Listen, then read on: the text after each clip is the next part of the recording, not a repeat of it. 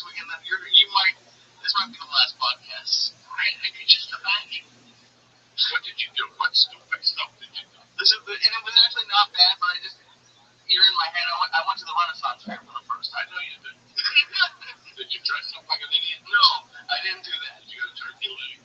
I did not. I was going to, but it looked so fucking stupid. But it was, dude, it was. You might as well, not for me. You can come on the podcast every Monday. Oh, thank you. You personally, it's over. You might as well just, it's over. What's done? I went for 6 hours. I will say it was pretty fun. Although you would have, I feel like the Indian, when we were kids, the Indian, when they saw the letter, he's crying, a little tear in his eye. It's over. What's over? Like that Indian. I'm surprised my tear's not going to come out of my eye right now. You would have had a good time. Yeah, dressed up with a bunch of blueberries, fucking walking around with You should have seen all the people grown fucking men with swords. A lot of them. And a lot of those women don't suck dick. You see your girlfriend. So what good is it? Those Bavarian women, you walk around with a sword, hey, they suck your helmet. Oh, they had a lot. Your girlfriend when you're dirty and stinky too. I was mad that I never went when I was a single chubby dude who likes chubby girls. Because it was excellent. Oh, they're all retarded. Those girls, you can talk them into anything. You can talk them into anything. Listen, look, come to my house. We'll take a flight to France tonight. But they're like freaky. They have like leather stuff. They're like, oh yeah, they're fucking bonafide freaks. Runaways. They ran away somewhere. You know how they don't make their way on Chinese. They housed the Russians. They ran away. Dude, you should have gone because it was. I wouldn't fucking go. You have to go for 5 minutes. I wouldn't fucking go to that shit. I lived in Colorado. There was one. Not older. There was one like in not older. It was up in like Longmont, where all those animals lived. Now Longmont's like beautiful and shit. 30 years ago, it was like animals. People were warrens. People wouldn't be allowed in Florida. Who lived in Longmont. They had that shit. I remember I had to go pick up a car one day. And I sat there and went, what the fuck? I'm from Jersey. Who comes to this shit? They're out there, yay, with swords. Oh, they had that on a lot. They have the sticks and they fuck. Oh, that was cool. They had jousting. I did see jousting. With the horses. That was the best part. Is they had jousting. The rest of it, like I did archery too. I shot bow and arrow. I did actually pretty good. Oh yeah.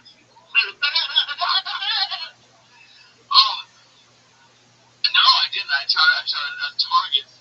But dude, there were some fucking just people with like masks. Like they were basically like foreign. It wasn't just. They're crazy. Yeah. And but they're having a great time. And I felt bad making fun of them. Like they're not messing with anybody. No, they're not messing with nobody. Nice people. You know, it's 80 degrees and you're dressed up in a fucking joust suit. Something ain't right on Sunday. And they take it real serious. Maybe your kids don't love you. I don't know. Who goes there? If you got a family, who goes there? There were a lot of families there. Okay, no, but not people like. It's like a flying circus with different white people. Right. Okay. You ever go like the circus and there's always a chick with the missing hand and the guy with the one eye who can see through the wall. You look like the bearded woman and the fat man. I would love to see you. You sound like a much better circus. Yeah, the person with the missing hand. Fine, but they always got something. A freak show. Yeah. Yeah, they were. And like, they were just going around like, oh, this is one that I thought you would have killed people. People paid to go in and do a pub crawl there. So they were just walking around in a line of like 30 people. And they took a bathroom break. We were smoking a joint. We were just walking them. And they would take back to like a break and then waiting for people to go to the bathroom. They were telling jokes. And this one old guy was there and probably told like 6 of the dirtiest like hand job jokes around like kids and like old people and was like bombing on the pub. But they paid money to go drink beer at this one. In concert. The guy was doing stand-up? No, he was doing like knock-knock jokes. On a microphone? No, just out in a group of people, like 5 or 6 people, like, hey, pub crawl, hey, pub crawl, hey, pub crawl, and then they go, and then they take turns doing jokes. And this one guy, I can just, because I see it in open mics all the time, but I can just tell that he wants to do stand-up. But just basically. You should have gone over and gave him a lesson. I did think about it. You could have gone to the Bavarian door and done all the festivals. So you put a turkey leg in your hand and a BDQ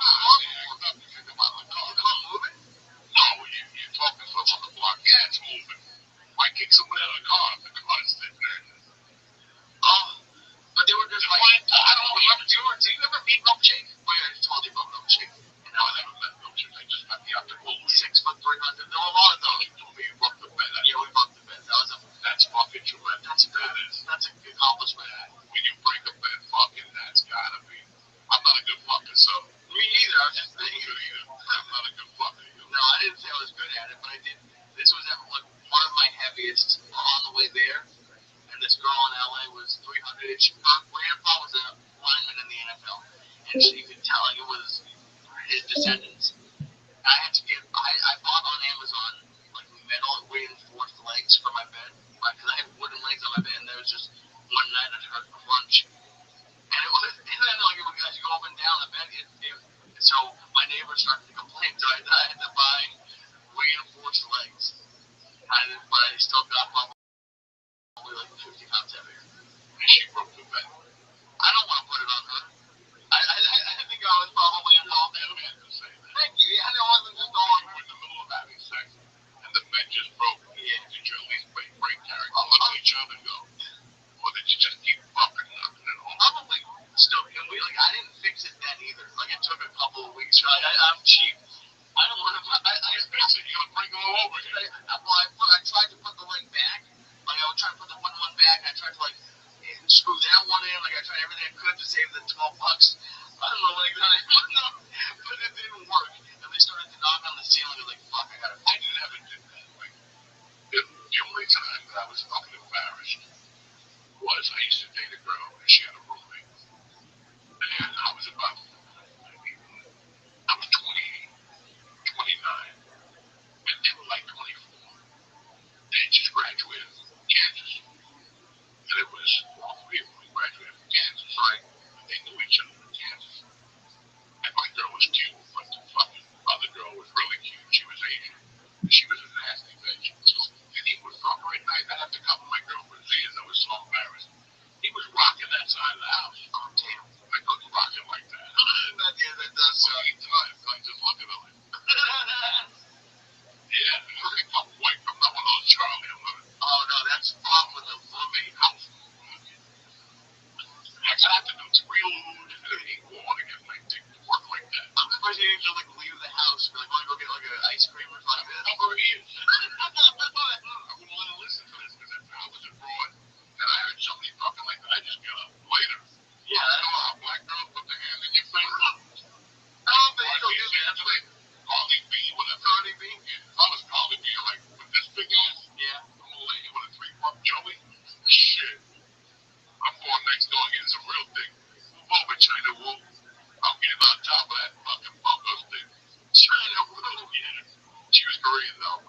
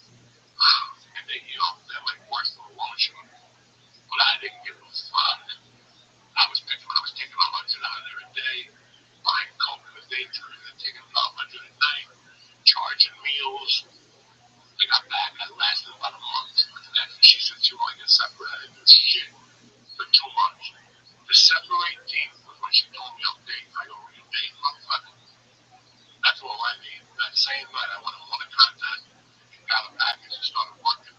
This fucking waitress. I worked her for like 3 days before Christmas. She's like, I got a boyfriend. After breakfast, after I took her to breakfast, I said, I got a boyfriend. What the fuck? How the fuck? I went back to the club that night and I met another girl. We started talking, and she goes, I'm going home for Kansas. When I get back, I'll call you. And I'm like, this chick ain't gonna call me. She fucking called like the 3rd of January. Nice. And it was that girl. And she went back. Her father owned the fucking hotel. He owned 4 of them. And I did comedy at the one. I'm like, I'm with her. And she was living at the hotel. Like, John had the board at the time. And her girlfriend was living at the hotel. And at first, I hadn't dated nobody in 6 years. I didn't know Yo, that. what up, Louie? Can you hear me, big dog? Louie, can you hear me? Louie, Louie. Yo, dog. I see you, and I know you see me. What's going on? Can you hear me? Louie, did you watch the Bills-Ravens game yesterday? It's one of the best NFL games of all time. Louie, are you going to talk? Or are you just going to sit there and jerk yourself off raw? That's cool.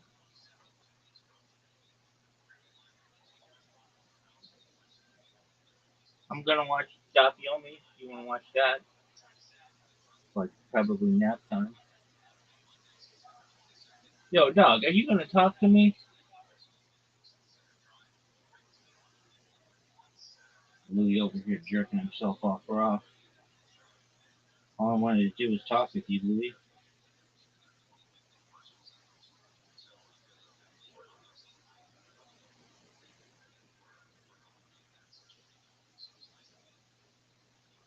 Dog.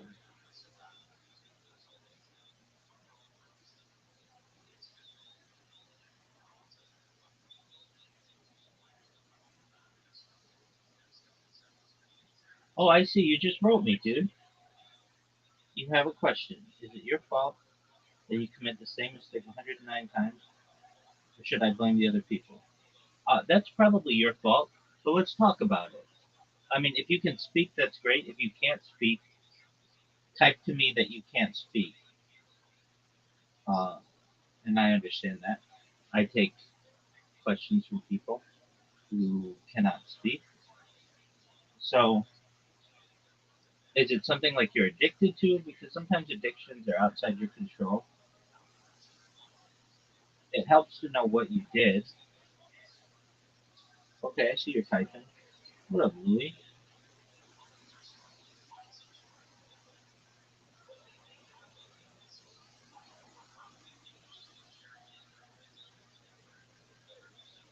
Your mic is not working somehow. So sorry for that. No problem at all. Alright, so Louie, just type to me. What did you do? What's wrong? I'm the rabbi. What happened?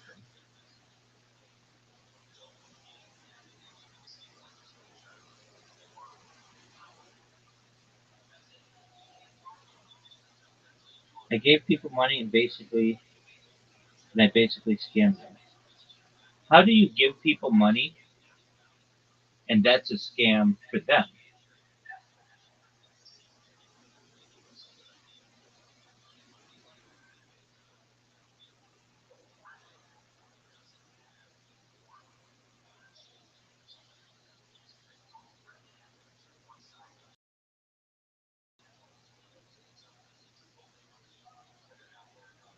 You gave people money and basically scammed them.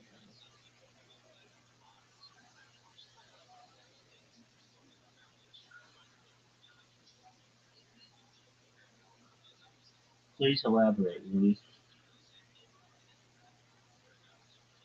And Louie, how did you find out about me? Can you tell me how you found out about me?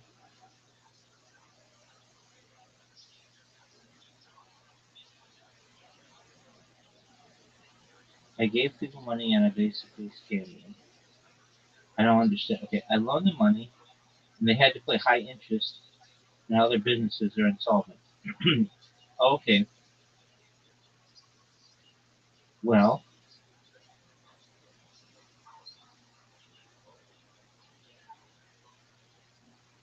it's kind of both your faults. So it's your fault for not doing your due diligence and not researching them and making them put up collateral and checking their references. And it's their fault. And also, it depends on the interest rate that you charge them. But like, if it was an exorbitant, then you know that can be somewhat immoral on your part. For the the borrowers, they owed you a responsibility, or it was their responsibility to be able to pay you. I don't care if you did it to Jewish people. I don't care to whom you did it. All I care is how did you find out about me?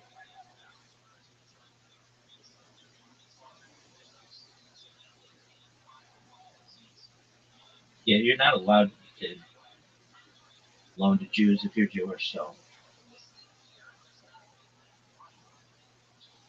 okay, cool. So, if you're a Jew, you're not allowed to loan to other Jews at an interest rate. So, but since they weren't Jews, then that's not an issue. And yeah, fuck yeah, I'm Jewish. I'm like the most Jewish person on earth. All right, so you basically charge an exorbitant amount of interest, and their businesses went under. All right, so it's both your fault. You didn't do your due diligence. You didn't collect collateral. You didn't seek references. So that's on you.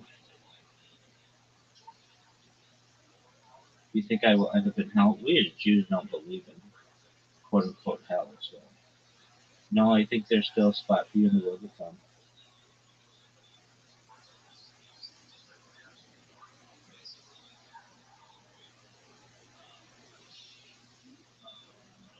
But I know some of these people are homeless right now. Yeah, I mean that's not something that you can really control,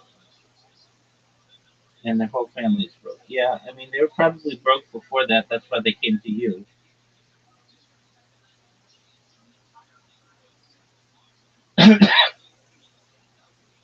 So is it your fault that they're homeless? No. No, I mean I gave them money and they went broke because of the interest. What interest rate did you charge these people?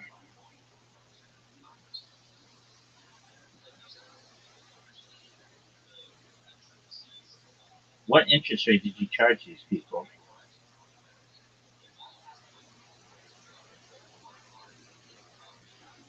What interest rate did you charge these people? 40%. That is very high. But they knew what they were getting into,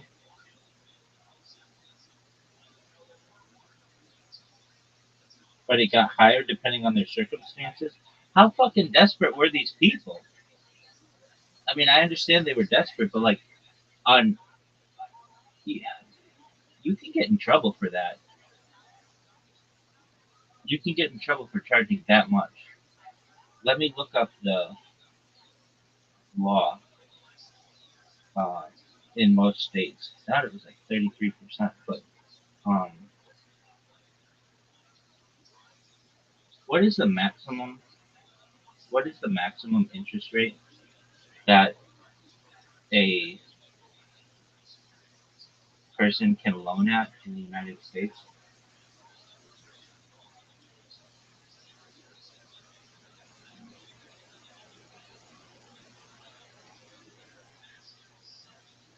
Yeah, so like 36% APR is usually the maximum. Some limit it.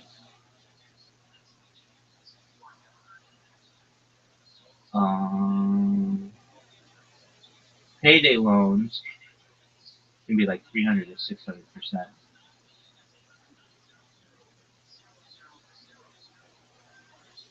It varies state to state, but yeah, it's usually like 36%.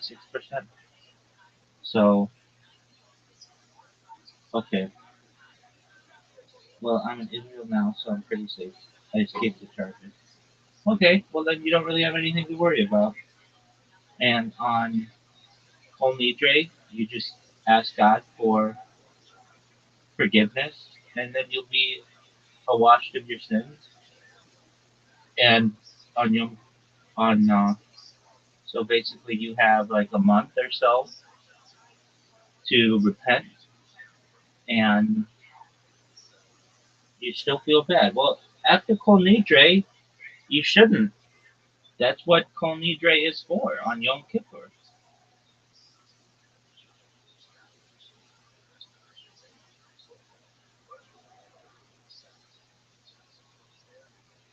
It's literally in the text of Kol Nidre that you basically screwed over these people, and you're asking God for forgiveness. And you'll be sealed on Yom Kippur, and then if you're really heartfelt, traditionally we think that your 5786 this coming year will reflect your sincerity.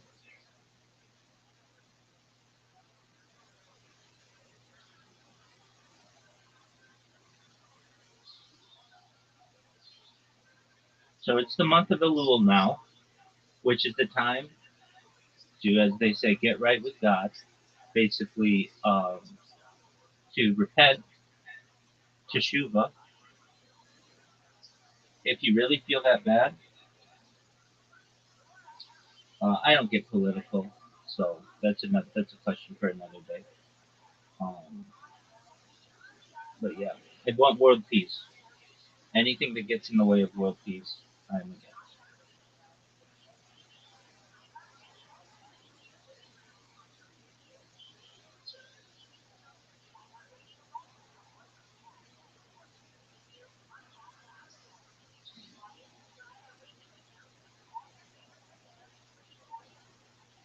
Yeah, no, I understand you being safe in Israel. I think you should support world peace. So if anybody ever asks you, do you support Likud? Do you support Netanyahu?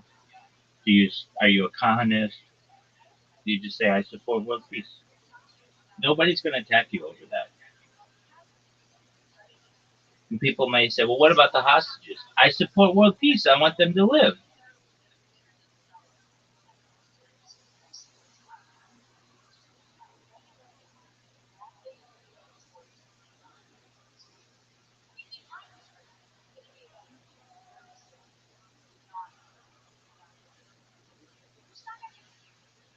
But doesn't that kind of avoid their question then without giving a real answer?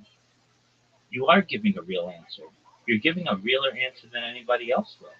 You are literally saying you don't want people to die. That's what world peace means. If you want to know if that is practical, you think it is. How? Well, let's say there's the idea of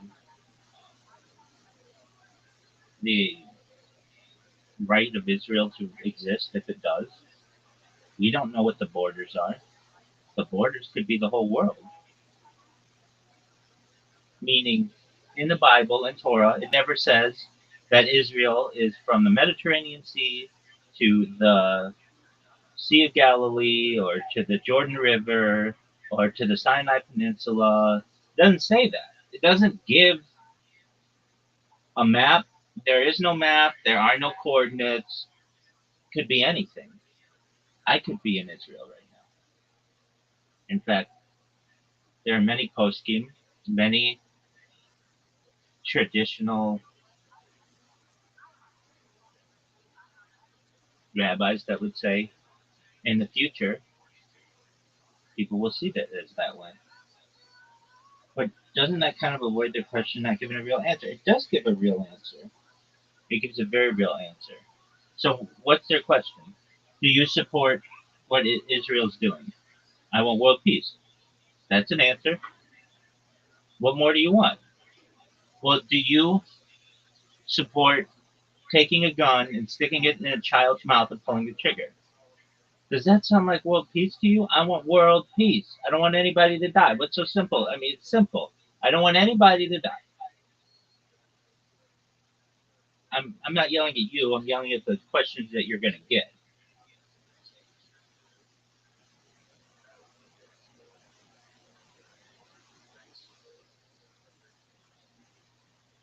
If you're asked a question like, do you support greater Israel? I support world peace. Greater Israel can exist in a world peace scenario.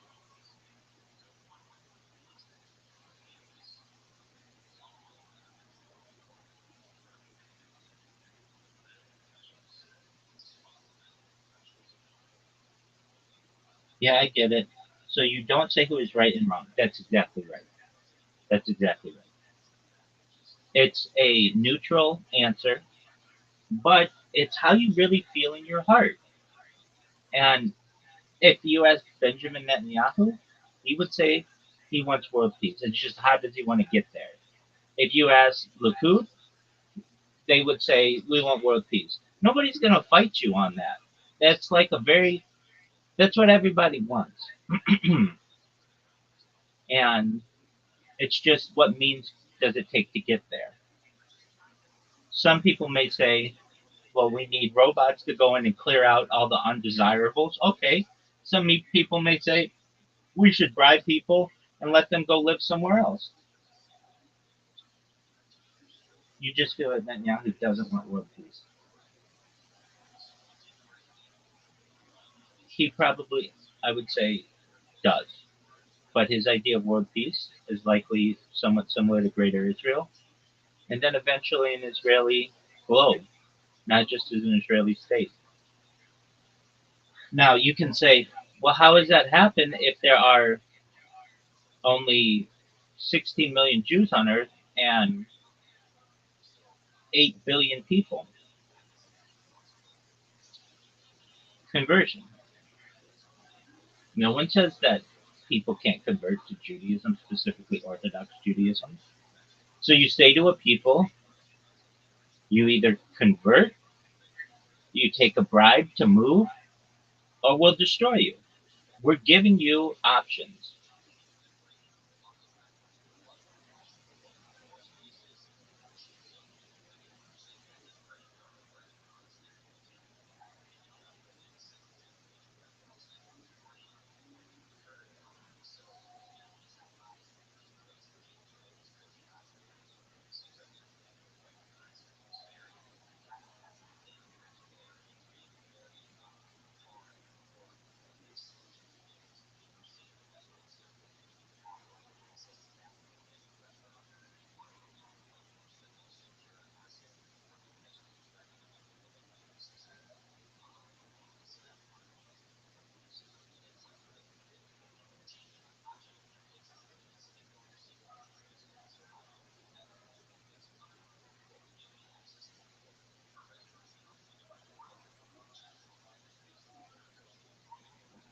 The truth be told, Israel itself is not a very religious state. It has the facade of religiosity, but as you know, about 80% of people there are secular. And I also continue confused about whether we can accept new Jews into our own religion. I'm often asked this by some friends who can they even convert to Judaism? Absolutely. Conversion to Judaism is at the heart of Judaism. Ruth from the Bible, one of the most famous converts we've ever had. She's the great grandmother of King David. King David comes from converts. So if we consider King David, father of Shlomo, Solomon, whose temple we want to rebuild, basically build the third temple. If we want to do that, we have to recognize that that king was from converts. There have been many converts within the religion. And Converts are seen many times in different lights, but overall, we teach that they should be held in high esteem to the point that once they convert, we shouldn't talk about it anymore. They should be seen as members of the tribe, and as should their children and their children's children. And frankly, most of Judaism right now has converted at some point. Most of it. Very few people share the same DNA going back to the Bible. It's just a fact of history. I am one of them.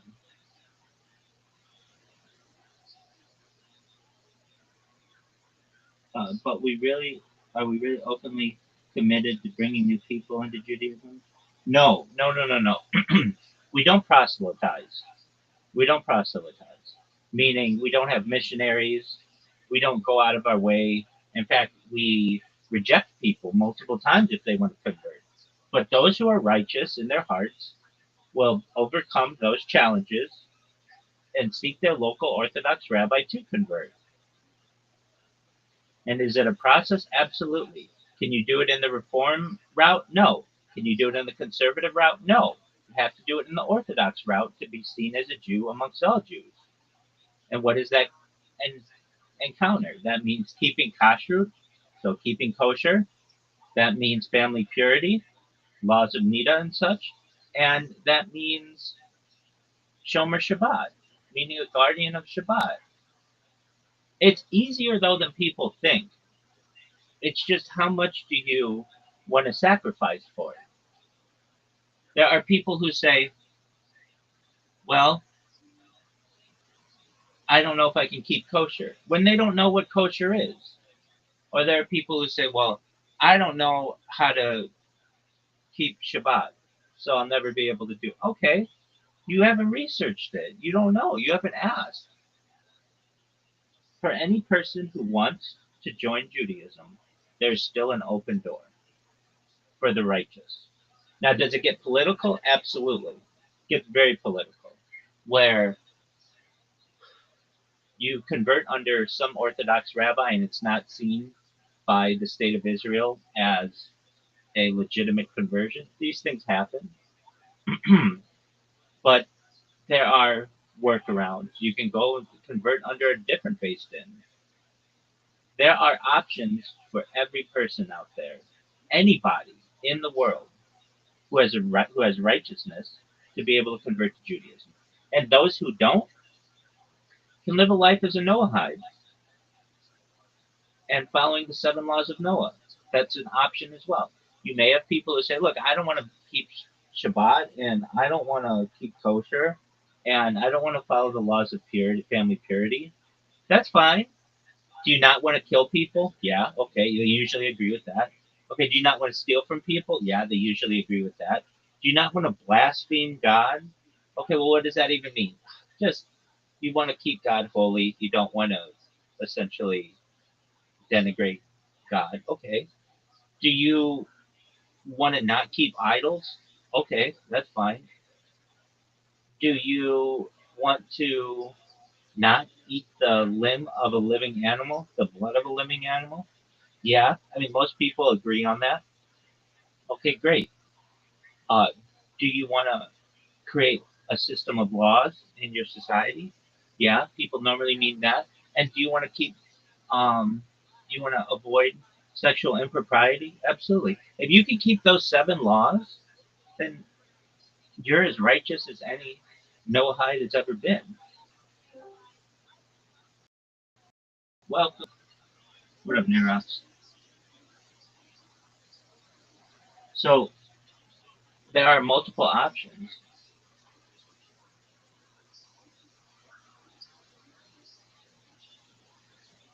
And even within Judaism, we have disagreements. In fact, there are many Jews who don't consider Reform Judaism or conservative Judaism to even be Judaism. Not that those people aren't Jews, but they're not practicing Judaism. They're essentially different sects or even denominations. No, they most certainly are. Some people may consider them to be different religions, though. Others, mostly, no. But that's more political decision. Some people could consider Christianity to be a different denomination of Judaism. We all have the same mother religion, at least Islam, Christianity, and Judaism. We're all sons of Abraham. Jews trace our lineage through Isaac and Jacob, and Muslims trace their lineage through Ishmael. But those are all sons of Isaac and Ishmael. They're sons of Abraham. All right. I really appreciate the communication and the conversation. Learned something new. Thanks, man. Louis, if you have all this money, get a microphone. Okay? I'm always here to help you. And I know living in Israel can't be that easy all the time. I get people in here from Israel quite often, sometimes every day, who come and complain about the government, about politics there. I understand. You have to understand, though, Israel has a unique governmental system with far more parties than other countries, and there are opportunities for those parties to become stronger over the years and eventually gain prominence. In your heart, if you get pressured on any question, you can say that you want world peace. Even for Kahanists, under whom I have trained and been, we want a world of peace. It's just, how do you get there? That's the big question. I have one. It doesn't really work though. I don't know. Oh, you have one? It doesn't really work though. I don't know how to fix it. Dog, if you can travel all the way to Israel, you can just go on Amazon and buy a new microphone. And if you're like, well, it's too expensive, dog, you just were charging 40% interest rates on people. You definitely can afford a microphone.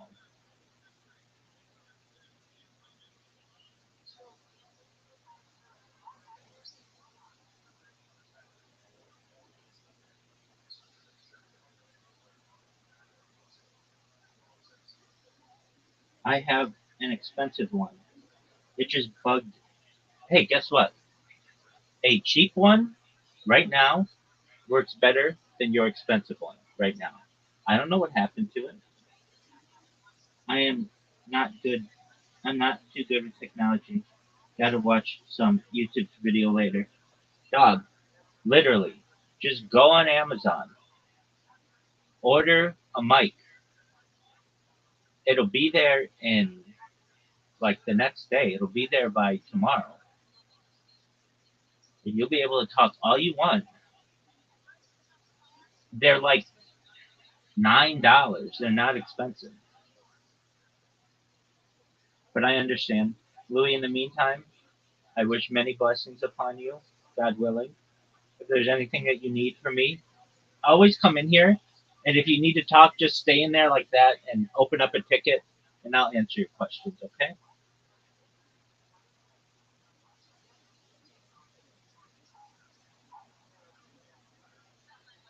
I got a meeting now.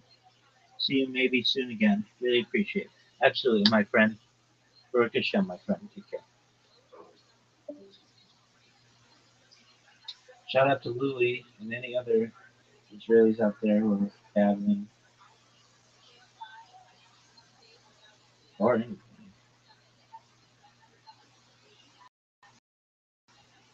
1975. Look at this athleticism.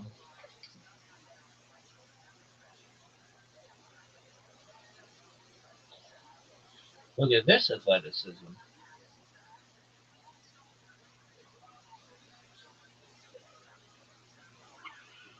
Anyway, this is why I love comedy. This is the thing about comedy club. It wasn't a comedy club. At that time, it was run by a white one. Right. Just Tuesday nights. And we would all go there. We'd do comedy. We'd close that block, which closed at 12. And then we'd go out and bowl. And we'd go to a karaoke place.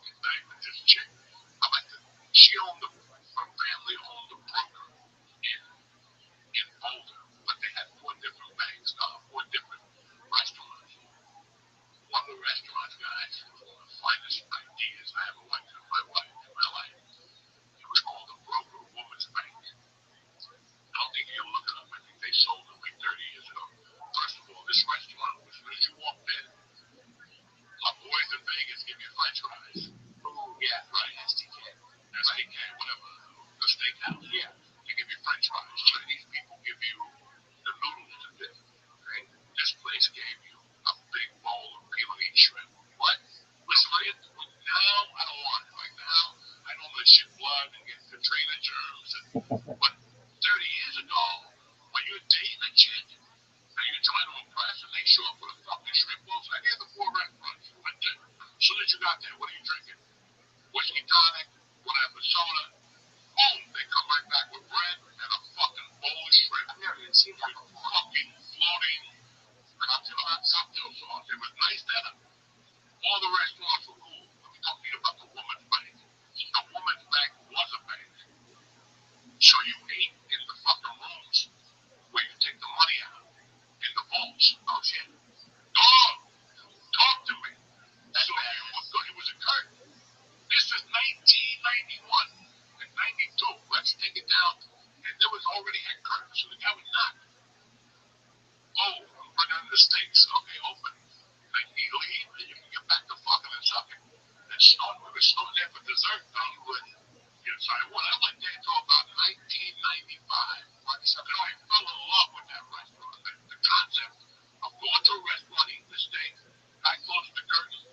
You take a gram of blowout, you do 3 fucking for desserts, and an espresso and a Heineken. You don't have to track your fucking.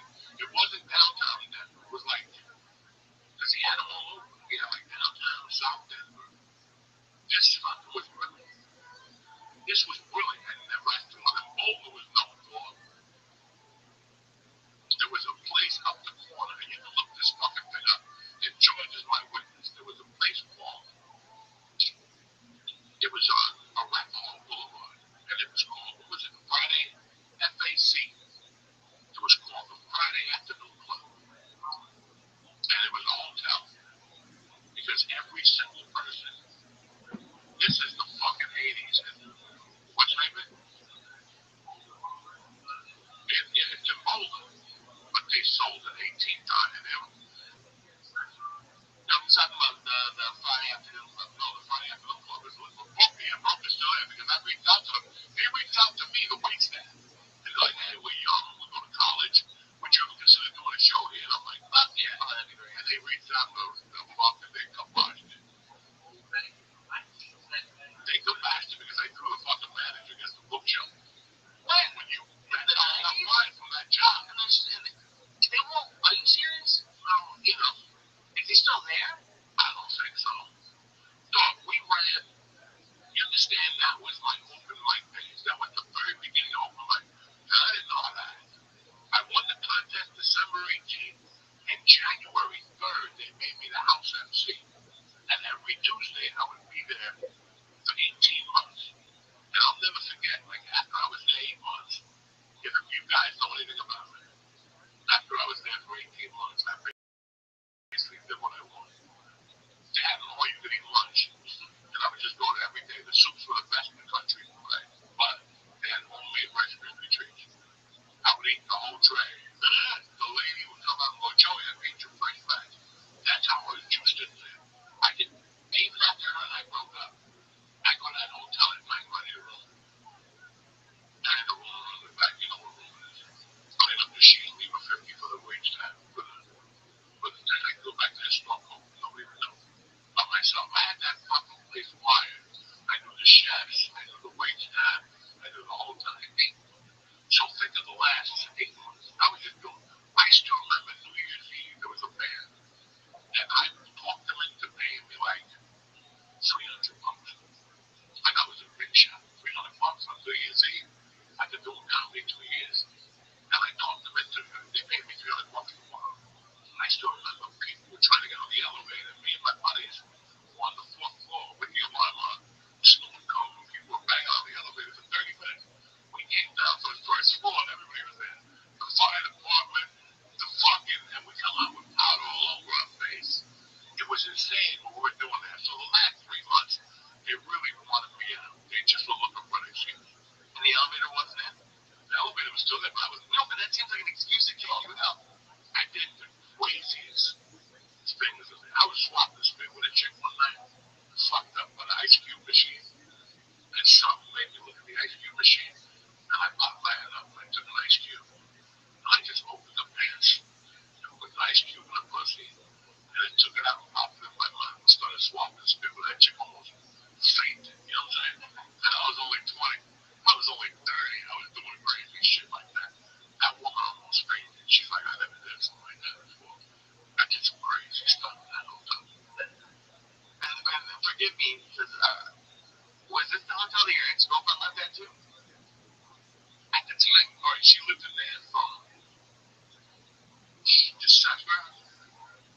January and then February and maybe March. And she found an apartment.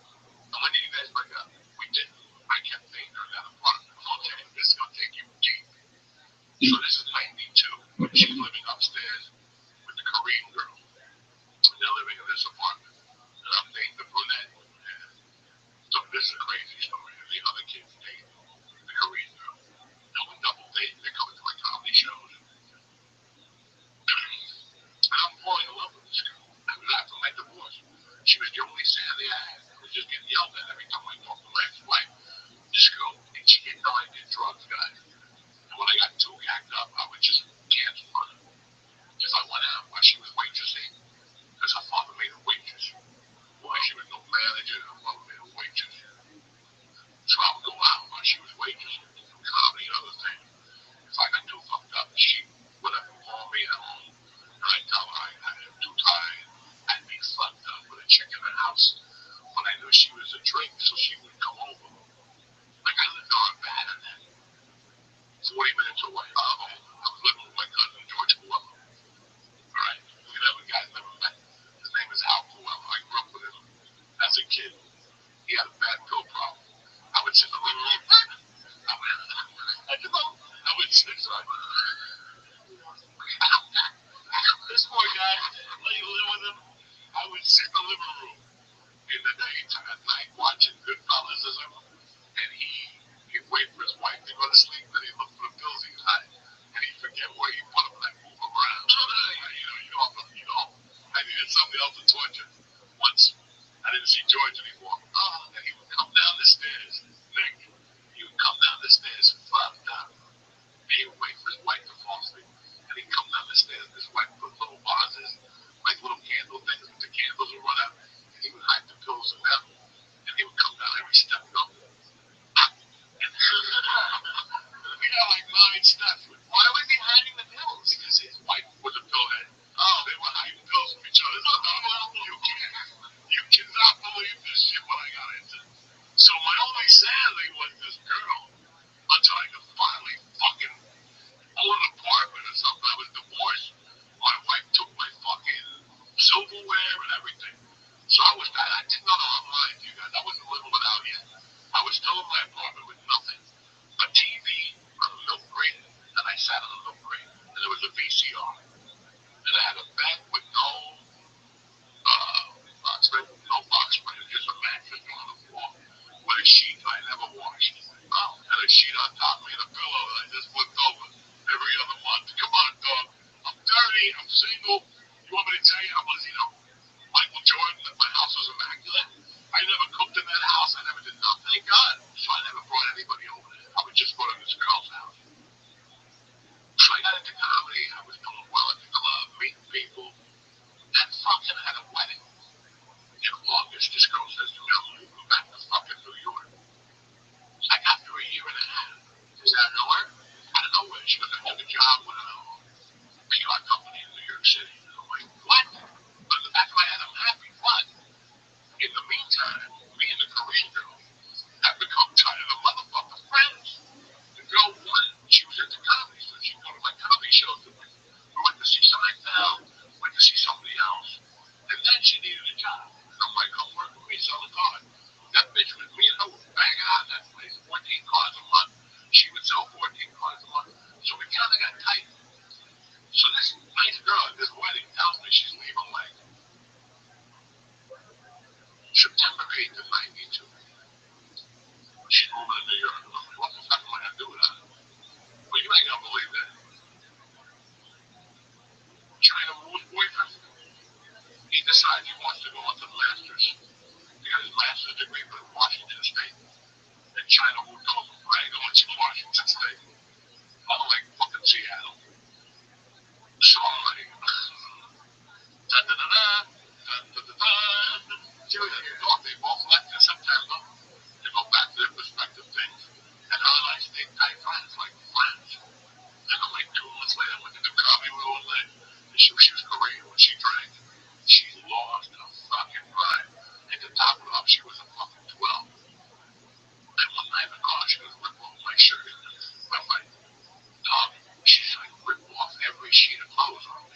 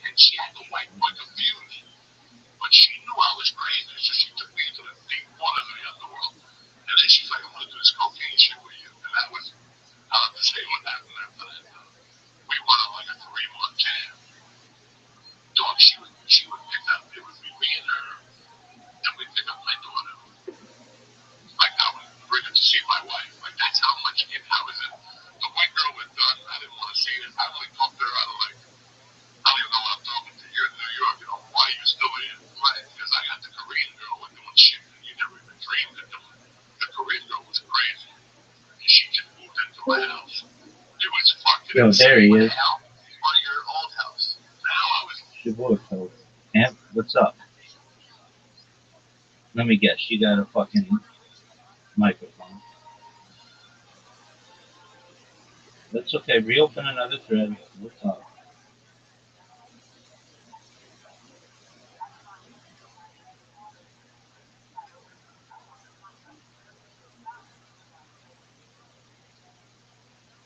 Here we go. What up, dog?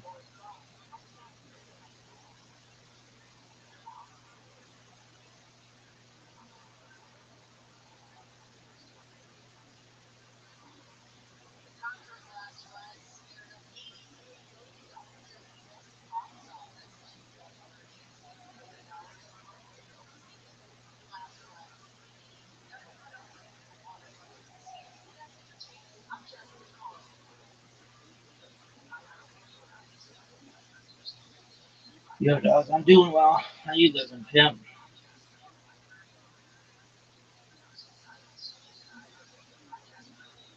I'm just chilling, updating on my streams.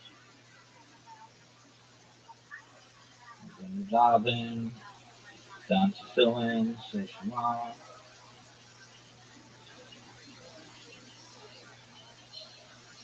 All right, you were sleeping a little bit. Dude, that's great, great. You're, um, wow. Okay, you're different than this guy,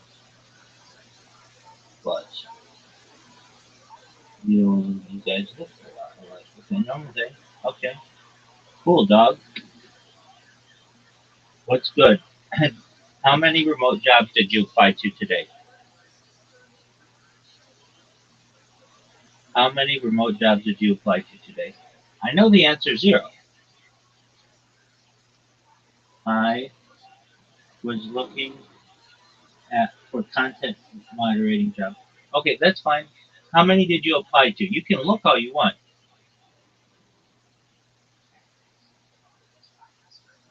Like two. Okay. But I am scared for fake scam shit. Doug, you never know until you try. Just be smart and don't give them any money and don't give them all your information. I mean, you can give them your address and stuff. You're going to have to do that. But just apply for the position. Actually, you shouldn't even have to give them necessarily. You might have to give them your address. It depends. But you never know until you try. You don't have to do it if you're on Indeed or ZipRecruiter or anything. You can just sit there and press a button and it'll apply for jobs for you.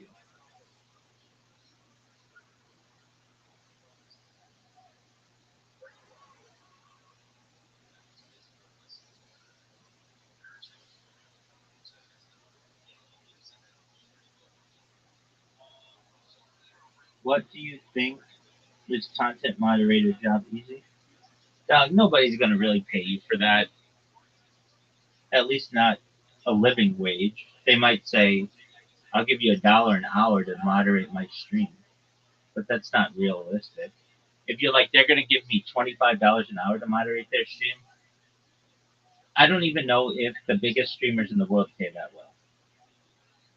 So I would be very hesitant at believing any of that. It's not that hard. And there are people who will volunteer their time as moderators. How? They just like you as a streamer, and then they just are like, okay, well, whenever I'm watching your stream, I'll just keep an eye on the chat, and if anybody says anything out of line, I'll time them out or I'll ban them or whatever. They do it for free. So why do they want to pay you to do it? That's my question to you. Any small time streamer doesn't need a moderator. I have a Discord of 1,900 people, and I have no moderators, basically, and it works fine. Now you may say, well, you don't have channels to speak in, to type in, which is true. So if you want that kind of moderation, they make bots that moderate it. I don't have places where you can type because there are ways you can get your account, your server banned if you allow that, and I want to avoid that. What do you think the content? Do you think the content moderator job is easy? Yeah, if you can get one, I think it's easy, but I don't really think it's a real job. Um, at least not long term.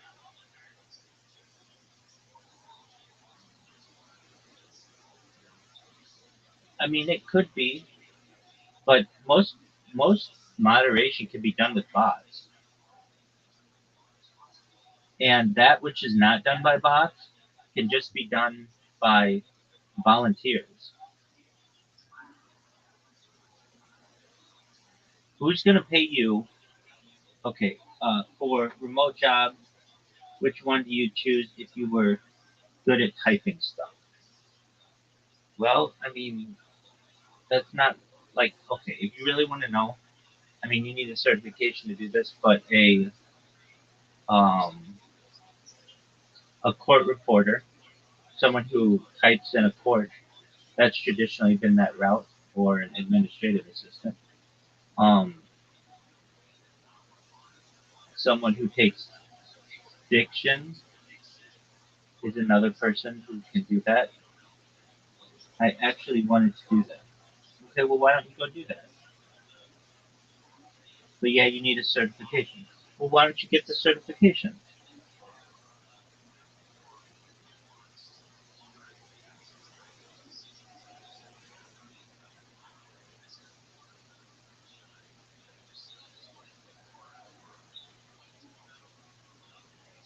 You need like college shit. I think no, you don't. You can be a court reporter without college. You just have to get the certification.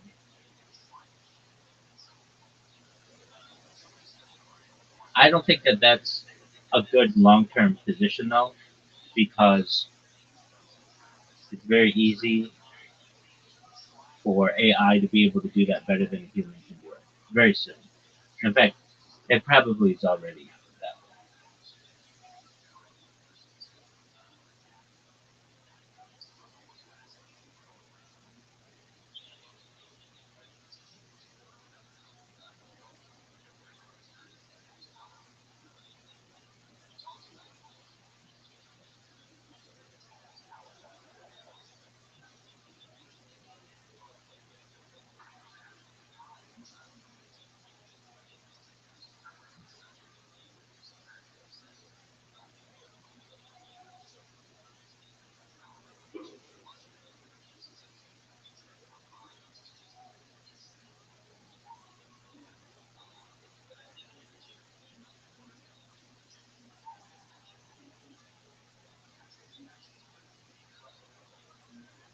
You need like college shit, I think. You don't.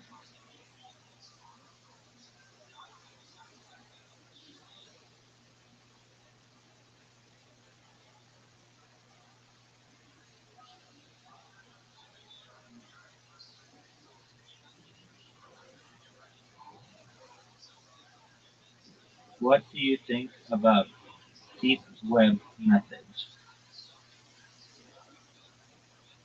What do you mean about deep web methods? What elaborate? Because usually when people say deep web, they mean dark web. Yeah, do you mean dark web? Yes. Okay, so deep web is different. Dark web is a way to make money.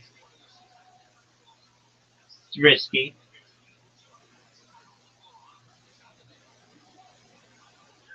but you can do it.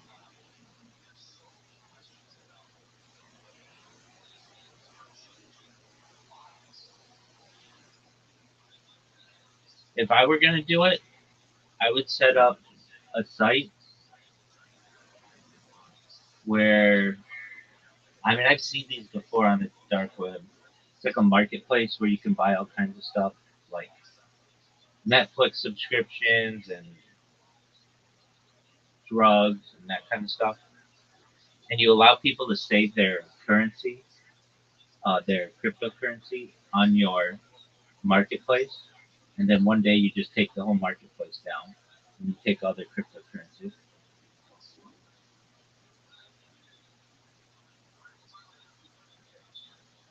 Yeah, that's smart. Oh, I wouldn't be telling you about it if it wasn't, baby.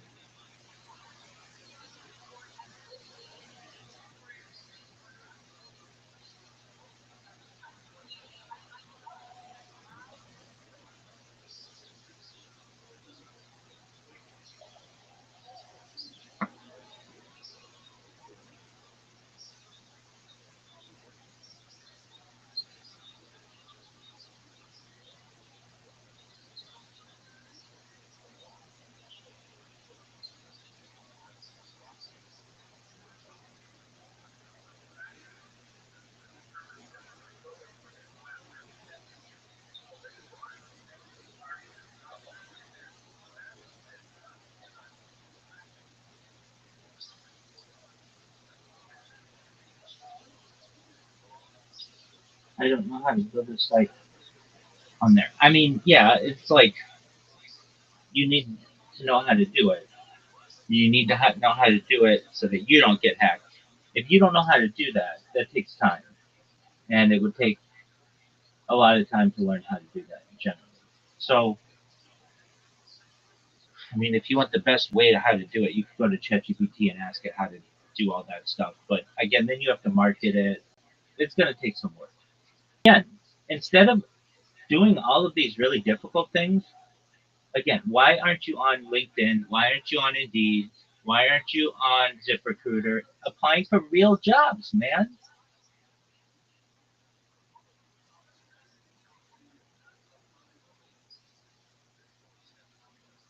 Literally, instead of figuring out how to build an entire site infrastructure and payment system and making it secure, which can take weeks, months, years, you literally could just get on ZipRecruiter and get the job in a matter of days.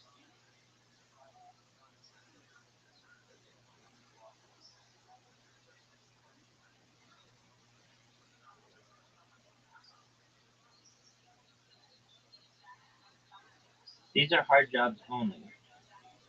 No, they're not. They have 200,000 remote jobs on there alone.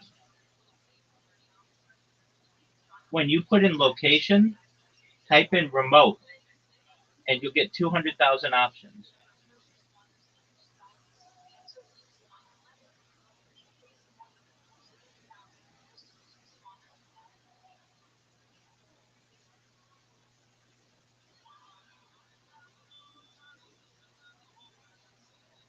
Let me check.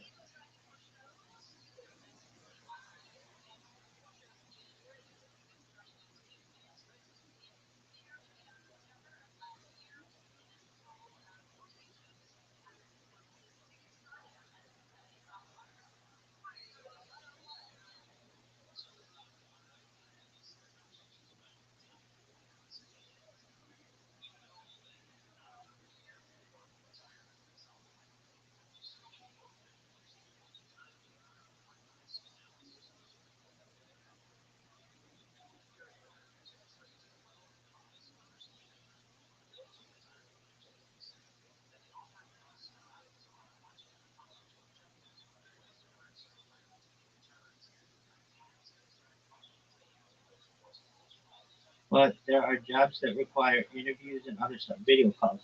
Yeah, Doug, you're gonna have to do that.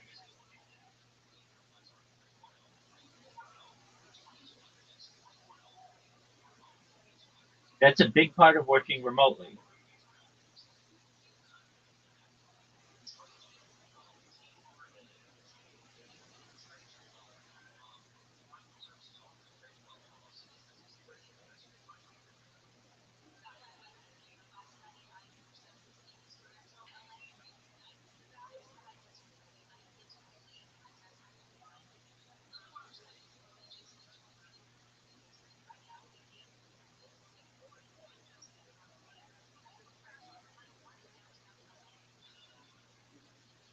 Yeah, if you're afraid to be on a video call, then remote work is not for you. Even if you don't have to be on a remote call.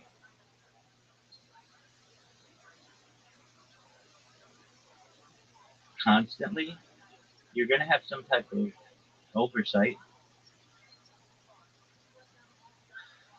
There's another site that you can go to. It's called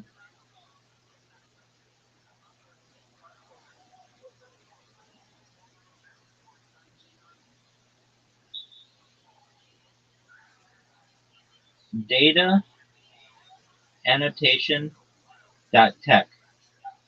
You can get a job programming AI and you never have to have a video interview. So go to dataannotation.tech. But I got to be honest with you, it's not that easy. You got to pass some tests. But if you can pass their tests, you make $20 an hour.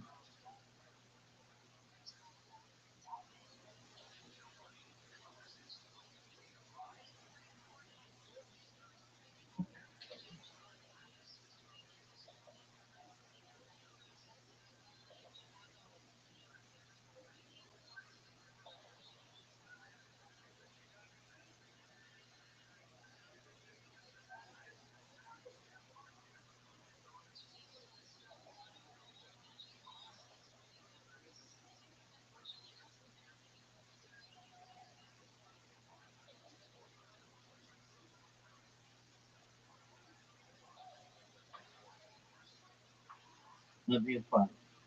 Did you try it? I know people who have tried it.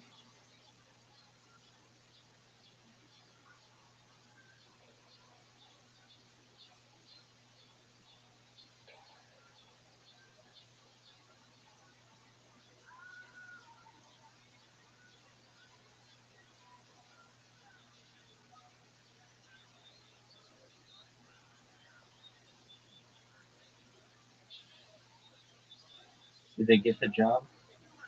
Yep. But it's not easy.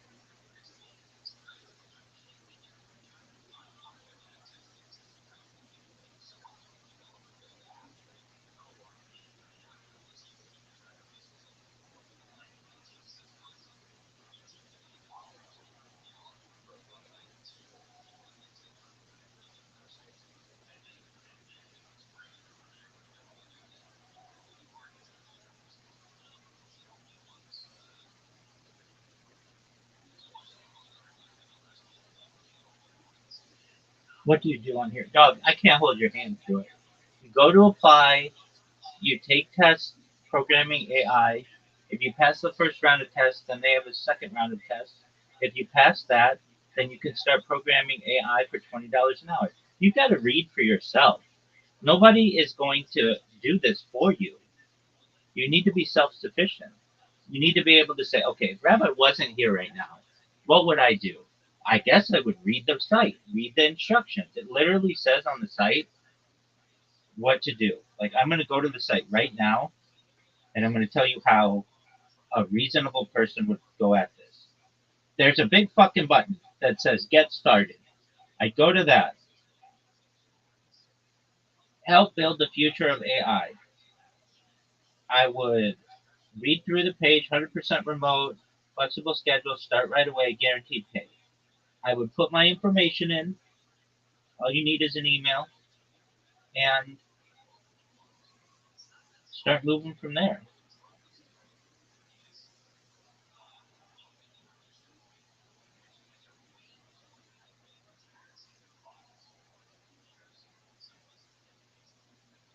It's a Polish bilingual, German bilingual, Ukrainian bilingual only.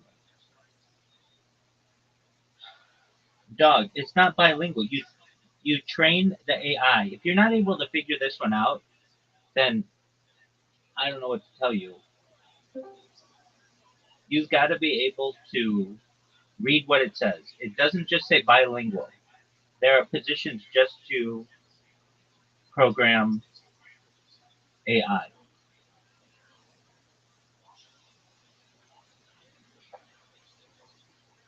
Hello, Rabbi. How you living, Brandon? How'd you like the game last night? Dude, The dude, Raiders. that was the best football game, regular season, I think I've ever seen. It was amazing. To me, I thought the Rabbits would win our win, but it was the good clutch. Man, they were up 16 points, and they ended up blowing the lead. It was Wow. it was an amazing, amazing game. I mean, I've watched a lot of NFL games in my life, and that game was like the best regular season game I've ever seen. To me, I thought that game was sold out. The game was sold out because of how big the crowd was. Right.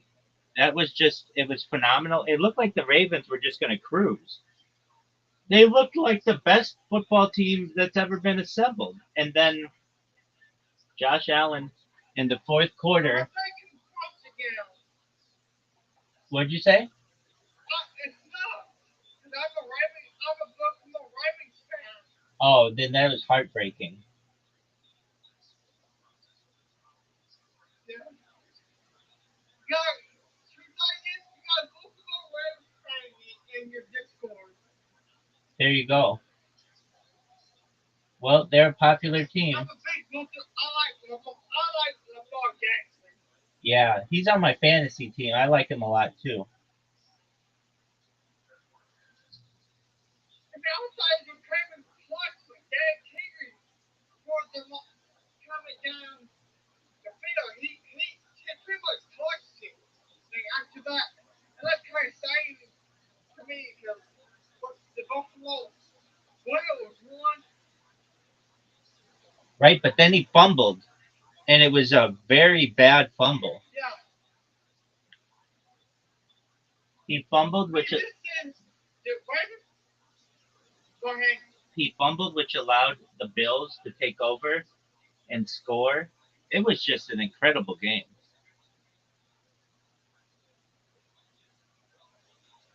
To me, as a Ravens fan, I'm kind of sad that the Ravens lost.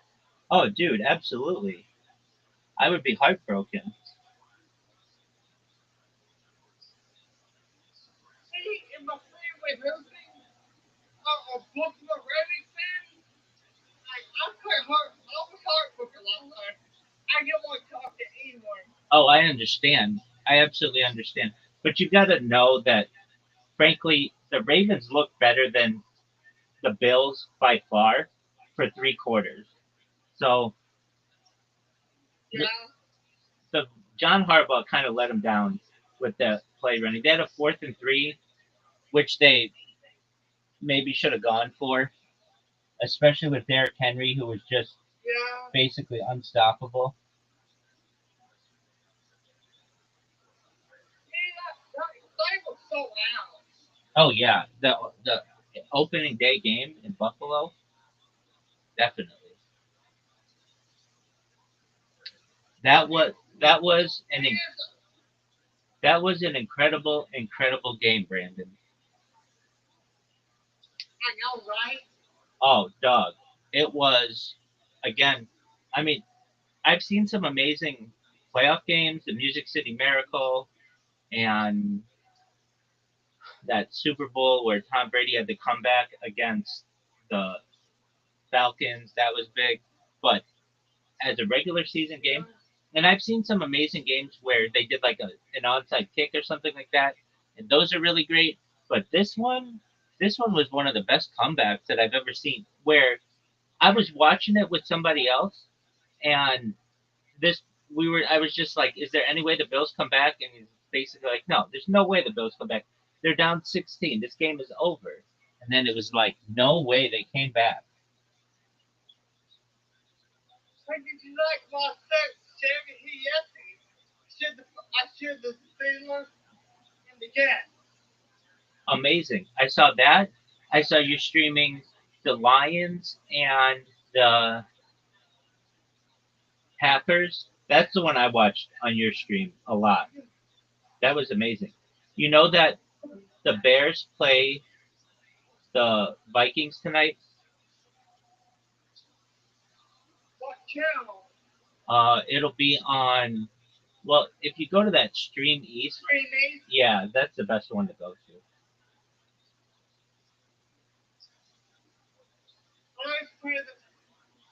So they played the Minnesota Vikings? Yeah, with Justin Jefferson. He's good.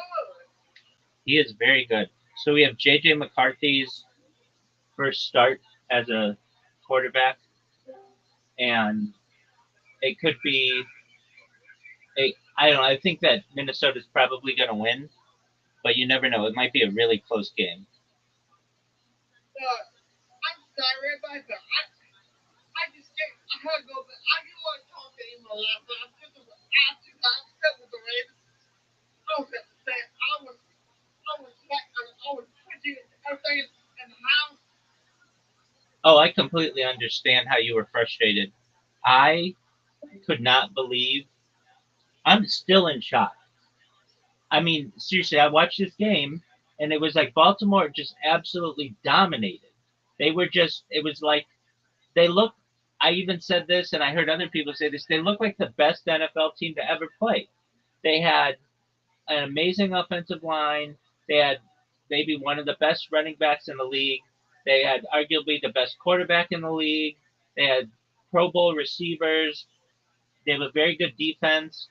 Their kicker was, well, last year they had the best kicker by NFL standards as a career, though he had a really bad year last year. But this year they've got a rookie kicker, but he still was, he missed one extra point, but he hit two field goals, which one was for 58 yards and one was for 49 yards. He was like 4 or 5 on extra points. I mean, they had everything going for them. And it's like they stalled in neutral in the fourth quarter. And I hate when teams do this, Brandon. I understand that they think it's smart to not throw the ball and not continue playing the way that they would normally play because they just want to run the clock out. But then their opponents know that they're going to run the ball and get ready for it. And that's what happened. And it turned out the Bills playing at home at night on Thursday football night in America. They knew what was required for them to win, and they won. And I read people were saying that coaching let down Lamar Jackson, and it kind of did. And Lamar Jackson played better.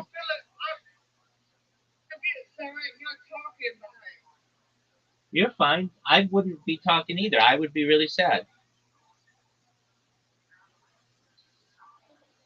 I just hate that.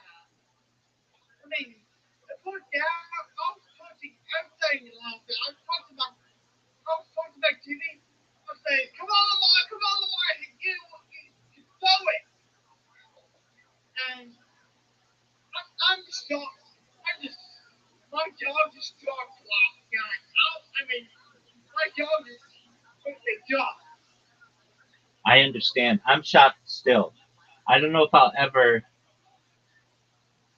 think I that. haven't seen a football game this carry out before, It was one of the most exciting football games I've ever seen. I don't want to like I don't know if it was the best football game I've ever seen, but it was pretty close.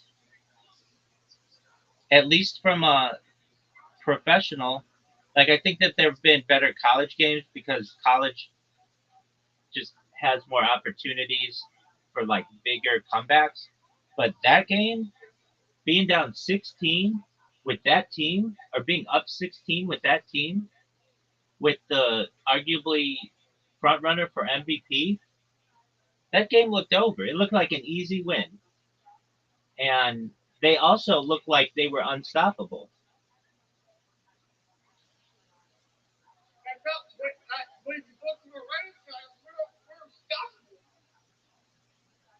I still would not be too sad about it. And if you were to ask me who's a better team, the Ravens or the Bills, I would say the Ravens and by a lot. They just had a bad fourth quarter. But aside from that, they played just amazingly well and they didn't even have to try.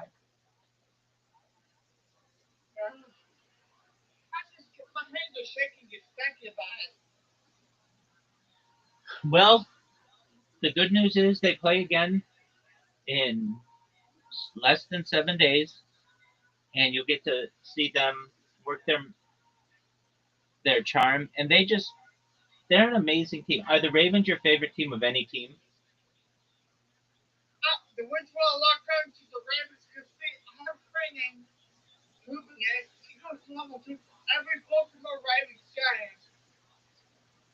So the Ravens are your favorite team of any NFL team?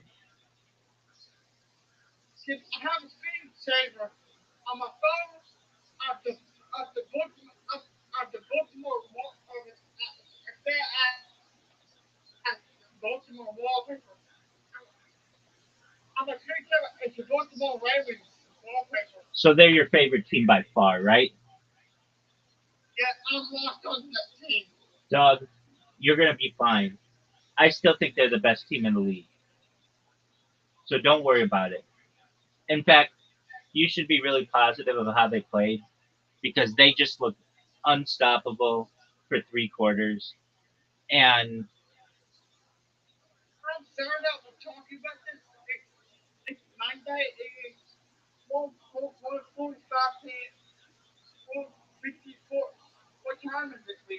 eleven 54 a.m.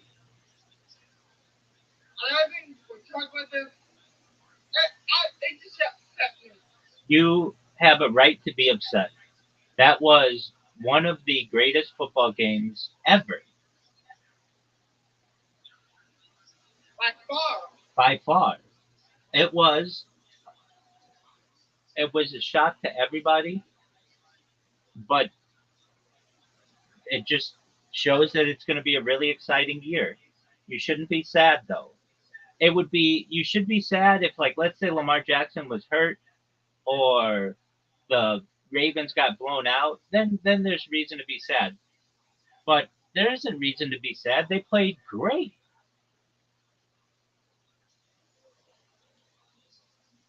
Anytime in the NFL, anytime in the NFL you put up 40 points, you've got a really strong offense.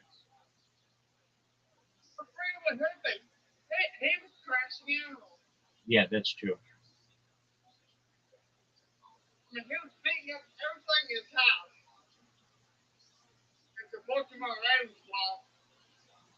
Well, you've got to control your anger. It's just a game. There's always next week.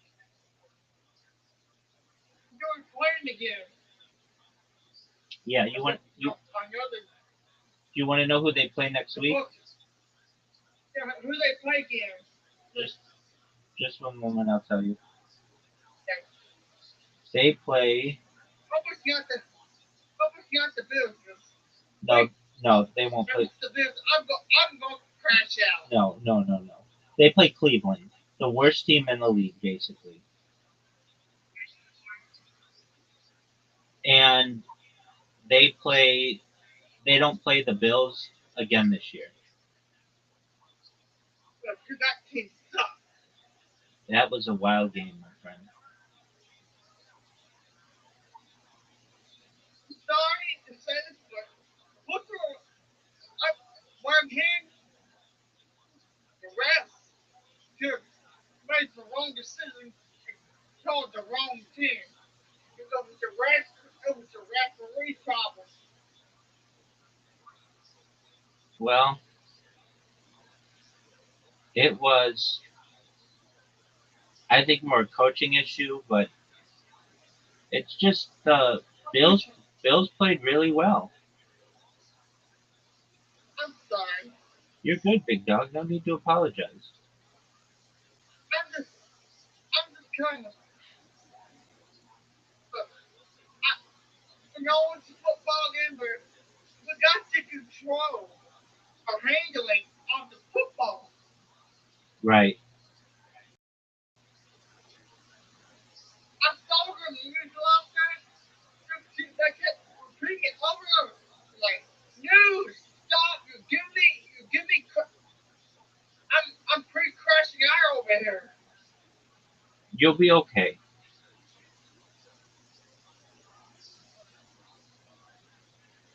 Like I'm just thinking about it.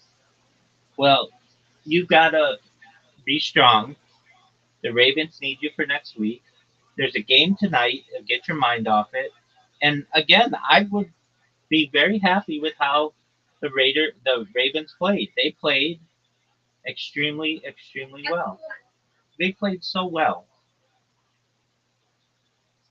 And if you still ask me who's the best team in the NFL right now, I watched every game of the NFL this far, every single game, and it's the Ravens. The Ravens played better than anybody, even including the Bills. I'm the right score. Yeah. You're absolutely in the right Discord, my friend. Yeah, I thought when you were involved. You were every time I go to KLBC, what is that other Discord you're in? Let's see. I think you're in KLBC's. Oh, that could There's be. the live active server. Yeah, that one I'm in. It's your camera was on there. So I started profile, clicked on it. I clicked on your Discord, and it brought me to there. And we've been friends every day since. Yeah. But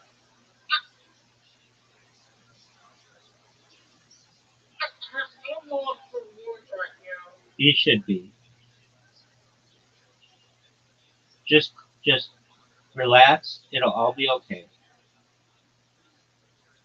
Yeah.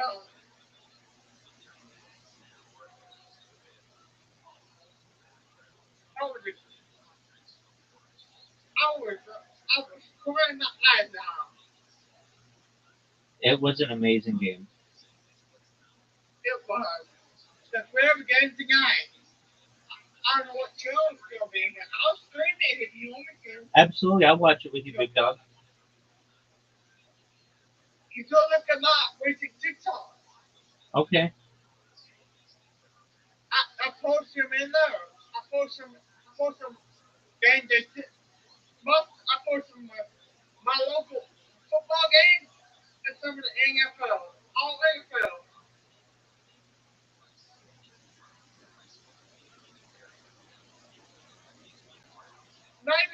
Maybe not like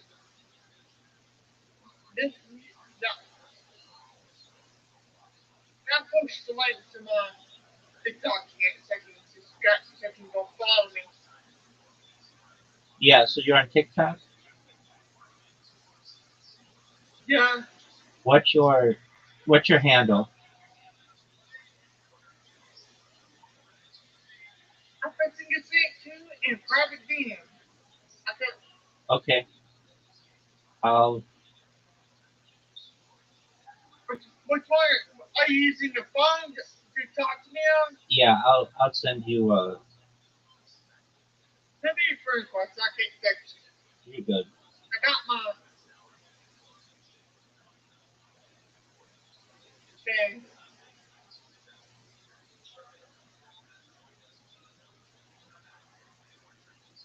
Wait, do I have it already? Do I do now? That's okay. I'll send you a message. Okay. And I can't wait for Christmas. Oh, I I can't. can't. Um, it says that you're only accepting requests from friends. So I'll send you a friend request. I just sent you a friend request. Yo, what's going on? How are you, Who's Versailles? that? It's somebody else. What's up, Versailles?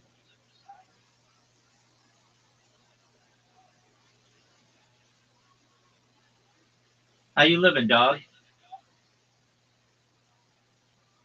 Versailles, how's your day going? Riverside. Brandon, I sent you a message or like a wave. So send me your TikTok.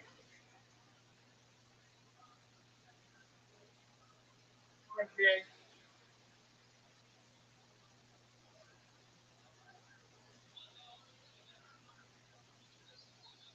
There you go.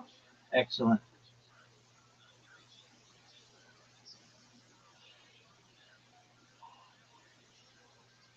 Don't like summer.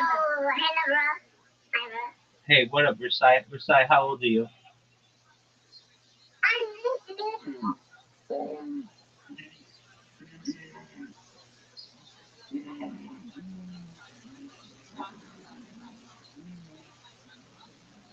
Versailles, Versailles, use your real voice, or I'm gonna kick you.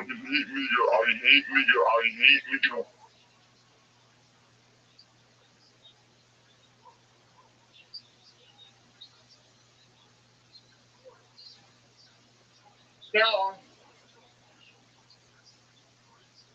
that guy was saying that word. I'm not like that. I know you're not. I mean, disrespect me. Uh, I'm special needs. You're good, big dog. I'm following you now. Brandon, why do you have your at as Bramdon? Bramdon.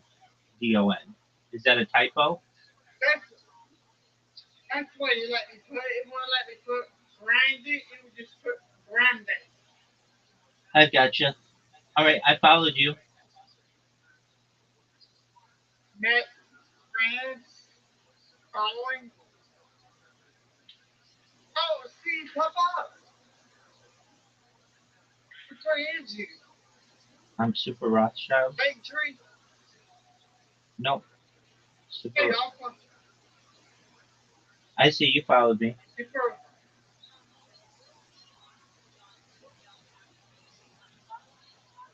Is that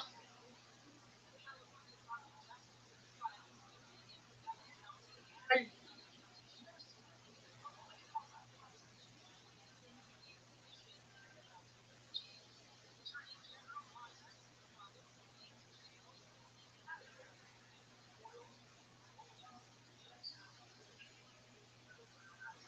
that's the person that if you're talking, especially in my local area.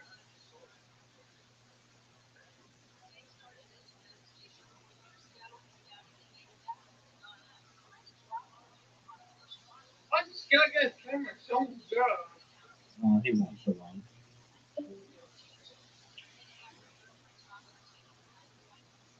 I'm not like that. You don't know. You know me, Rabbi. Absolutely, you're good, big dog. He won't bother I you. don't take that stuff. I know he I won't don't like bother. that stuff. Don't you worry. He won't bother you anymore. Won't you tip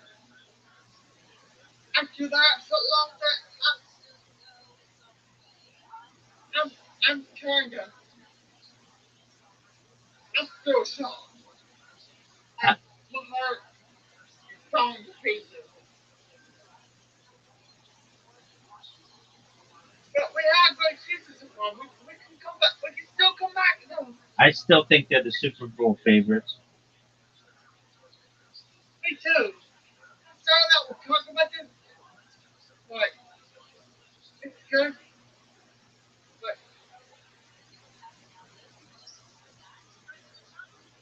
I'm just off the water.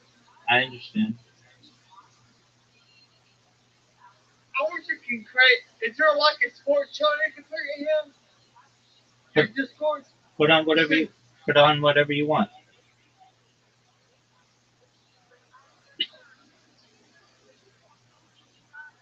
Right now, no sports is not Yeah, right now. yeah, it is. If you want a sports, I can get you a link for that. All right. You can give me a link. Yeah, just one moment.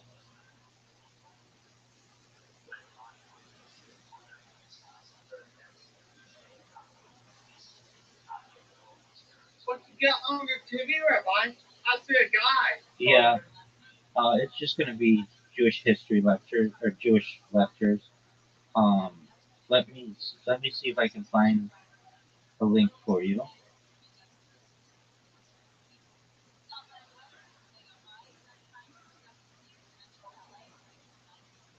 Extremists got something on?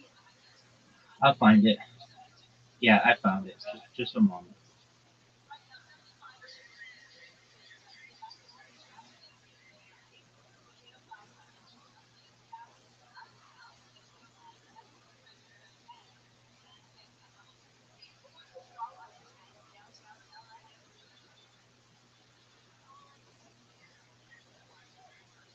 All right, big dog. Brandon, I'm gonna send you the link. Okay. Okay.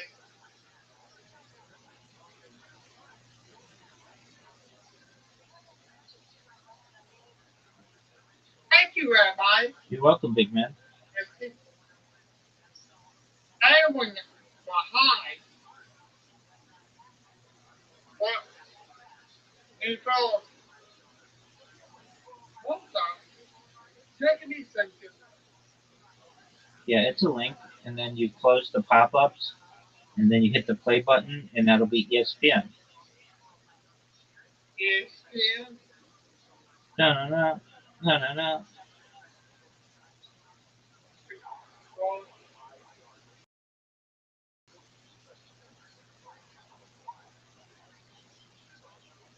I ain't gonna go high. It's something.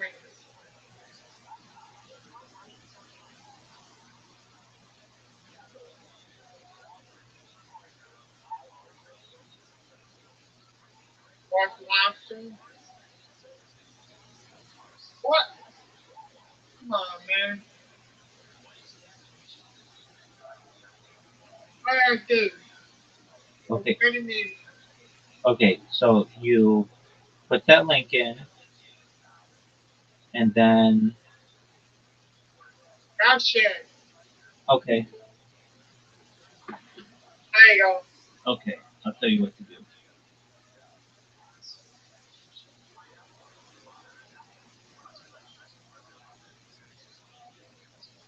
Okay.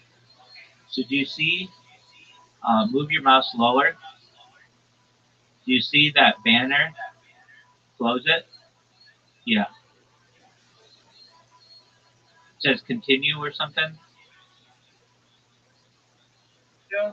Close. Click it. That one. Yeah. Click it.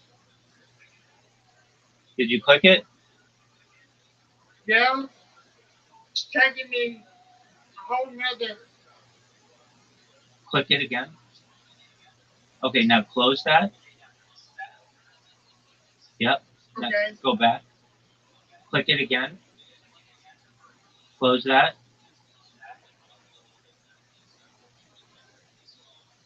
Yeah. Click it again. Close that. Close it. Okay. Do you have Mozilla Firefox? Close that. Do you have Mozilla Firefox? Still a fine Firefox? Yeah. Mozilla Firefox.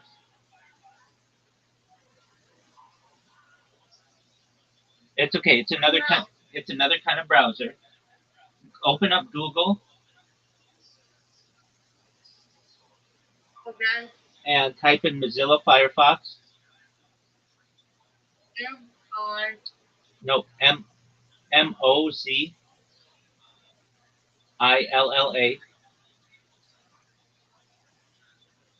Firefox. Firefox. Yep, that one. Download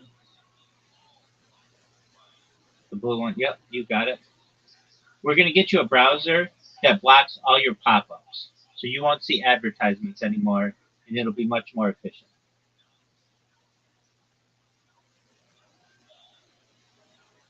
All right.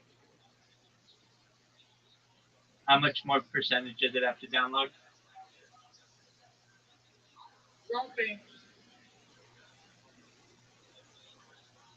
18. 18. Excellent. Okay. In the up in the upper right corner, you're gonna find extensions. No, upper right corner.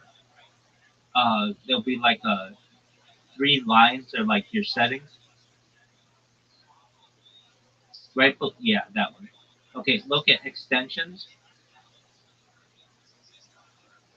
Dancing. Okay. and then type in Okay. in the search, type U block, the letter U, the letter BLOCK, origin, ORIGIN.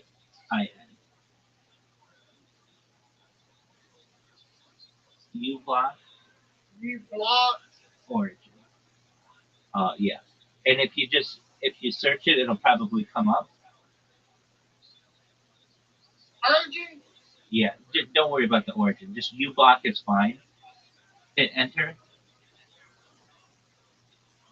Okay, that first one there. You see it says U block origin? Yeah. Install that.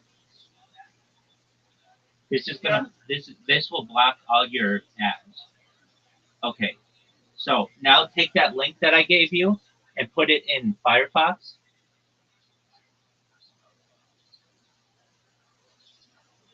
You should just be able to paste it. Yeah, that one.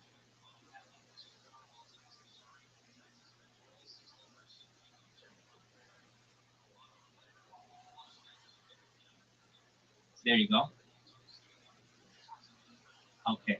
So notice on the right side there aren't ads anymore. Do you see that? Yeah.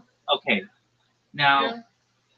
now what's it say in front of the start button, the play button?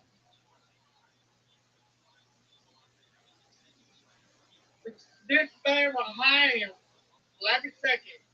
9, 8, 7, 8. Yeah. So just wait. 3, 2, 1, and then now hit that. Yep. Now hit the play button. There you go. Now you got ESPN, my friend. It's just muted, so you can unmute it.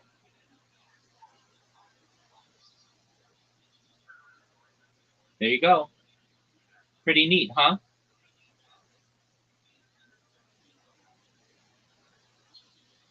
I'm going to get in your phone. Okay, so you want NFL Network? Yeah. Okay. I'll send you that link.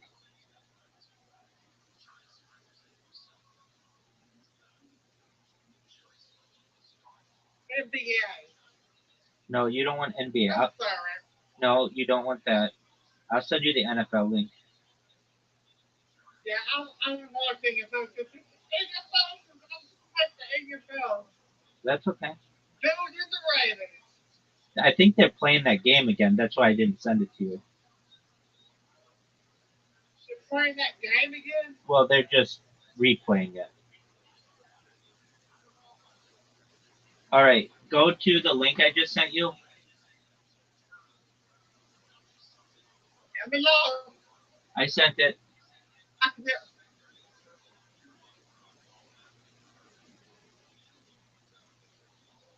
Discord? Yeah, Discord? in Discord.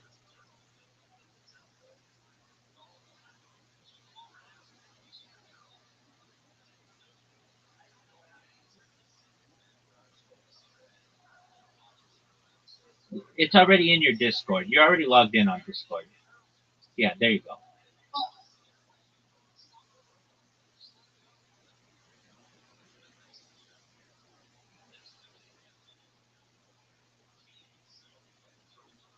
So copy the most recent link that I sent you, and then put it in Firefox. Right?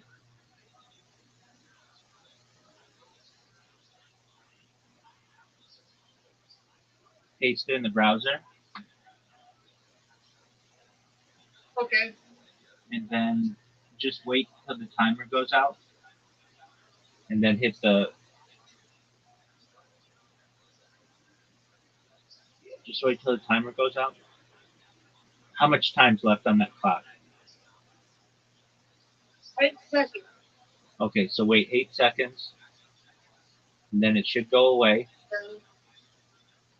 Okay, now hit play. There you go. But that's just going to be a replay from last night, and I don't want you to be sad.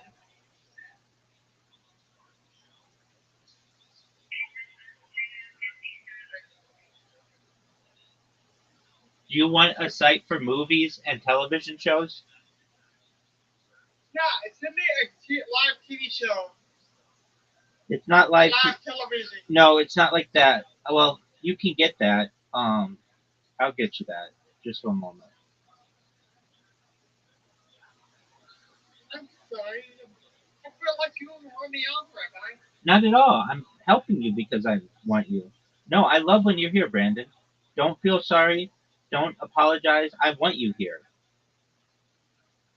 Like that guy that Chuck Hill was throwing me a bunching, throwing me a bunching game. No, that happens. Just don't even pay it any attention. Okay, I just sent you another link. Okay. Go to that one. Maybe Yeah, movie. one more Martha. Oh, there he is. Don't save all. Don't save all of these. Excellent.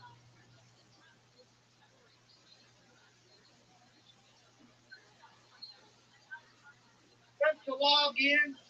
No.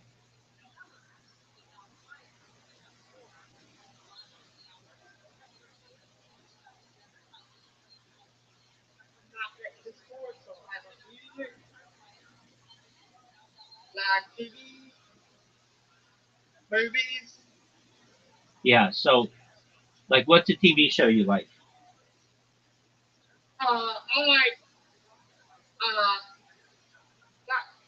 Attack on Titan, Goku, SpongeBob SquarePants. Okay, so type that in. You see the search? Type SpongeBob into the search.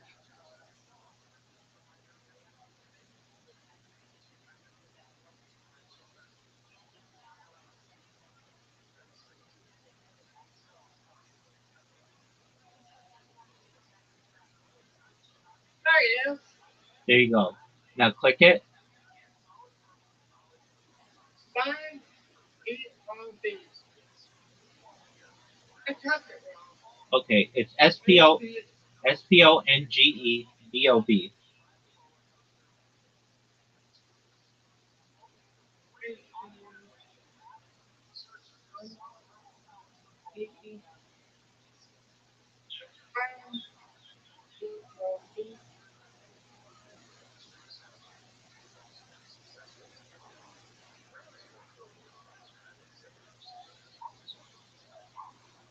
Yes.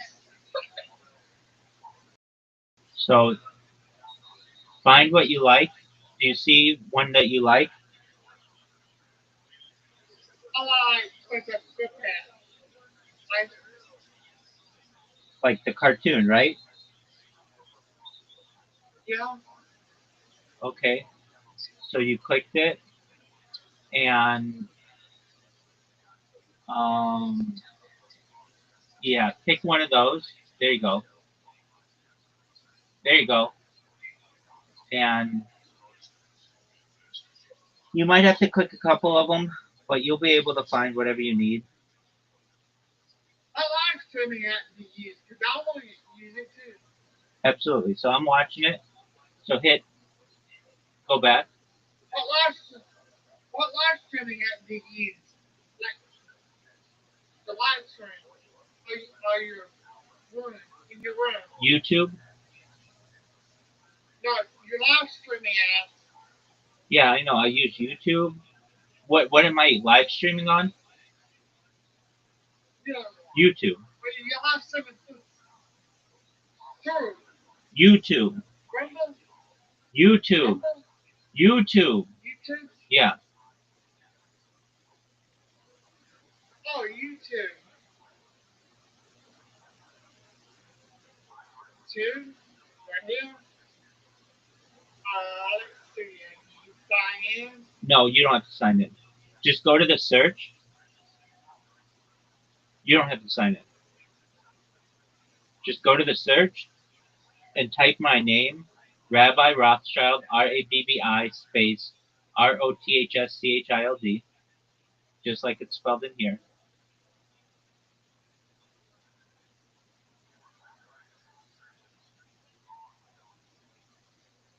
I just copy your link.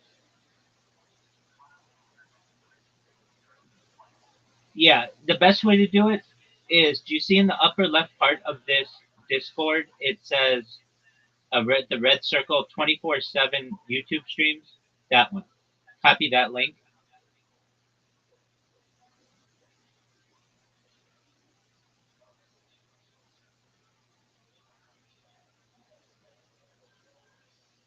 There you go. Those are all live right now. So you can hear yourself on there.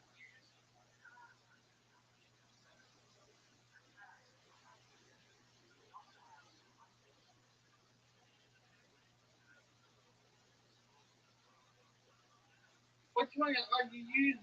This one? All of them.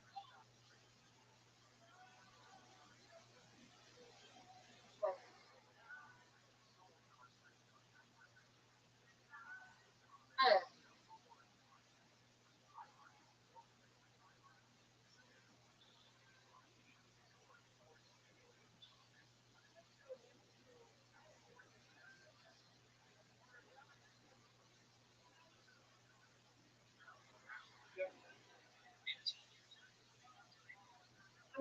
Fine. Let's see. Go back. Go back to Firefox. Okay, Sign in. so I'm going to send you one more link because you said you wanted live streaming of TV. Yeah. Okay, go to that one that I just sent.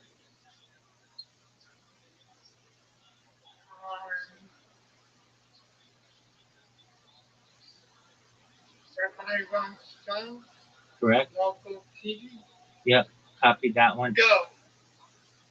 Yes, How's it? put it in Firefox.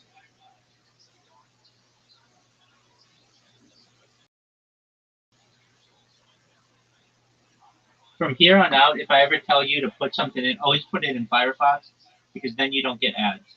Okay, you can choose anywhere in the world you want to watch TV. See where it says search, like the search bar or the magnifying glass in the upper right corner. Click that and then just type in like ESPN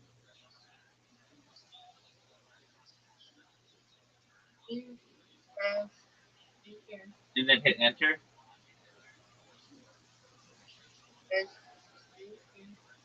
Yeah, there you go. And so it's got two of them. You click it, and then it's ESPN.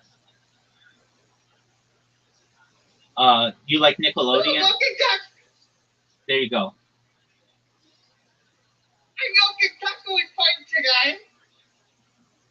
No. This is an old game.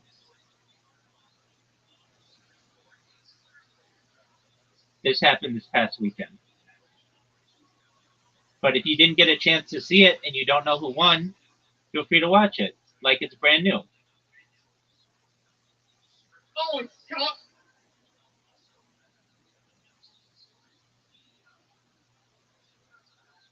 Pretty cool, huh? Pretty MLB. See my big network? Yep. There you go. Pretty cool, huh? Let's say I want to go to NBC. Now, it's got a lot of NBCs because there's NBCs throughout the United States, so pick whatever one you want.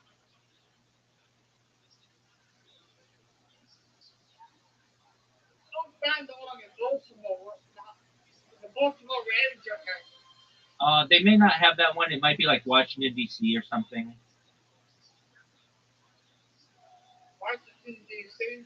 Yeah, I mean, just pick the one that says NBC.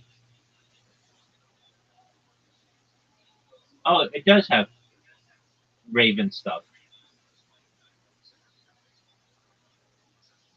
Do you see the Ravens? Ravens. There you go. Pretty neat, huh? Pretty cool. Thank you, Rabbi. You're welcome, my friend. I'm always here to help you. Don't got that guy. Who gives me a headache? Don't worry about him. He's gone. Yeah. Hey, there. What's that shit? That's a good game last night. It was amazing, my friend. It's absolutely amazing. I'm thrilled.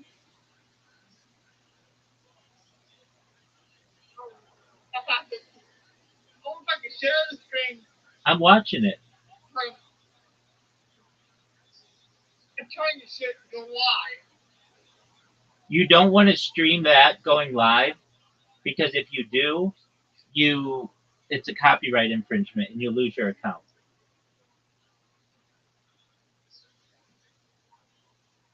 Yeah. I want to stream it. Yeah, you don't want to stream it. Well, that's the game. Well, you can stream them in here, but you just don't want to like stream them on YouTube. Okay, yeah.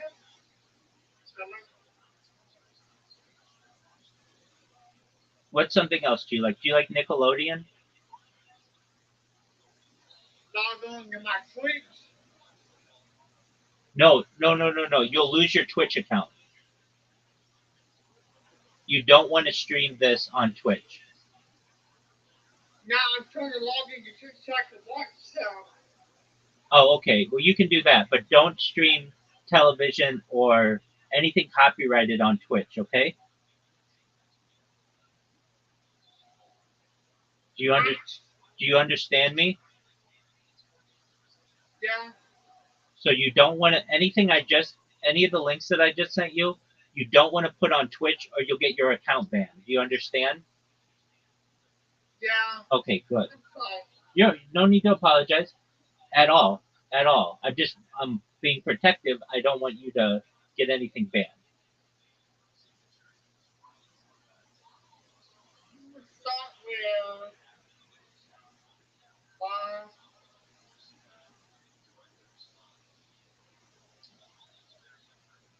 No, Brandon, what are you doing?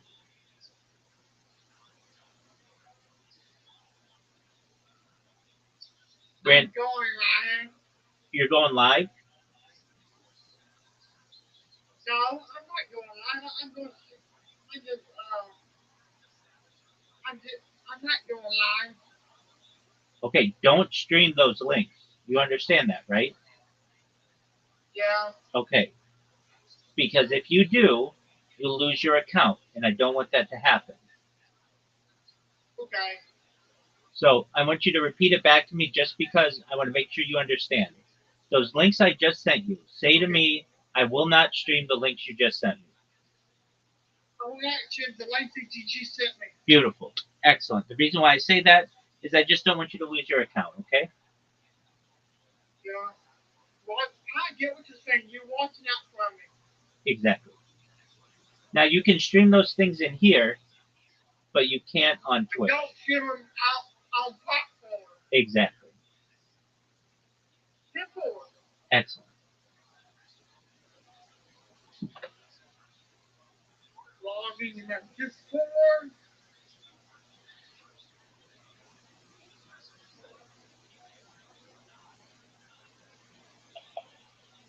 Jeez, playing games,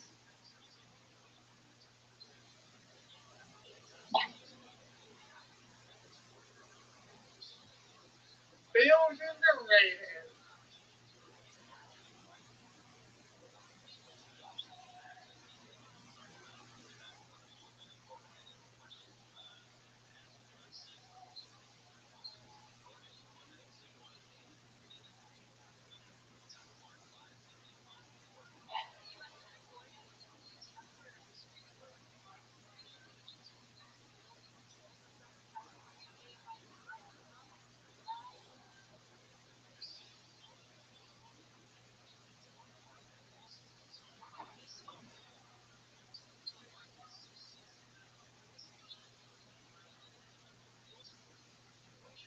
What, what was that people being through?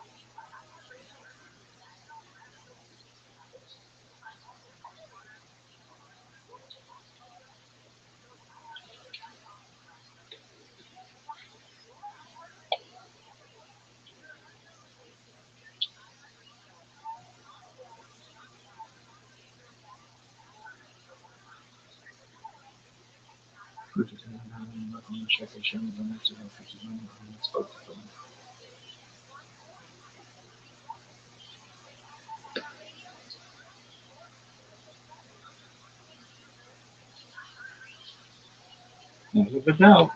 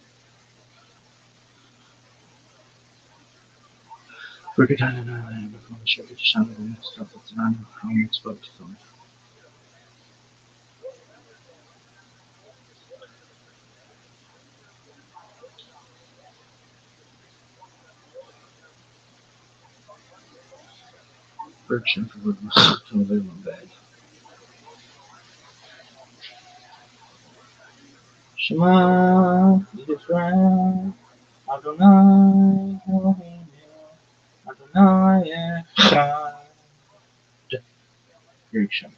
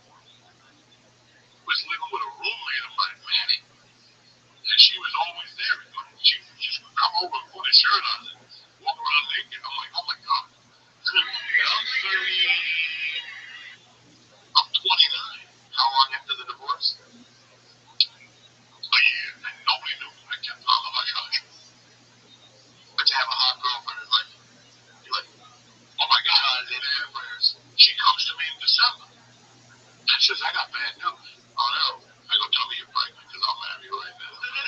Well, I need a baby mama like you to keep me on my toes. She goes, no. I got a job in Korea. Translating for $20,000 a month.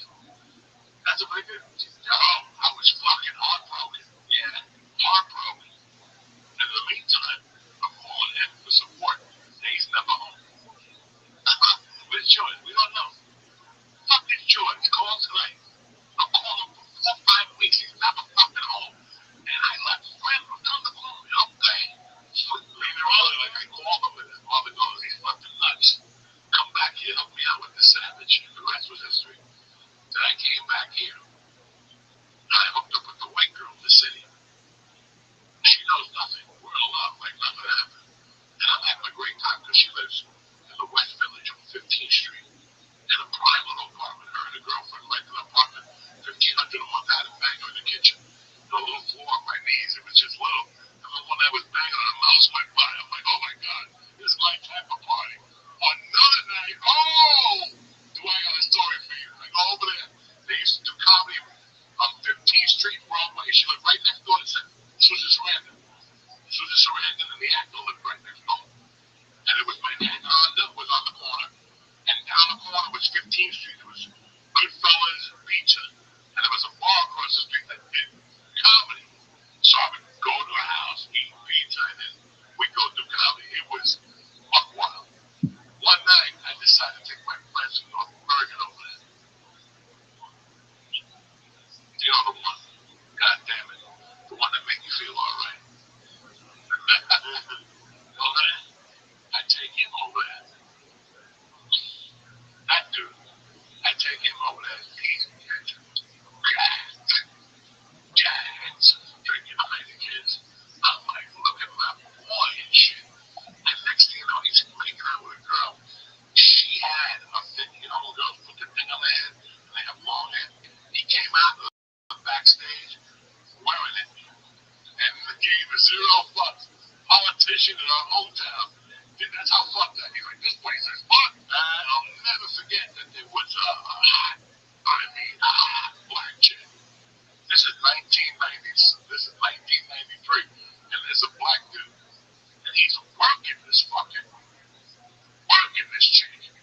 The girl kept saying, I'm telling you, I'm a comedian. I want to be single. And he used to be like, what's your man got to do with me? And he kept saying it to her. Like, listen, I mean, he was, and what would she say? Like, she's like, God damn it, I can't get away from these guys. Because we love you, sister. What's your man got to do with me? And then she finally said, I got a man. I'm engaged. What's your man got to do with me? And I did that crazy thing that I hanging out and go get pizza with him and shit. But that was the best night. I just remembered that. But in this whole scheme of things, this girl's in Korea. I'm teasing her. And now I'm in love with the white girl. I'm living in Cliffside. I'm taking the bus over there. I'll never forget I was broke. That's why I robbed the chick with the barbecue, because I was going over there to take her out. So everything was getting along. I would go over there once a week, take her to get pizza. We'd do comedy, maybe 2 nights a week. I'd give her staff. Because she had a roommate. I didn't have a place to take her. Yo, what up, Rob? One day. Things are going great. I'm driving a limo. I'm doing spots in the city. At least I got a little income, guys. Yo, how you guys? Hello, Rabbi. How you living, Sam? What's good? What's new? What's good? What? What's good? Nothing, and you? Kicking ass, taking names. Every day's a holiday, every meal's a feast. What's good in your neck of the woods, son? Well, How are you? How are you? I'm good, and you? Excellent. We just had a big game, NFL game, last night, and Brandon and I were talking about it. Yeah, and then there's another game tonight, which should be good. So we're excited for that. Just living life. How about you? Yeah, me too. I live my life, bro. Excellent to hear. What's new? Nothing. All the same. Yo, what'd you say, Big Dog?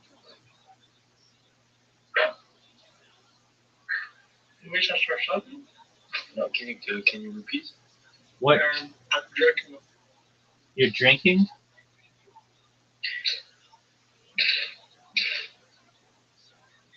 what he say? Do you jogging, huh? Well, yeah. baby. Oh, what's wrong? What's wrong with him, bro? I don't know. No, he's too much of jogging, dirty dog, baby. I think you're right. All right. Well, I'm just listening to a podcast. Feel free to listen to it if you want. Maybe. I just want to let you know, I'll be in New York on Tuesday. I'm You staying ready? with Julie. And I'm like, Huh? oh shit. And in my coat Yes, down, listen. 30-year-old wine. I'm thinking, threesome in this motherfucker.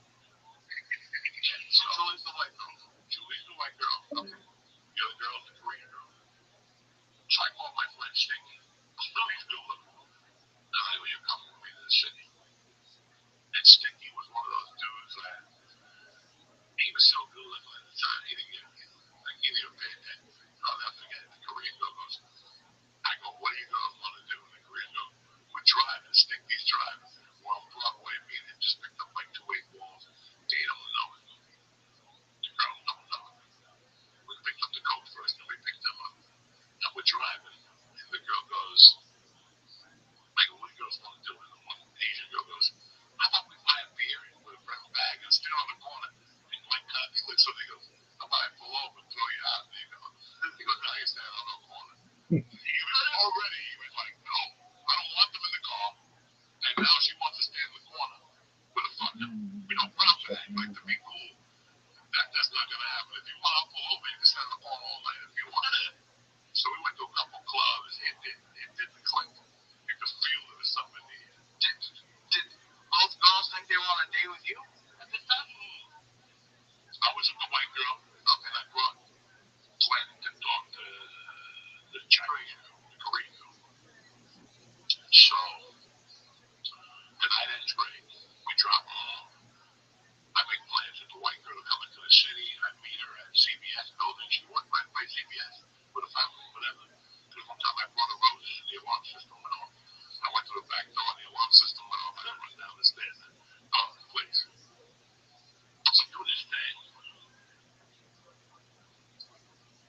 I open with the white girl. We go out for a date. I go, where's the Korean? She goes, she's with her somewhere in Brooklyn with her family. She's leaving Sunday. And all right, so now I'm trying to get a hold of the Korean to see if I can dig into that again. And I get a hold of the Korean, but dog, she ain't budging. I'm like, why don't you come over? I take you to Rudy's, whatever. Okay. I go over, I take the girl out. I'm trying to work this Asian chick. Sunday night, I call the white chick. I go, did the Korean leave? And she goes, yeah. She went back to Korea. Well, she's going to Kansas to see her family, and she's going to Korea. She was adopted. Monday, I'm driving a limo. I just dropped the motherfucker off. And I'm on 9W, picking up the reels. 4 to 5:30 news. He would pick it up in Edgewater, not Edgewater. Before leaving, he would pick up, they would pay me $35. You pick up the evening news and you bring it to CBS or NBC or whatever. I'll never forget, I go to make the letter, and the white girl calls me crying. And she's like, you motherfucker, I can't believe what you did to me. You would cheat with her. And I go, who the fuck told you that? She goes, she just called me, ratted you out herself. Because I'm never going to talk to her again. I'm never going to talk to you. She hung up on me. And a week later, for the flowers, that's when the alarm system. I never want it back. End the story. I go back to Boulder, Fulton County, 18 months away from nobody. Fulton County, I meet a stripper in Michigan. She tells me she wants to go to Seattle. She comes to meet me first, whatever. We hook up. She goes to Seattle, gets up on me. I follow her. I'm there 8 months, bro. I'm in the fucking U district. But you guys see where this is going? I'm in the fucking U district. And it's 1996. And I just hooked up with my weed girl from Boulder from 1985 at a supermarket. She was 70 and he was 30. And she had so much money, he just kept fucking and fell in love. She smelled, she was old. I go to her house to buy weed because I'm going to that movie theater.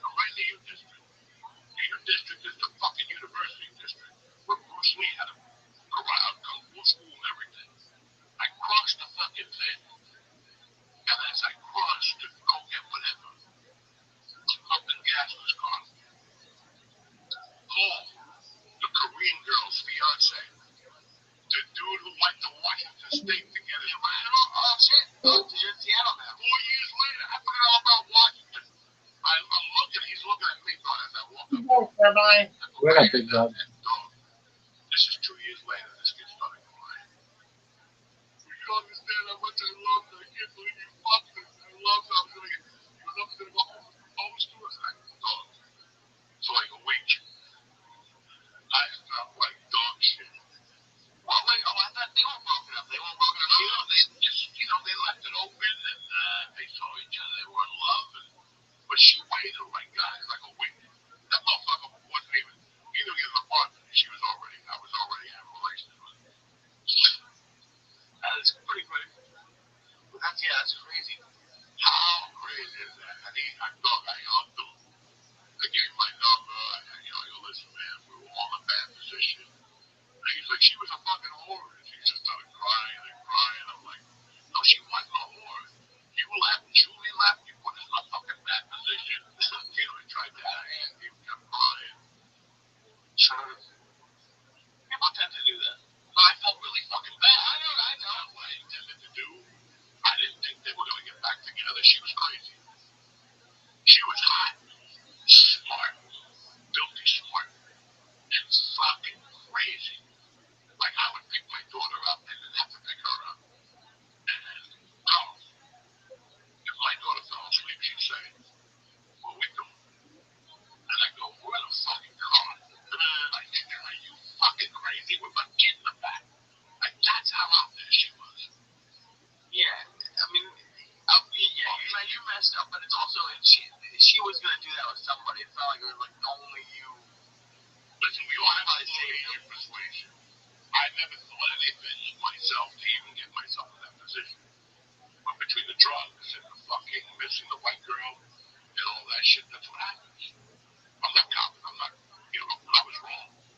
Dude, going through a breakup and stuff. Looking at it now, yeah, I fucked up big time. And I can't find that girl today. What's one? The Korean one reached out to me in 2000. Here's the funny thing. You ready, ladies and gentlemen? The Korean reached out to me when the longest short came out on Latino.com, LatinoComedians.com. There was a private messaging. Yeah, it was Gabriel Iglesias and the kid Jimmy from El Paso's website. And she left me a message going, Ready? How you doing? Congratulations. I was good as what you wanted. Please don't email me back. Nothing disgusting. Because, we were crazy. When we spoke, it was crazy shit. And she goes, I shared this email with my husband. She goes, I'm married to a Cuban guy. I live in North Bergen, New Jersey. And my kids go to Robert Ford. And I've always wanted to ask Rainbow's ex-wife, what happened to them? This is 2005. 20 years ago, the girls are gone. The girls got to be in college. They just graduated college. And you never responded nicely? I could not respond because she emailed me through a website. Right. Didn't really give me her email. She thought I had her email. And every time I come back, I was like, maybe I go to Robert Fulton, find out where she's at, to say hello to her kids. She married a Cuban dude. And lives in Cuban and Korean. That's wild. She said, yeah, they're probably your age, Nick. 91. So, this is 2005.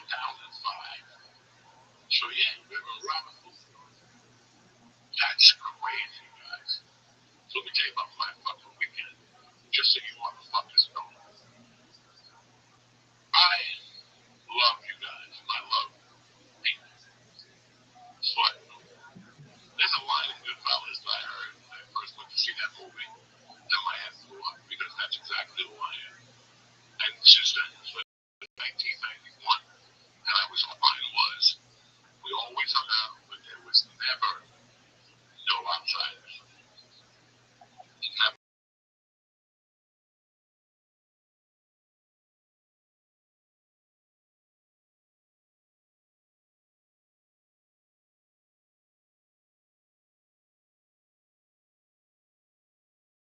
Because he always brought us in because what we were involved in, I didn't want that kid to see. You know what I'm saying? Like, what if the cops come, he's going to talk. Okay, I would say it like differently, like I want to protect the kid. But I knew, they're from a different generation. We're 18, living like... What's going on, big dog? He would bring a 16-year-old kid, and the kid, you're not going to go for the kid behind his back. Come up, give me a pump. Don't bring him around. Okay, there was a fucking reason.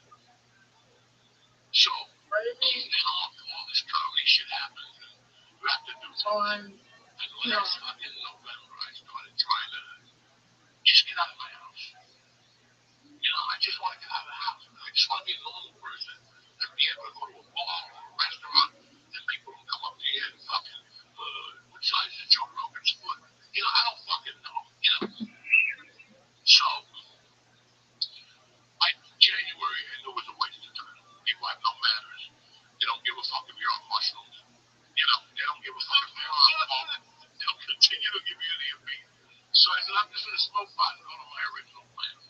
And from time to time, I do my thing. I play bocce. I go to the gym. I go to jiu-jitsu. And I'm pretty fucking cool in those places. So fucking Labor Day, right when it's this weekend, I get invited to a couple barbecues. I know the people on Saturday. I go to their house. Cool as shit. Great barbecue, kids. My daughter's in the pool. Blah, blah, blah. And, oh my God. He had a cater from Staten Island. The fucking sausage and peppers were out of this fucking world. Out of this dog, out of this world. Anyway, Sunday I get invited to another barbecue. And I love the guy. I just went to dinner with him last week. And he goes, my goal's going to be there. This guy, that guy, this guy, I know these people. And he goes, a couple of my friends. I go, all right. You know what? At least if I have cover, I'll be okay. And the party was great. I had a great time, guys. The food was great. Pizza was shitty. The food was great. The company was great. I saw people I hadn't seen before. The kids got huge. Like, these are kids that you first played softball with. So it's about 8 o'clock last night. I made some brownies this weekend. That was so fucking good. It was so fucking good. It was 5-year-old. It was 4-year-old weed mixed in different levels. In fact, when I went into it, you could see the different colors. It was like going into the earth, clay, cement, Indian ink, it was all that. Like the stuff when you put nugs in a jar and then you take it out. Yeah. I'm excited to do something. I was pissed because there was a couple nugs. And I'm like, God damn it. I'm not going to take these nugs out. Forget it. But I had 2 joints left. I gave to a friend of mine. I gave one to a friend of mine. She called me back. She goes, that is the best. This joint had to be 2 or 3 years old. And she's like, that's the best joint I ever smoked. I couldn't stop giggling. Me and my girl laughed for 2 hours. I got one more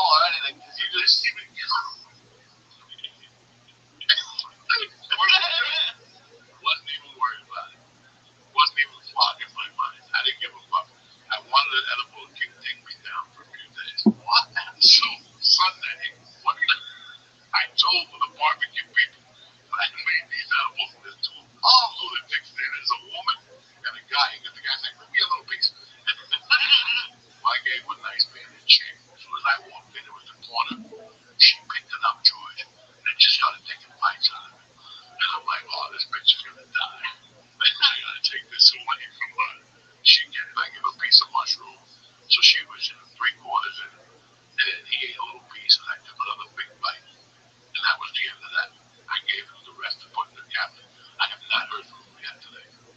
He has not even contacted me at all. We were supposed to cook steak today. He did not even fucking.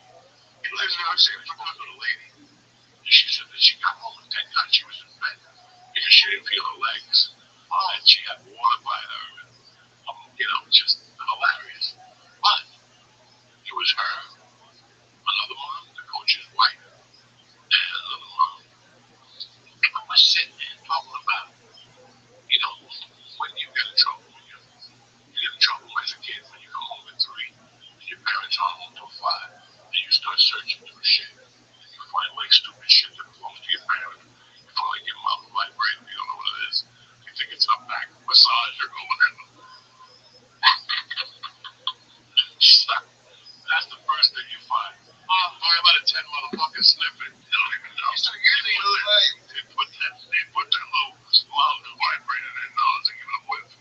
See, you're older. For us, it was the period bag. The thing that hung behind the douchebag thing. And they put the nozzle in that pussy and they swallowed the hot bottle. It was really a hot water bottle with a contraption to wash your mouth. Any woman, any house I went as a kid, right, I always sniffed it if they was hanging it. Always, I didn't care if it was your grandmother. Did you know what it was? You know what? Yeah, after I found out that everybody had one and women stuck it up their pussy, I wanted to sniff. I would sniff your bras first. Like if you go to a woman's house and she hangs her bras behind the bathroom door. Why are you going into these places? Because I want to see if they'll. You're screaming around the house. Like you would like to put the bras like in their personal bathroom. It's like my godmother, my friend, my mom's friend. I go over there, I gotta pee. And I run right to the bathroom to see if the lady left the bra. I'd be sniffing the bras man. And I wouldn't jerk off, I was too young. I would get like a little dizzy and all excited.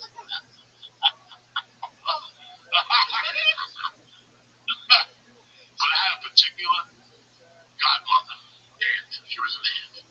And she was hot. Just the time I met her. My mom even knew. Would you like to fuck me? Her hair was. She didn't put her hair down. She said, "You were a professor." Out of all my mother's friends, she was married to a gangster. But she knew nothing of that world. She was the best mom you ever saw. I miss her to death. And she died, and her and I weren't on good terms. So I never felt good about that. But bro, when I was a kid, I used to her as a mom. One night she did something in my house, and I saw her putting her hair up. Dog, I wanted to like pull when my whole body was hard. And I remember telling my mom, she's like, "You like one with long hair?" I'm like, "Did you see the fucking hair?" Like when she was buckling up, I was like, fucking. So I always liked her. So anytime I went to her house, I always sniffed her bra for a couple of years. And then like a year later, I found out what that tube was for. And I would sniff that motherfucker like I was one of those hounds looking for Rambo. And you weren't even jerking off, you were just sniffing it? I was just sniffing it like when you sniff like you ever get a chocolate guy from the good humor bar? Sure. You want to sniff it to make sure you pay 35 cents. You don't want to you don't want to fucking artificial. You don't want to fugazi, right? You want the real deal, so you sniff it. Right, of course you doesn't. You sniff a lot of shit, dude. What are you talking about? Are you sniffing ice cream bars? Is that what you're saying? And they're coming for you. They're coming for you. What I mean? They're talking about sniffing too. Dude, the worst word you used was nozzle. You called it a nozzle that you were sniffing. Oh. It's skinny up on top. It's skinny up on top. And then it goes out. They can put it in monkey, right? It shrinks with the end. That's like 19 tubes of water comes out of all the water monkey. I would sniff individual tubes one by one. I would get the toothpick and clean it out. You ever do that? You clean out with a toothpick and sniff the other side. You get like the condensed pubic hair. Where would you get toothpicks? I don't know. You brown toothpicks? Oh, I get it from fucking Chicken Delight. When they come over, they fucking give me a toothpick. I don't fucking know, Lee. Holy shit. How does it? Do you get caught? No, nobody ever knew. I forgot for years until I was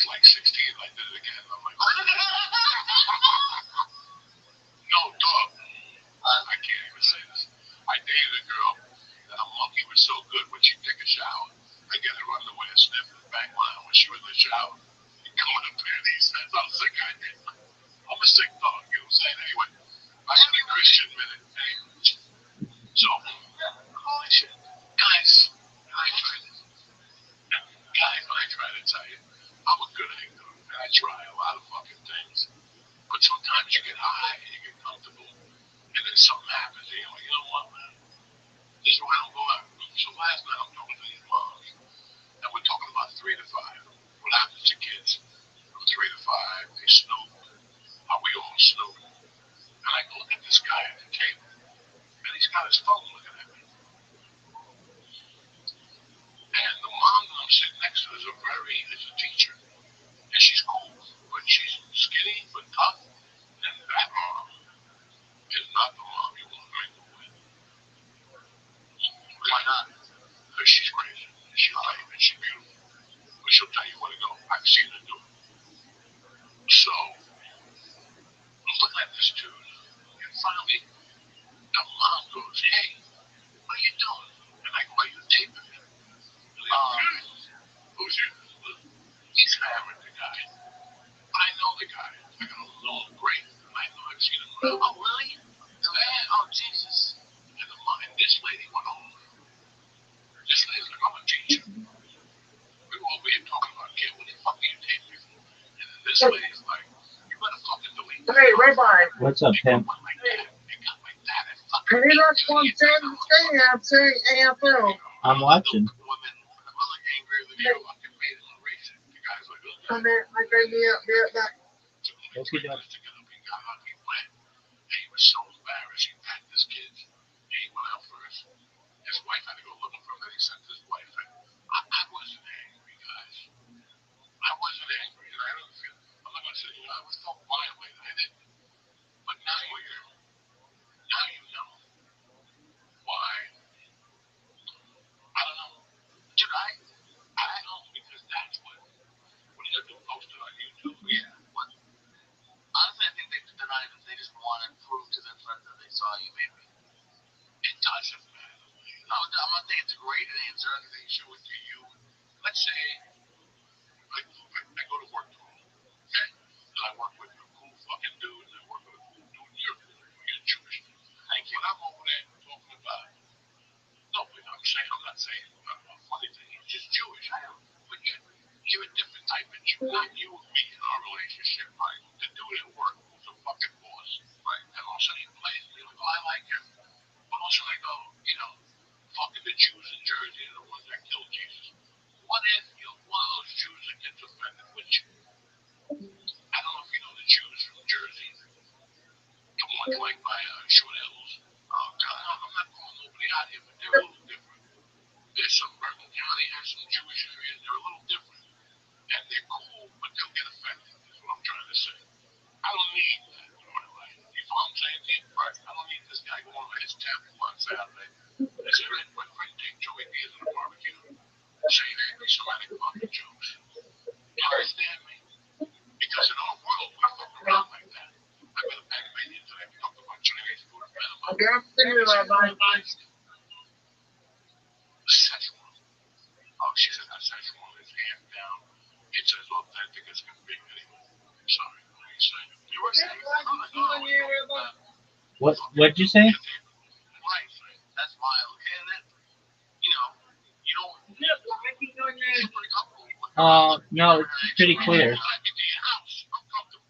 Right. Don't come to me later, though. That dude was a reporter for the New York Times.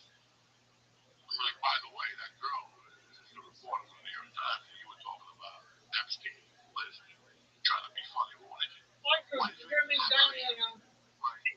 invite when you invite me to your home? It's because if I'm looking to join out in this market, if there's children there, I would never do something like that. And if there's children next door, I wouldn't do it. But you know what I'm saying. Dude, I had someone do it once, and he's a nice, he's a comic that I know, but he was just audio recording, like, and he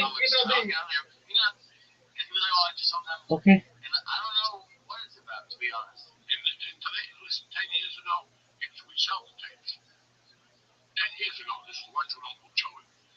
You get $10 on fucking iTunes. We go to Rudy's, we talk shit, we go to Chinese. Hey, Gino, where's that beverage? But guess what? You do that today, you don't know who's going to get offended. Right? That $10 you're making minus 82% that goes to iTunes. Right? Who goes to iTunes? You're going to check iTunes. It's fucking rabbit eyes, right? It's fucking whatever rabbit is. So is it worth it? That's what I'm trying to say to you. Like, we can do it ourselves. If we want to take our conversation, there's no really conversations for us at dinner time. Or we go to the Greek restaurant and you get the fucking cheese with the Greek hair on top of it. Whatever the fuck you I like feta cheese. But has anyone ever tried to do it with mercy? What do you mean? Like how they started, like you might have been angry if it was like you and Mercy together, or it was just like trying to take pictures with Mercy in public. No, I've seen like people try to take pictures of me and Mercy at a restaurant or something. What do you want me to do? I don't want you to do anything, but then with them, Just let them come over. What do you do? Post it on Reddit and I'm having lunch with my daughter. Get to the mall. I would get upset. No, like I'm not. If he approaches me, right, and starts talking stupidity, yeah, I'm gonna get upset like any other parent would. You're with your child. That doesn't mean, I would never go up to fucking Dr. Cheetah when he's with his kids. I don't even know if he's got kids. But, I wouldn't go up to Derek Cheetah because he was two daughters now. The same boy. Derek, you did 1994. I was there. Leave the guy alone. His daughters are popping up. And he's looking at you like, yeah, you fucking idiot. Because that's what they're looking at you thinking. They have. Yeah, but you're talking to him. They probably can't go out to eat. Like those people that like celebrity Cheetah goes out to eat. But where does he go? Three motherfuckers. Oh, they just take the whole. There's a guy sitting on the table next to him with a woman. There's a guy over there. There's a guy over there. The restaurant's on high alert. Because if I'm eating at your restaurant, that means you gotta kind of protect me. Right? It's the same thing. I need to know my clientele. I need to know that George doesn't work for TMZ. Right? I know that Lisa has coming in that night. So I'm gonna double cup the table. First of all, I'm not gonna let a lot of people know about special. I'm gonna keep that Tuesday low. But then you have situations where, hey, we went to a Nick game, we're hungry. I can't clean the house yet. No. Right. I don't know who's in there now at 10:30 at night. It could be not coming with 8 guys. And it definitely happens. But all you need is, you don't need to be doing coke. One of your friends doing coke. And that's it. I'm not ruined. Because I'm not doing coke. But think about it. Like, your friends or what people say, people you hang with or you whatever. Who you hang out with. So these are things you have to clear also. Right. It's people are getting. I actually, me. In the 15 years we've been together, I don't really get into like physical or like yelling altercations with anybody. I got into it with someone at a dispensary this weekend, and I pulled into a dispensary, and these two guys, not cops, but were like parked. How cops park if they want to just chat. And I just got in and I just tapped them everyone because I couldn't get around them. They went and I parked. And the dude started yelling at me and saying, like, hey, you should have more patience. And I just said, hey, dude, I didn't go on my own and yell at them. But I have shit, like, they don't know what, like, I'm getting messages from my mom. Like there's, right. Exactly. I was saying, that's why I wanted to bring it up. And, like, he was actually a worker at the dispensary. He got so in my face that this other customer, like, hey, are you okay? And I was okay. I'm never gonna like punch anybody. But like I got kind of like I felt like I've never had someone come at me for something like that. And it's especially when you work at the place. And I was like, he worked there. So I even talked to the manager. I was like, hey man, I'm sorry. I don't want him to get him fired, but like he shouldn't be yelling at me for when he's blocking the driveway. Like there was nobody. There was tons of room to get around him. I couldn't get around anybody. And like they felt bad. They gave me a bunch of money off. It's a good dispensary. But it was like I just like think we're talking about like what's going on with people, and I think it's just like some more on edge or something. I'm having a conversation with George, so fuck me, right? And fuck the day he's having. Right? As soon as I pull up, I got about 10 seconds grace period. Okay? As soon as I pull up to you, you're talking to me, I can be here as soon as you get. We're starting to get batteries. That's it. There's no other conversation. Right? Once they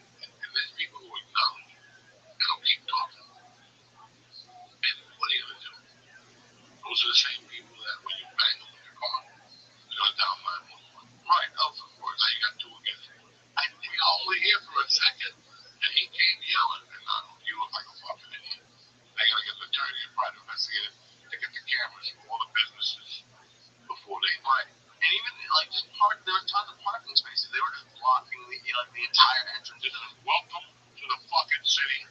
Welcome to Burger Line Avenue. I don't know what Jersey City and what Hoboken is like and what the rest of the other counties are like. But this is it. People will just pull over.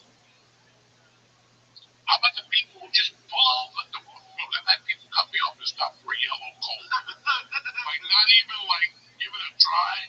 Like, just pull over and stop. And you're like, dog, you're lucky I'm not that guy. Because if you would have gone through the windshield, oh, absolutely. I would have killed you. I would have killed you. And I have, you know, you cannot, but dog, you got to drive with a higher relevance now. You got to know what's around you. The days of 800 milligrams, you're going for a drive. Because you don't know where they're going to come out of. I think it was something a little childish. I wanted to do more. Leaving the dispensary behind the entrance, they had like 6 parking cones, like big ones, like as tall as me. So I kind of looked around and it wasn't there. I took one and put it behind this car. It would have taken 3 seconds to throw it to put it back. But like, I wanted to take them all, like surround this car with them, but I was like, I'll get caught doing that. But one cone, I just wanted to like it for 1 second piss them off that it was me. But I've never, you know me, dude. I don't fucking fight with anybody. It's a different world out there. And once you leave the house, you're going to be prepared for anything.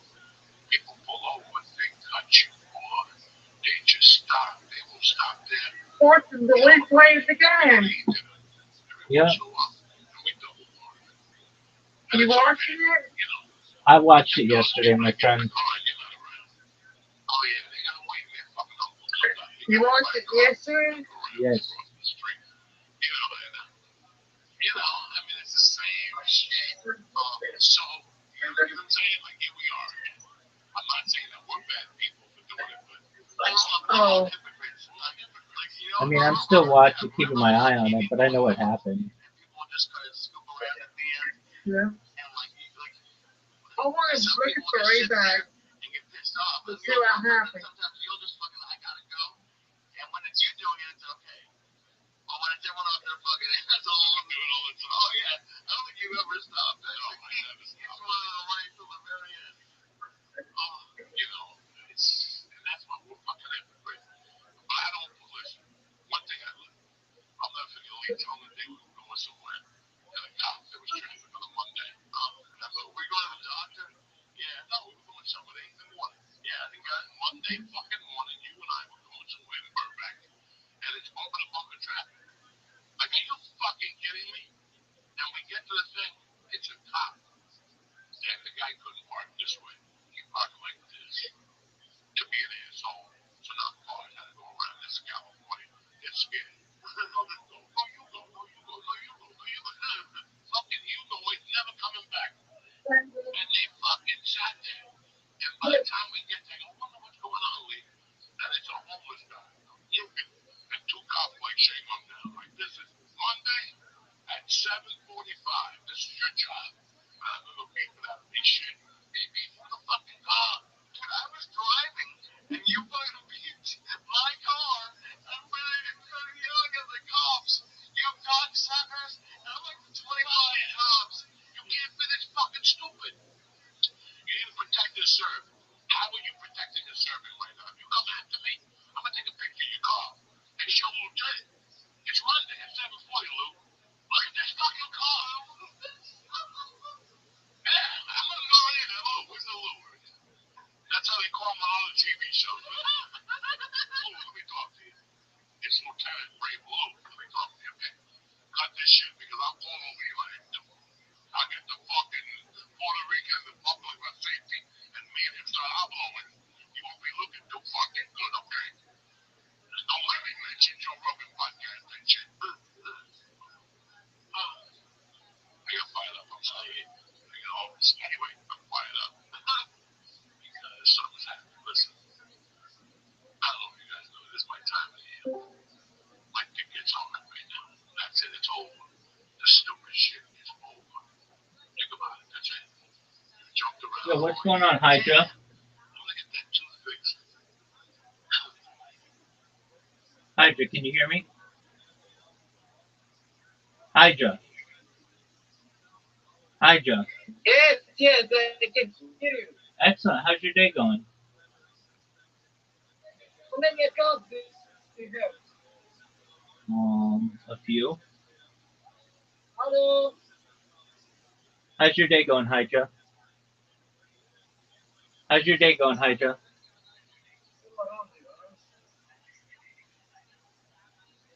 Very good. Can I see your setup? Show me, show me. Calm down. How'd you find out about me? I found on random server, random server. Show me setup. You can see what you can see. If you want to see the other ones, I have other streams you can watch. Yes, I want one. Okay, in the upper left corner of this server, you will see a red circle that says 24/7 YouTube streams. Put that in there and you can see all my different angles.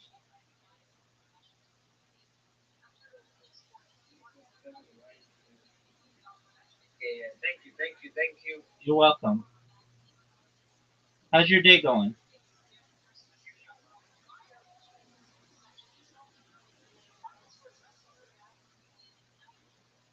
It's going very good, very good. Excellent. How many devices you have, bro? You're crazy. 33. 33.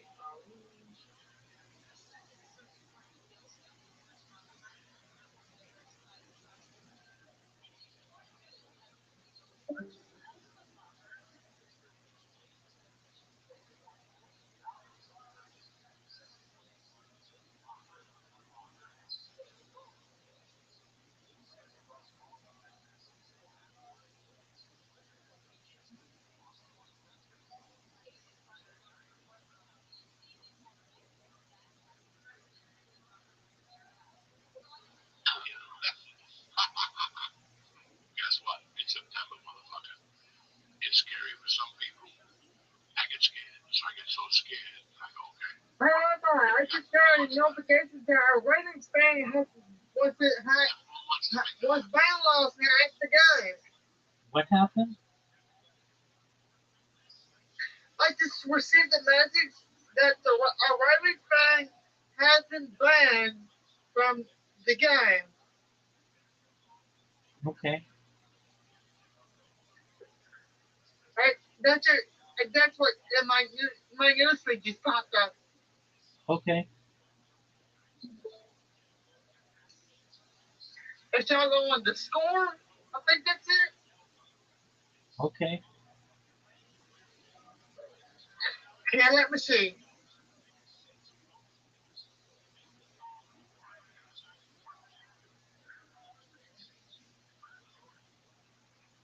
The fan was ejected by the same security and has a bank independently.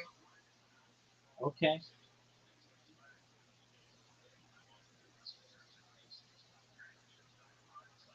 I can't tell. I'm sorry that you have my dog bark, but that just I'm sorry, yeah, I like you, but I just felt like you was the breaking news Okay. about sports because I know you care about sports. Yeah, so what happened?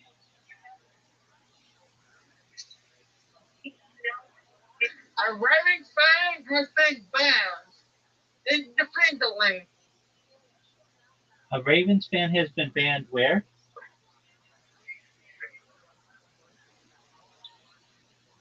The publishing a CG.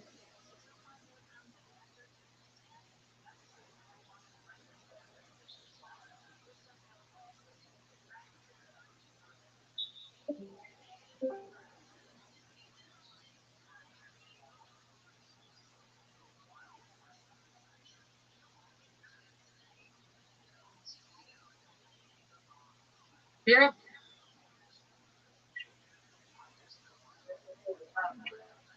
Yeah, I'll show you there. It's all on the score. We find it, okay? At the home.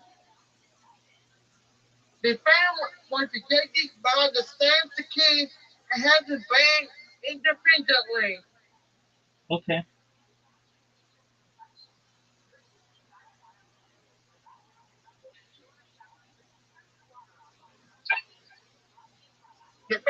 Krista and Dave Hunkins a little shove to the helmet, then Dixon to Jackson and pushed him back with last two hands and the chest. Okay.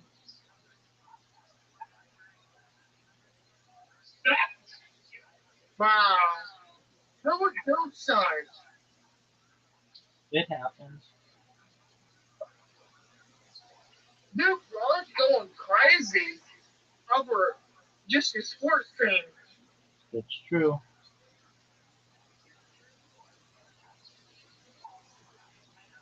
I guess that family ejected. Yeah.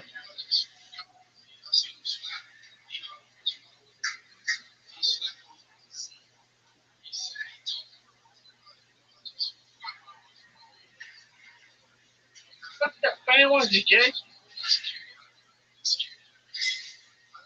The family ejected.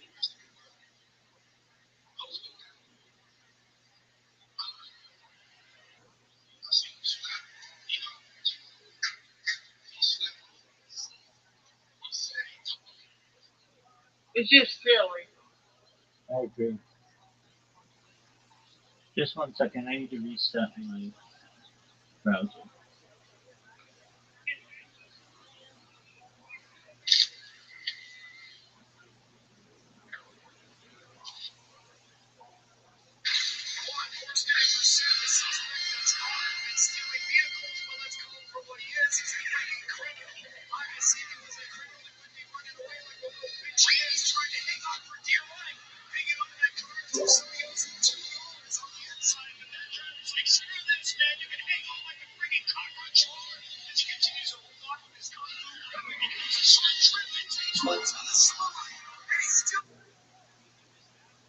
There we go.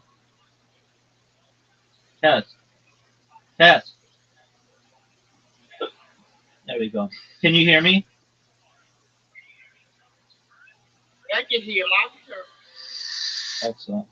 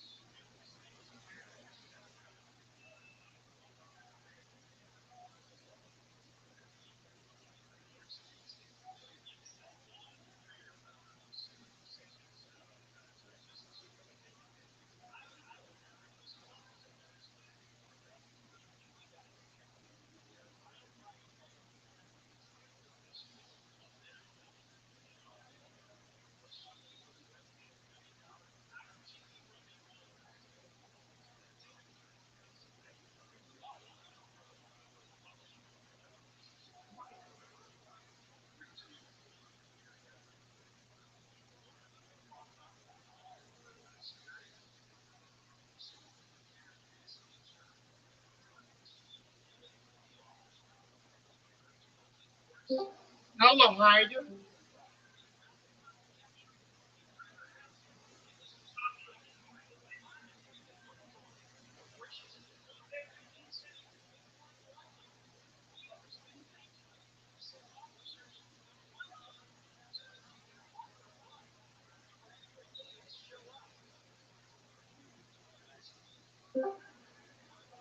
Hey, I'm back. Excellent. How are you, big dog? What's up, Heidi? How are you? Hey. Hello. How are you? I'm good. How are you? I'm well. Lou, how'd you find out about me? Um, I just joined the random server. Excellent. Just checking. Are you an adult, at least 18? I'm 20. Excellent. I just don't want any children in here. Lou, do you mind if I tell you about myself? Sure. Excellent. I'm Rabbi Rothschild. I stream my life 24 hours a day, 7 days a week, 365 days a year for world peace. I've been doing so for more than 3.5 years. My streams go back to the pandemic. We've seen the death of a queen, the birth of AI, the coronation of a king, and everything in between. Lou, have you ever seen the movie The Truman Show or the television show Big Brother? I've haven't watched them. I have heard of them, but didn't really feel like watching. Totally understand. Essentially, there's the tales of people's lives 24/7, and that's what I do. In 2018, The Economist magazine stated that data, specifically human data, was Earth's number one resource, and I have more human data archived on the internet than any person ever, which may make me an Wait, I influence. have a really important question. Go ahead, Lou. Palestine or Israel? I want world peace. I have more human data archived on the internet than any person ever, which may make me an influential person someday. And if that happens, I want to make you, your friends, your family all independently wealthy if you're not already. I want to make sure that you have generational wealth, and I want you to be able to start charities or philanthropic organizations of your own. How does that sound? Sounds great. Excellent, Lou. I talk about some other things to improve the world, like ending world hunger through the use of technology such as agricultural drones, floating greenhouses, saltwater greenhouses, hydroponics, vertical farming, cloud seeding. I want to help end world thirst. I'm sponsored by a cryptocurrency that's worth about $100 million. That's what all my merch is. And one of the things that we do is we build wells in developing nations like Nigeria for the betterment of the less fortunate. I'm also an advocate for the Lifestyle program and most importantly, desalination technology, where we pump Earth's seawater onto land to make it drinkable. How does that sound to you, Lou? That sounds good. Excellent. Wait, why do you do all this? Well, it's essentially a time capsule or a timeline of human society. I just live my life as I normally would live it, but I just give the world a portal into my life. In the past, people would have been like journalists or diarists, people who would write journals or diaries. I do the same, except I do it through video form. Does that make sense?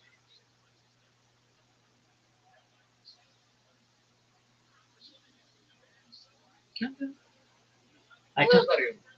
What, Rabbi? yeah, I'm old enough, my friend. I talk about some You other. should tell me, bro. Okay, I don't have to. I talk about some other things that are important to the world. Things like anti-gravity, antimatter, faster than light travel, faster than light communication, things like artificial general intelligence, artificial superintelligence, space tourism. I talk about things like space elevators, terraforming of other planets. I talk about things that may be useful in the future, like alien disclosure, de extinction. People don't know this, but the first successful de extinction took place in the year 2003 with the Pyrenean ibex, which is a goat located in northern Spain, southern France. Fast forward to the year 2021, a company out of Dallas, Texas is founded known as Colossal Scientific. They've made it their goal that within the next 3 years to reintroduce the woolly mammoth into the Arctic Circle utilizing Asian elephant surrogates, which I think is just a mind blowing goal. Additionally, they want to reintroduce the Tasmanian tiger, followed by the dodo bird, which I'm really excited to be able to hopefully document. They recently made headlines with their direwolf project. They've got three of them. They're over a year old, so their projects are coming to fruition. I talk about other things that may be beneficial to you, Lou, and Hydra, and Brandon, and everybody else. Things like life extension technology. When you guys were born, the average life expectancy was approximately 80 years old. I want to increase that if you want to age 100, 120, with your consent through the use of technology such as oxygen therapy, peptides, human growth hormone, stem cells, testosterone replacement therapy, red light therapy, things like perhaps even cold shock therapy, and nootropics, cryonics, cryogenics. But eventually you may get to be 120 years old and you may say, Rabbi, you know, I've lived a really great life. Hey, Hydra. I don't interrupt you. Hydra, I don't interrupt you, and you're not going to interrupt me. This is your warning. Don't interrupt me. You may eventually say that, hey, this is all really great, and I've lived to be 120 years old, but my body's starting to break down. What's the next plan? Well, if you want, with your consent, again, everything's with your consent. You don't have to live to be 120 years old if you don't want, but if you want, you may be able to utilize a type of technology known as mind uploading technology, where we scan your brain into a computer like a CAT scan or an MRI, knowing where every atom is in your central nervous system and your peripheral nervous system for later download. As an android, an avatar, a cyborg, a cybernetic being, a clone of yourself, a robot, an ethereal being, anything you want to be. But essentially, what I'm saying to you, that you may have an opportunity at digital immortality, which I think is really cool. With that being said, thank you for letting me say all that. To answer your question, Hydra, I'll now answer your question, but don't interrupt me. I'm 39, and what are your other questions? Yeah, do you do anything like to extend your life? Because you told me so many stuff about extending life. Are you doing any of those stuff? Oh yeah, I mean Are you doing any specific? we all utilize certain types of life extension technology to some extent. So vitamins, certainly, red light therapy, certainly, cold shock therapy, definitely. Those are some things that I utilize. Some of the other ones are pretty expensive. Testosterone replacement therapy. I've had my testosterone levels measured, and I'm in a normal, healthy level, so I don't necessarily need them increased at this point. I talk about, certainly healthy living are important aspects of society. Things like cryonics, cryogenics, I don't necessarily need those right now, though I have utilized some aspects of cryonics. So there's um, uh, cool sculpting, which works very well. Um, red light therapy I've utilized.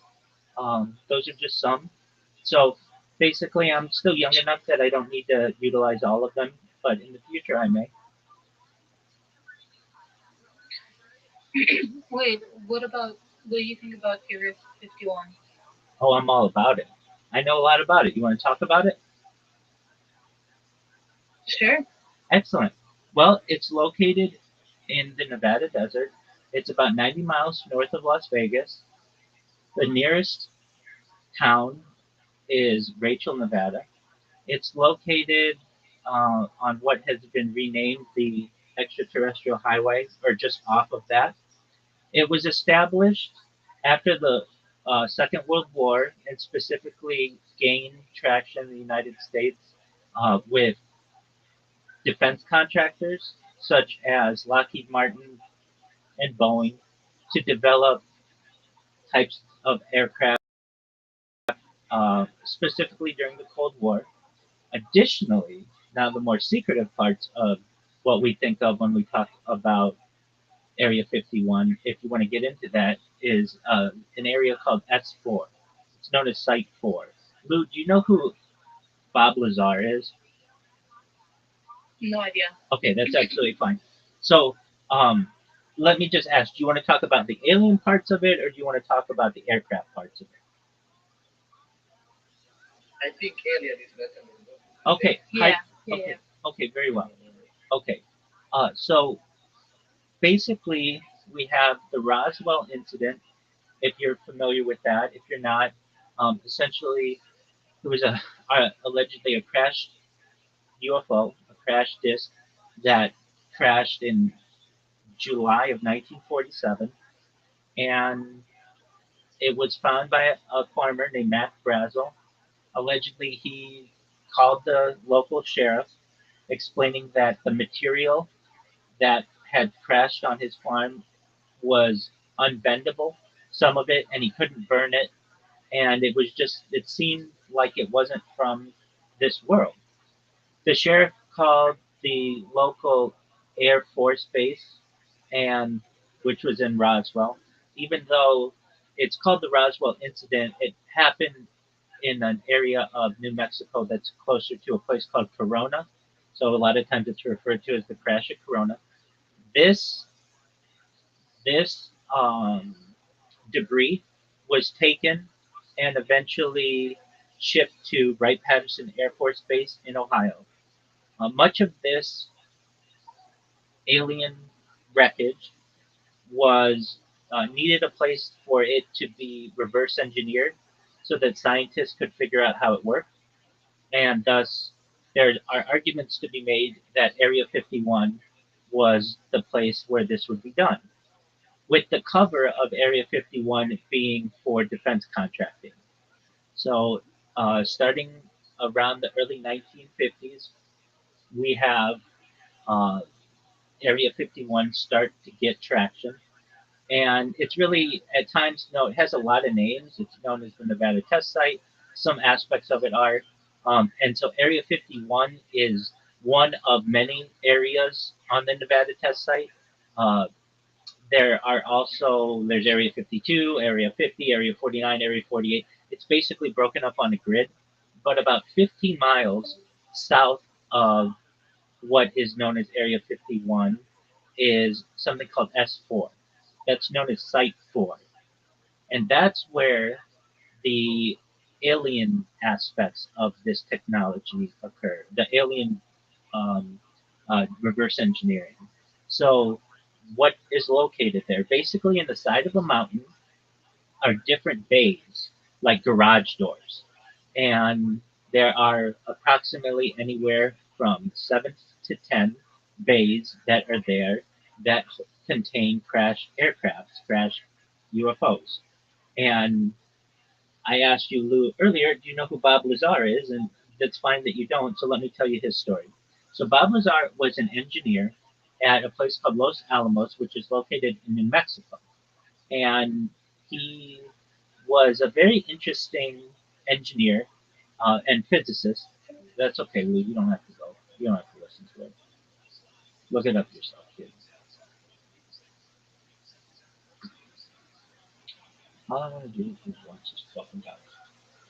Podcast. Yeah, but it's sort of, no, think about it. But it's just continuing up right now. Oh, yeah. Everybody had a good time. You went to the Bavarian Festival with the fucking, Mandalay, whatever that sword is called, the joust. That's it. I like the Mandalay Festival better. Yeah. What is it? Renaissance Fair. Yeah, the Mandalay Festival. Everybody fucking having a big time every year. And now you look at yourself and you go, that's it. Either my kids aren't going to school, but Halloween is next month. And before you put your mask in the oven, fucking it's Thanksgiving. I mean, Halloween don't even hit. And all of a sudden you're seeing commercials with pilgrims and the fucking Bavarian Festival and all those people with turkey leg. And before you put that turkey leg in your mouth, it's a Christmas ad already. So this is the time of the year you can be a fucking losing bots where you can shine a little bit. It's Halloween candy already. Who gives a fuck? Okay, only you would look at that shit. That shit's terrible for you. I'm not eating Halloween candy. It's fucking poison. Trust me when I'm telling you. I've sampled all of them. Terrible. I got kids. Everything is bad. Everything. I mean, it's bad. They haven't. Everything is bad. They have destroyed everything. They make a sugar-free licorice that I was really into until my eyeball almost gave out. I started regular heartbeats and shit. All that shit. It's even trumpet. Like, I love when I'm enjoying like a motherfucker. You understand? You went to CVS to get a prescription, right? They always got that double pack almond joy to get on the Metro bar. Oh, I like the caramel clusters too. And they come in a 4-pack too. Oh, shit. Yeah, CVS gives you diabetes. Can't nothing about you. Tell me a single thing. Remember the single peanut butter? Right? For years, they had a double. You could always buy a single if you were a fat fuck and you wanted just to make peace with yourself. They don't have that no more for the fat fuck. They don't even give you that. Now they sell you 4 cups. 4 cups. That's great. That's 10. No, it's not great, Lee. You're trying to fucking live up. Shoot yourself in the stomach every day. That's what you're trying to do. I don't eat candy. Well, that's what I'm getting. No. That's what I'm getting bad. That's what I'm getting bad. I swear to God, I don't go like CVS and buy shit anymore. But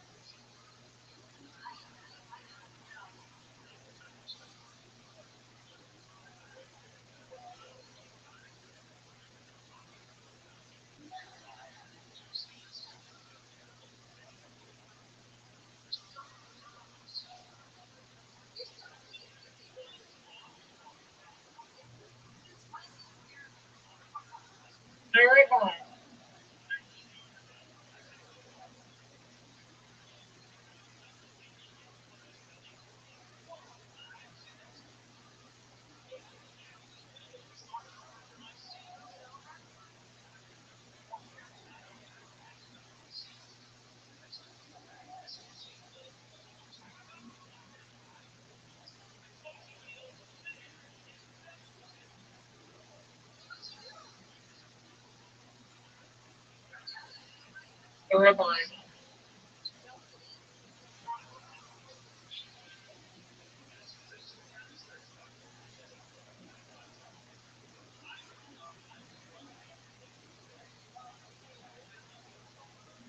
Gone.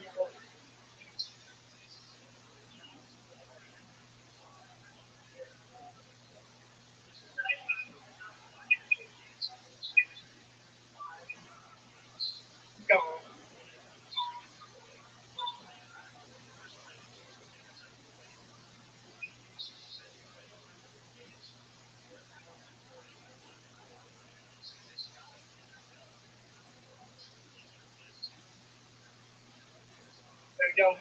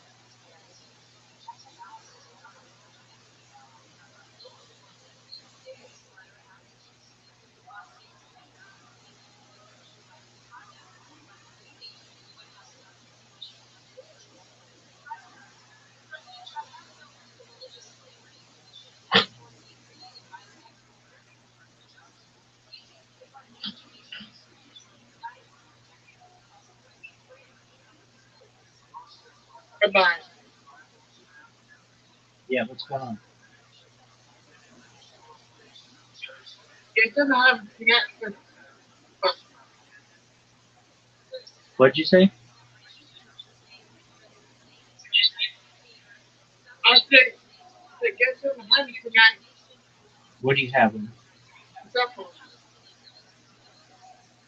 Sloppy Joe. There you go, big dog. Hope you enjoy.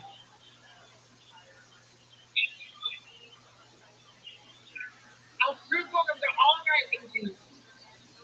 Okay, dog. I'm like I'm living with you. That's what happens. Now, I'm going to tell everything like that. If I didn't speak people, What'd you say, big dog? tell everything in here and start to speak people. You can talk to me whenever you want. If I can talk to you, I will. I can't always talk to you, but when I can, I will.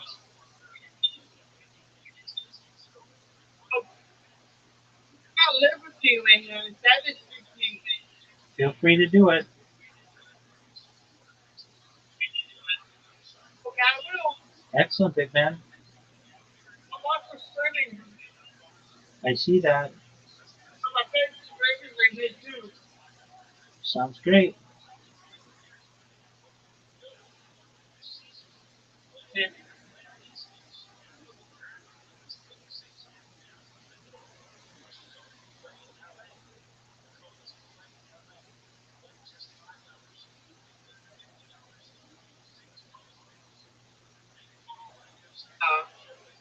Wonderful. Oh, it's not a meeting. I'm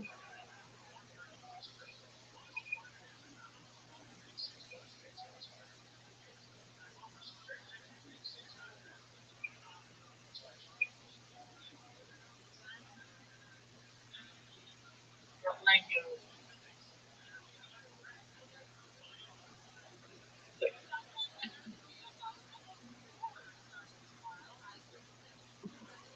You're A little talking about. Like he knows about Reese's and fucking Oreos and Oreos. Critique and mother. Jesus Christ. What happened? Because you think about those Oreos. We should have had that. Or protein bar. But you have it. Or fucking protein milkshake. You have 1 week's cup. One medium cup. Let's talk about packs of 4. Just put a 2-pack. Yeah. Yeah, that's 1. 2 divided by 2 is 4. 2 and 2 is 4. So I divide that. We're talking about 4.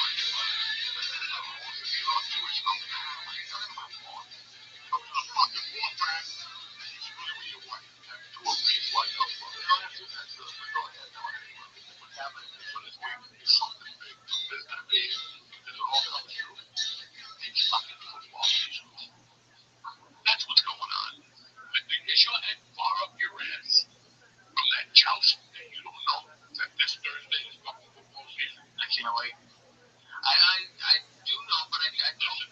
I don't have a favorite team. I don't want to get your sorrows. All right? I don't want to hear about fucking New England and Tommy Porkchop. Whatever his name's never going to play. Oh, yeah, he's never going to play. If he plays, things are going to happen. You bring them to leave it alone, George. I'm sorry. But it's Tom Sosa. Tommy Cutlets. Tommy Cutlets. Tommy Cutlets. He knows his whole career. I get him on the podcast. Listen, I don't know Tommy Cutlets one of those kids, right? He's going to show up with the agent looking like a Halloween costume. Leave me the fuck alone, okay? I can just see that idiot negotiating with the New England Patriots. Like, give me 33 people. Like, we'll pay him. Like, we're professional organization. Okay, I know the Giants, they break things down in New Jersey. You know what? There's some real first fucking talking to you. But it's the New England Patriot organization. I don't know who you work for, you slimy black suit. And you're rented, and the black people rent their suits and shit for weddings and funerals. Right or wrong? And they have like a whole shows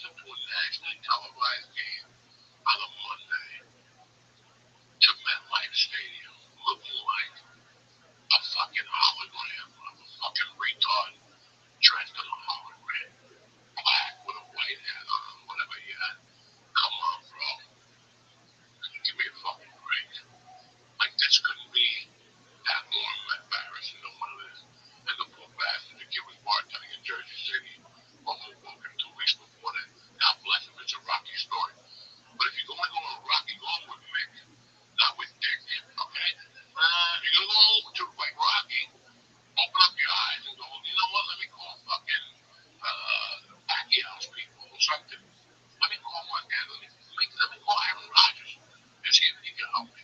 He shows up with his uncle's friend from the doctor. And that's what these idiots do. They forget what he owes me.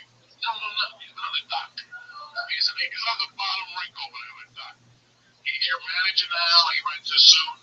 And that's what it is. And it's a shame that nobody took Tommy Collins and said, listen, man, this is the NFL. You can't show up with that fucking moron. We gotta go big here. So what? You're not getting that much money, but at least it's what the Jackie Gleason was this big club. You can be broke, but as long as you have your shoes to shine, you want to look the part, you go in there, you just, you said something beautiful. And that's what it is. You're making a presentation. Why would you think, oh, you want to show up with him until you get somebody? I get it, but then show up on Monday Night Football with him? Yeah, the people in Newark can jump up and down. That's my boy.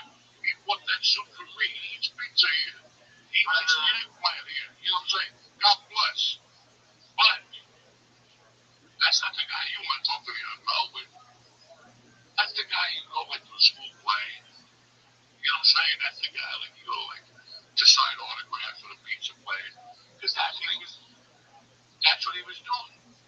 You're an NFL boy. You think Joe Montana ever signed autographs for the pizza player? You think this is fucking funny? It ain't funny. This is what happens when you move to the state. They're crazy. I worked 30 years of my life to go to some pizza place at American Mall and find stuff. Are you fucking retarded with some guy with a suit on? Hey, this is each. Give me a fucking break. Anyway, I got all fired up on that. Jesus Christ. Yeah. Now when I moved here, I was like, I'm thinking about firing my agency. And I was meeting with a guy. And I met with that guy. And I let the time dictate. Just to let you guys know, I let life dictate. I'm not going to drop no names. The guy had a couple guys he was handling. So I said, where would you like to go? I thought the guy would say Vito's, the Lower East Side, or Montevecchio's in Brooklyn, or some fucking Italian name. What's your joint? The place where you get the sandwiches, Salvo's, Paul's, Shaplin, all the other place. We get the chicken franchise. Cavazos. I thought the guy would drop a name like that. He dropped like so like big business. I walked him to a diner. Oh, nice. To another good diner. I just said, I'll meet you at the diner. This motherfucker showed up with a Yankee ham. What's the shit you cut? Put on eggs. Cream cheese. Wait, in Jewville? This is Jersey. Who shows up with a fucking thing of cream cheese? Damn, no, the other one, pork roll. He showed up with a pork roll. Like, pork roll. Good for you. And I'm like, you just lost me. I'm about to put an envelope in your pocket, and you show up with a pork roll at a diner down the block from my house.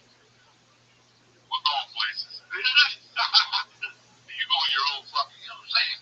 The presentation, the whole thing. But that's the whole thing. That's crazy. Like, you knew immediately that it was not going to happen. Immediately. As soon as you showed me the pork roll, there's no reason to talk. I got that and gave it to a friend up the corner. But think about, you know what I'm saying? Like, guys, you were, a couple weeks ago, 8 weeks ago on the podcast, I said that you become a professional when you become a professional.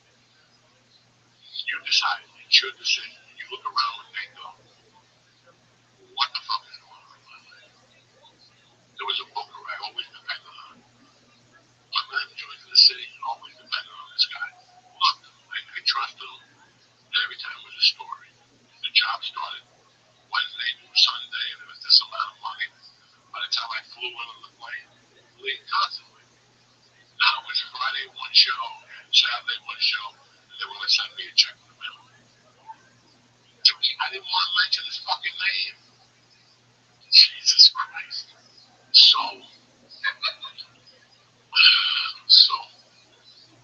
one day I made a decision, I'm not talking to that guy anymore. And everything changed. He called me for like a year. Once a year, he still calls me. He texts me, I have a gig for you. I'll even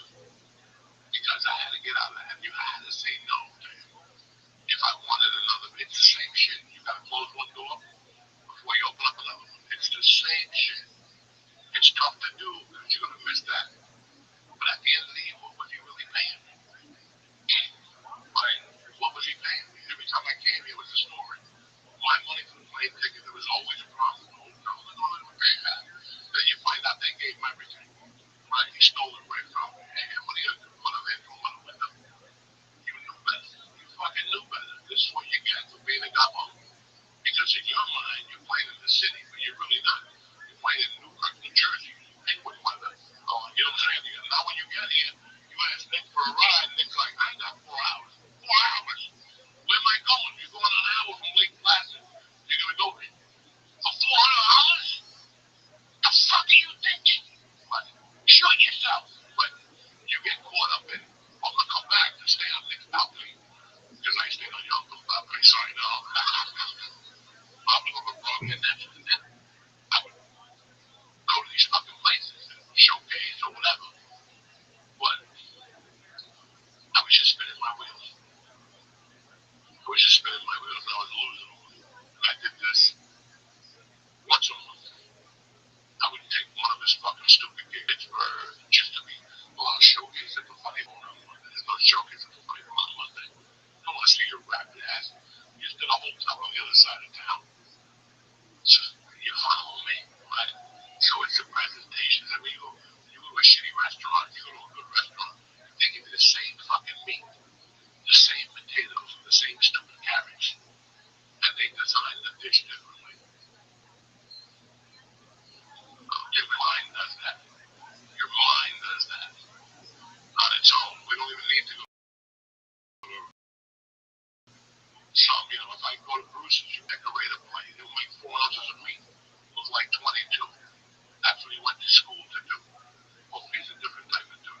Don't make 4 ounces look like 2 ounces and tell you it's 6 ounces, you know what I'm saying? But you follow what I'm saying to you, it's whatever you show around. I like Tommy Cummins. I think he's a good quarterback. But to show up on Monday Night Football with an agent dressed like that, like I said, that night. Well, like, to me, also, like, he'll be like, I'm loyal. And you talk about loyalty a lot. Loyalty, that can make only listen. We've been together for 6 years. I've got 3-car dealership office where I go wash a car for charity. And then every other Sunday during football season, you get me to some fucking pizza place. And I make the small 600. And I come home and I gotta take 2 showers with the garlic bread. That sunk into my fucking neck. And all the fake gangsters I met. Alright, let's figure this out. The NFL call. Why don't I put you in a better capacity? Why don't you become my personal manager? And I still pay you the 10. When I go in there with an agency, there's always a fucking remedy here. If you're that type of guy, you'll understand. But I can't show up with you. We robbed somebody in the 8th grade. God rest his soul. I love Darren Rager. I always think about him. What happened if he would be alive right now? Because I would have called him to LA after the fucking mishap in Colorado when he didn't help me give that fella. I wasn't going to ever let that happen again. I wanted him around all the time in case I had a sudden urge to throw somebody out a window. And that dude, as long as I gave him coke and some sniffing glue, that's my dog. We've been dogs together. So I can't imagine me getting along the shot and flying Rago out to throw, because he would have thrown everybody on that set for football. He would have fought everybody hand-to-hand combat. Fuck your mother, I'll come back with a roast beef sandwich. That type of shit. But anyway, we're going to take a quick breather here and talk to you about DraftKings. I've been with them. I've been working with them for 5 years. But I've been with them now for maybe 7 years. I've been a customer of theirs. I love everything they do. Every morning I will listen. In the morning I get up, I get coffee. I sit and look at the fucking trees. I thank God for giving me another day. As soon as I get down there, I open up my notebook and I go right on DraftKings because every morning I risk getting anywhere from $1 to $2 in bonus bets to 300 in casino credit because they have a thing that you just spin the wheel and every morning you wake up to good news. It's like going to Coles. Every time you go there, they give you a coupon to go. You know what I'm saying? So I love DraftKings for that. They take care of me. They're loyal. Anyway, let DraftKings do new customers. So we got an offer for you. Hit it. Hey, it's fall. It's game on, kids. Pro Football Week 1 starts right now. And every touchdown gets you closer to a payout with DraftKings Sportsbook and official sports betting partner of the NFL. Listen, it's time to stop just watching the game and start betting on it. If you're a new customer, this one's for you. You ready? Bet $5. That's it, just $5. And DraftKings will give you 300 in bonus bets instantly, just like that. Plus,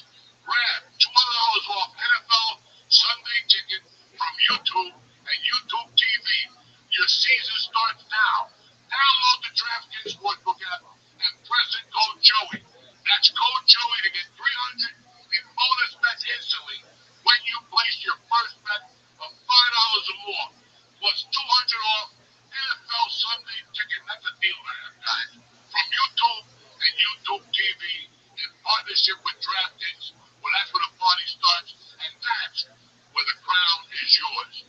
DraftKings. Download it right now, and let's get this party started, Jack.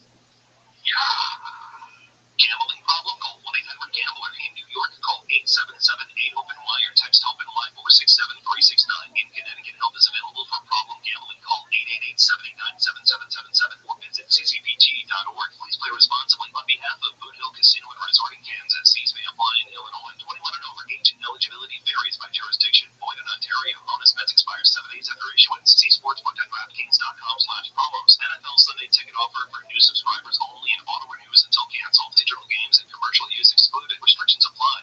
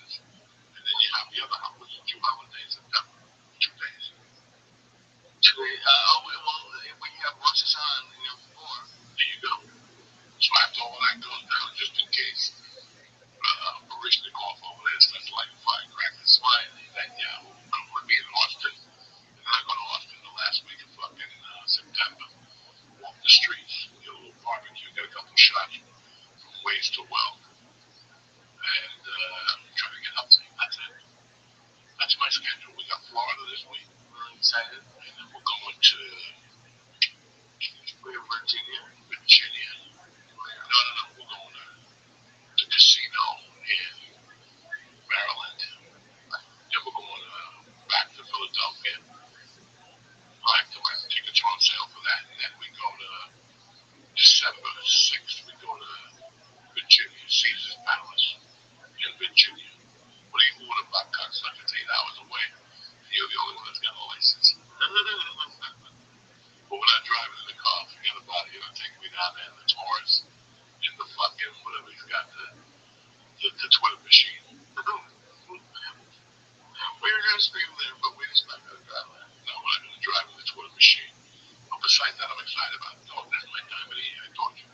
My thinking self and everything. I got up this morning. This morning was one of the best mornings of my life. Why? Because a lot of people understand. I got up about 5:30 and I went to pee. I sat back down. I still had an hour and a half left in me. I could still go till 7. I went to bed at 10. I put the sleep apnea mask on. I laid at my side. And I feel something on my back like a needle. And I pop over. And I look. And it's my cat's paw. I don't see her. I'm like, what the fuck? And all of a sudden, I just see a little nose come out from the blanket. And the blanket just happened to cover her little eyes like this. And she's like, what the fuck are you doing? I'm like, no, I'm trying to sleep, you know. But once I looked at her, I'm like, Jesus Christ. I had to take the mask off and hug her and play with her. She was all excited. I had to scratch her nose and shit out the corners. I'm like, I'm up already. So, what the fuck was I doing with this? I don't even know. Oh, I got up, I had some coffee, sat outside. It was a bit on the chill side, but the sun was coming out. I could tell it was going to be a beautiful day to be alive. And I just went downstairs and started writing it. Like what I wanted from now to December. I said, it's the final quarter. We're going to get serious. We're going to wrap up the sleeve. I tried to do it. I told about the football thing we're doing on Monday Night Football or Thursday, depending on the game. I mean, why waste a shitty game right here? They're 2-12. I'm not going to watch that. 2 teams. They're both going for the #1 draft pick. I might as well leave it on to watch you born or something.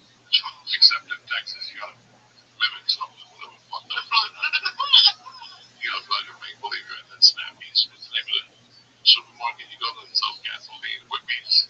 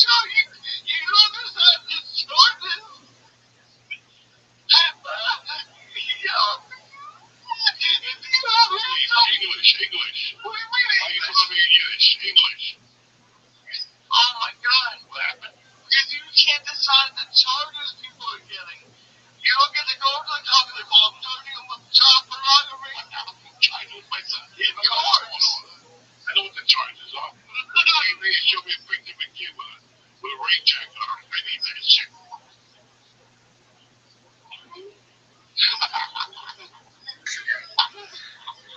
No, you're a magician. I want somebody to come to the show. Chinese, what the fuck he saying? What?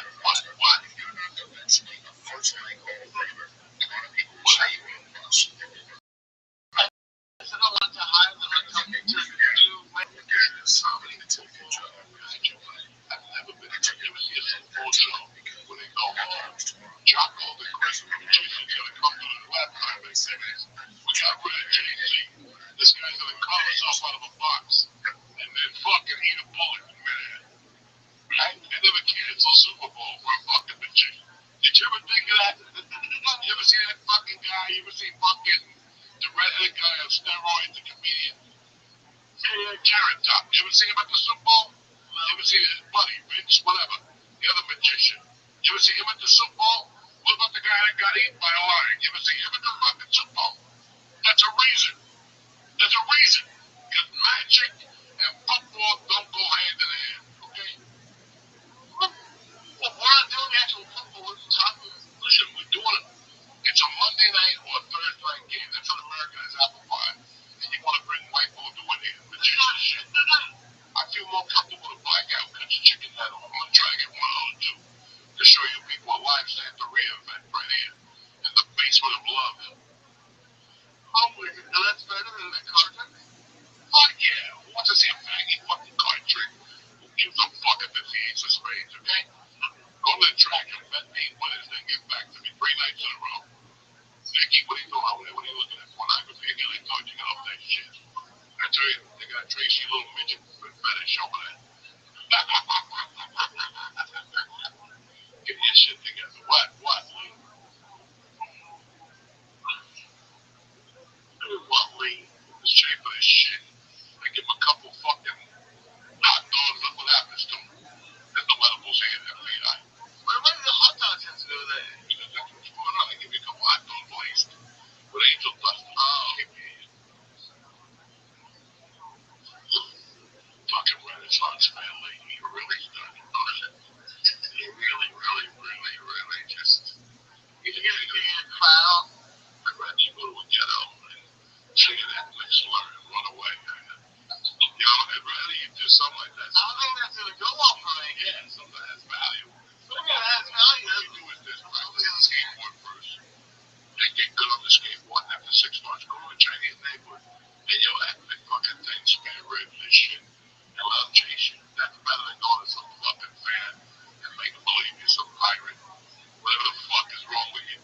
I never said I was a pirate.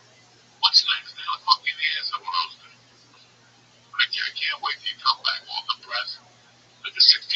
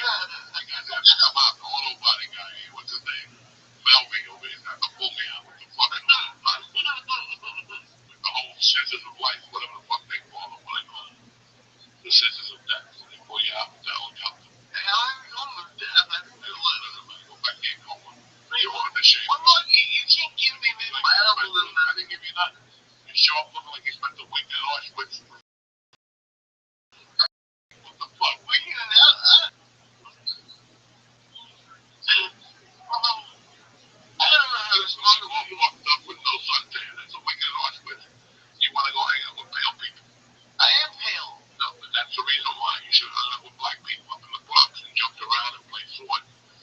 That's what you do next week. Bring a sword up to one of the black neighborhoods, Bedford style.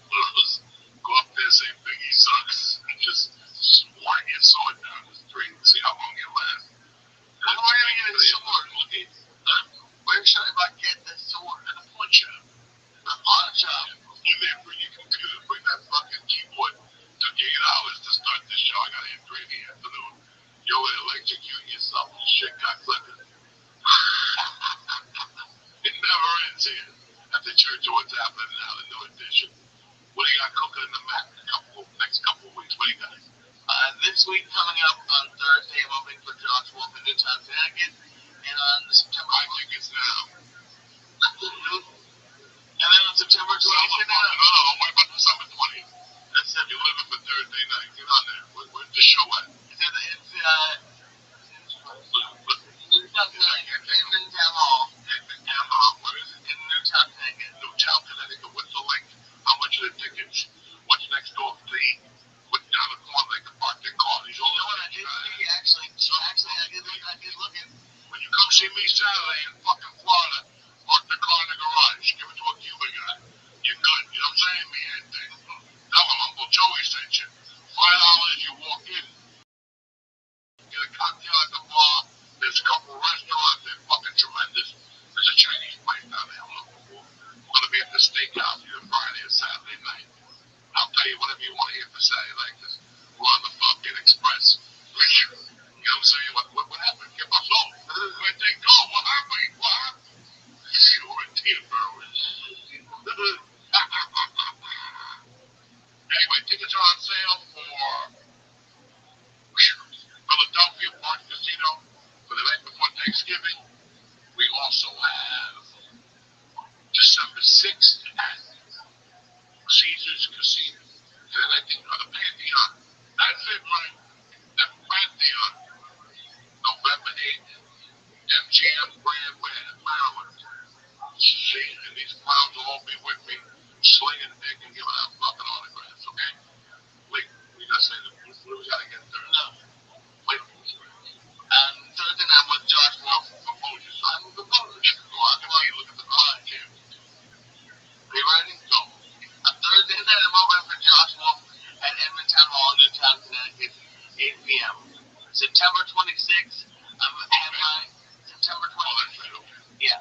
September 26th, I'm very excited. I'm headlining the dojo in Morris Plains, New Jersey for the first time. A lot of great comics are opening for me. It's going to be a good time. Pedro Garcia is going to feature for me and a lot of great people. So it's going to be great. Everyone's going to be there. Every comic. Sheba Mason's going to be on the show. What chick's going to be there? Something The hottest. Sell it. All the hottest chicks hang out at tips. All the food, the least I had. Sure. Obviously, the food's good. I'm Joey will be there. Bruce Springsteen will be there. I get fucked up one night. Everybody will be there. You know what I'm saying? It's not awesome. The sheriff will be there. I love you, motherfuckers. Where's the date? September 26th. September 26th. Well, yeah, I'm fucking. Yeah. Don't show me shit. In Morristown, New Jersey, man.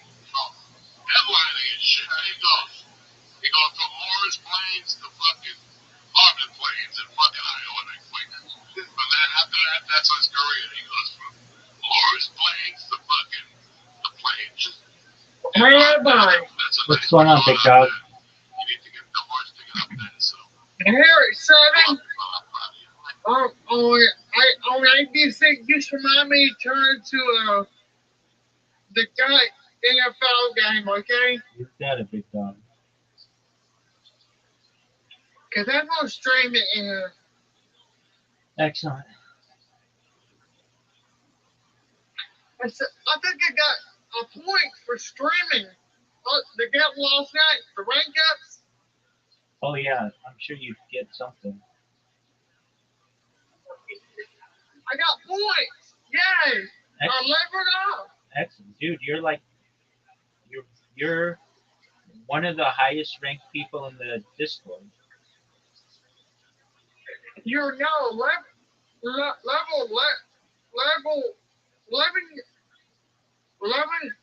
we're one. Keep up the good work. There you go, big man. I'm now level 11. Keep up the good work, Fortnite guy. Excellent. That's so cool. Huh? He put this in there. I did. In here. I did. That's cool. Thank you. You're welcome, big man. God bless you. Well, thank you, my friend. God willing, He does. God, you know what? God really loves you. I hope so. And he's also, God told me, and when I was just sitting one day, you won't believe this. God told me you in the vision, like me and you, all here talking and watching the game together. And we were playing Fortnite together. Cool, man.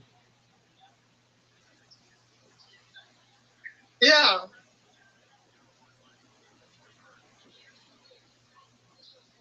I'm sorry because I had to level up. I'm so happy. Excellent, man. The more time you spend in Yeah. here, the more time you spend in here, the more you level up.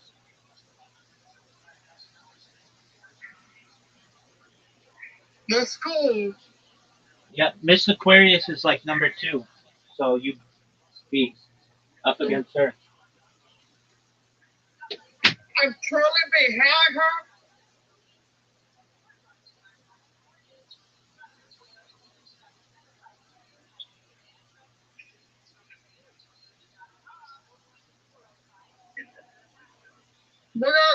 Where's my rank? I gotta put my rank in. Like, you know, dang it,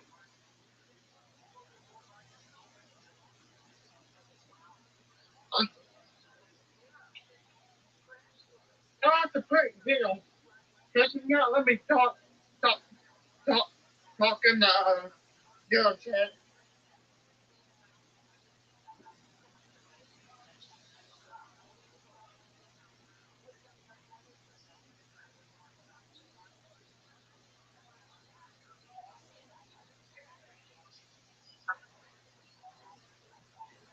Girl,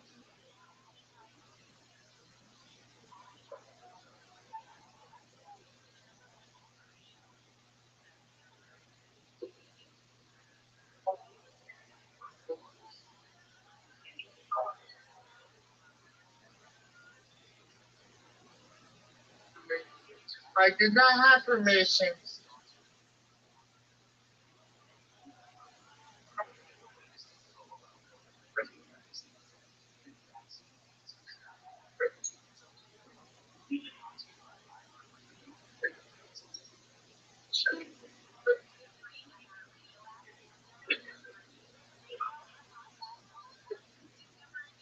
Right up.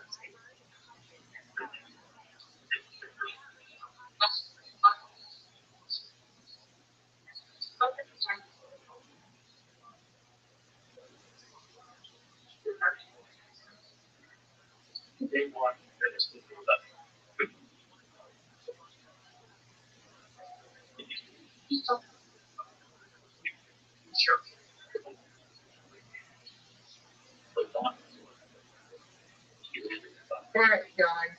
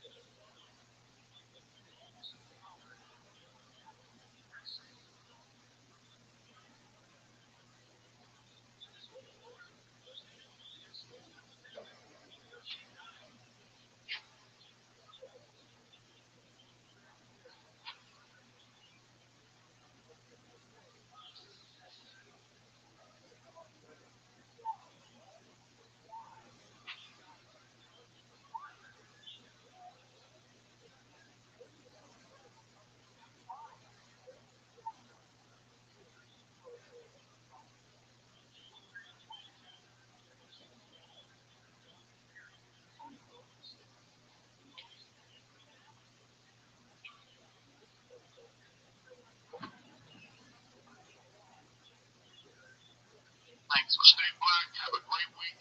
Get this fucking train going because it ain't stopping until the 31st. And that's it. Let's get this bad party in and have a great week. Bam! Boom! Bye!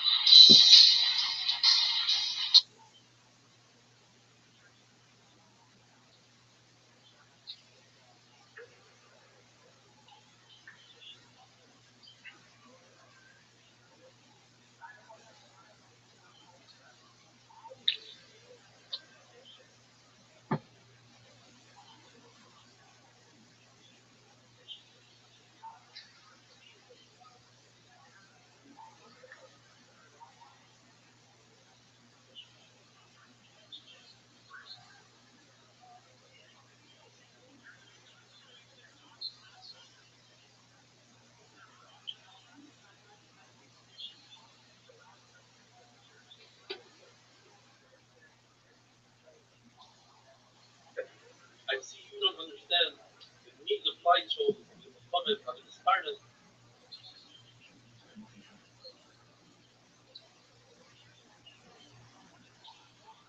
Spartan,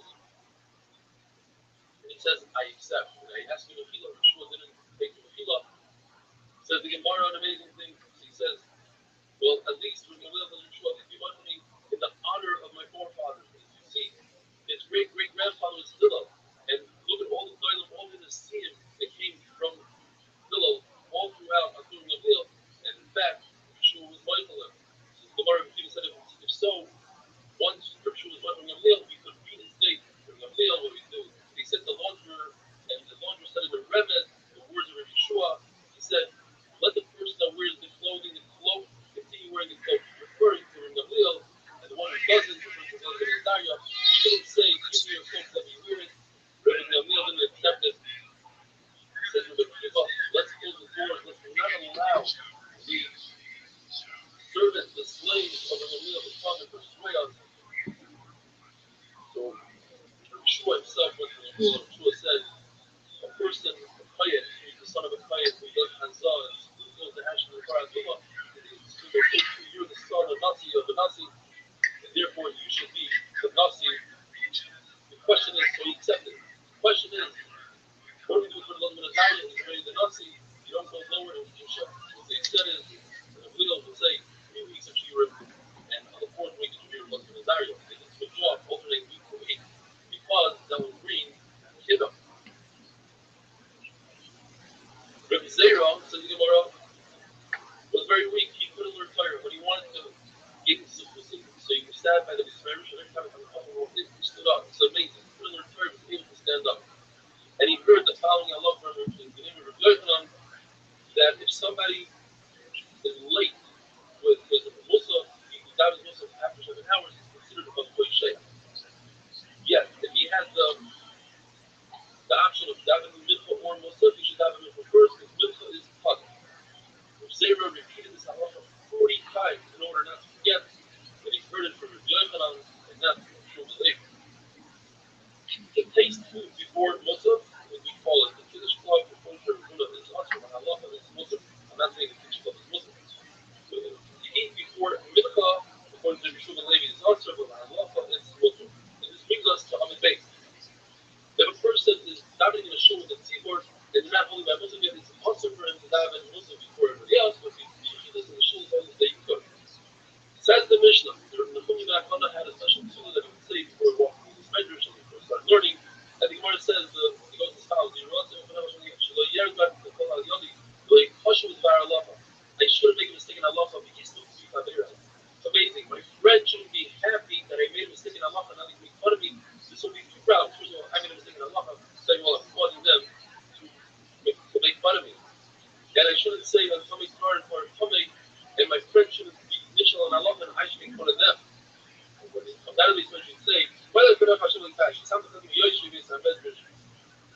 Ani mashkim, everybody knows this from assuming. Says Anu, Ani mashkim, where they mashkim from Taylor, when he was with Russell, was kind of involved, and Russell was Shakas, etc. When Rabbi Eliezer was sick, he told the Talmidim, if you want to read Mabah, do the following thing. And it says that in this order, it's very interesting. First, treat your friends with respect. That's number one. Number two, don't allow your children to learn too much Chumash. Gemara. Have your children be surrounded by Talmud Chacham and put them in a place of Talmud. And when you daven, number one rule in davening is not so much to have Kabbalah, etc., but to remember who are you davening to. When Rabbi Yochanan was about to die, he was crying, and he asked, why are you crying? He said, for a Basar Bazam, for a person, a regular king, we're so fearful that he could judge us, put us in jail, etc. But the king, that today he's here, tomorrow he's gone, convince him to bribe him. The Baruch I'm not going to be afraid. I don't know if I'm going to get it. It says, Yochanan, and he gave him a bracha that your year Shemayim should be, and you should fear of his Baruch as you fear human beings. And he said right before his death, he says, get the king out of my house. They're about to be coming and prepare us because Melech Yehuda is coming to greet me. I'm going to be in his place in Eden. So the Mishnah, according to Gamliel, you say the Mishnah that's right. According to Yeshua, you say Ben H. That's right. You say not all of it. You say you're getting it in head. But according to Rabbi, even in head, if you know the Yeshua very well, it's not the same H. In a place of Sakana, you say something called a Tefillah Tzara. And the difference between that and Avidimu is that if you say Tefillah Tzara, you must repeat it again later on. But once the Tefillah Tzara, you say, Shah Hashem Samchas She'eris Yisrael, but Hashem Yisrael, Yutz Rochayim, Fonecha, Baruch Haba Hashem, Shemei Tefillah. The person who's riding on a donkey, he must get off the donkey in order to daven in his hand. He should turn his head. Didn't you say Sloppy Joe's? On a boat, having his heart, but you can Yeah. My mom's right now. We're also having is it Cave Nights? represents the feet. Yeah, we're having Cave Nights with it too. There you go, big dog. Or the Eating Shemites, the Kriyashman, I'll bring you a home. Excellent. Okay. Excellent.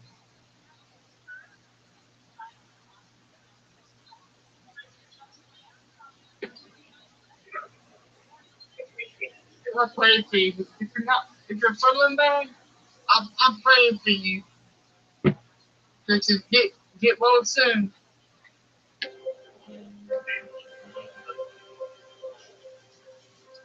I'm praying that you get well soon there, Rabbi. I'm fine. What are you talking about?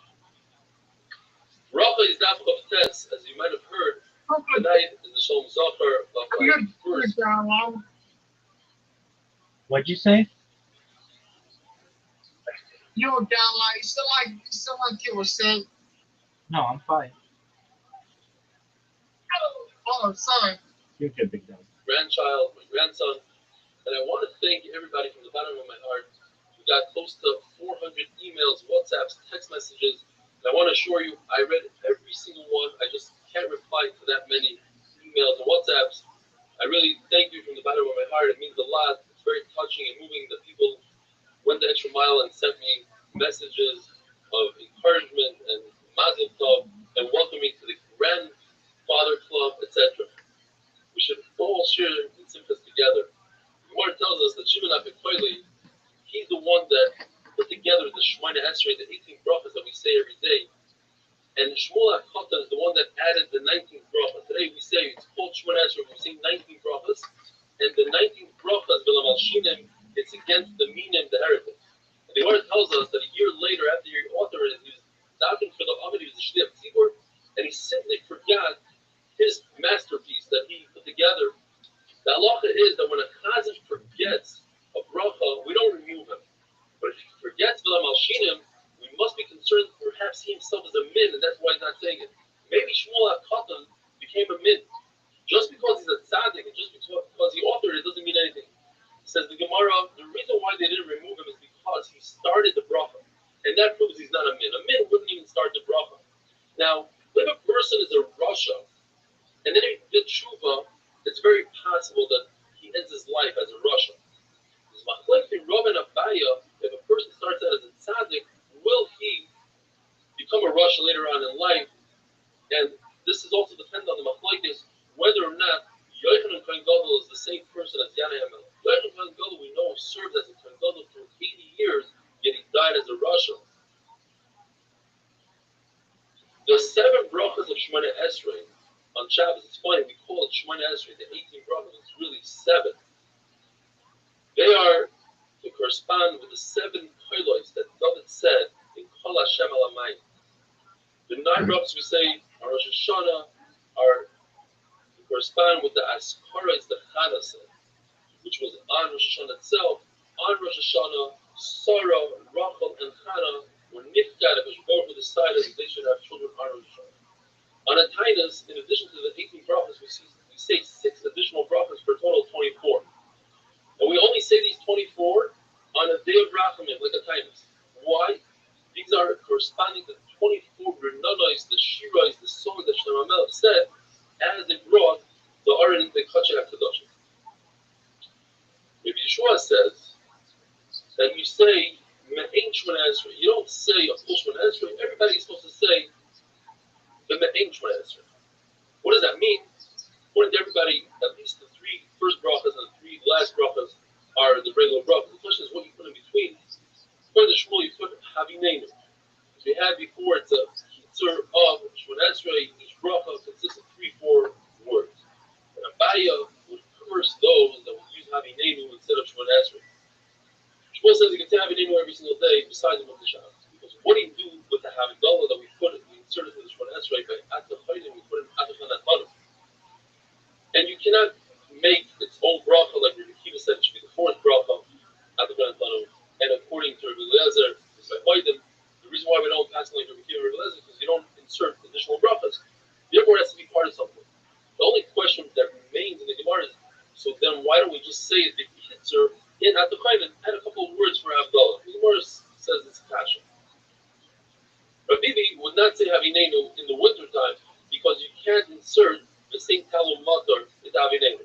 And you can't put it together with the bracha of Birkat Hashanim because that would be matching, that would throw the person off.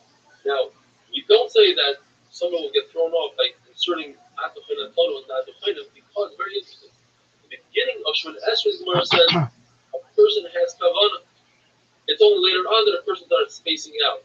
So when he has kavanah Atachin and Lodem Das, then we can insert whatever we want and he's not going to get confused. But later on, the Shmoneh Esrei get confused.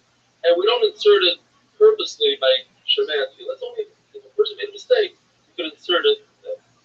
If a person doesn't say Masha Baruch Hamor Hashem, we make him repeat the entire Shmoneh Esrei. If a person doesn't say the same Talmud Matal Bracha, you don't make him repeat the entire Shmoneh Esrei unless he's past Shemaya Tefillah. Because you can always say by Shemaya Tefillah. If a person doesn't say Yalav Yavai, he goes back to Ritzei. As long as he didn't finish Shmoneh Esrei, he goes back to Ritzei. Now, if he takes 3 steps back by his Shalom, then he has to repeat Shmoneh Esrei.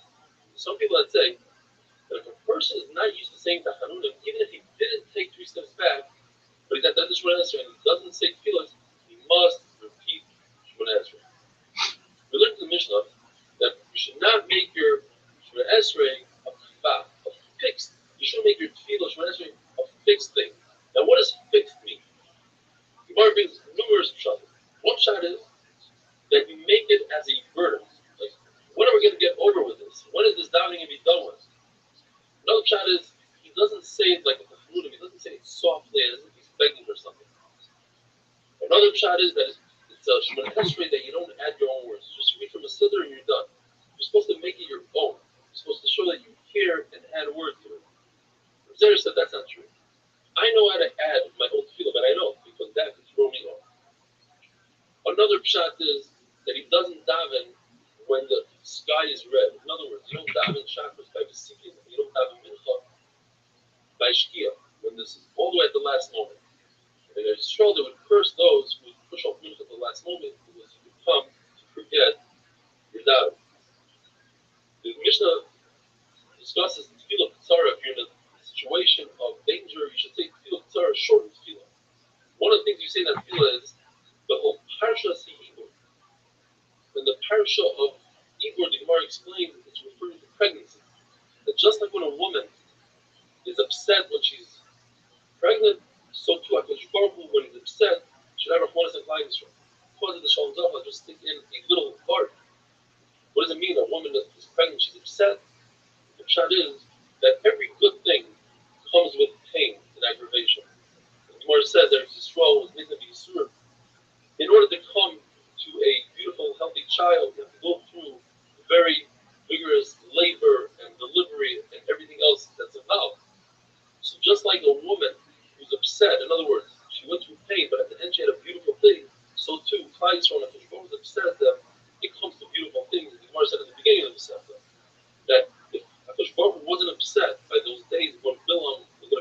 Yisrael that led people to go up the derech and be mizana because they didn't have that fear of the concept of Baruch Hu. The concept of Baruch Hu actually is good for us. It brings good things. And some people say that this Tefillah Tzor Shas Ibra means when Klal Yisrael are not doing the right thing, Baruch Hu is still thinking about Klal Yisrael. If a person is walking in a safari with dangerous animals or bandits, should take Tefillah Tzor. What is this Tefillah Tzor? It says, I say, "Ritzoncha b'shamayim imam v'tein nachas ruach v'yireach v'metachas v'atoy b'necha." I say, "Baruch atah Hashem shemelech tefillah." Rabbi Rothschild'S says, "Shema takas amto Yisrael v'aseh me'er b'kashosam Baruch atah Hashem shemelech tefillah." There's another one in there, and finally Acherim said, "Tzorchei ha'amchu meruvim." I think this is a song. V'dayim tzara yiratzon shetilan kol echad ve'echad k'dei parnasasoy kol bio dei machsoira. You should give everybody what they need.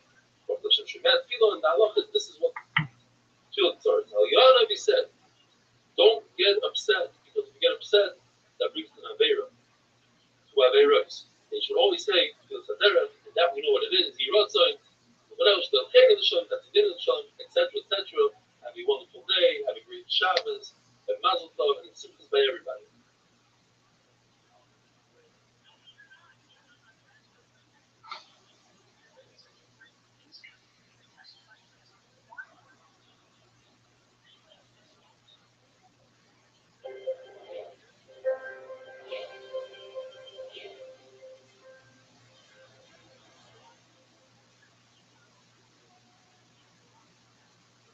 Brothers not flamming. If you're going to watch the Super Bowl today, please remember to serve a little bit of Torah, maybe at halftime and 8-minute doc. And if you do, don't forget to send some pictures. The word tells us that if you're going on the way, you have to take Tefillah Sadera. You have to wait until you come out of the city, but do not take Tefillah Sadera once you pass 8,000 amas, which is approximately 16,000 feet. Rav Sheshes holds that when you take Tefillah Sadera, you have to stand still. Rav Sheshes says you can keep moving. Yet when they went together, Rav Sheshes respected Rav Sheshes and he stood.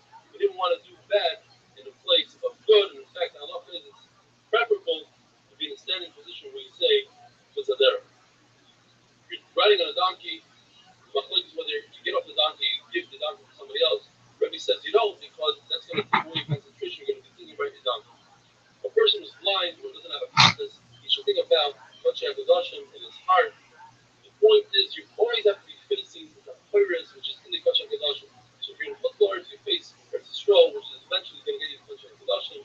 If you're in Eretz Yisrael, you face Yerushalayim, you face Hamikdash, you face Kodesh HaKadoshim. If you're in the Kodesh HaKadoshim, you face the Torahs. If you're behind the Torahs, you turn around and face everybody else who faces the Torahs. If you're in the north, you face south.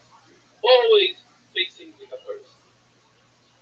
There's a machlokes. What do you do if you have an emergency situation and you won't be able to dive into an answer? The father of Shmuel used to dive into an answer extremely early. According to Rashi, even before Aliyah Shachar, places says that doesn't make sense because there's no such shear that's in the middle of the night. It has to be slightly after Aliyah Shachar. Rishon Elazar is Mechulus, and he says first you say Kriya Shema, then you say Shemon Esrei. Better to say Shemon Esrei sitting down, but right after Shema, than to say Shemon Esrei standing up. According to Shmuel, it's better to say Shemon Esrei standing in Kavah. The Rebbe Brazil, before they said a shear, they would grab a minion, even though it was really early, they would grab a minion and dive. And once they gave the shear and the sun came up, it was Netzachama, then the Talmidim would sneak out one by one to dive in Shemon Esrei. Rav Ashi, very interesting, he would give his mefuzah as his announcer, he'd give him a lot of material to say over. And when he was saying over the material, he, in a sitting position, would say Shema in Shemon Esrei. Why didn't he get up and go out and say Shemon Esrei? He says, Rashi, an amazing thing. They don't want to be that person who calls the whole base of Shiva to stand up in his honor. That would be too much of a tirka for everybody. And he didn't want to daven really early like Shmuel's father, because he never saw his Rabbi do it. He didn't want to bring a minion because he thought that was a tirka, maybe he would push off at the start time of the shir. Says the Mishnah. The Chachamim say that you daven Musaf even if it's not a tzibur. The husband of Azariah says no. Musaf is only the tzibur. Buddha says in the name of Rabbi Elazar Azariah that also, if you have a tzibur, then the shnei of tzibur is moitzi. If you don't have a tzibur, then even a yochid is mechuyev to daven musaf, and that in fact is how Rav and Shmuel paskin, and Rabbi Ami and Rabbi Asi paskin with Chachamim, they say musaf even begins. We had them in the beginning of the Masechta, but they used to daven in the exact same place by the pillars where they could learn Torah. In other words, there was David Yechidos, Chakras, and Muslims. Rabbi Yochanan testified that he saw Rabbi Yanai davening back-to-back Shemon Esrei. The Gemara says it's impossible to say that he didn't have Kavanah. That's why he repeated Shemon Esrei. Because look who testifies, Rabbi Yochanan, who knows what he's saying. He told us the story in order to bring out a point that you daven Musaf, even the Yechidos, or there's a similar story. Rabbi Yochanan was davening Shemon Esrei, and then repeated it. It can't be because he didn't have Kavanah. The letter says that before you daven Shemon Esrei, you have to assess your situation, evaluate whether you can at least have kavanah or bracha according to Rothschild'S. And therefore, it's impossible for Kibbur Abba didn't have kavanah. Therefore, it must be that the repeated one answering because it was shpaidish.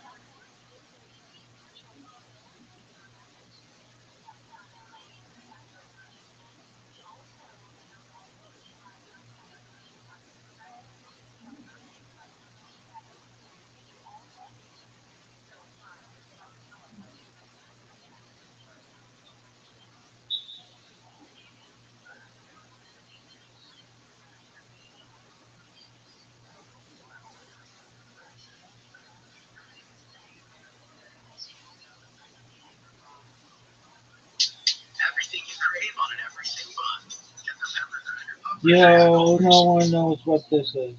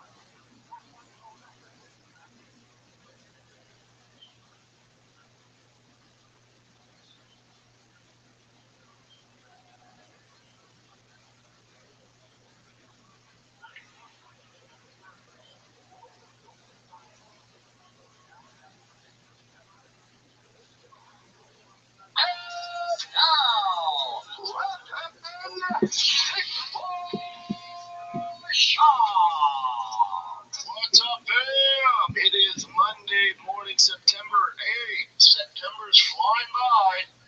September's flying by, kids. How we doing? Everybody good out there? Great, grand, wonderful. How was your weekend? Mine? Not bad. Not bad. The kiddo sports have officially started. So I'm a glorified Uber driver, but instead of just dropping you off, I stay for the whole time. And then I gotta take you home. That's what being a dad is when kids are in sports. And they're both playing two sports. I'm not gonna lie to you, it's a lot. I love it though. I freaking love it. So they probably started the football and baseball games. The boys are playing well. On Saturday, they both had football games. And then I had to leave at the end of Tiger's game because I was doing the fight companion with Mr. Joseph Rogan, Gordon Ryan, and Mr. Brian the Kid Callen. And that was 4 hours. I think it's 4+ hours. We started at 2. I think we got done around 6-ish, 6:30. And then Boston had a game at 9. I had to be at the field at 7:45. We got there early. So I was just on my feet from like 5. And then when you're doing the companion, you gotta pay attention, you gotta be on. But you're with your boy, it's a good time. But you just gotta be on. When I got home, I was so drained. I literally just sat on the couch. I didn't talk much to anybody, and I just passed out. About 8 o'clock, your boy was out. I was mentally, emotionally, physically exhausted. It was a great day. Boy, I don't know, man. Well, it's a nap then. That's an actual nap, right? That would be a 10-hour nap. I did not wake up till the next morning at 4 a.m. Wow. I was just drained. It was weird. I was drained, and I didn't eat the whole day. I'm fasting, but then I'll usually fast till like 5 when I do it. But then, since I was doing the companion, there was no food, so I just powered through it. So I think maybe that had something. I don't know. Your boy's drained. Companion was fun. I like to stir the pot. I like to mix things up. I brought up vaccines. Huge mistake. Brian and Rogan really got into it. I'm like in the middle of those two when they talk about vaccines. I'm right in the middle. But you gotta realize too, like you can throw all the stats at me like Brian does, and even have to show Brian send me all these articles and shit. I'm like, dude, I do not care. You gotta realize from a personal standpoint, whether I agree with vaccines or not, I'm not anti-vax, but my oldest son had a major issue from vaccines, giving him seizures, and we had some major complications. So that's why I'm a little hesitant. There's a lot of narrative on both sides there, but just personally, I don't care what you do. I don't give a shit. I don't care. Personally, that's why I'm kind of a little hesitant about the vaccines. That's it, man. Before I brought up vaccines, it really went south. Boy, did it go south. And the other thing I wasn't planning on bringing up is, I think Rogan brought it up. I don't think Gordon would. But, and it's kind of old news, but his name's Moneybird or Moneybag? Moneyberg. So, for those of you who don't know, this gentleman's name is Derek Moneyberg, and he's a very successful businessman. I think they tell me he's damn near a billionaire. And he trains with Gordon Ryan, Jake Shields, I think a few other guys, like big time dudes in the space. And all the main guys aside. Big time. They trained, and they gave his black belt, I think, in 3 years. And this was a whole thing, right? I really don't care. Okay, do your thing, man. And then obviously it became a thing. And so it was brought up on Fight Companion. And before I go into it, I don't know Derek Moneybird. I'll call him Moneybag. Sorry. Derek Moneybird. I think Moneybag's a rapper. That's why I was saying that. But Derek Moneybird, I don't know him. I assume he's a good dude. So whenever you're talking about this, the internet is going to get super toxic and attack them. You don't need to do that. You can go, hey, dude, like, if you have jiu-jitsu experience, ask him a question. You don't need to hate on the guy. There's no reason to get nasty about it. I don't know him. I assume he's a good dude. I assume he's a smart guy. I have no clue. I don't know his background. I don't know how he made his money. I know Gordon speaks highly of him. Jake Shields speaks highly of him. So he's probably a cool dude. So any criticism, it's not really towards him. I don't know. I don't know him. But, Gordon defended it. And, Gordon's the Michael Jordan of jiu-jitsu. So what he says carries a heavy weight. He's done it at the highest of the highest levels. He's a black belt. And he was saying, people think he's going to be the ADCC champion or something like that, and that's not true. he rolls with his guy, rolls with the guys that he basically pays private training, which is Gordon, Jake, and whoever else. I don't know who else. But he says, I wouldn't consider him a black belt. And he goes, I don't even believe in belts, which that's a whole other issue I don't want to get into.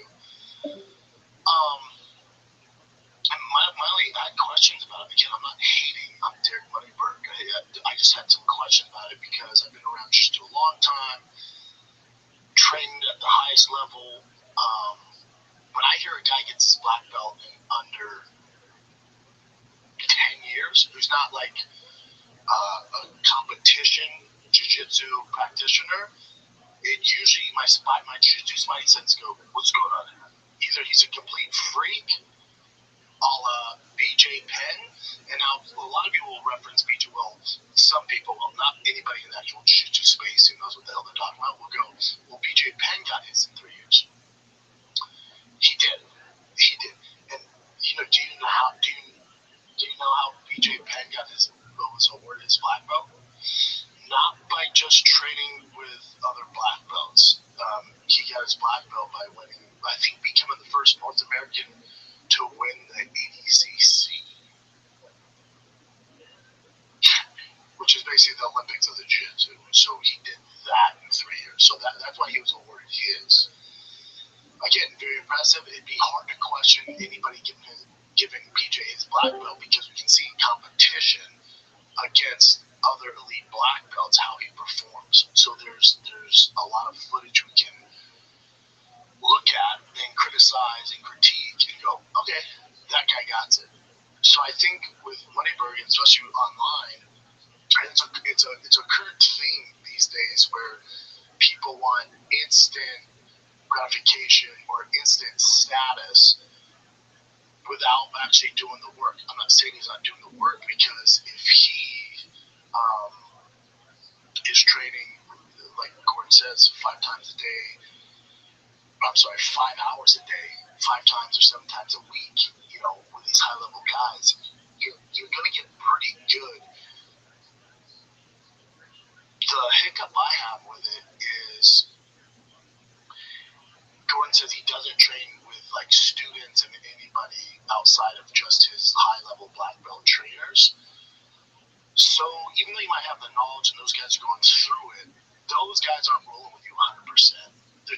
You would never learn. So when I was starting as a white belt, if I only trained with Gordon Ryan, or I only trained with Henry Gracie, or Henzo, or Amal Easton, or Elliot Marshall, all black belts, or Ricardo Almeida, these are guys that train Bushesha, Chrome Gracie, Leona Machida, I can go GSP, I can go through the black belts I've been with, Hodger Gracie, Holes Gracie.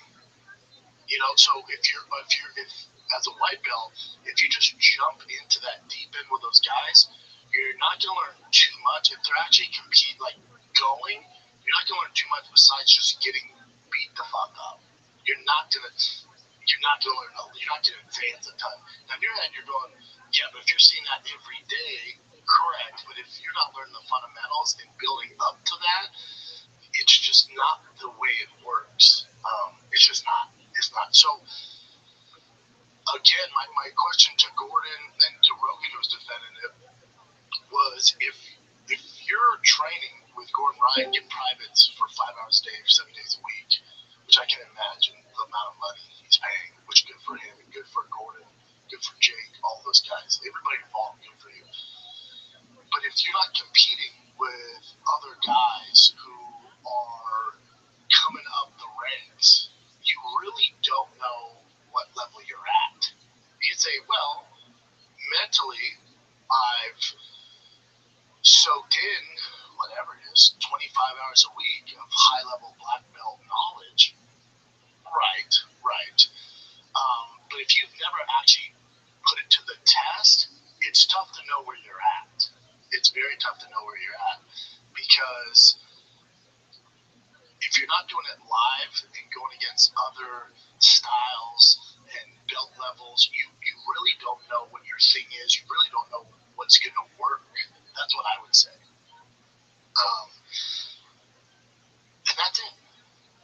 That's it.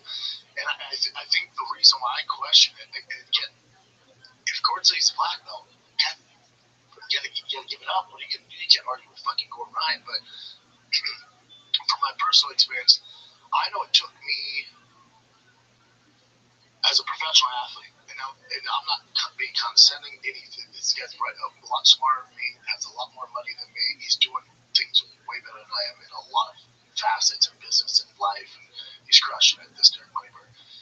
When it comes to athletically, I don't know his background. Maybe he's more athletic than me.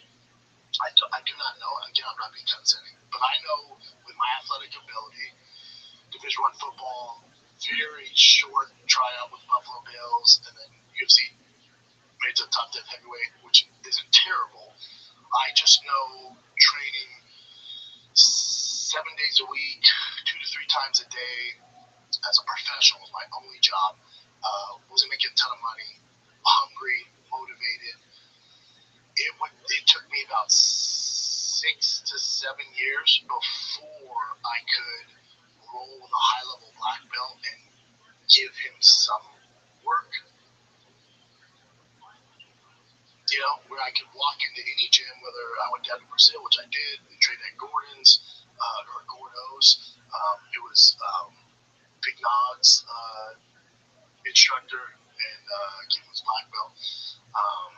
Before I could go to Chrome Gracie's, before I got invited to the black belt class at the Gracie Academy, before I got invited to the black belt class at Ring Training Center, or at high altitude where it's just black belts and we meet at 7 a.m.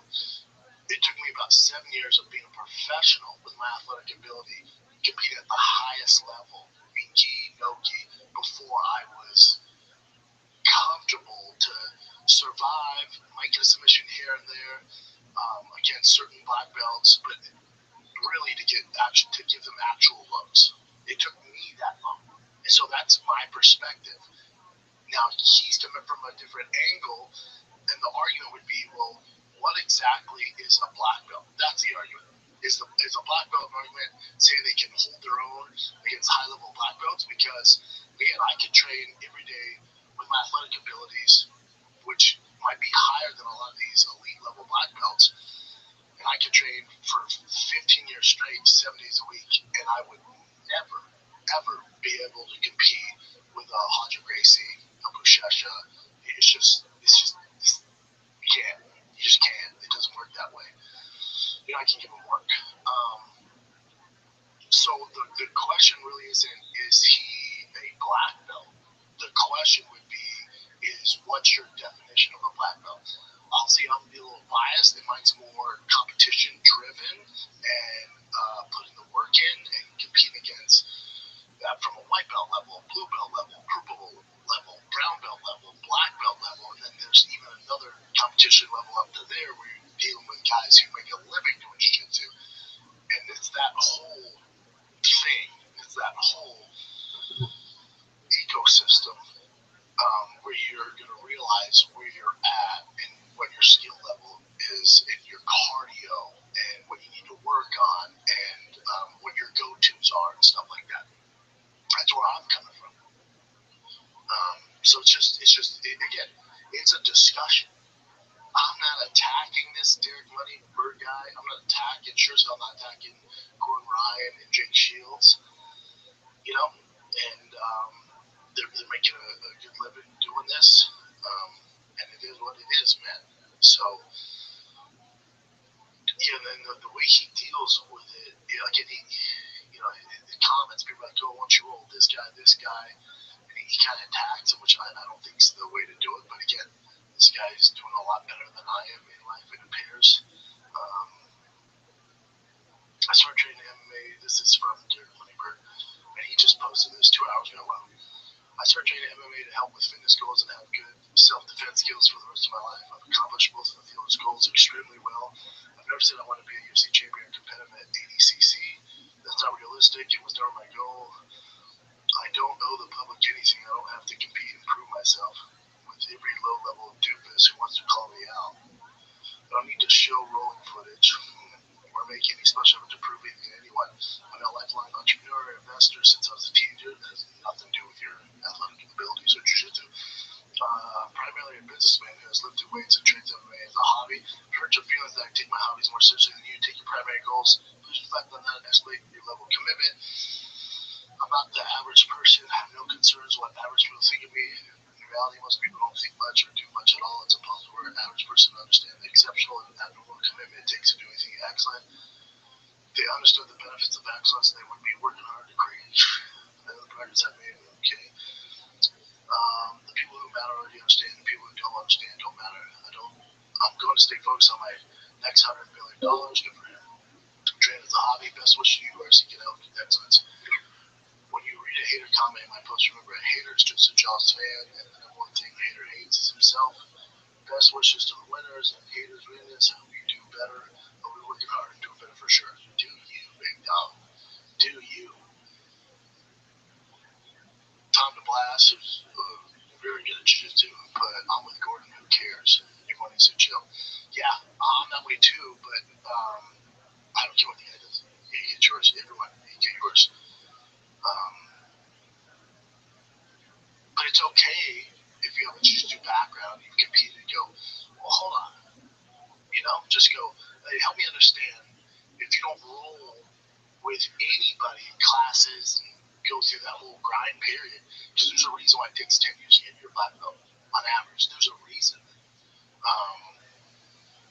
Because anybody else who doesn't have his money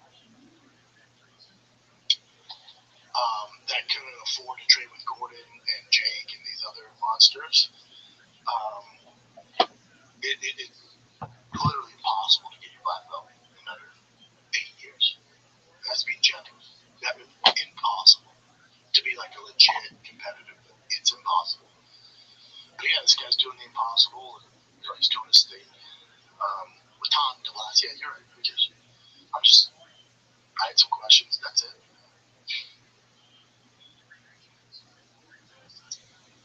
Maybe I'm criticizing it because it took me a bit longer to get really good at high level. But maybe he's there. But in my experience, there's no way to tell. It would be like, how can I put this in? It would be like if you only practice stand up in front of the mirror, and Shane Gillis and Theo Vaughn were your coaches, right? Let's say you hired Shane Gillis, you paid them each $1 million, Shane Gillis and Theo Vaughn, to give you tips on stand up, but you only did it in your living room for those two. And they went, dude, you're better than we are. Dude, you're a legit black belt in comedy. And then you go to a party or you go online and podcast or whatever you do, and you go, I'm a black belt in comedy. At stand up, I'm right there with Theo and Shane Gillis. And then someone goes, oh, where do you perform? You go, I don't perform. You go, what do you mean? I don't do it in front of people. You go, well, so how do you know where you're at? Well, Theo and Shane Gillis say I'm really good. You go, that's cool, but in order to understand how good you are, you have to do it with people that don't know you, with different crowds. You gotta travel around. You gotta go to open mics. You gotta go to different crowds and try it out to see if the bids actually work. Yeah, but Theo and Shane Gillis punched up my tags, man. Yeah, I know, but where can we see it? You can't. Just know I'm that good. A lot of people, especially in comedy, would be like, hold up. That's not the way this works. Comedy is nothing. 10 years. Jiu-jitsu, 10 years. There's a reason that exists. But everyone wants instant gratification, instant credibility. It's the reason I got to hate. Rightfully so. I had a special in 2 years. That's not normal. That's not how it works. I was not at a black belt level in comedy. I got pushed way too fast. Way too fast. So you're going to get a lot of criticism because that's not how this works. Everyone knows, whether you're a professional comedian or a professional jiu-jitsu player, everybody knows it's impossible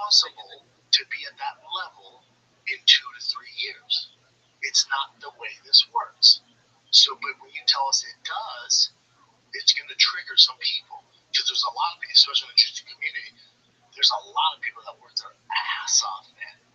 And some of them do it 12, 15 years and not black belts. Some of them do it 8 years and they're savages and they're still not black belts. So that's where the criticism comes from. And I would assume he expected this. And maybe it seems like he deals with it well. Now, I might be wrong. Maybe the general consensus of the I don't know what the internet's saying. I don't go through the comments typically. I don't know if the general jiu-jitsu community is like, no, he's a black. Maybe they're saying he's a black belt. Let's take a little break, then we'll jump right back into this juicy episode. Looking for the perfect buzz without the hangover? Well, I'm here to tell you about Breeze, spelled B-R-E-Z, an incredible functional beverage company revolutionizing how we drink. Their line of feel-good tonics are the perfect alcohol alternatives with an effect you'll actually feel. They use a small amount of THC, CBD, and functional mushrooms to create fun effects without the traditional downsides of alcohol. And no, these aren't your typical edibles where it's the Wild West. Not fun. You'll fill each blend within 10 minutes, and the effect will last about an hour, hour and a half, similar to cocktails. Smell enough for your moms to try, but stackable if you're trying to dial it up, boys. They ship all across the United States, so head on over to feelthebreeze.com/shop, SHAUB. That's feelthebreeze.com/shop. Use the code SHOP for $5 credit and free shipping on your first order. Consult with a physician before use if you are pregnant, nursing, have any known suspected allergies or medical conditions, or taking any medication. FDA has not evaluated these products for safety or efficacy. Products are intended for 21 plus. I think this says it all. This is pretty much the general consensus that it's an insult to other black belts. I completely get it too. It takes people 10 years typically to get a black belt. He gets it in 3, and plus he's not showing anything that he's done. It's just not the way it works. So people will take offense to it. But as long as you don't have to talk mean to him about it, though. That's my thing. That's what I don't understand. Like, why are you being nasty to him about it? Yeah, that's what just be cool. People are gonna hate you.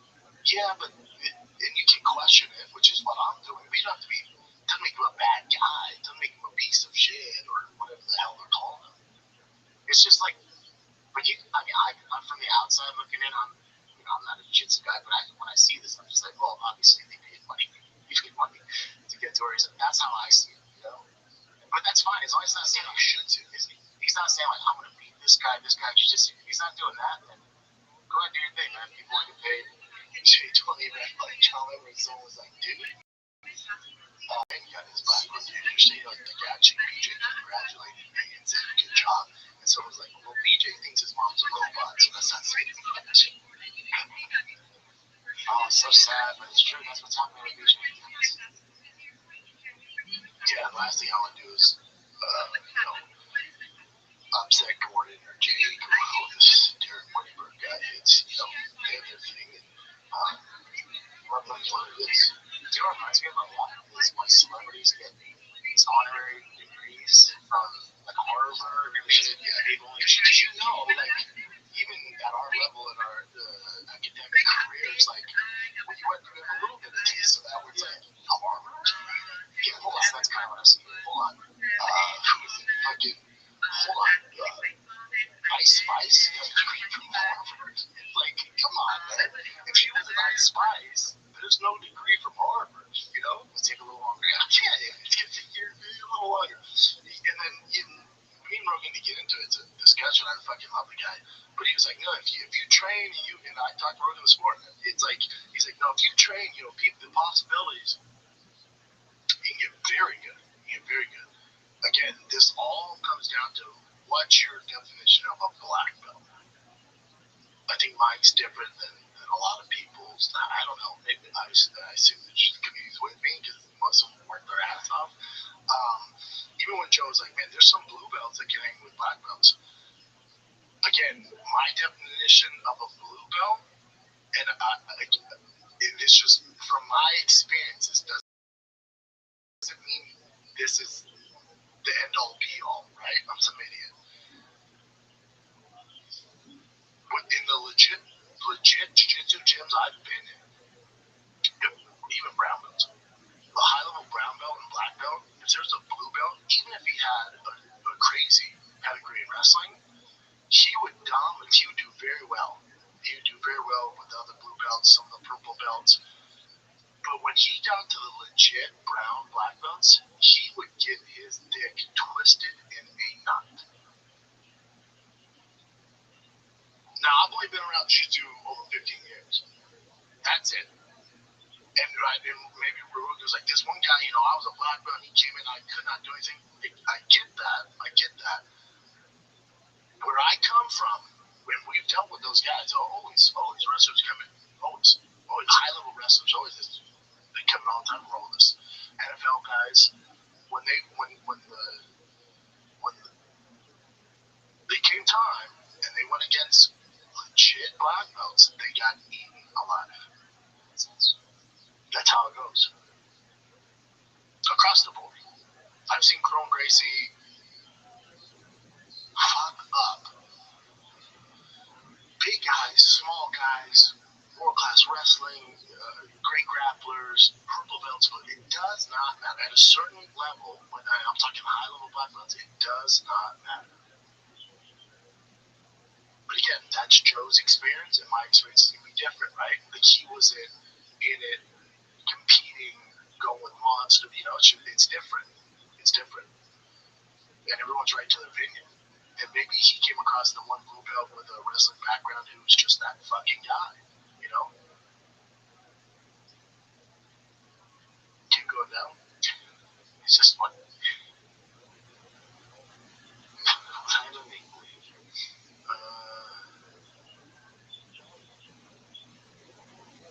Yeah, like I said, this guy's being nice. He was, although I respect a good work ethic, agreed with me too.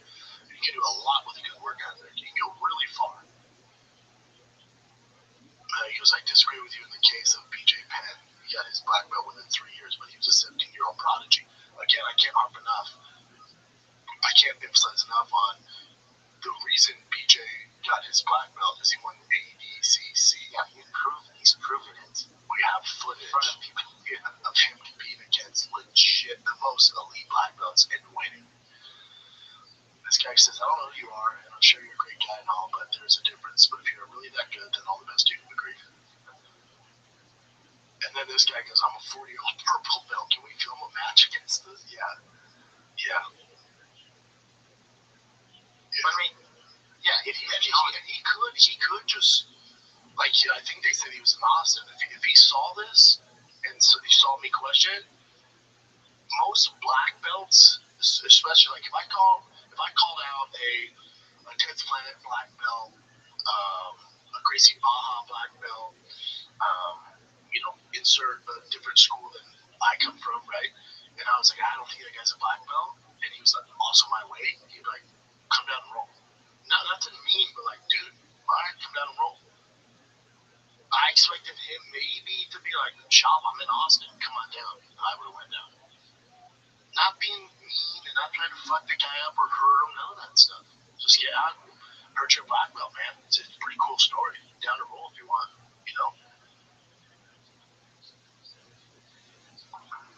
Yeah, this guy get hit on the head. I'm more impressed you train that hard, hours, days, back-to-back privates at 45. There it is. That's a good narrative. That's an achievement on its own. Forget about the belts. Yeah, there you go. I just finished today's training, 2.5 hours, 3 hours. It's only Monday. Yeah, that's one way to look at it. Again, he's not hurting anybody.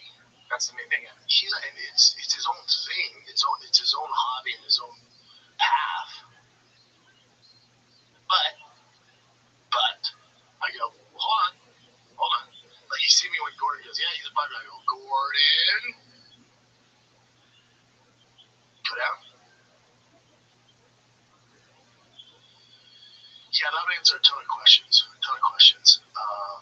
Sure, let's see you hit a regular gym and hold your own. And if that's the thing, like, any black belt worth his salt can walk into any gym in the world and hold its own. Now, to me, that's a black belt. I don't care what gym you walk in. You can hold your, hey, what time's the black belt class? Starts an hour. Okay, I'll come back. And you walk in there, can you hold your own? Don't tell me you can. That's a key point, though. Is he flaunting that he can beat people, or is he just saying he's a black belt? Yeah, he's not flaunting. That's the thing. Yeah, so if he's not flaunting it, then why challenge him? Like, But I think where the criticism comes from is this guy goes, I love how everybody steers away and makes sure everyone knows. I didn't give him his black belt. Every black belt that ever gets on the topic, you know.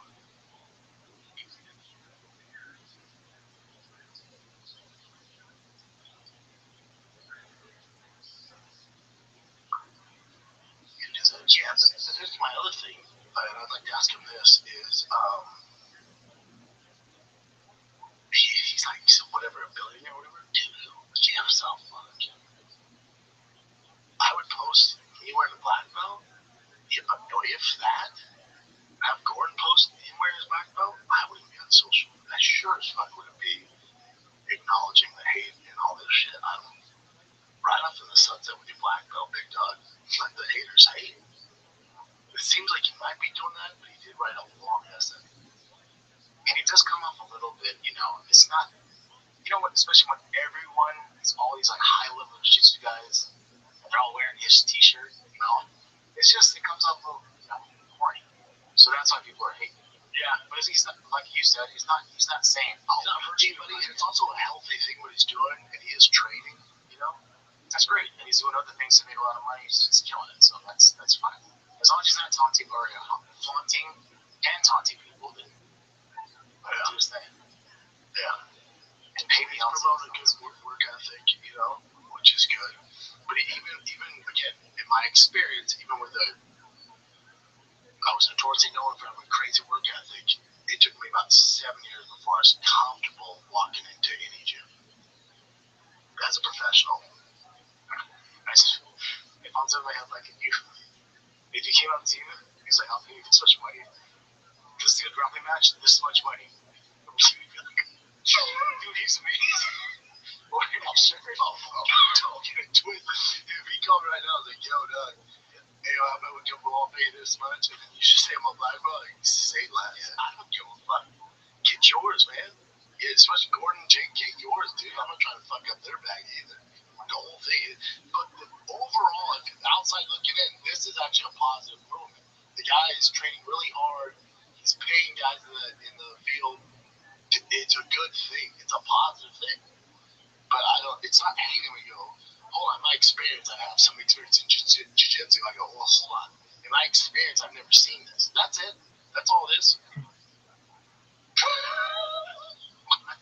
This company goes, I've seen enough. Feed him Tracy Cortez. Yeah, I would take Tracy, to be honest. Keep going down. I don't know what went on shit.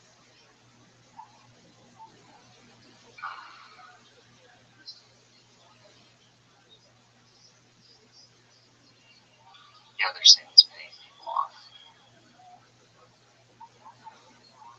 Keep going.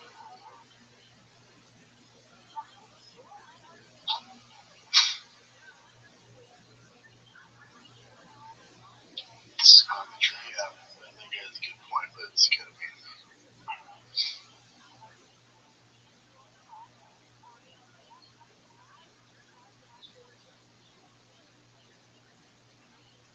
This guy also has a good job at bringing Chubb to the black belt fuckery.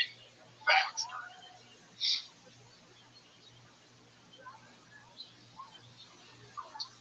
I don't do any both of these.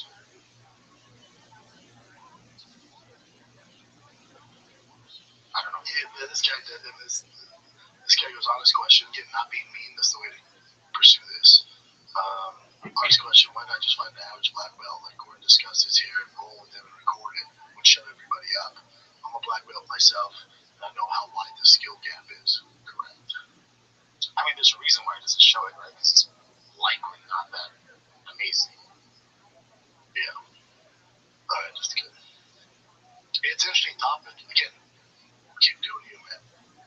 Keep doing you. And if a video does come out, 100%, it's most likely paid for. Like, I know this. Just like, Yeah, but even, let's say he just went into a local, let's say he went to Six Blade Jiu-Jitsu where there's really good black belts. And it's like, randomly anybody, go if we film it and they roll, and even if you were to get tapped out or like rolled up, anyone that has experience in jiu-jitsu, just from his body mechanics and movement, I can tell you what level he's at. I think that's the issue, is the unknown. Like, again, I go back to the guy doing stand-up going, yeah, but Theo and Shane Gillis, sound great. It's like, yo, where you performing? I don't perform. Yo, well, that's not, we don't know where you're at. If you're not rolling with random guys at the gym, that's it. Again, it's all positive. Did you want to play this clip, or did you already cover it? You can play it. Okay. Just got one that's a little silly because everybody brings up that money where you trade them. Yeah, but everyone thinks that Derek is going to go out and beat an ABCC champion. It's just, well, that's of course. It's just not how it's going to beat us. That's not how it's going to work. But I mean, if he trained with like the guy, he's 45 years old. Trained with like a 42-year-old black belt, he's fine. That's all you need to hear. Just because everybody was like so against he's rich. There's different levels of black belt. Like if you're never going to compete, and he got 2 years, 3.5. That's the first of all, the time. Fucking matter. Like just get better to the belts are relevant. First point, good point. Like explain irrelevant. Like there's just focus on getting better at jiu-jitsu. Pause it. So if The belts are. So if you pause it, so when Gordon goes, the belts are irrelevant. You know, it doesn't matter if he's not black belt. Rogan goes, good point. Well, his point was just get better at jiu-jitsu. Then why are you guys pushing him there if he's a black belt? That's why I went, well, I didn't give him black belt. I agree. The journey of jiu-jitsu is just good as you can. If you become a black belt, great. There's a reason that 1% of people that start jiu-jitsu get to black belt. There's a very good reason why that. Life happens. It's hard to do. You know, so that's why it takes so long. So when he goes, it's irrelevant with belts. Well, I didn't say he was a black belt. I never have. You know. Because this whole thing is about black belt. That's the whole reason why I'm saying. Correct. If he just posted he's trading with them and he's getting good and didn't put a label on it, then there's no discussion. Agreed. I didn't come out of the market and give him his black belt. That's what I'm saying. I mean, I didn't give him his black belt either. But Jake Shields did it. Jake Shields is very legit. And so if he said he's a black belt, I just take it at face value. But he trains 7 days a week. It's like 4 hours a day. Who does? Derek. That's a lot. That's legit. Yeah, if you've got disciplined, legitimate champions, and he has like some of the best ability to recall information that I've ever seen. Like I can teach him something. Autism. Why are you on the team? Teach him something, and I look like I'm trying to year later, and he's like, oh, we worked on this, and this last time. So I guess if you black belt as far as knowledge rolling with you guys, but as far as competition goes, like if you execute it against other guys, like he's like, he doesn't compete. He has no aspiration. No, he means in training. He trains for the guys who comes in to train him, so he doesn't have like a lot of looks. Like he doesn't go like a normal gym and train, which I think is something that's important to do just for your personal training. It's like we just opened a new school. We just opened Kingsway, and we have a bunch of black belts who come from other schools. Their shitty black belt to me is like a guy can get at a world level and I call my submission on that. Like my definition of a shitty black belt. Gym and you see like what your average black belt is, it kind of brings you back to reality. You're like, oh, this is what most black belts are. Like if Derek rolled with like a regular black belt in the gym, he'd do fine. you don't know that. I train with normal black belts in the gym, and I train with Derek. I'm telling you, he would do fine against normal black belts. Oh no, that's what it is. Like you would know. Like he's not gonna go out and win worlds, but like if he had to compete against like an average black belt who's been doing jiu-jitsu for 10 years and he does it for an hour in a random gym in Kentucky, right? He would hold his own. Like he would probably beat him up to be honest. He's a 42-year-old hobbyist who's worth $100 million and focuses on making money. Yeah, and also trains 4 hours a day. That's awesome. Discipline. Everyone's giving him shit because he used it to market himself and was like, you're too fucking stupid to get a black belt in 3.5 years, and I'm not. That's why everyone's upset about him. Well, he goes train hard every day. It's a great idea because I had no idea he existed, and now I'm defending him.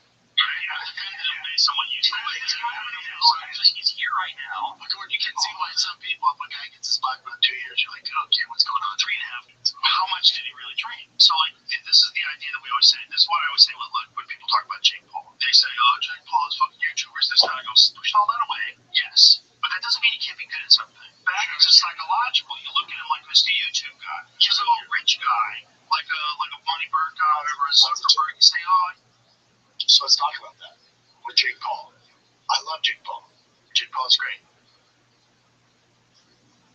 This is part of where the discrepancy of talent comes into play here.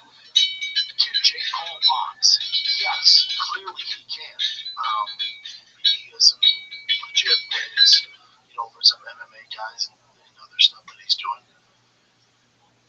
So can he? The question is not can he box. The question is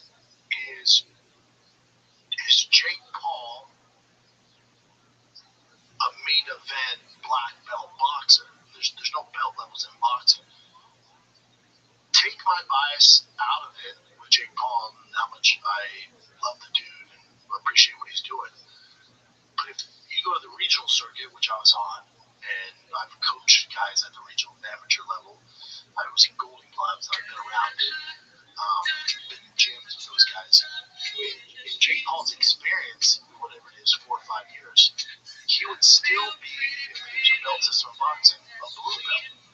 But he's in these huge main events, and so the lines get blurred. So, can Jake Paul box? Yes. Is Jake Paul as talented, or does he have the skill set of a kid at the national level, his age, who's been boxing as well? Are there better kids? How old is Jake? 24? 25, 26, 27?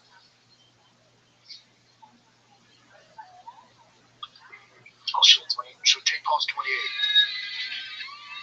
So would you say if you took another 28-year-old who came up boxing at the regional level, compared to Jake Paul right now, are they the same skill level? The answer is not even close. Not even close. So when Rabbi goes, yeah, like people want to hate on Jake Paul, it's not that you're hating on Jake Paul, but we're in this world now where the lines are getting blurred. Just like you and I don't need to get into it, but when you're like, what is Saul Poppy? Yeah, Saul Poppy's a professional boxer. Hold on. Yes, he got paid to box.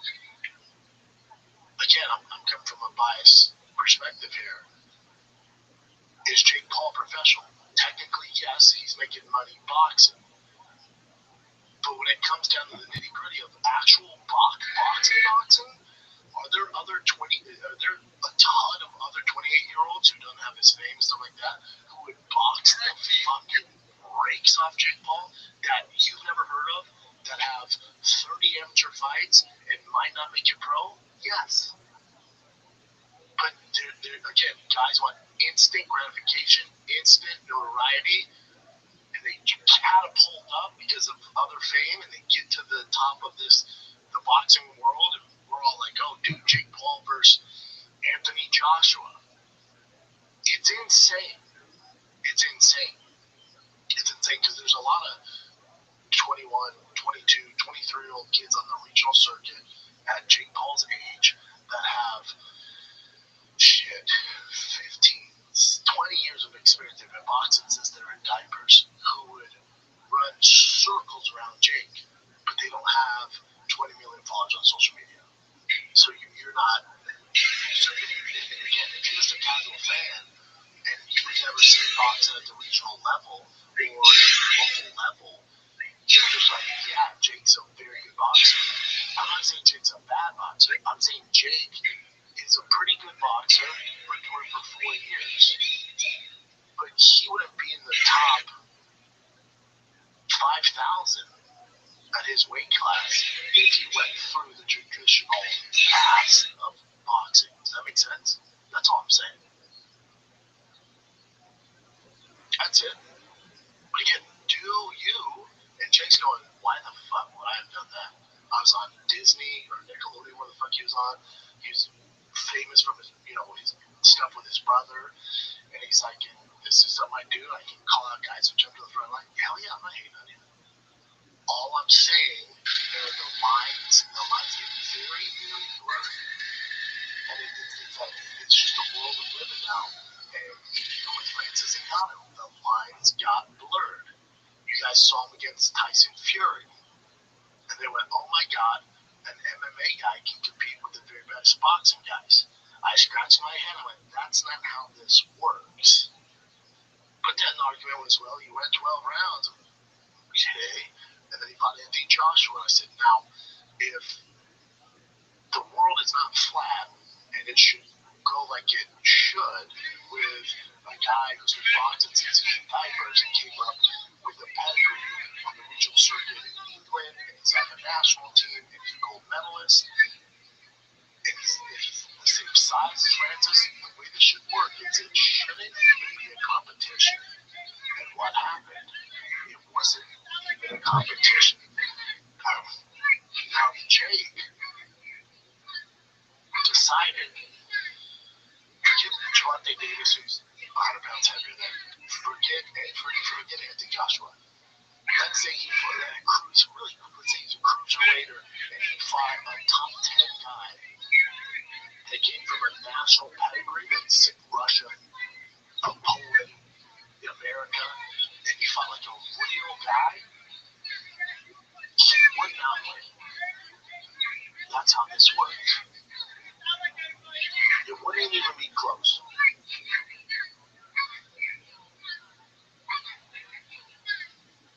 Just wait. It doesn't mean I'm hating on him, I don't like him. These are just facts. These are just facts. But then again, the line gets put in Logan Paul doesn't have any boxing experience fighting there against Floyd Mayweather. Yep. Okay. So I can see why people that aren't involved in boxing or jiu-jitsu, I don't get it. Jake's just as good as Canelo Alvarez. Okay. I don't get it. I watch Misfits. Those guys are pro. How's it any different than watching the Olympics? Okay. You know, it's all interesting. It's fun to talk about. And those guys are going to keep doing their things. Derek Moneybird's going to keep making money. Jake Paul's going to keep making fucking history. And that's what it is. That's how this goes. And it's all good. It doesn't affect you. If you're a regional guy out there right now on the boxing circuit, there's no reason to hate on Jake Paul.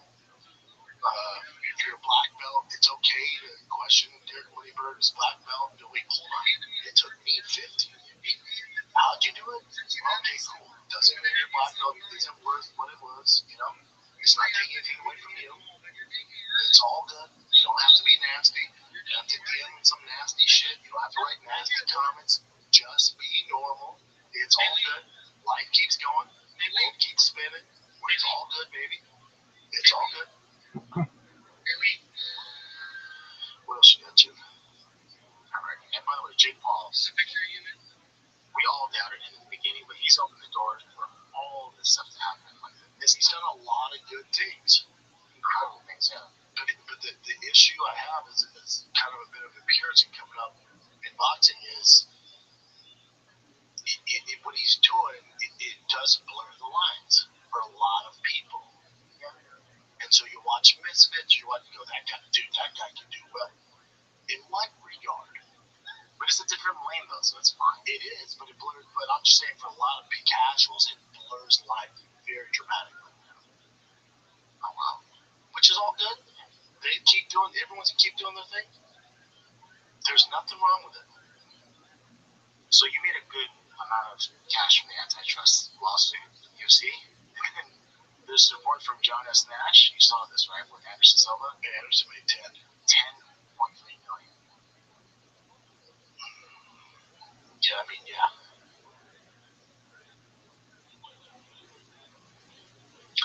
So the receipt of 10.3 million, Mr. Anderson Silva.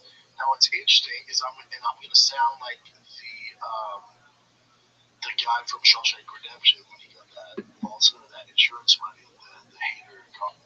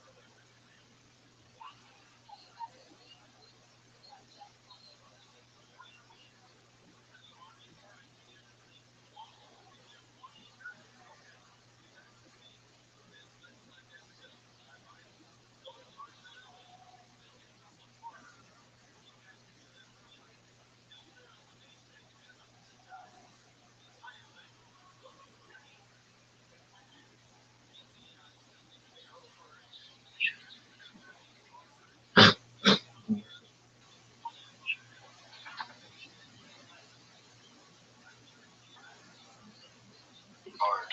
Where he's like, yeah, then the kids would ask me for a ride. But what's funny about all this is $10 million is a shit ton of money. If you go through Anderson Silva's fights at the time they're supposed to pay him, he'd be severely underpaid. But again, it's better than nothing. Waking up one day going, $10 million in the bank. So it says for the class, the average payment will be $231,000. Median $86,000, high is $10 million, low of $16,000.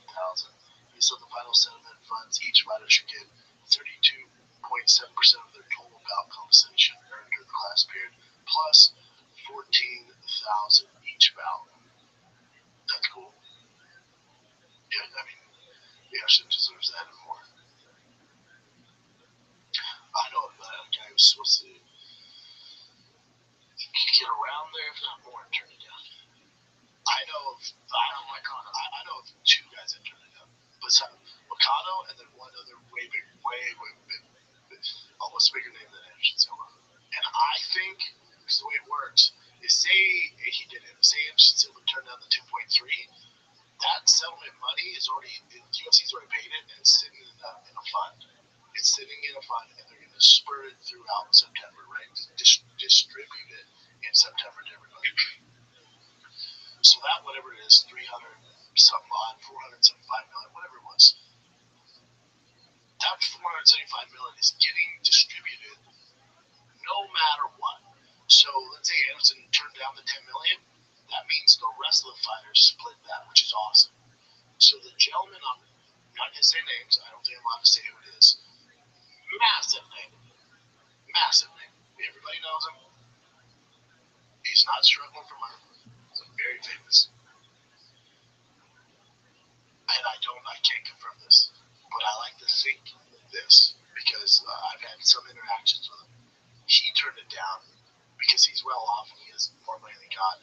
I think he turned it down to give more money to the other fighters. So that's what I think. I have no idea if he really did that, or maybe just like, what? I don't know. There's a lawsuit. Maybe he's that guy. He seems like that guy. I think because he's actually a good person, turned it down, so the rest of us get his money. It's a ton of money. Wow, pretty cool. Let's take a little break here. This episode of the Shop Show is brought to you by Progressive Insurance. You choose to hit play on this podcast today. Smart choice. Progressive loves to help people make smart choices. That's why they offer dual callers to compare your Progressive car insurance quote with rates from other companies. So you save time on research and can enjoy savings when you choose the best rate for you. Give it a try after this episode at Progressive.com. Progressive County Insurance Company affiliates not available in all situations. Prices vary based on how you buy. Progressive. What else you got, Jay? We're just talking about boxing. So this was announced. We kind of talked about it, but then we talked about it on T5K, right? So there's Floyd Mayweather versus Mike Tyson in exhibition bout in 2026. I don't know what to say anymore. This is Mike's statement. This fight is something neither the world nor I ever thought could happen and shouldn't happen.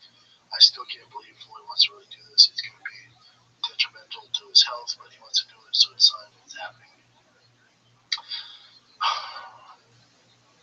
I'll tell you the same thing I told you when he was going to fight Jake Paul, and all y'all thought he had a chance. He's every bit of 50, a hard mid-50s. Will Tyson? Yes. He's like 59. Yes, with health issues, and they'll release footage from earlier competitions, and it sells you guys on the fight. This whole thing is a big sell, and it's an exhibition, and you're going to get hoodwinked again, and they're going to move around, and nobody's going to get hurt, and that's the state of boxing right now. Now, you can reference, well, they've had bad blood in the past, cool. One of them is 50 years old. He's 48, but let's just say 50. Floyd is 50 years old. Mike Tyson is 60 years old.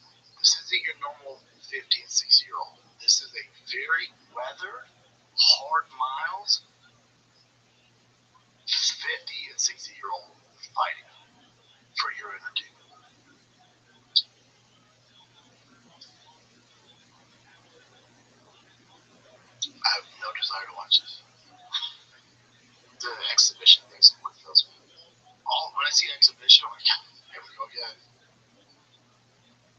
Like what?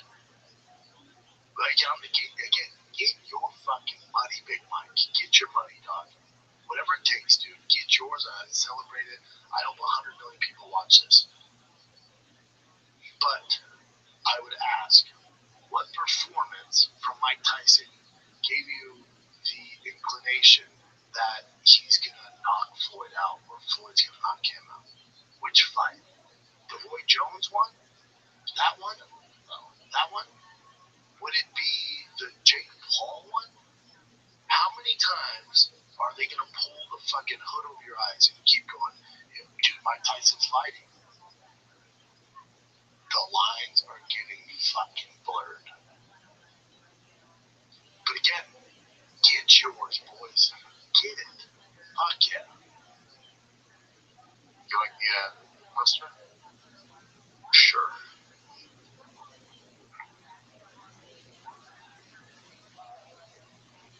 Okay. This got me a little hyped up for the UFC fight at the White House. So they had to change the date to June because of logistics. Remember, originally. Oh man, I thought we were going to Independence Day. I know, that would have been even so much cooler, but they had to change. This is for real? They changed it to June? God, just real damn it. Alright, we did sooner, but still. And this is a YouTube channel, MMA World. Kind of describe what they show pictures. And this is what happens. Daughter has also been involved in the planning. The report notes that thousands of spectators are expected to watch, with giant screens set up at the Olymp, just south of the White House grounds. The event will feature weigh-ins at the Lincoln Memorial, fights held on the White House grounds. The event will feature weigh-ins. To be a part of that. The Lincoln Memorial, fights held on the South Lawn. Fighters warming up inside the White House itself, and a production capped off with fireworks and light shows. Reacting to the news, Warm up in the White House? Warm in the White House. I'm sure everything's going to be filmed, so it's going to be super dope. It's going to be so dope. Greatest event of all time. So cool. Has to be. Yes. Sucks not joining for it though. I know, that would have been like the best possible. What else you got, Chin? Okay, but anyways, Connor also, as he always does, he tweeted. McGregor's retweet. I think you're getting Connor or John Jones on that White House card. Speaking of John Jones, he was interviewed recently, and this is what he said. Well, look at how he's dressed too. He looks like Von Miller. Von Miller. Tired of trading mentally and proceeds protesting. Great. And what's the status of the fight at the White House? Really don't know what's time on it, but I'm sure right now I'm training for the event. I'll be ready for the event. That's my intention. To me, it's up to these. Yeah, he's training 5 days a week for the White House. That he's planning on doing fight at the White I House. can see Thomas John. And that's just He's just wanted to fill in. Well, John's a wanted to fill in fighter. I'm the John. You're getting John or Connor. Both, though, you're asking too much. Both. The stars have no line. I mean, that would be the craziest alignment. So the WBO is investigating Alexander Usyk because after his fight with Dubois, he had an injury, so he couldn't fight The mandatory. anytime soon. Yeah. However, he was caught dancing in a video. He was brought on stage with this girl. I'll show you the dance. Motherfucker can dance, though. Yeah, but I mean, this is kind of silly. But wait, it's his hand or foot? I think it was a back injury that he's talking about. So they're saying that because of this, literally just because of this video, there's an investigation. Yeah, hell yeah, there should be. That motherfucker's moving well. I mean, he's not. It's also Usyk, you know. Who's going to question Usyk? He's not afraid of anybody. Maybe he just doesn't want to fight. That's it. That motherfucker's twerking. Yeah. Alright, let's go to. Oh, wait. Before I say this, Terrence Crawford is saying that he has a pick for the best boxer in the UFC. What would be your guess? And it's not Elliott. Cody Garbrandt. You're correct. Yeah, I did. Well, I saw this before. Yeah, Cody's a very good boxer. I think he's straight with Cody. Yeah. Yeah, I wonder what he's basing that off of. He said straight up pure boxing, not like MMA boxing, just actual boxing. But yeah, I don't know, because you'd go, well, who has Cody knocked out compared to who? It's tough, because if you talk about the Cody, the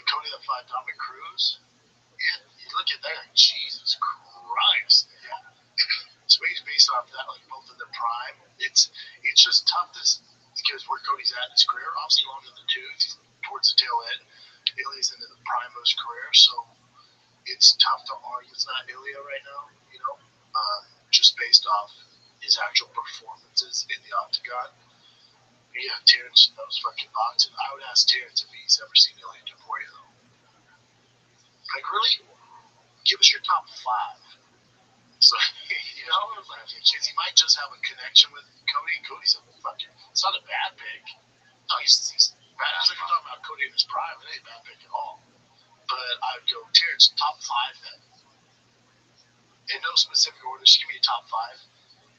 You'd be like Cody, Rampage, Chuck Liddell. You know what I'm saying? That's what you're doing. Yeah, I wonder how much he follows the actual sport. But I think that's one point. How did the Full Set guys react? I would also ask them their top 5. They reacted kind of. Fellas, name 5. Terrence, name 5. Oh, neither one of you know what the fuck you're talking about? Cool. Yeah. The UFC at all, or do you have? Sure. Yeah. Who's some fighters you fuck with in the UFC? John Dolan's my boy, man. I like to be my boy Rashad. He used to be in the UFC. Who's that? Aljo. Who are you watching the UFC that you think has the best boxing? My God. You seen Taporius? Cody Garbrandt? He's the best UFC boxer. Have you seen Taporia? Have you seen his fights recently? Yeah, but I don't know, man. Cody got the wins. Cody's not, like, I'm not shitting on him, but he's not. But I'm saying, we talking about straight boxing. We ain't talking about nothing else. We talking about straight boxing skills. I just think Cody got the best boxing skills, in UFC. So you think if there was one UFC fighter that would have any chance against you in the world, it'd be him? No, he's too small. Yeah, no one have any chance against him. Do you watch any UFC? No. Yeah. No, the answer is nobody would have a chance against him. But, fellas, both of you, top 5. No order specific, please. All right, just a couple more.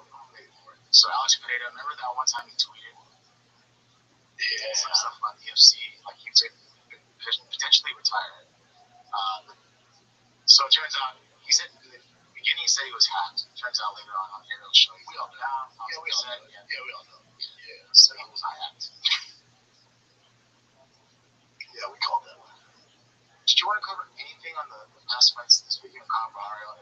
I can. I mean, tough night for the fight nerds. What they've done's insane. Congrats to them.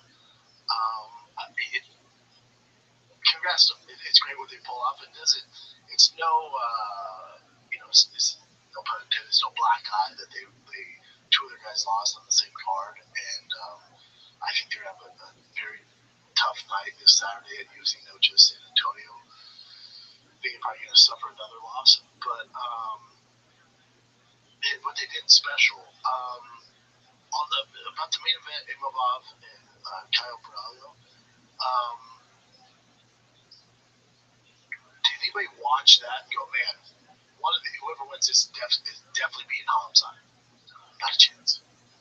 I don't get excited to see either one of them fight Hamzat. So I think the winner's going to come from Fluffy and RDR, and I don't see either one of them beating him either. It just is what it is. PSD, boy, did he need that, and so now he fucking dog blocked Hoofy. Just dog blocked him. Dog blocked him. But again, I always say this, I go off base strength of schedule, just like I do college football or anything. Boxing, and we can get into Canelo and Crawford. Strength of schedule. Who's faced the toughest competition and excelled and did well, versus a guy who's on the come up and he's had some incredible wins or knockouts, but they're not the best, tip of the spear guys. I always go with the guy, even if he's had some stumbles and losses, I always go with the guy who's more battle tested, and that's BSD here. And Hookie has some work to do. The jury's out on him. If he faces a good wrestler, he's fucked. So his ceiling is that. And it is what it is. It's all good. He's still a very exciting fighter. If they give him the right matchups, he's going to be a superstar. He'll be fine. For BSD, at lightweight,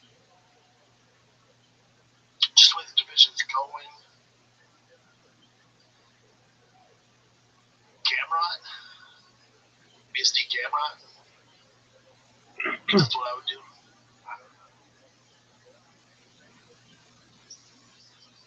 a fun fight for BSD next. See where he's at. Get yourself a grappler to go against Game On. But yeah, to sum it up, in the main event, I didn't walk away and go, well, Hamzat has his work cut out for him. I predicted him a lot of decision, based off their history. But yeah, I just think Hamzat eats both of them alive. That's how good that is. It's unstoppable. Alright, you mentioned the boxing matches coming up. Awesome. Well, we have the No Champion card as well.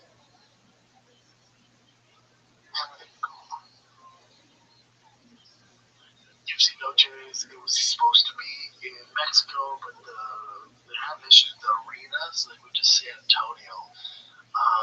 Dino Lopez Silva, I think it's going to be a tough night for the fighting nerds. You pick Lopez? Yes.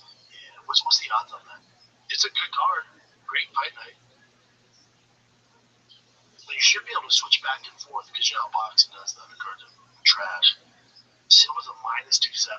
Interesting. And then you base that off of. I don't see it. But who knows? Go with the odds. I don't see it though. I was more excited for Rob Font than our youngster, our boy. He pulled out for rib injury, Jim? Yeah. Okay, so you picked Diego Lopez, Rob Font, Dave Martinez, good Mexican co-main event. What's up, Yonet? Fucking see him step up into the kind of contender spot there. Kelvin Gastelum. Tatiana Suarez back on the two prelims? That's offensive. Super offensive. But yeah, you should be able to switch between this and the big Canelo Crawford on Netflix. My wife's family, they're from Guadalajara. They're from the same hometown as Canelo, so they go to that 20 fights. And I'll get more in depth this week on that fight, and me and Brian, I'm sure, are going to talk about it. This is how it's going to go. The first 3 to 4 rounds, the speed of Terrence Crawford and him on the outside, I bet he goes southpaw for most of it, is going to give a lot of problems for Canelo, but he's not going to knock him out. Canelo's never been sat down in a fight, and he's taking some hard punches. I go back to the strength of schedule. Is Terrence Crawford a better technician, a better boxer overall? Yes, but much smaller. Canelo Alvarez has a way better strength of schedule. You look at his resume, he's just been doing at a higher level against elite competition. Terrence Crawford would say is Earl Spence. Now remember, that's not the vintage Earl Spence. That's Earl Spence who got thrown out of a Ferrari. He's coming off a long layoff, and then he beat that Earl Spence. He beat the fuck out of him. I'll give you that. Canelo Alvarez just has a better resume, bigger fighter. Terrence going to knock him out? No, so probably goes to decision. My question for you is, Canelo is the darling of boxing. Nobody beats him in decisions. The boxing community, the boxing judges always side towards Canelo. So if Terrence Crawford wins the first 3 or 4, do we really think he's going to be able to keep that pace and do it for 12 rounds? Let's say he does it for even 6 to 7 rounds. Do you really think the boxing community, the judges, are going to go against Canelo Alvarez? Because he clearly lost Triple G, and they still gave him the decision. It's back in Vegas. So Terrence Crawford isn't just facing a bigger guy, more experienced guy who has a better strength of schedule, better resume. He's also facing boxing judges, which never go against Canelo. Have Canelo via decision. That's how this ends. Is that it, Jim? That is it. All right, kids, thanks for watching. Like, subscribe. Check out the Fire Kid Patreon. Fire Kid Patreon, it's ad-free Fight of the Kids. Also, this week we're adding ad-free Shop Show as well. Price stays exactly the same. $5. Get Fight of the Kid every week, plus additional extended episodes, additional content, behind the scenes, Q&As, and the Shop Show ad-free as well for just $5 a month. Get you some. We're going to do Q&As on there this month as well. So make sure you go to patreon.com/TFATK. Shop Show's on there as well, starting this week ad-free. Get you some. That's it. Be nice to each other. Love you. Shout out to the dads out there. Keep being great dads. I'm out.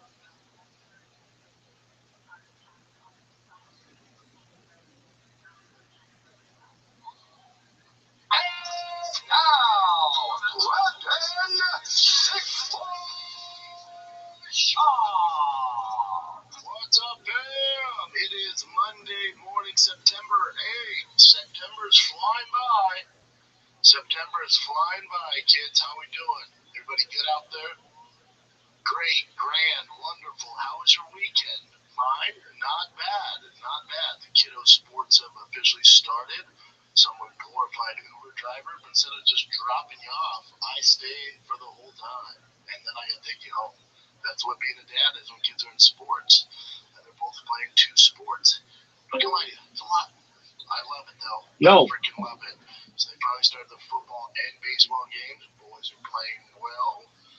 On Saturday, they both had What up, football big dog? games, and then I had to leave at the end of Tigers game because I was doing the fight companion with Mr. Joseph Rowe and Gordon Ryan. It won't be on. I mean, you can put on the pre-game, but it's another 40 minutes, dog. 6:30. 40 minutes. Had a game at 9.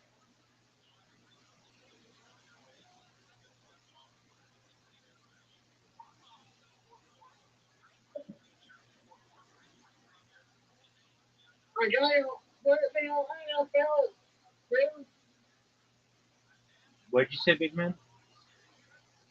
Will it be on NFL too? It's on network. It's gonna be on. Just go to Stream East, and then it'll be listed there. Yeah, I saw this game. It's probably already on the pregame. Only on the pregame. Word.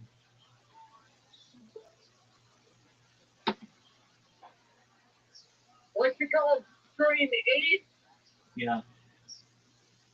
STREAMEAST.SK.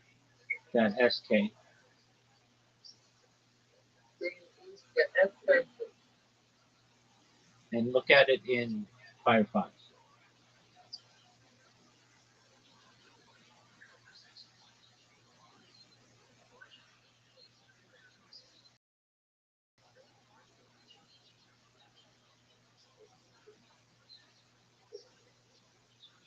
Stream East.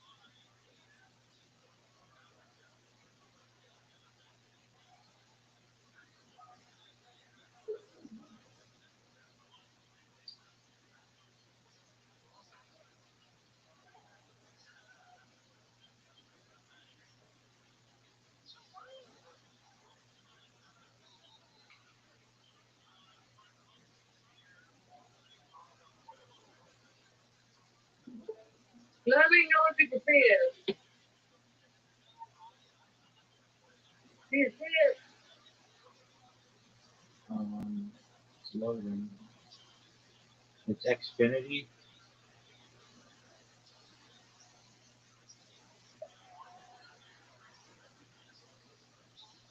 It ain't on yet. If you go to Stream East, Stream East. yeah, streameast.sk, Wait a minute, let me go on that thing you told me about. Firefox. Alright, Michael Phone. Mozilla Firefox.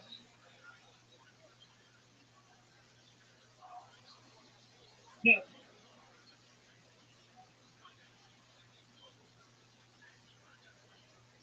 How do you spell it? Firefox. It does not work. It does not work as well on an iOS device. So I mean, Yeah. just go to Safari and just put in streameast.sk into the browser, into the browser bar.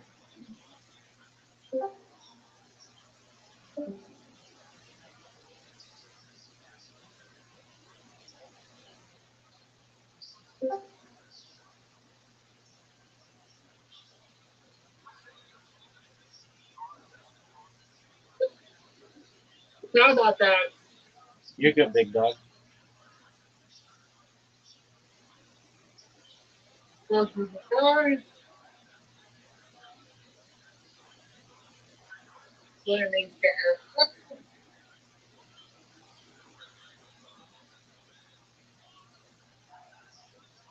Just type into the browser bar streameast.sk.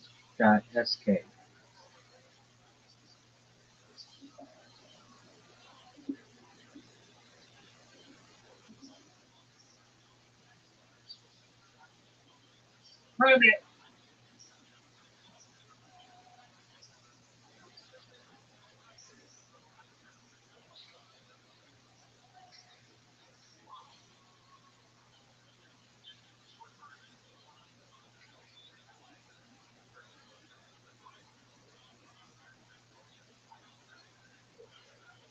It's easiest if it's on your computer.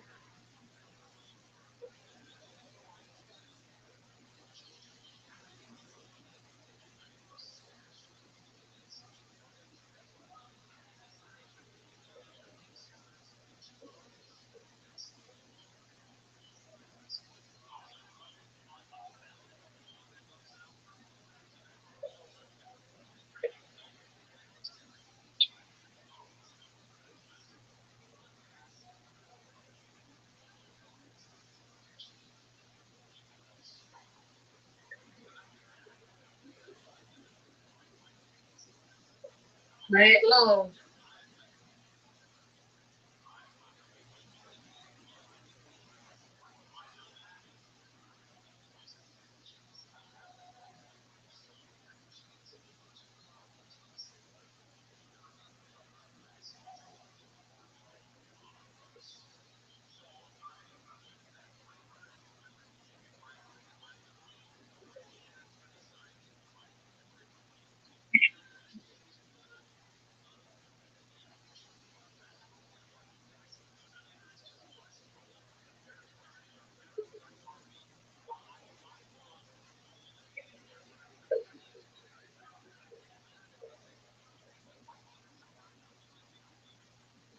Man, is that going? Do it on your computer.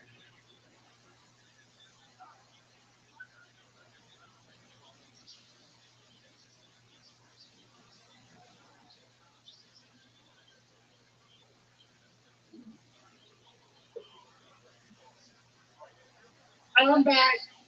Okay, dog. I'm gonna just come in to everything. Okay, do whatever is I think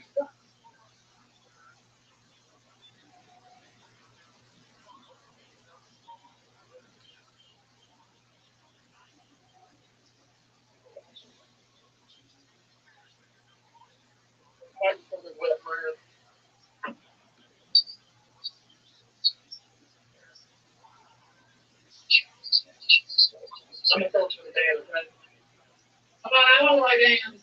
We'll pack our everything fell off her. Sorry. You see it? Yep. There it is. No.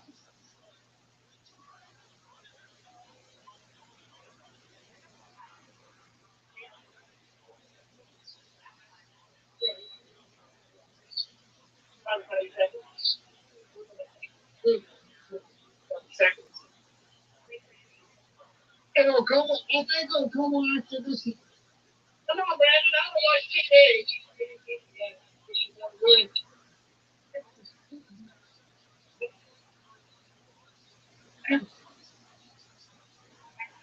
Wait, it doesn't need so good. I'm like, well, you know, it don't put your back like that. No, you don't put your back like that. You know,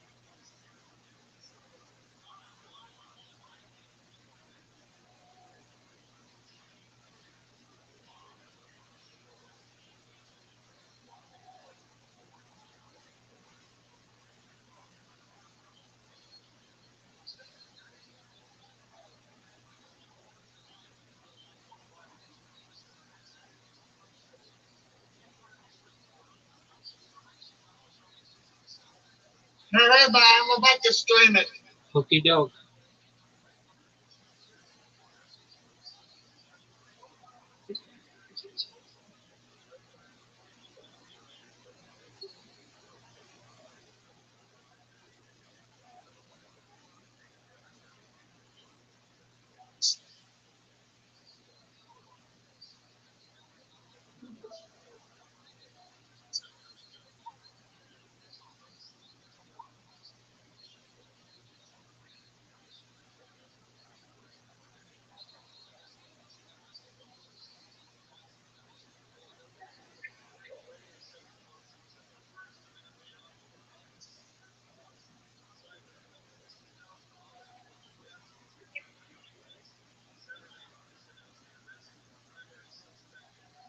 I'm streaming it, Rabbi. Okay.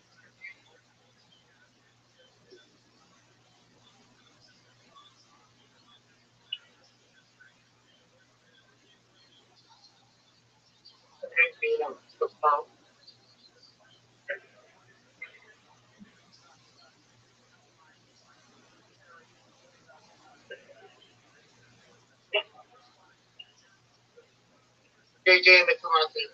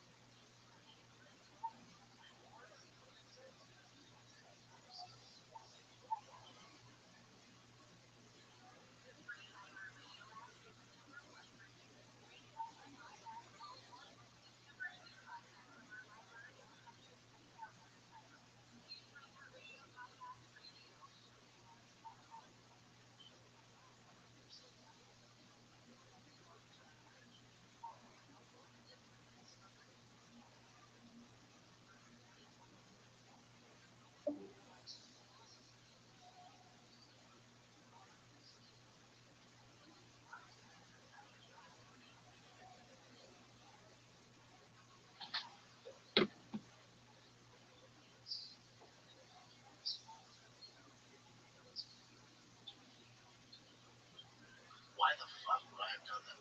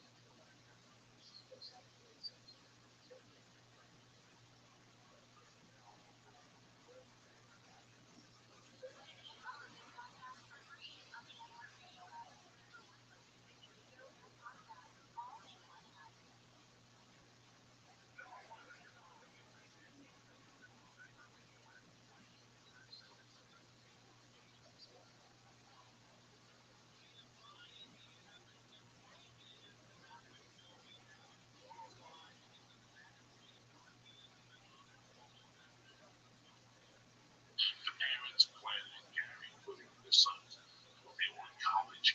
I would go there in high school. I was like a junior. Just everything over. It's not going to use because we're also very.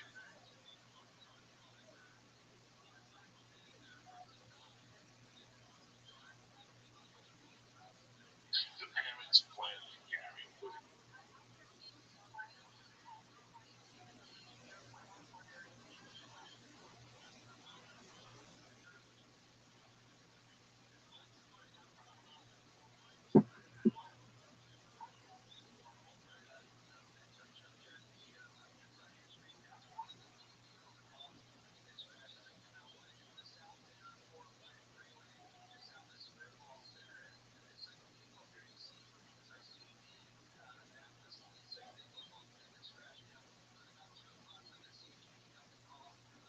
Their sons.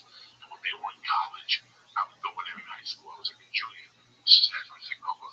It's not going to use because we're also. I mean, use would sell by 10 o'clock. They put up a new use in that fucking space. But it was all day. It was all day. The teachers Busy all day, man. the school got so pissed that they told people that you weren't allowed to leave the school for lunch now. Why? Because they want the cafeteria to make money. So, and they caught you at halfway. You have to understand, You got to spend. all the food distribution in North Jersey is handled by a lot of people you don't want no fucking problems with. You know what I mean? All right, so people stay and eat the goddamn food. All right, let's get on the fucking track. They would just, so you would suspect us, but Mr. Hands would go, fuck that, go in the back.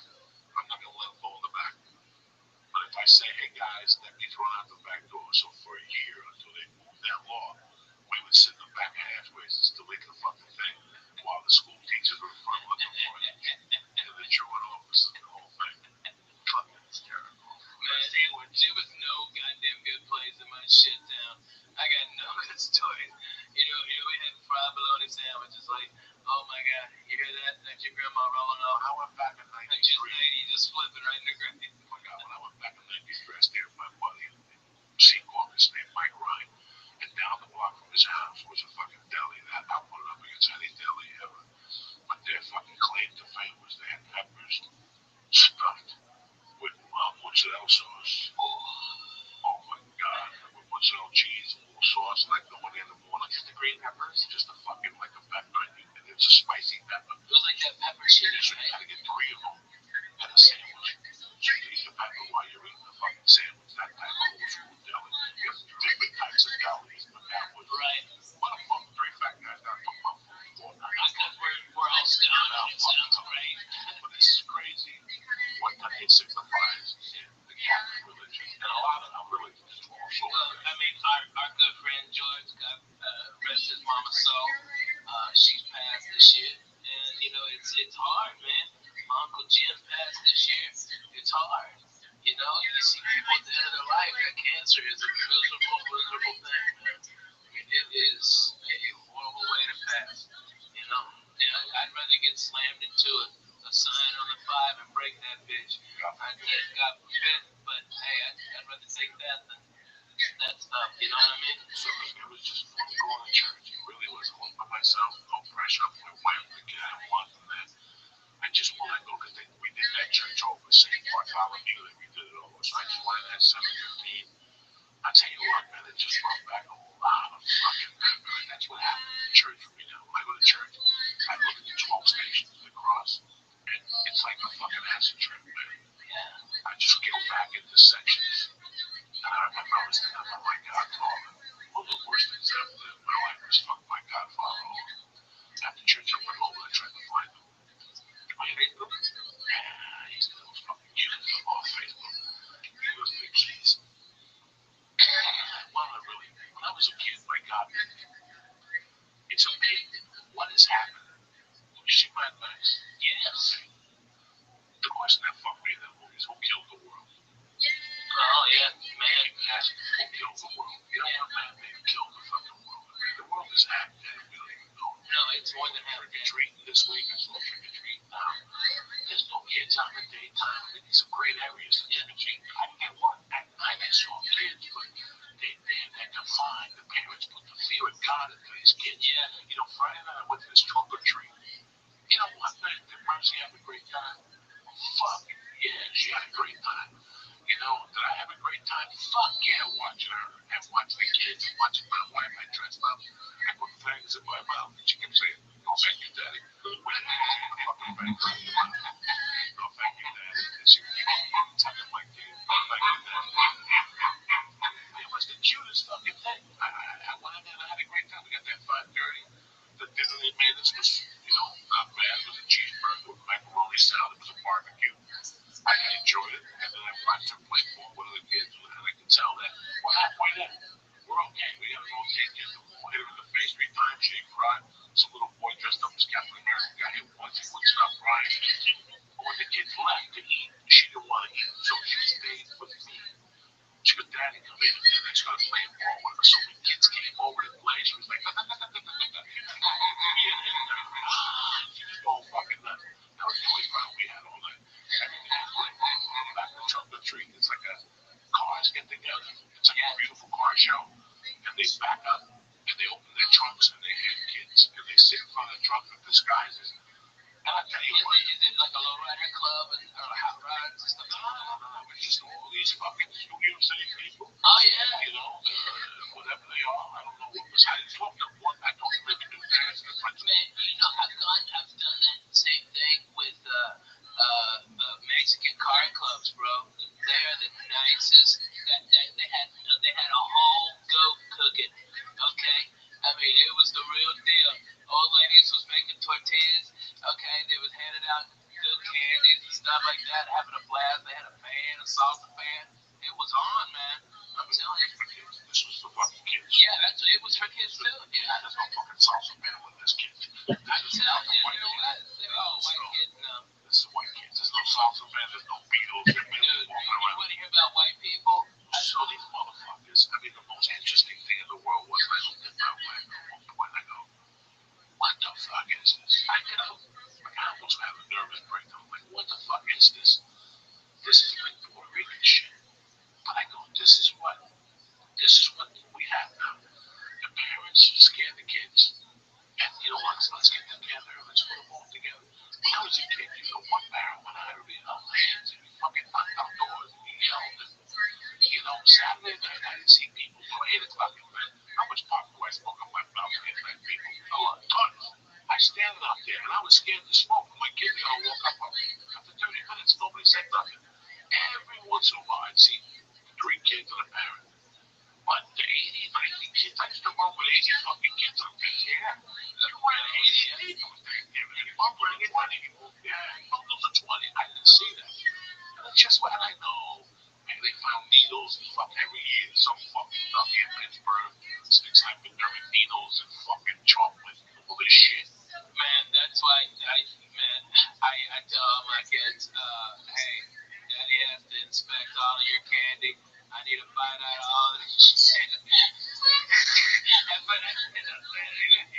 Friday night, though, I got so high at the trunk or treat. I went home and she came home with a bag of candy. And I kept sitting there. I started talking to me like, okay, like, what? And you have one Reese racist. Oh, you're fucked. Then you're fucked. Racist will fucking put you over the limit. If you start with the little ones, the bullshit ones, then you're fucking getting cups out everywhere. I went back, got the whole cup. Oh, I got the Swedish fish. all those Swedish fish, that's my world. That's my world because I'm just I can't from Cuba. I discovered Swedish fish. the red ones or the multicolored ones? Listen, the red ones. They only come in one color, Swedish fish. That's it. The ones that 7-Eleven in the back. That's the only one I eat. All those imitation skinny worms and shit. Shove those up your mother's ass. I don't need none of that shit. I'm a fucking Swedish fucking fish fan since day one. When I was a kid, I'd buy them by the box. So then I get a brown bag and I'd stick my hand and put them in my pocket. That's how it was. When I was living in pocket, get a bag and I'll put a bag. You get there's a big tray of I bought the box for the whole set. Oh, really? I was just crazy. You know what I'm talking about? There was a fucking sales can. I was seeing these positions. And I'd go down there with kind of in center into your guards. So that was the area of this football team where they just had to solidify something they did. As you said, 68 sacks a season ago. Some of that, a lot of that on the quarterback, but that offensive line is not immune either. Play action, pressure.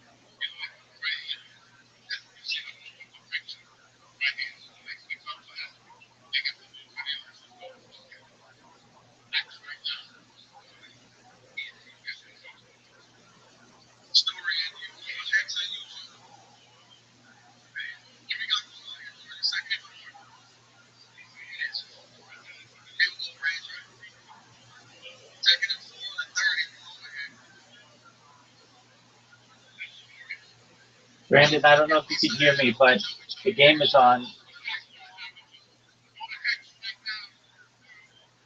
Brandon, I don't know if you can hear me, but the game is on.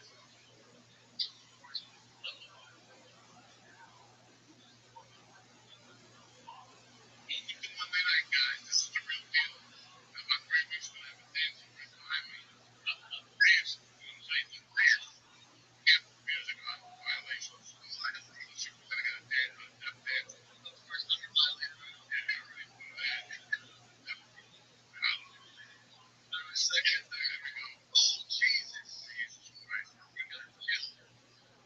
Number 36.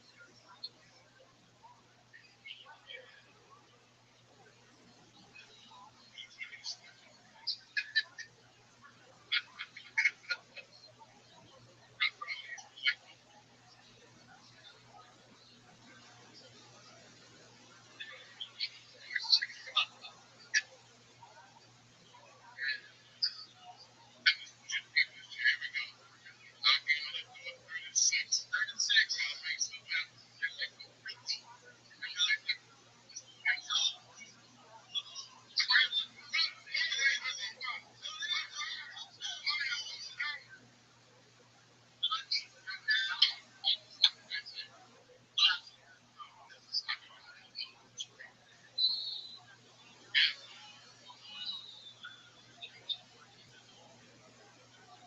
Brandon, can you hear me?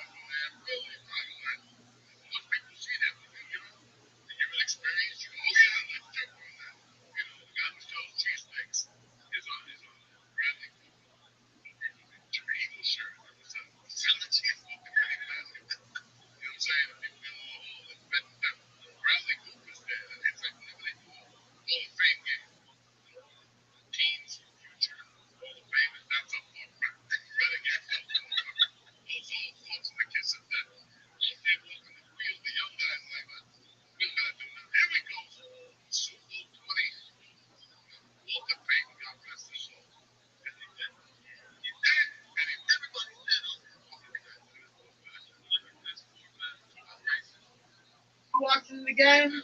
Yes, sir. But you don't have it on, do you? Okay, so go to um. I'll give you the website.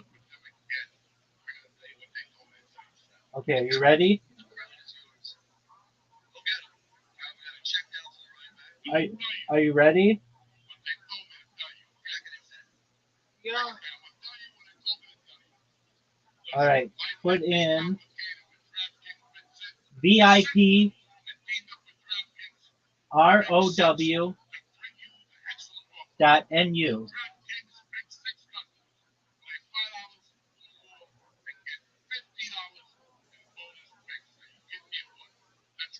VIP ROW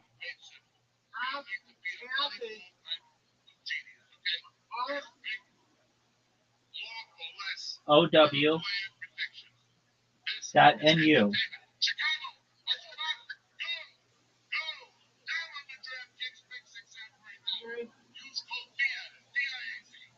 Then press enter.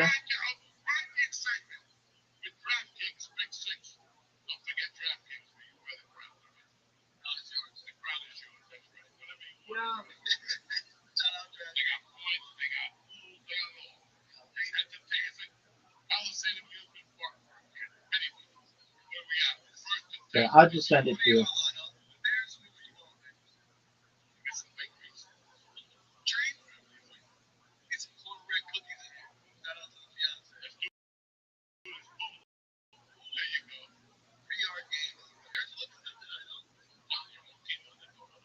Okay, check your messages.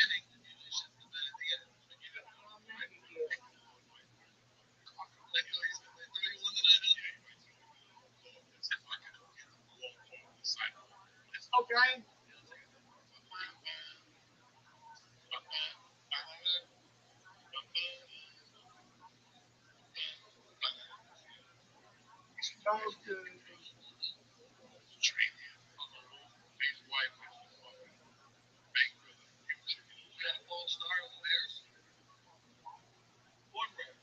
Okay, go to American football.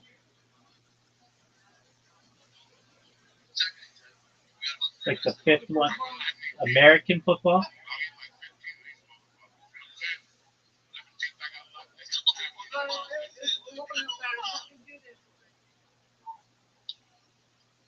Put in, it's like the fifth one over.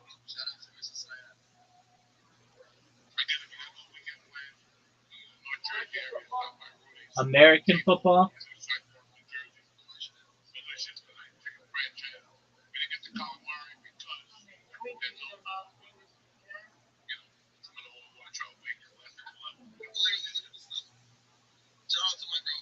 Okay, and then it should be Monday Night Football. Monday Night Football. Right.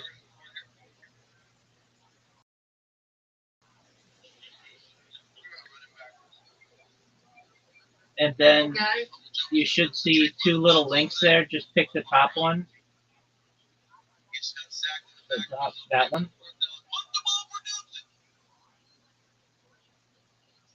There you go.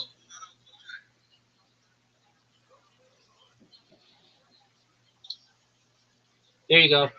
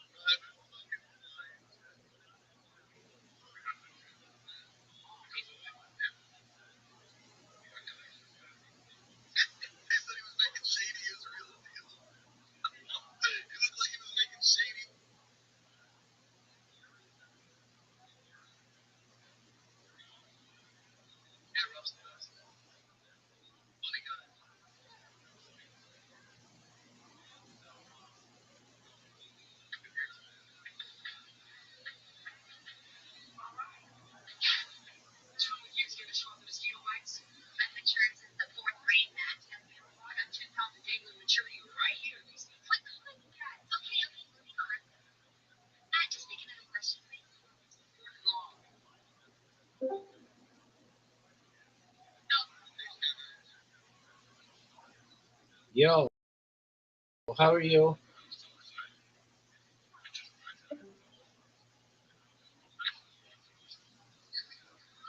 It's me, Rabbi. Oh, okay.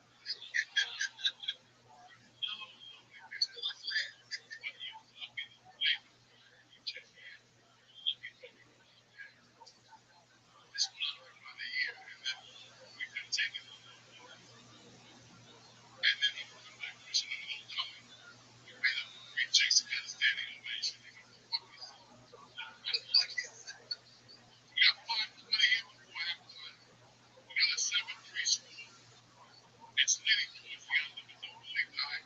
The game last night was leaning to the under. But they put up 80 points last night. 80 points. Don't believe that. We got 5:20. Second and 20. I'll let D bail it out. Coming up,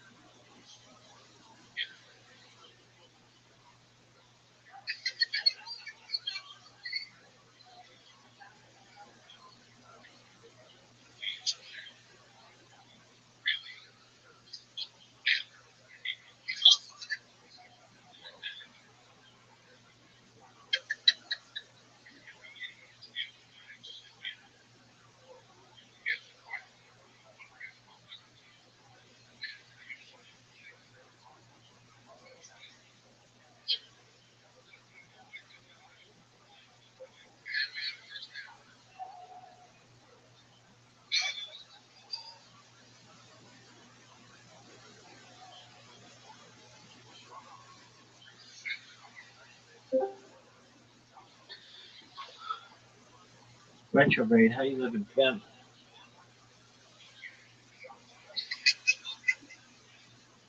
Every day is a holiday, every meal's a feast. That's, What's good, brother? that's right, we're watching Monday Night Football. How about you? Hell yeah, I'm about to hop on stream and do some steak. Who's watching football? You? I am with Brandon. He's watching America's Got Talent. He was watching it. I'm watching it here. Huh? He was watching it. I'm watching it here. He had a stream going on it for the first half. Okay. It's about to be halftime. What'd you say? I said, should I bet on the game or what? No, you should take all that money that you're going to bet and put it in a savings account for your children. Yeah, but I already won this money. So it's kind of like just extra. Oh. How's life in the new place? It's good, man. It's good. Excellent. How are you doing? How's your career? Amazing. You know, it probably would be better if you became a sports gambler as opposed to whatever the fuck other kind of gambling you do. We've talked about this. Yeah, with I'm that probably base. gonna do. With I'll that do a base. little sports bet. I mean, I should. I want to eventually. Really, what I want to do is I want to do funded accounts. You know what you know what a prop firm is? You ever heard of it? Please elaborate. You said what? I have, but please elaborate. So prop firm, basically, I found this one called Top Step, and you go in there, you spend $150, and you get $150,000 to trade with. You're not allowed to go past. You can't go negative $4,000, but you have to maintain a positive gain for 4 days straight. After that, you can get a real funded account. You spend another $150, and the real account you get $4,000 to trade with of their money. And if you do good for a whole week of making $250 a day, then after that you can collect 90% of the profits, and then after the first month you keep 100% of the profits you make. There you go, so basically like trading on margin with someone else's money. There you go. They're basically giving money away.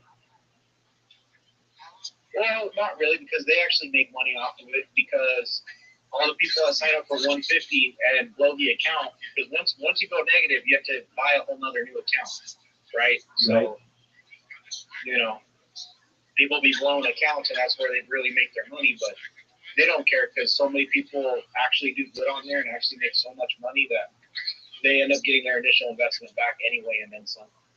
Word, dog. Yeah, so I'm going to start getting into that probably next month or the month after. But right now I'm just kind of struggling a little bit. So yesterday I put $40 in the stake. I made 200. I took 200 out, and I still have 100 left. So I came up like triple times what I put in, and I still have money left to gamble. All right. That's why I'm only gambling today. But so yeah, what? I'm gonna do a little. So what are you gonna put on this game? Well, how far is the game along? It's halftime, baby. Oh shit. Okay, now let's see. I'm still making out, Rabbi. Excellent. Actually, it's a 2-minute warning, so there's 2 minutes left in the second. So basically, it's a good time to get in for a sports bet, you're saying? Yeah, for the second half. All right. Bet. I'm going to start my stream now. Stream is live. We're going to go to kick.com. We're going to change my title to something that makes sense. Monday Night Football. I'm just going to call it gambling night. The best gambler on Twitter or something. Need to do something like that.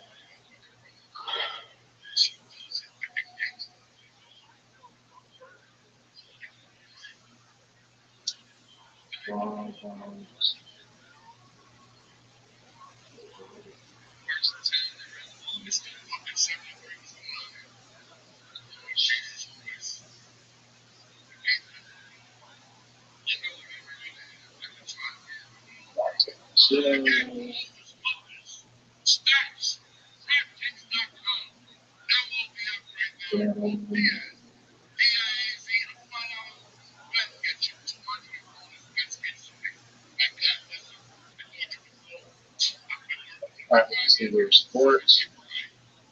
Was it football? Yeah, dog. Live and upcoming. Alright.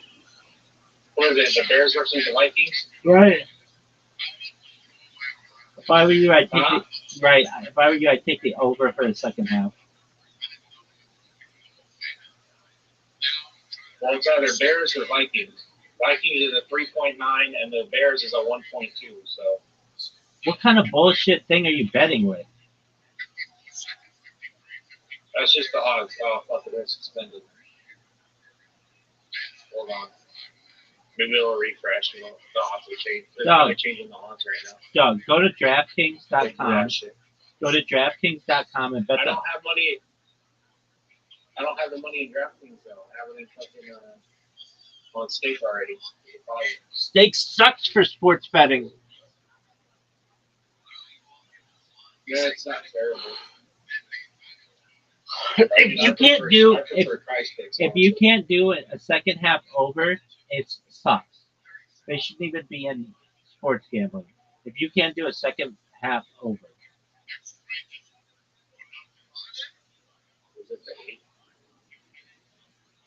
Yeah, it's only let me bet on it, so it's suspended because it's I guess too late or something. Oh, there's a baseball game. Rangers versus the Brewers. Get out of that garbage. Who's winning? You don't know anything about those teams. The Rangers are winning. The Brewers is a 9.25. That's the sixth inning, 4-0. The $1 is a $9 payout. $10 is 92. Yeah, fuck it, we'll do it. Don't fuck it. Don't fuck it. For some reason they win. Don't do that. It's a $10 bet. It's so good. There we go. Bears or Vikings? Bears. Are you sure the Bears? Yeah. I mean, they're up. I mean, I'm not going to win shit. If I put $20 in, I'm winning 25. It's kind of ass. Yeah, Doug. That's not even really anything. If I put in this $1,200, I win $25. Like, are you going to bet the Vikings? I don't know if I bet on the Vikings though. If I bet on the Vikings, it's times 4. I would not do that. If I bet $10, it's a $40 payout. All right. I mean, if you want to, that's fine. I would not do that though. I'll do it. You do parlays on there too, like lakes and shit, whatever it's called. Cricket. Sometimes I bet on CS2 or Dota. League of Legends. None of them are live right now. They don't go live until a couple days. Alright, I'll be right back. Let me use the restroom. There's soccer. 5 events. Soccer.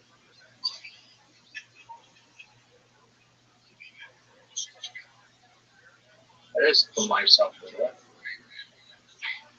Yeah, vanilla, athletic club.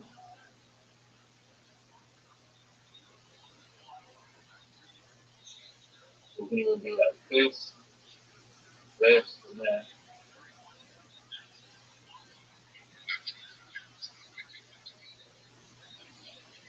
Spent $8 on those. There's that. Because they're in half on.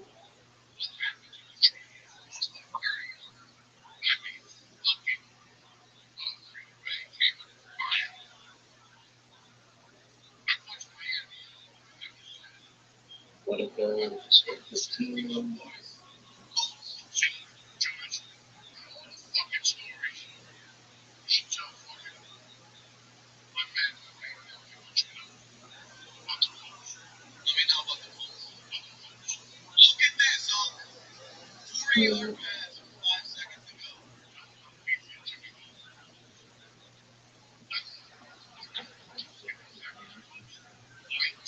Birthday, table tennis. They will actually have.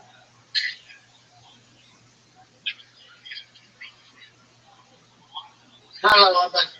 What up, Pimp? So we can go with it. What's singing right now, Rabbi? Okay, good.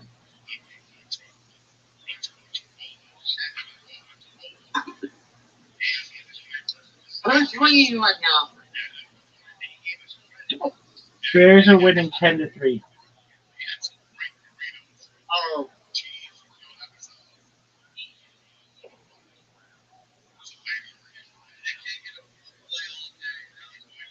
How much the table costs? That's pretty cool. Did you bet the Vikings? Yeah. You did? How are they looking? They're about to. Yeah, how are they looking? They're about to score. Brandon's Oh, hell yeah. Brandon's streaming it. Watch his stream. I know. I'm also trying to watch this tennis stream. I put $20 on. No, $20 for $70 payout. You are a degenerate, dog. I just literally spent $50 on like 3 different sports: soccer, Which tennis. you know But nothing if about. I'm up $100. No, I don't. But you know. All right, your Vikings just scored, dog. Dog, your Vikings just scored. Oh, they did? Yeah. No shit. Let's see what I bet on the Vikings. If I win on the Vikings, I'll win $37. For a $10 bet.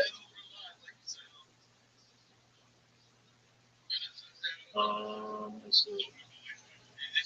For that one, Rangers. That's probably the Raiders.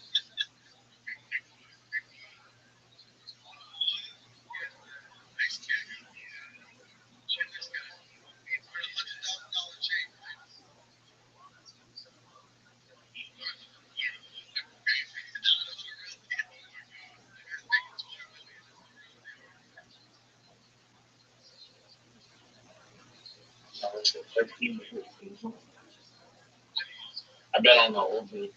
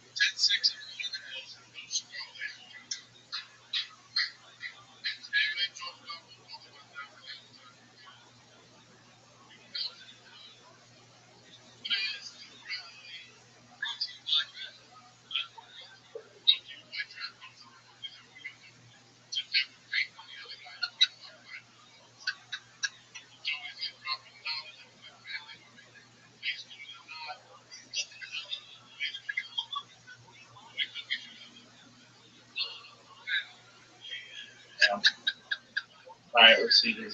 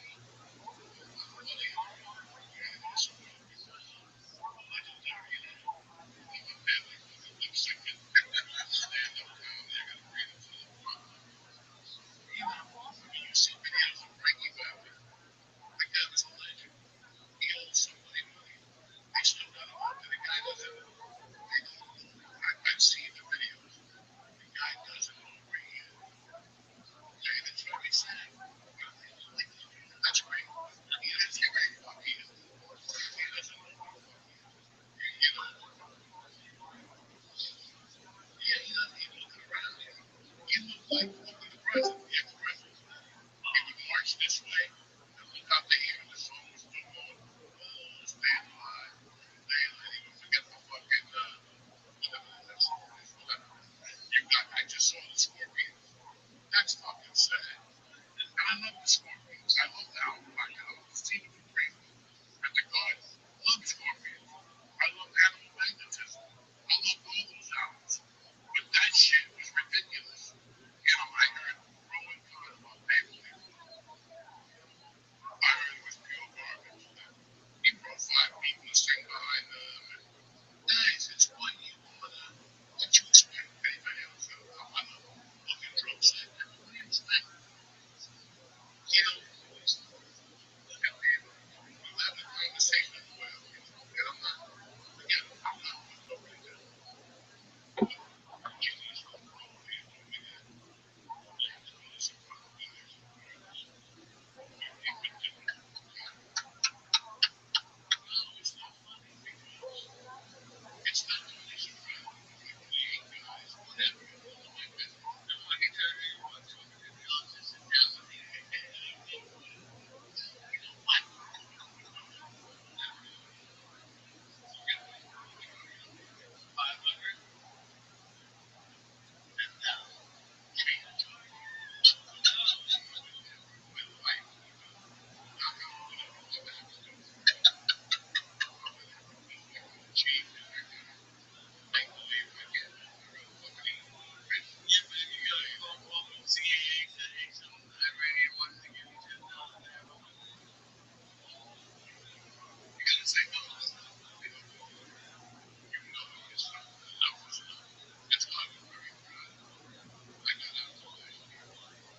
Third quarter payout, get paid out if your team leads by 7+, but after third quarter, but loses. Says.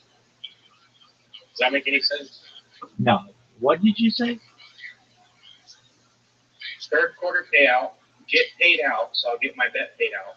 If my team leads by 7+ after 3Q, but loses. What does that mean? One more time. I'm listening, but I'm trying to pay attention. Do it again. Get paid out, so my bet will get paid out. Right. If my team leads by 7+ after 3Q, but loses. All right. So that means if your team is up by more than 7 after the third quarter, but still loses the game, you still get paid out. Basically, like if the other team makes a really great comeback, you still get paid out. Okay, cool. That's kind of nice, huh? Yeah, very nice.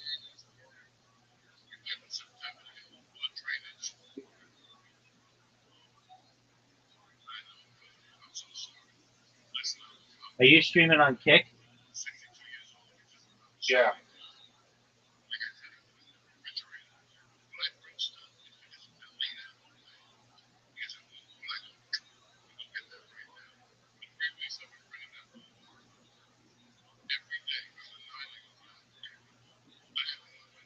What's your streams?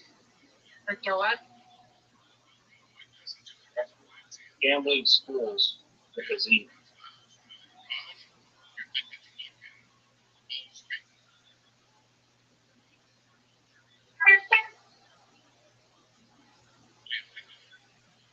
We're doing. I just sent you all the class. I put the class so you can send me your tip.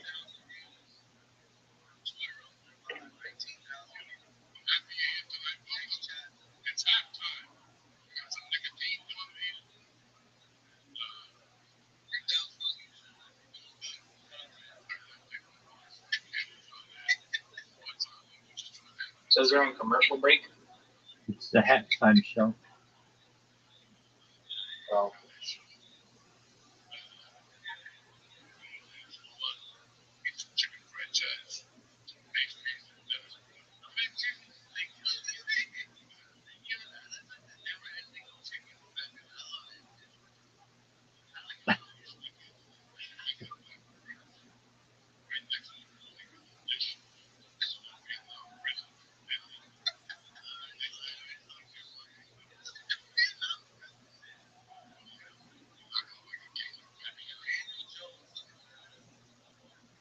I just found it. Oh, you found it? Yep.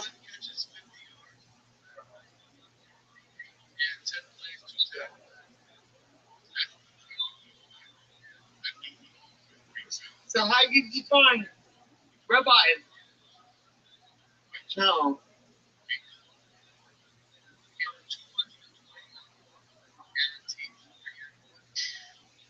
The part Barstool is the Never Carter, the Leap Nigger Man.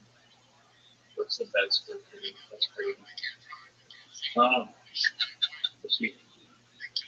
We got this. We got some soccer, some tennis. So I don't know what the fuck's going on. These ones all looking like crap so far. What the app are you using, Gavin? This one it means What the app are you using? Fox. It's not the app are you using. OBS.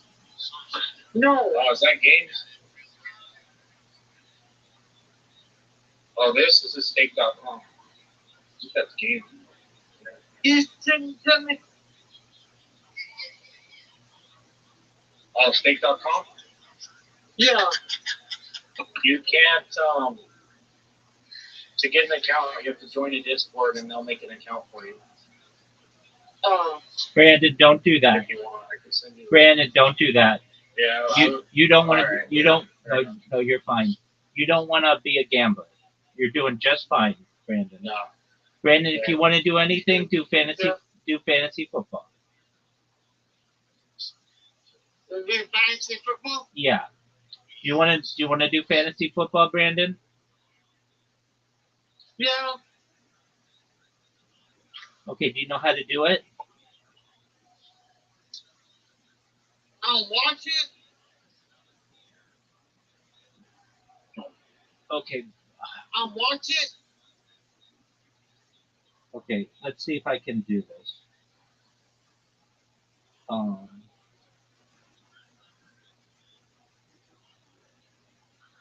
I think I'm in.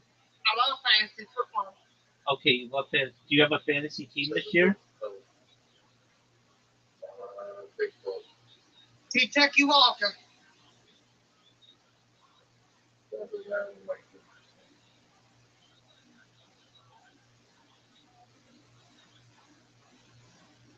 Let's go in.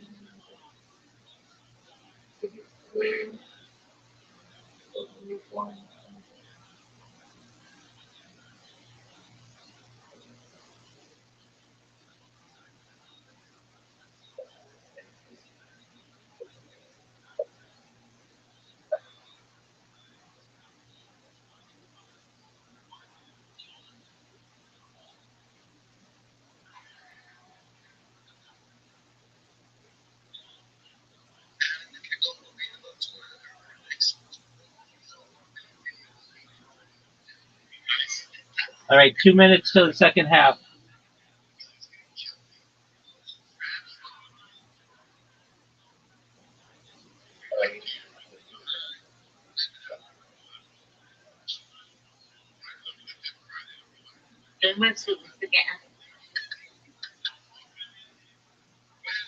So what?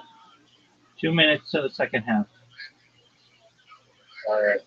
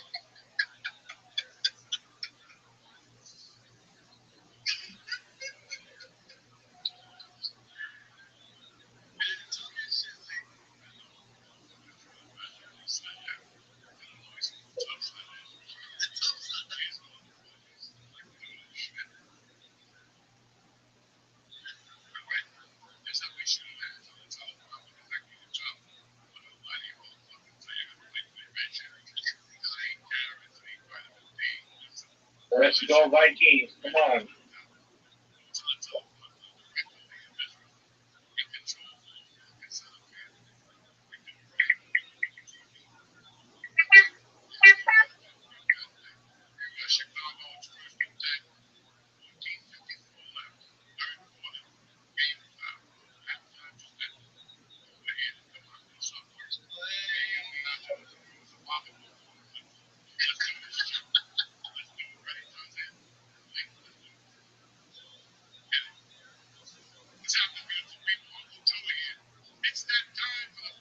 He just said Wild Tide is crazy.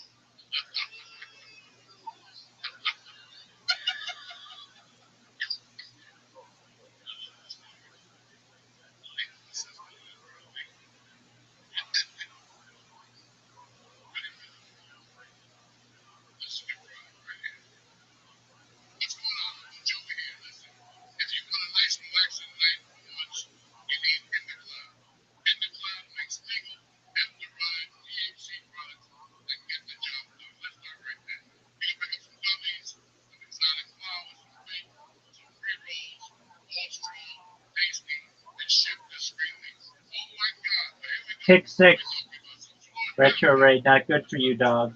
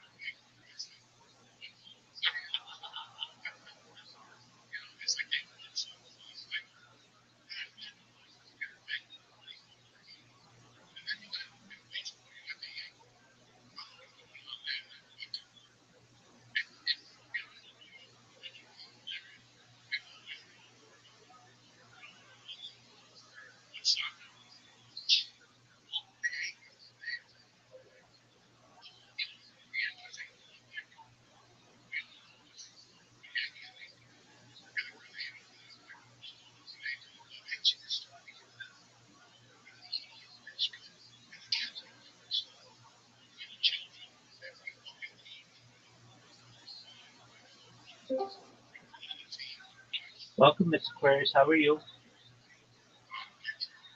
And how are you? Lovely. Are you ready for me? Yeah, that's right. All right. You're going to have an invitation in 15, 14, 13, 12, 11, 10, 9, 8, 7, 6, 5, 4, 3, 2, 1.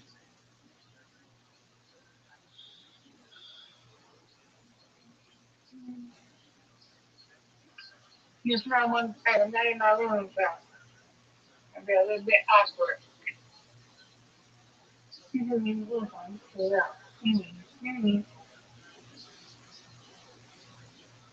Well, you got it, Rabbi. Oh, for sure. No doubt.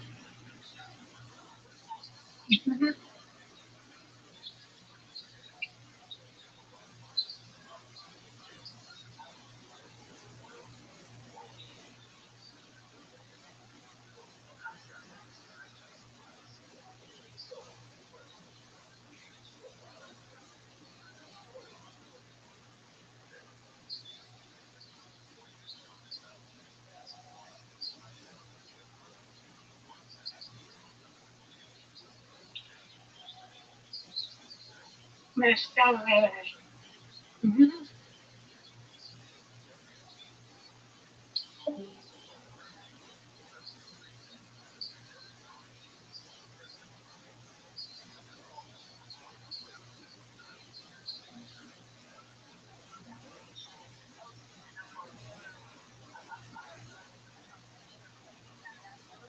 Yeah. Nice strike.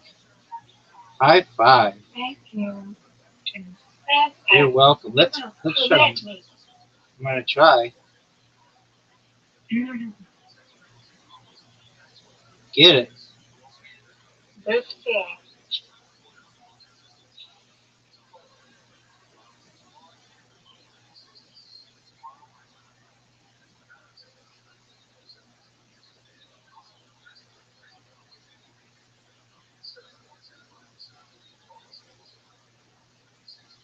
Get it.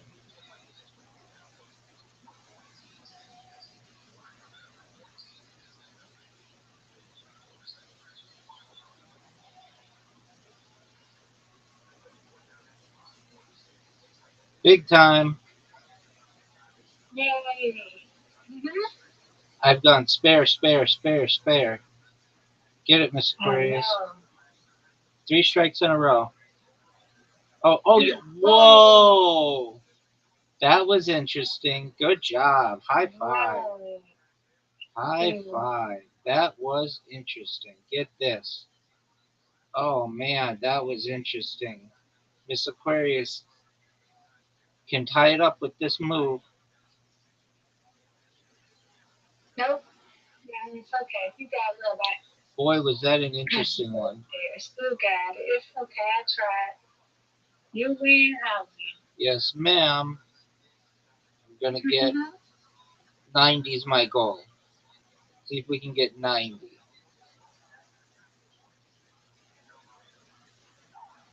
Yep. Right in the morning. 91. Yay. I win, you win. You did it. You did it. You did it. Wait till I get up here. I gotta get up steps first. I don't want me to fall. I'm still recovering now. Don't want me to fall and break nothing. No, we don't. Take your time. Hold on. Let me get up. Oh, yeah, I already did it. You see what I mean? Take your time. Hey, so fast. Take your time. Didn't give me time to sit down. You didn't have to go. Okay.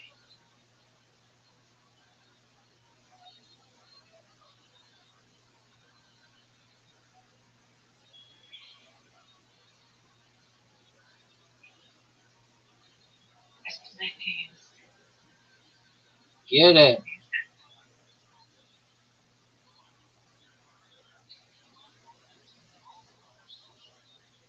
Get it.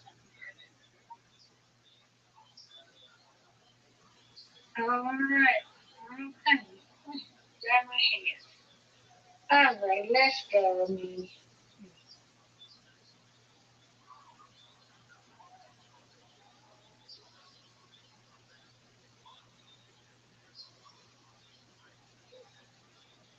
Get it. Oh, that was good spare. That was amazing. Thank you. Get it.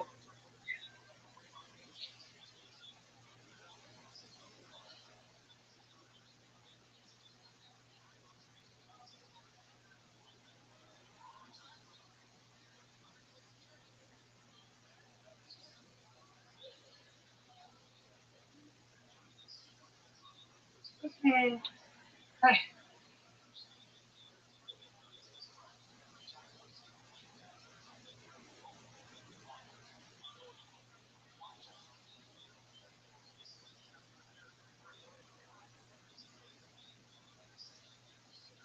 There we go.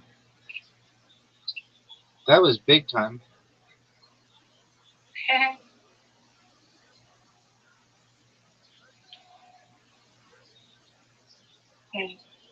Let's go.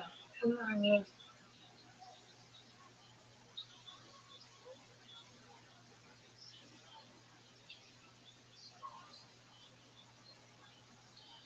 Get it. What a spare. Oh, no. No, we're not. Oh, it's Yay! on. Good job. Turn out the lights. Uh-huh.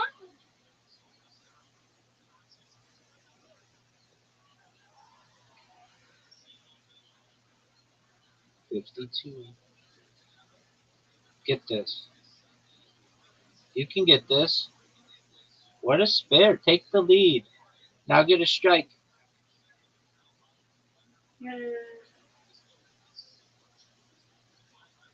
Oh, get it, get it, get it. Okay, you got You might.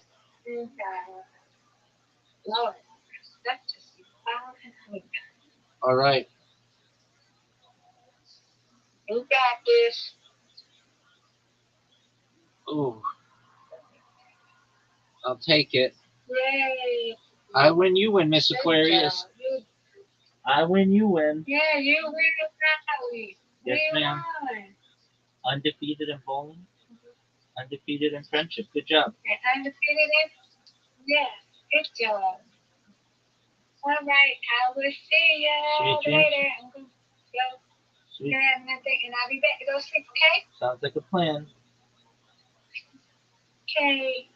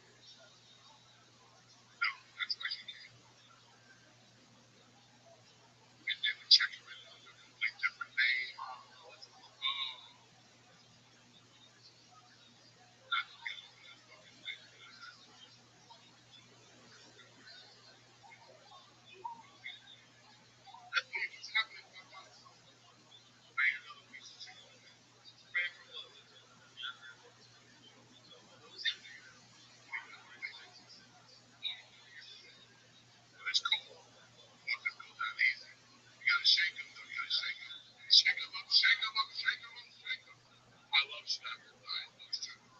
That thing will kill you quicker than snap those sugar. You crack mix the motherfucking bar.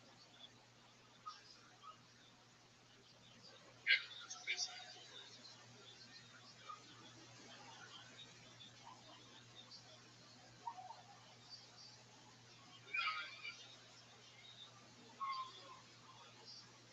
This is our first Monday Night Madness. This poor bastard don't like the beat. This is our first Monday Night Madness of the Joey and Friends Hot Street, which is learning we don't know what to do this week. Similar to other people who listen to the match, you know what I'm saying? So we'll just join our best. Next week we'll have Rabbi, you know, he's on swag, of course. Salute you. Get your dick started on the holidays. Stuff like that. Tickets. You get inside information on what's going on all night. You learn the commercial. You get the complete after the podcast, like after. You guys think this is after one? It's never an after one. We just sit here and make sure leaders fall asleep. Go on the couch after we go. We laugh here and there. But this is just a trial. I don't know if you enjoy it. I don't know if we gave you some good information. But whatever we try, that's all I talk about. Yeah, we don't know about sports.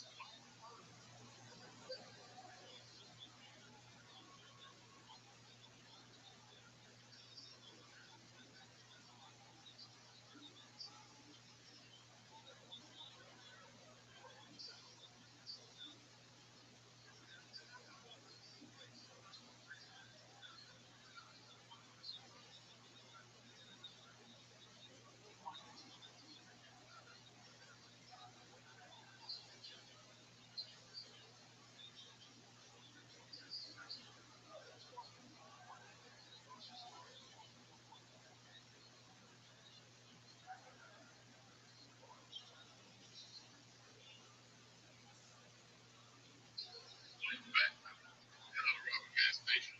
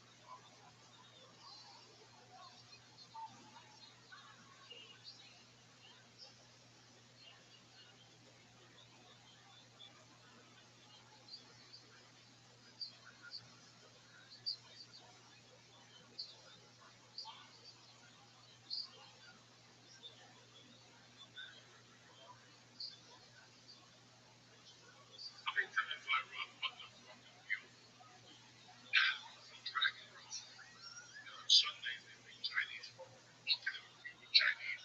And the daughter was fucking banging. We use your money.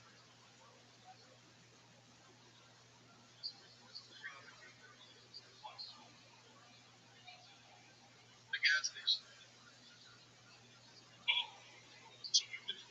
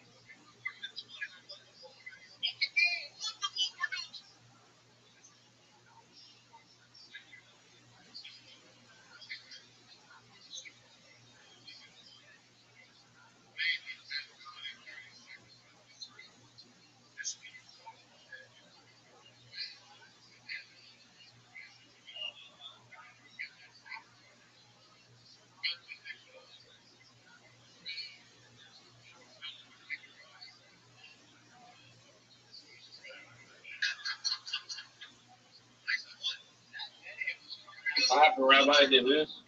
No, dude, you're looking like you might win. No way. Yeah, you're down. Toronto? Yeah, you're down 5, but you got the ball. Yeah. Oh, shit. Yeah, maybe. Oh, yeah, I wish I would have bet more on it. I had a feeling. Doug, that is the degenerate motto. Is I had a feeling. We don't talk about it. Doug, you, my friend, are mayor of Degen Town. Amen, brother. Amen.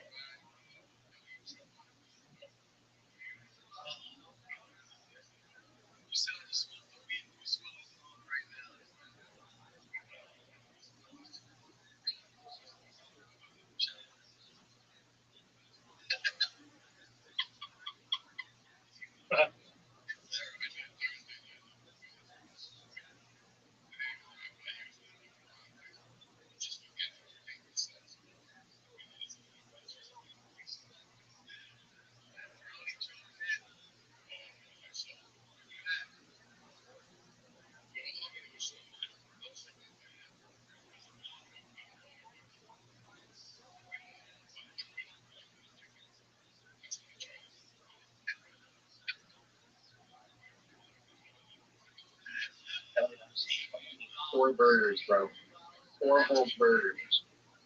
About ham on these bitches. Is he still watching it? Yep. Hey, so is Brandon, is he of age?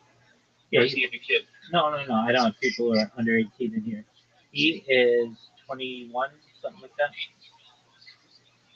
Well, I didn't want to get him hooked on gambling if he's not like.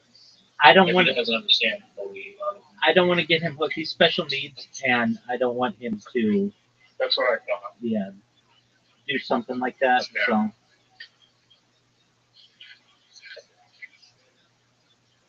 That's fair.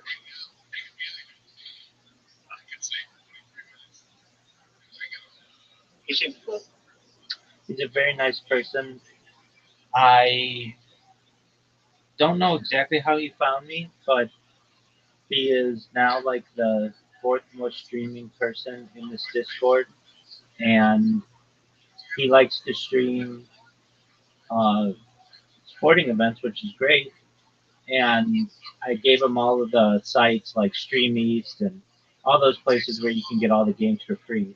So he's pretty stoked about that he can get like MLB Network and all that other stuff directly on his computer.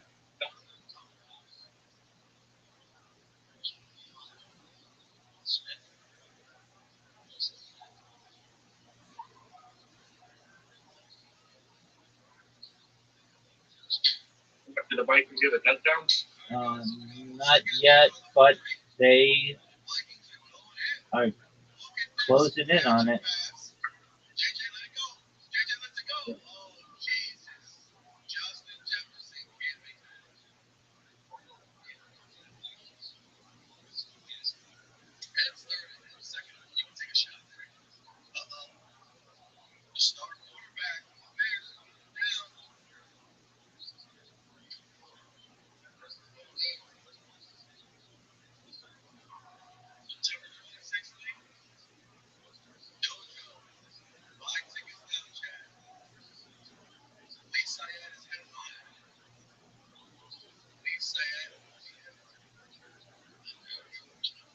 Fucking car fox.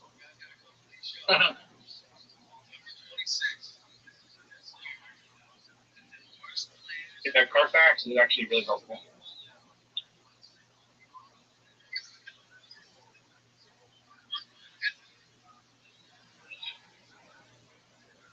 My bank wouldn't sell me my car without having Carfax. That's pretty common. Yeah.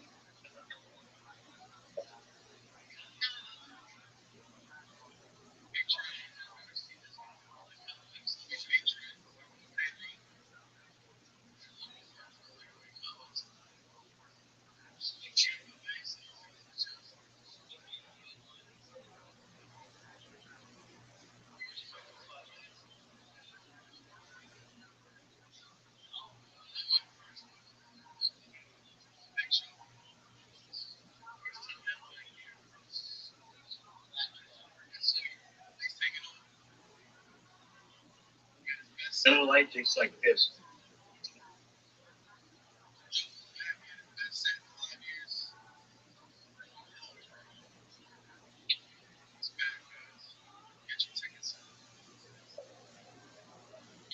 You had Miller Lite, Rabbi?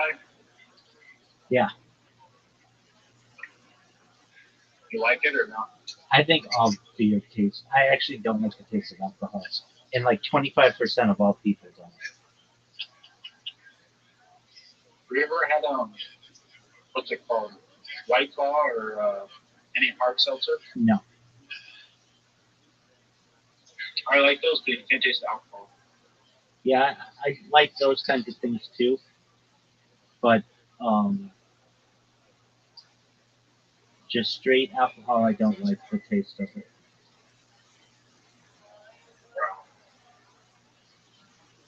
It's gross. Dog, you are in a really good spot right now. I feel like they're gonna win. 3rd and 1.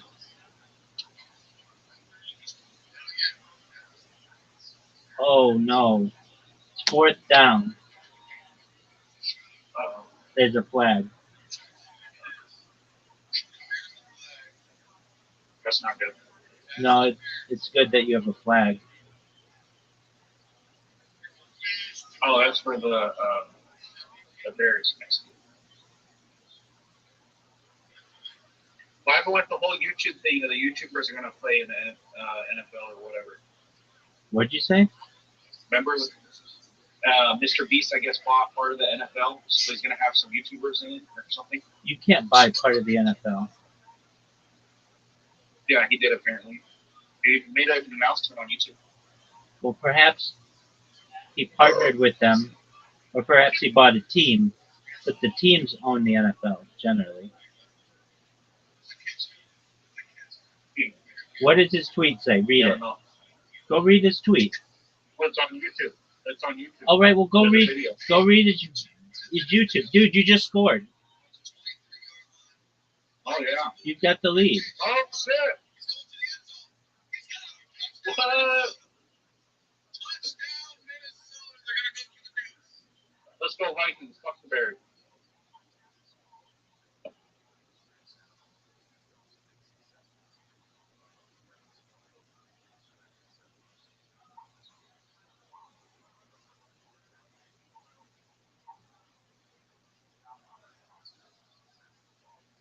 No, he did not buy the NFL. The announcement was a viral marketing stunt to promote YouTube's exclusive free live stream of the Los Angeles Chargers versus the Kansas City Chiefs. He did not buy the NFL. That's not something that he'd have to buy like all the teams. Oh, and they got the 2-point conversion. Oh shit. No way. So what you told me earlier, I want to bet on the Vikings. Yeah, dog. I mean, I still wouldn't.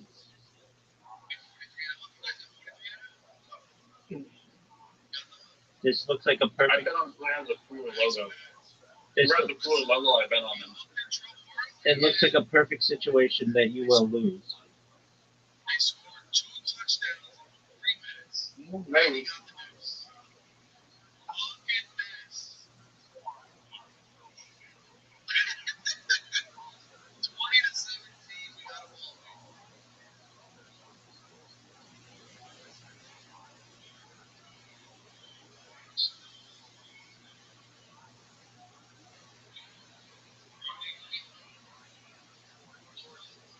Do you know who Joey Diaz is?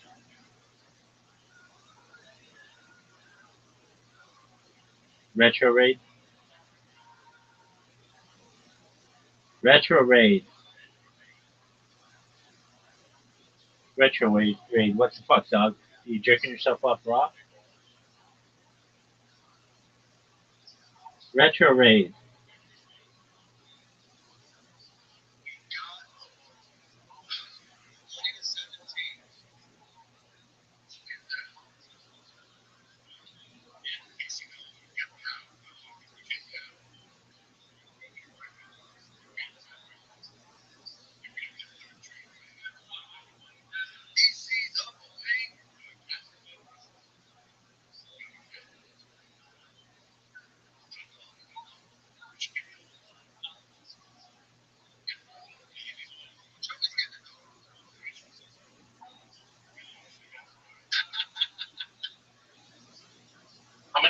is there on football? Like 4? Doug, shut the fuck up. Don't call it innings. They're quarters.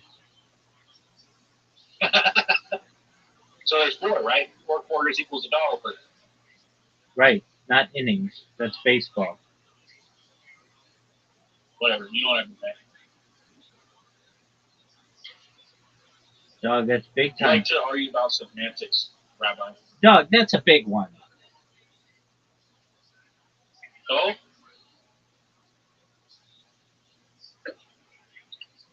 you know more about sports than I do, and I'm the one betting on that. That's crazy. Right, you bet on ping pong in fucking Vietnam. Yeah, and I lost. No, I was some old dude against some young guy, and the young guy won. They're American.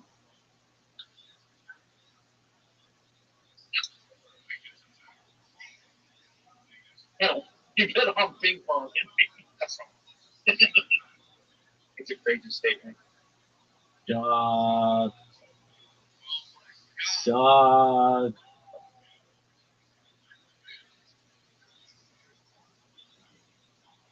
you remember what I told you to take? Take what? I told you to take the over, but you said that wasn't an option, which really tells me. I think it is. I didn't know how the fuck to bet is what it is.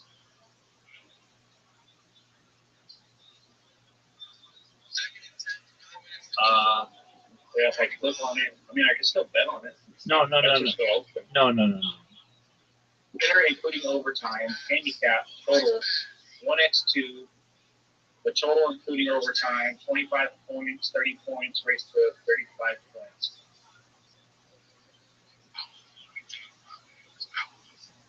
I think I could throw a little more on the Bears. Doug, shut the fuck up. Shut up about betting. You're fine.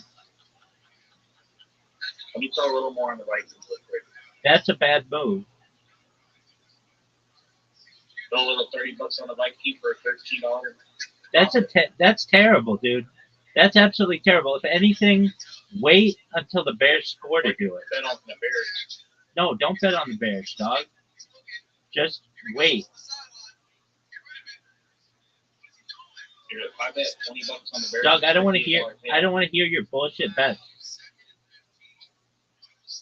Fuck you too. It's 3rd and 14. Just be happy with what you fucking bet. I am though.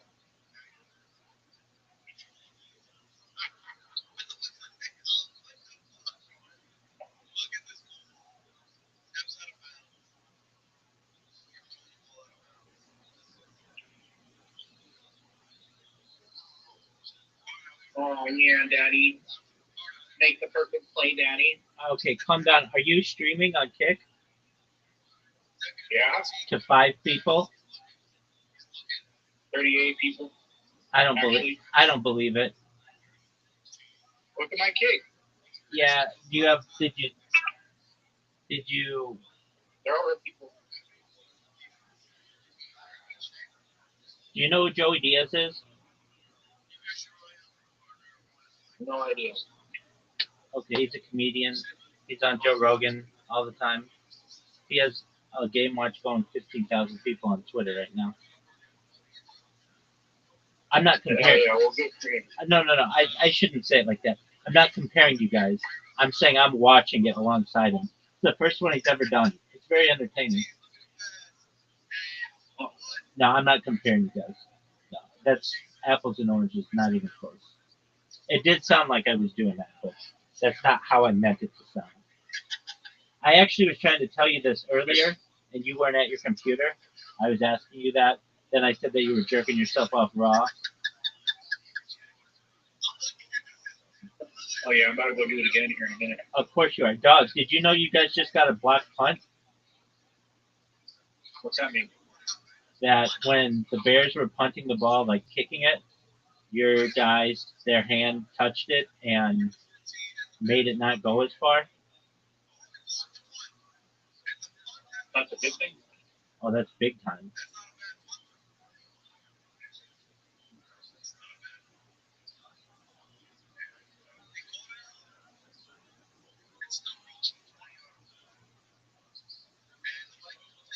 All right, Vikings have the ball. They're going to do their best to kill the clock.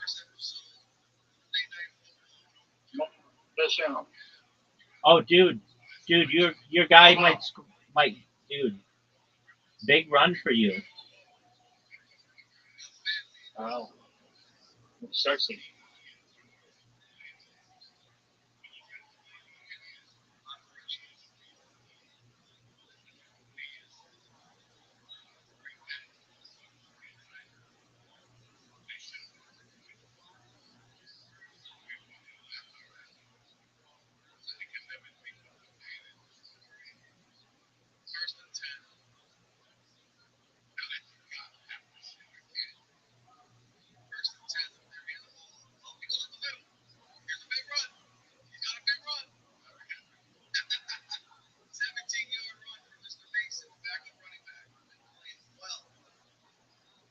Get back.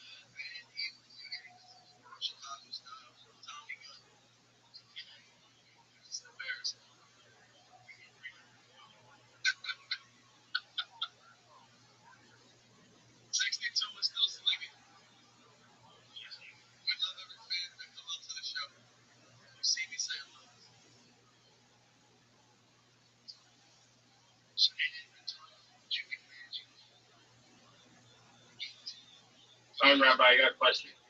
What up, pimp? So I could take out $27 off of a $10 bet, or I could be greedy and wait till it gets to 37. At this point, I think you're fine being greedy. Be greedy? Yeah. Alright.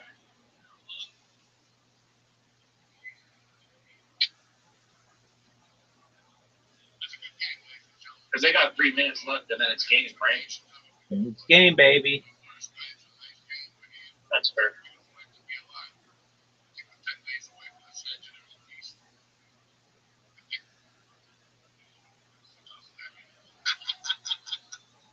That was big for you.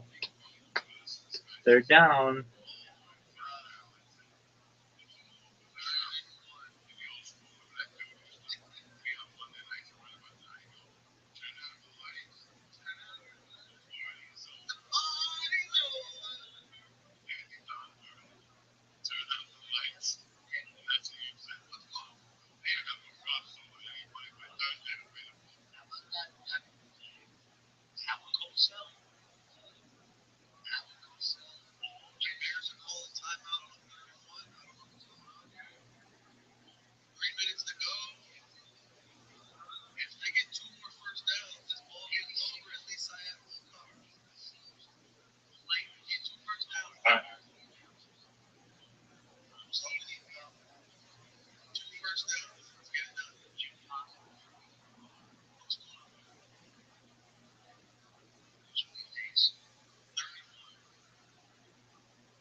This is a big Let's play. go. This is a big play for you.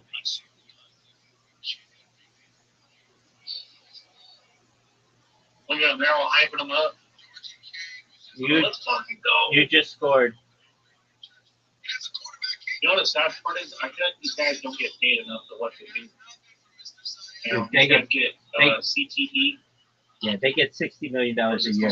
They know the risk. Do they get $60 million? Many of them. Yeah, they get a progressive and degenerative brain disease due to repetitive head injuries such as contact sports. I'll take it for $60 million. Changes mood behavior such as aggression or depression. I'll take it for $60 million. Horses over time. I'll take it for $60 million. Yeah, I don't know if you ever actually think that. How much? It's not as bad as a fucking boxer. About $3 million. No, I wouldn't do it for that. He's around $1 million. But that's per year. So Dude, look at what a quarterback makes.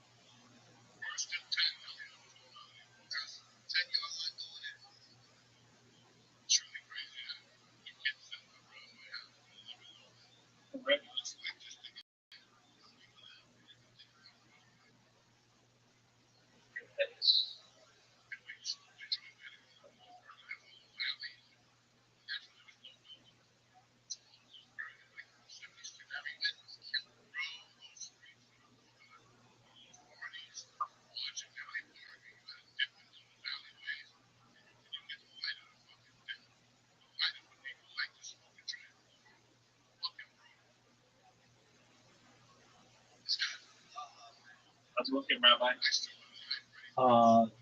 It's looking really good for you.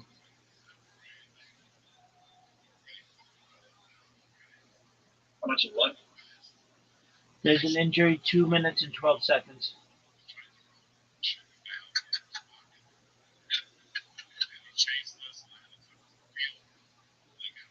Oh, they broke it? Oh, Oh, that's different. Never mind. what did you say? I would think they broke that Bowie thing, but that was a different thing. I was like,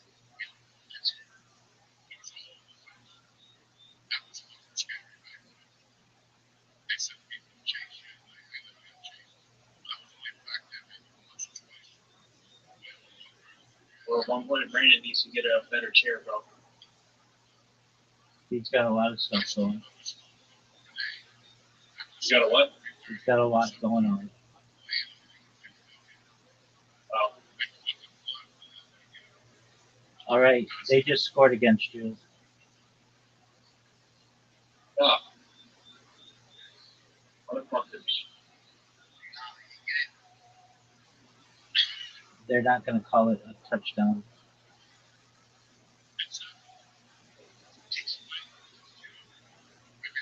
I thought I should have just captured. I got the game up right now. I just picked you up. I just thank you. No, Okay. he's out at the. Everybody, He's I at the got the one. game on. I know. We're watching it.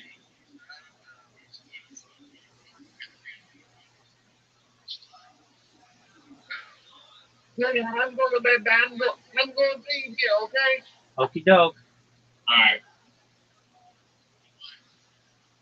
Okay, everybody? Yes, sir. I'll be here, but I'm going to, oh, wait, my camera. I'm going to bed. Okay. All right. Good night. Sweet dreams.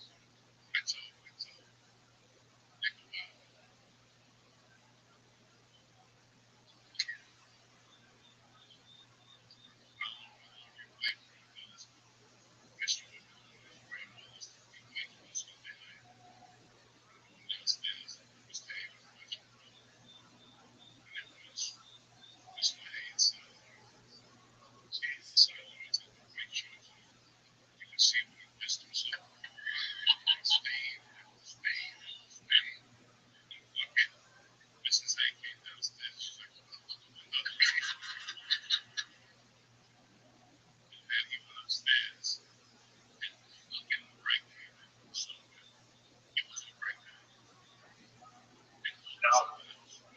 Mikey's got it. No. It won't happen.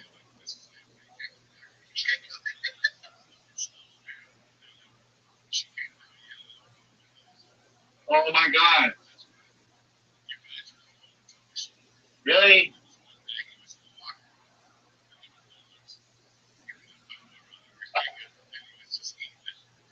Dude, this is a close game. Yeah, you should be I should okay. have just cashed it earlier. No, I wouldn't have. You should be okay. Think so? Yeah, I think you'll be all right. They get one more touchdown. Fuck. Yeah, but they need an outside kick. It's really difficult to do. Yeah.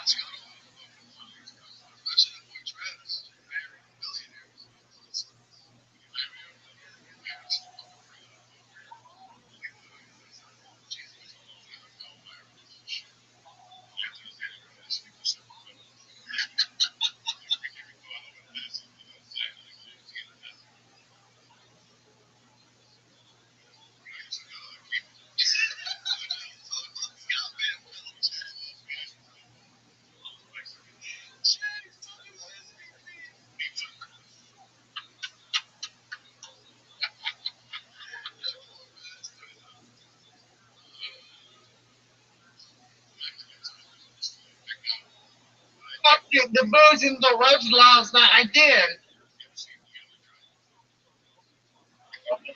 Still fucking, they're fighting on this one, man. You want to lost in there, Richard Way? Yeah. I hope Vikings wins.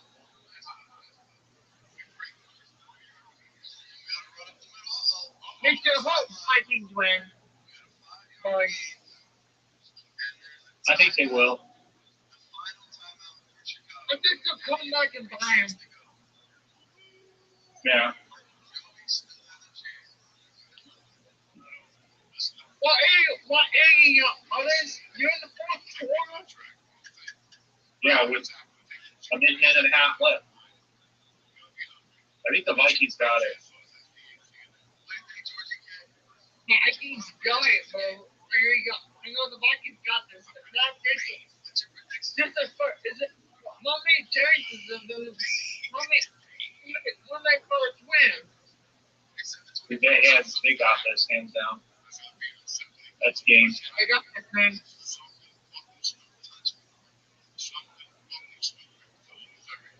Man, there's a timeout. That's it. There's a timeout.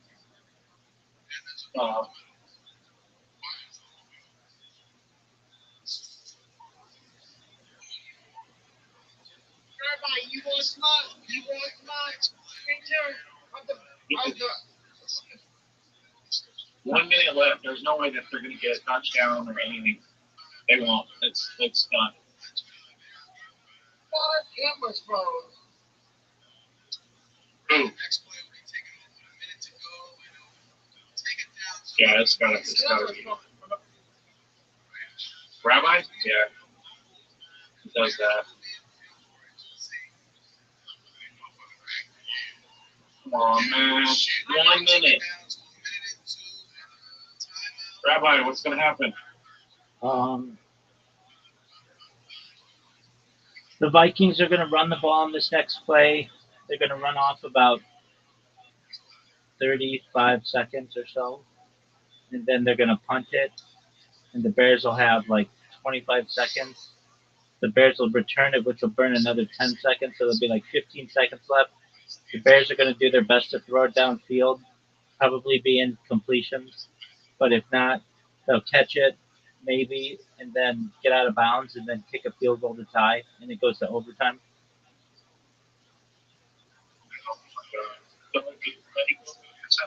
Not. What'd you say? Does it always go to overtime, or will it? It won't always. Well, if the Bears score a touchdown, then it will. Yo, what up, Chiro, man? How you living, champ? Chiro, man, can you hear me? Yo, Chihiro, man, how you living, dog? Chai Hero. Chihiro, how you living, dog? Did you hear me?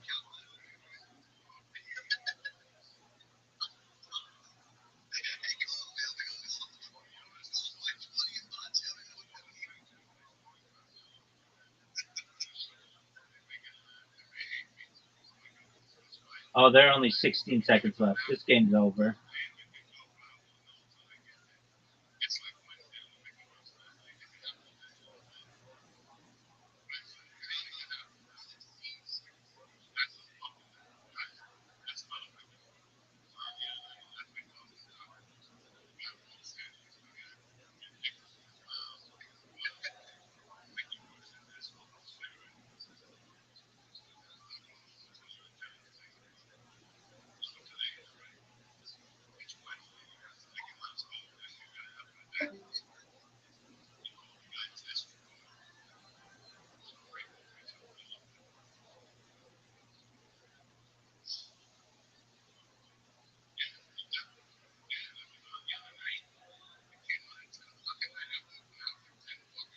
All right, the Bears have the ball with 9 seconds.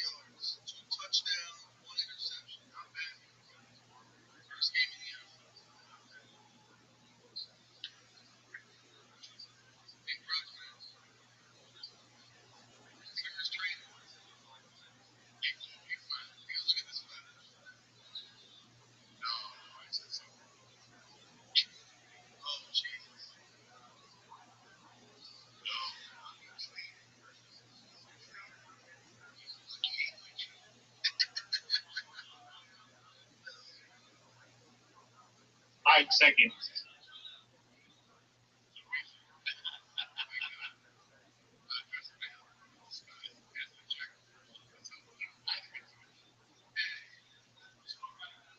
Five seconds. 5 seconds. Come on. They're not going to get that. They won't. It's impossible. It's not impossible, but it's highly improbable. Last game.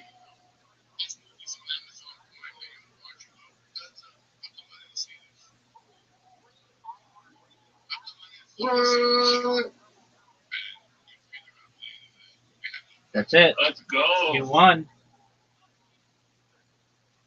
Congratulations on your That's $37. money. Thanks, bro.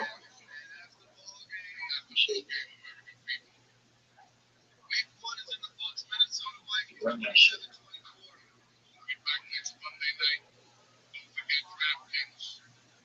All right, I'm okay. Peace, dog. Congratulations. 833. Thank you, bro. Take care, big dog. You too, bro. Thank you. See you later, Brandon. Good meeting you, bro.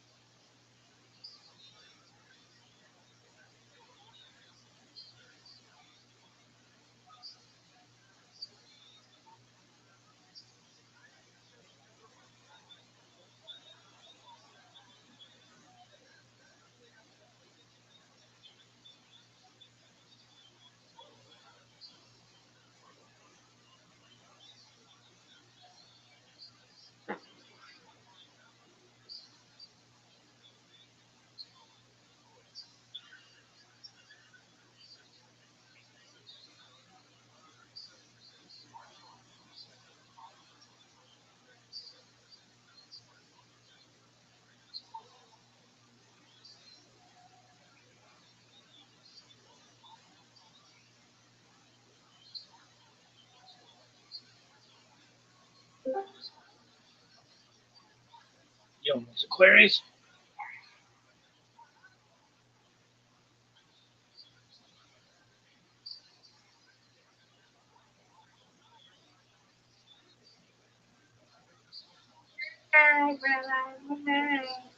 Good night. Sweet dreams. Thank you, ma'am. You're welcome. Thank you. You're welcome.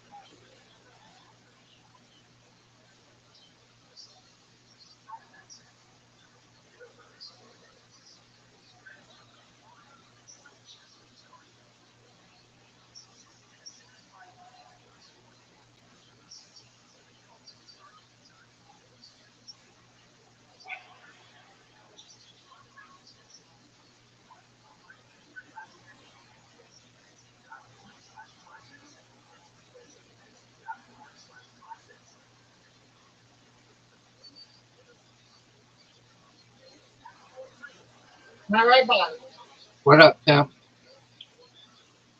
what, what you think about the Minnesota Vikings and the Chicago Bears? It was a good game, and I think it lived up to expectations. It was exciting to the end, which is what I like. So that's good. It was a good game. What did you think of it?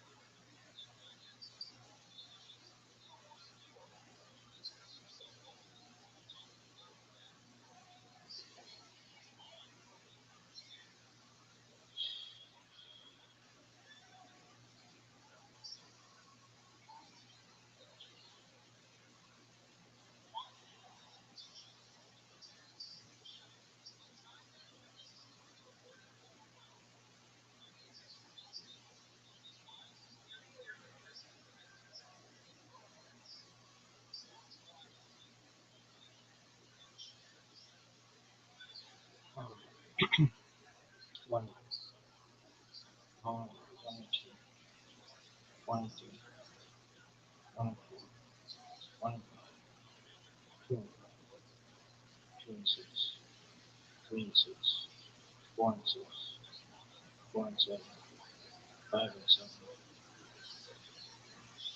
five and eight, five and nine,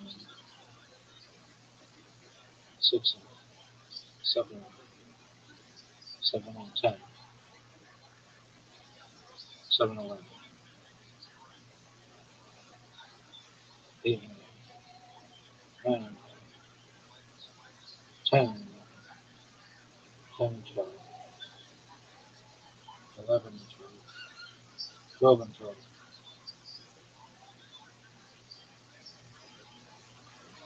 12 and 13,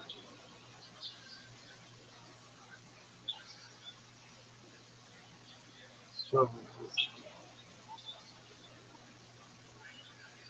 13 and 14, 14,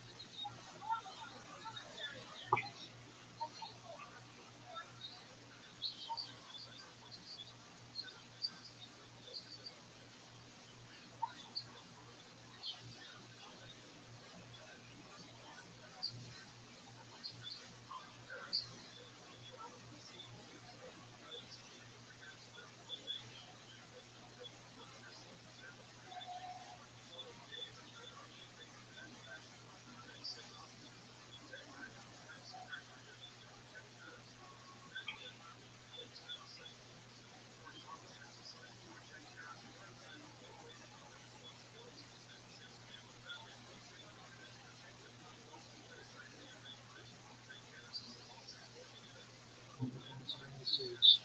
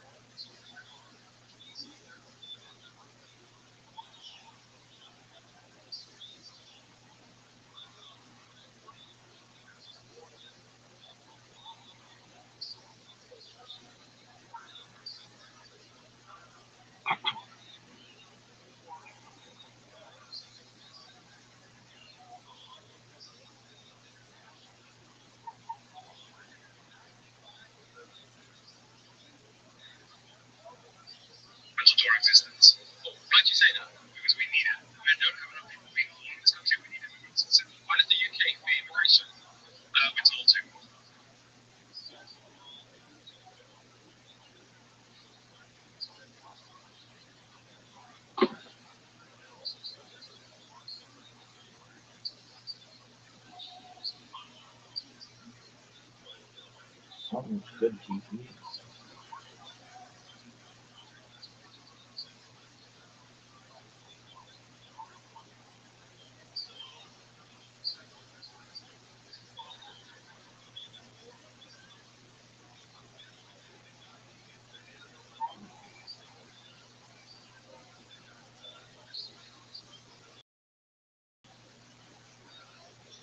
Dusty Slay and Martin Phillips.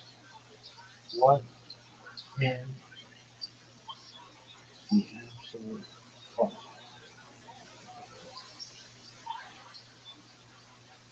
Martin Phillips is a guest? Not a huge fan of that. Why? He's been on some restaurants.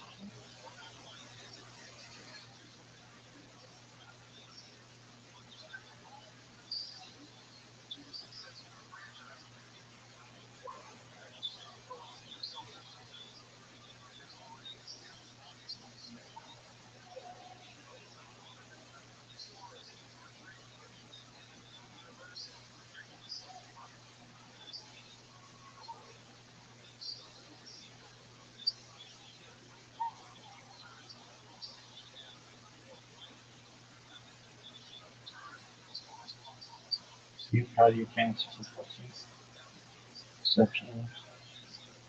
Squad made you proud.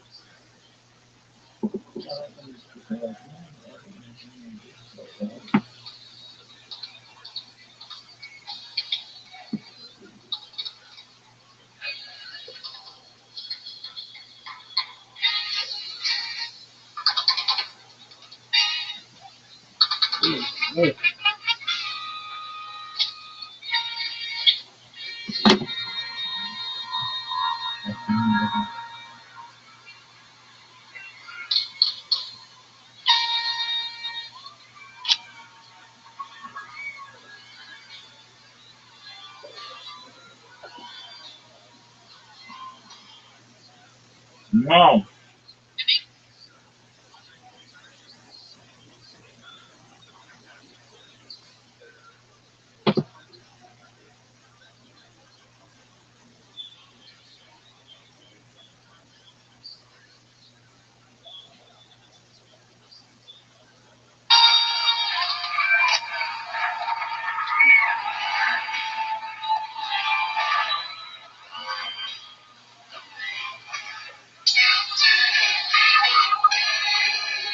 It's Rabbi coming to learn from my comedy mothership here in Austin, Texas. Our brand new episode of Kill Tony. Give it up for Tony. Let's go!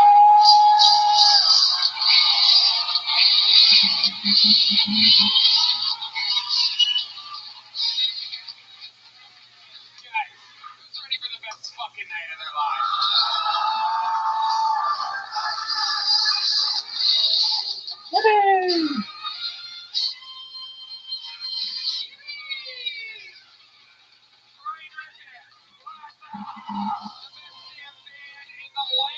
Everybody, come on!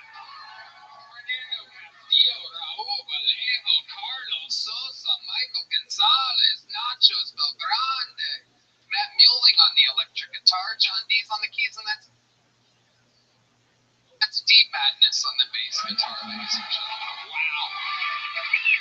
What an exciting night we have ahead of us. Ladies and gentlemen, I'm so excited about this one. Before we get started, here's a little bit more from the amazing sponsors that made it all possible.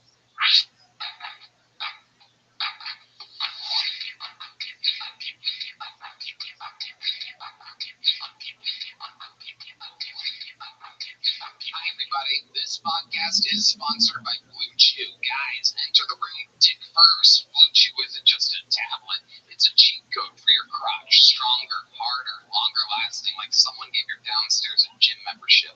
Blue Chew is the original brand offering chewable tablets for better sex. Nothing does it better than Blue Chew. Discover your options at BlueChew.com. We've got a special deal for our listeners. As always, get your first month of Blue Chew free. Just use promo code Tony at checkout and pay $5 for shipping. That's it. Join Blue Chew's mission to upgrade humanity one thrust at a time. Head to BlueChew.com for details and safety info. And big thanks to Blue Chew for sponsoring the podcast. You guys ready to start tonight's fucking show or what? Every single week, I bring up two of the funniest human beings on planet Earth to join us. We are coming off hot of what I truly believe is our greatest episode ever with Rob Schneider and Donnell Rawlings. Tonight, I present to you another first-time duo on panel. One of them has one of the newest specials on Netflix, Wet Heat. The other is Kill Tony royalty, being one of the most used and loved golden ticket winners ever. Yet he's never been on panel before. Ladies and gentlemen, make some noise for Dusty Slay and Martin Phillips. Yeah, Dusty! Welcome, Dusty. Martin Phillips. Fuck yeah. This episode brought to you by Shopify. Welcome. This is our first time working together, Dusty. Yes, it is. So we were eating lobster rolls upstairs, having a good old time. I'm excited for you to be here. Dusty has Wet Heat out on Netflix. The podcast, we're having a good time, and he's on tour at DustySlay.com. One of the best comedians working today. Welcome.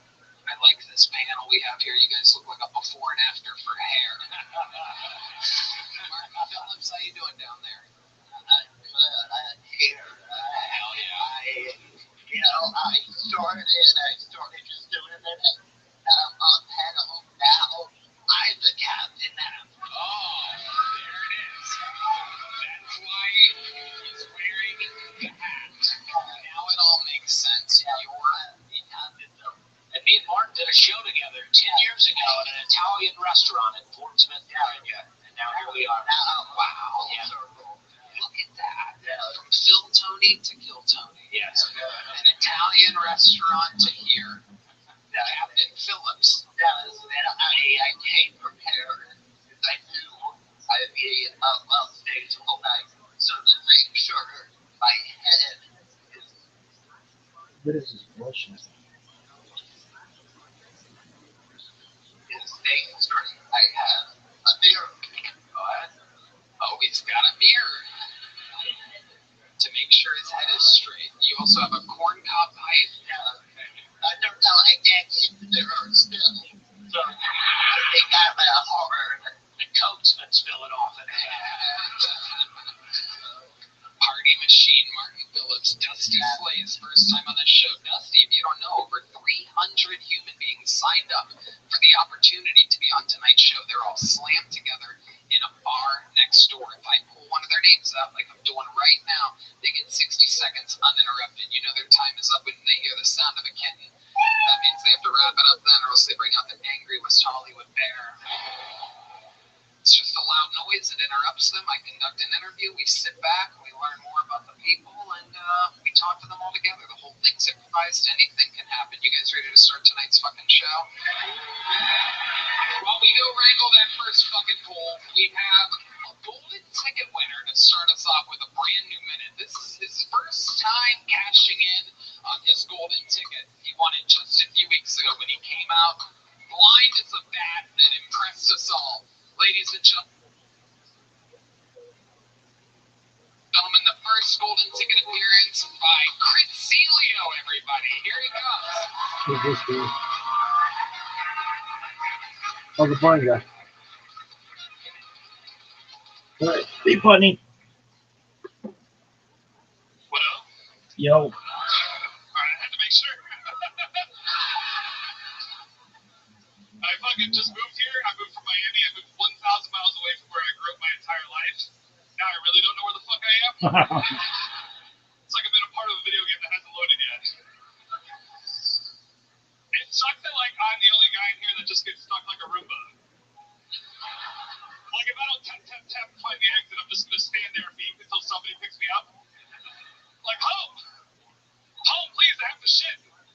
You don't know how long you can hold it and shit into your knee. And you never know where another bathroom's ever going to be, dude. You're like, well, I guess I'm never going to shit again.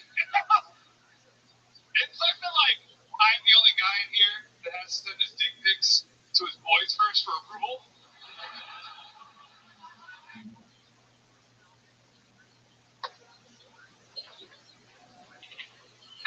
Yeah, you're gonna be like, yeah, this is a good one. And then they get to be like, why is your dog in the shot, Chris? Were you aiming for all balls by chance? This is half your cock and not the good half. It's all root. Nobody wants all root. Maybe that's very much, yeah. Celia. Hell yeah.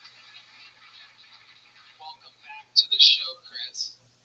This time this way, right? Yeah, we're over here. There's speakers everywhere. Could be easily confused. I love that you opened up with the line, what up? Because you literally don't know. And then I thought of something when you were talking about taking a shit. I realized, how do you know when you're done wiping? Do blind guys... God damn it, Tony. Do blind guys smell the toilet? No fucking way. Well, look who it is. The world's second biggest William Montgomery fan. Coming in like the bitch that he is. How you living, big dog? Yeah. I've missed you. My man. Dude, I'm slaying a dick like it's going out of style, son. Every day's a holiday, every meal's a I have a feast. question for you. Well, hold on. Keep cool, my baby. I have a fucking question for you right now. What is it, big dog? Say, I fucking asked her. How much of monthly royalties do you earn from the lawn gnome people that sell lawn gnomes? Oh, you mean Travelocity? Yeah, because you were the original lawn gnome. Absolutely. Right? It turns out it's 69 cents every 69 days. That seems low. Is that per unit? Yeah, for every lawn gnome Every lawn gnome that is sold in the world, there's this voluntary, but everybody accepts it, subscription that goes along with it, and it's 69 cents to me every 69 days. So I should be buying a yacht soon. A lawn yacht? Nice. How have you been? I've been alright. I was in the hospital for the week. Why were you in the hospital? I ate shit on my bike. Oh, in a way, are you okay? Oh yeah, no, I'm good now. It just, wasn't great. But we're good. Did you hit your head or anything? No, but my fucking, I fell into a ditch and then fell onto my bike's pedals with my neck got all sliced open by fucking gears and fucking sharp pedals. No way. I was worried about you. I've been thinking about you, and but you told me that sometimes you just go on and do your own thing, so I wasn't going to pressure you. But I think about you a lot, and I'm saddened to hear that you were in the hospital. But I'm happy to hear that you're doing better. Correct? Oh yeah, no, it could have been much worse. The fucking week in the hospital wasn't very fun at all, but it could have been worse. Absolutely, could have been worse. Did you skin any part of your body? Not really, just my neck took a lot of the damage, really. Yeah. You could have easily been paralyzed.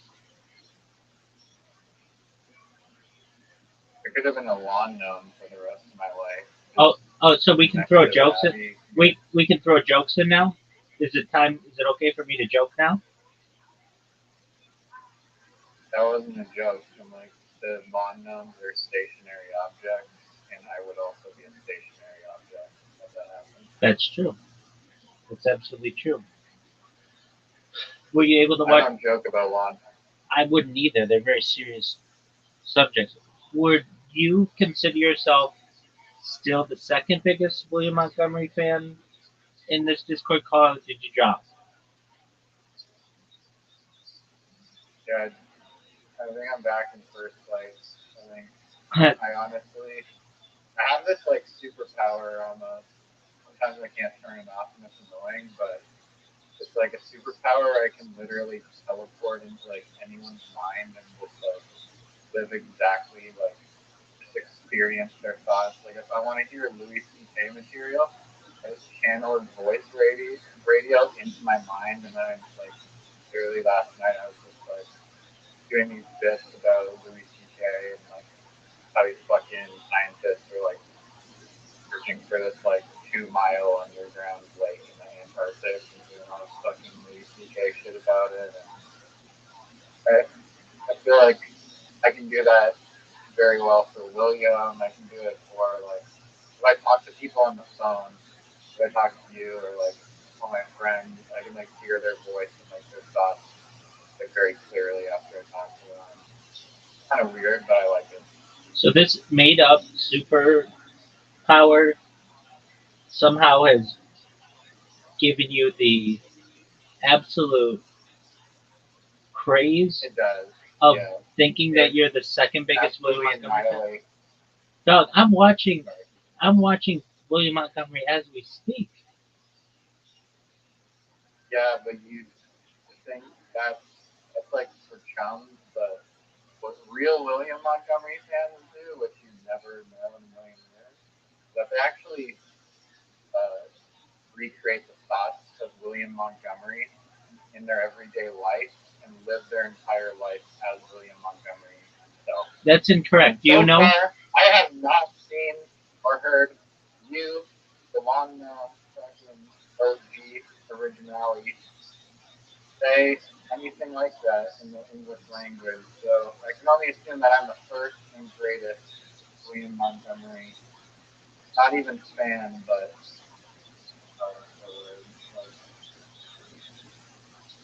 inhibitor. No, I'm I'm a machine. I'm a big red fucking machine. No, that's his nickname. Doug, have you ever sent a manifesto to William Montgomery as he requests?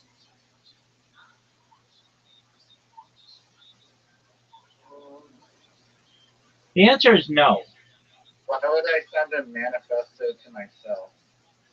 Okay, so I you. am William Montgomery. That's how deep I am in the weeds of William Montgomery. I've literally become him. So Okay, I don't need to do these fanboy shit because I am him. that's some kind of disorder. That's different than just being the number one William Montgomery fan. Superpower. Incorrect on the superpower. William Montgomery in every episode does not have Casey Rocket say, please unify your consciousness into William Montgomery.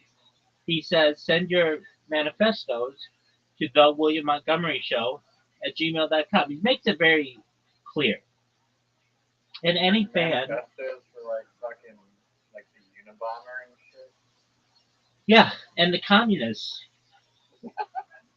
He's an FBI agent. Dog, the Unabomber was onto a lot of stuff. Have you ever read the Unabomber's manifesto? Bundy? Isn't that Ted Bundy?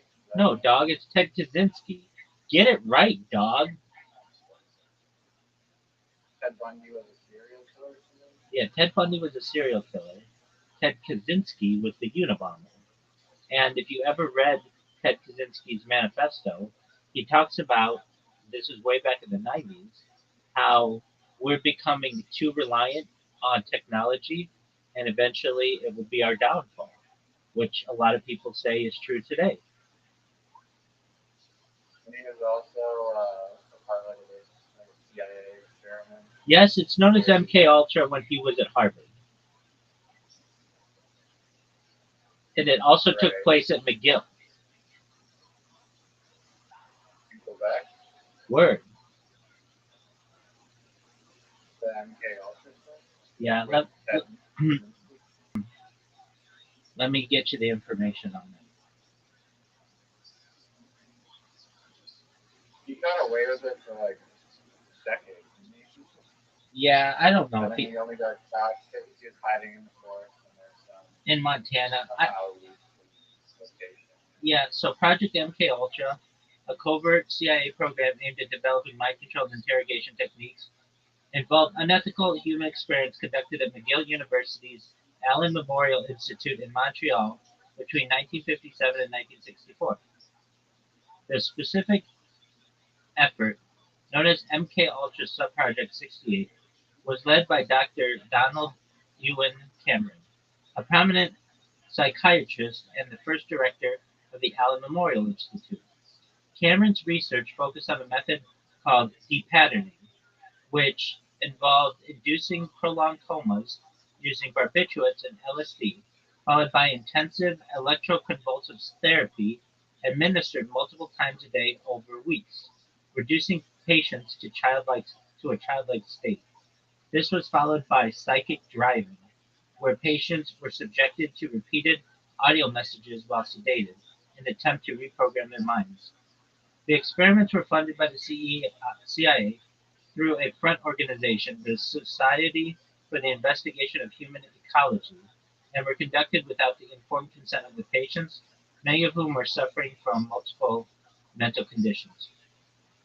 The treatments caused severe and lasting harm, including permanent memory loss, confusion, loss of personal identity, and the inability to perform basic tasks. The Canadian government is also alleged to have provided funding for these experiments. The existence of these experiments was largely concealed, with most records destroyed in 1973 by CIA Director Richard Helms.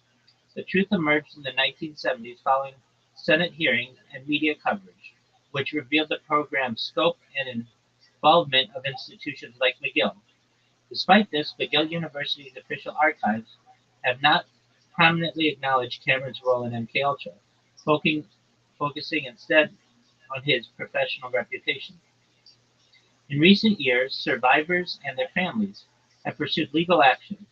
In July 2025, Quebec Superior Court Justice Dominique Poulin authorized a class action lawsuit against the Royal Victoria Hospital, McGill University, and the Canadian government, alleging that these institutions enabled and funded the experiments, causing severe and lasting harm.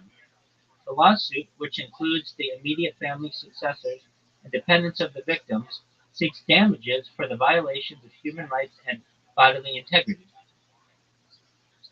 The federal government and McGill University have since filed motions to dismiss the case, arguing that claims are time barred, but the legal battle continues.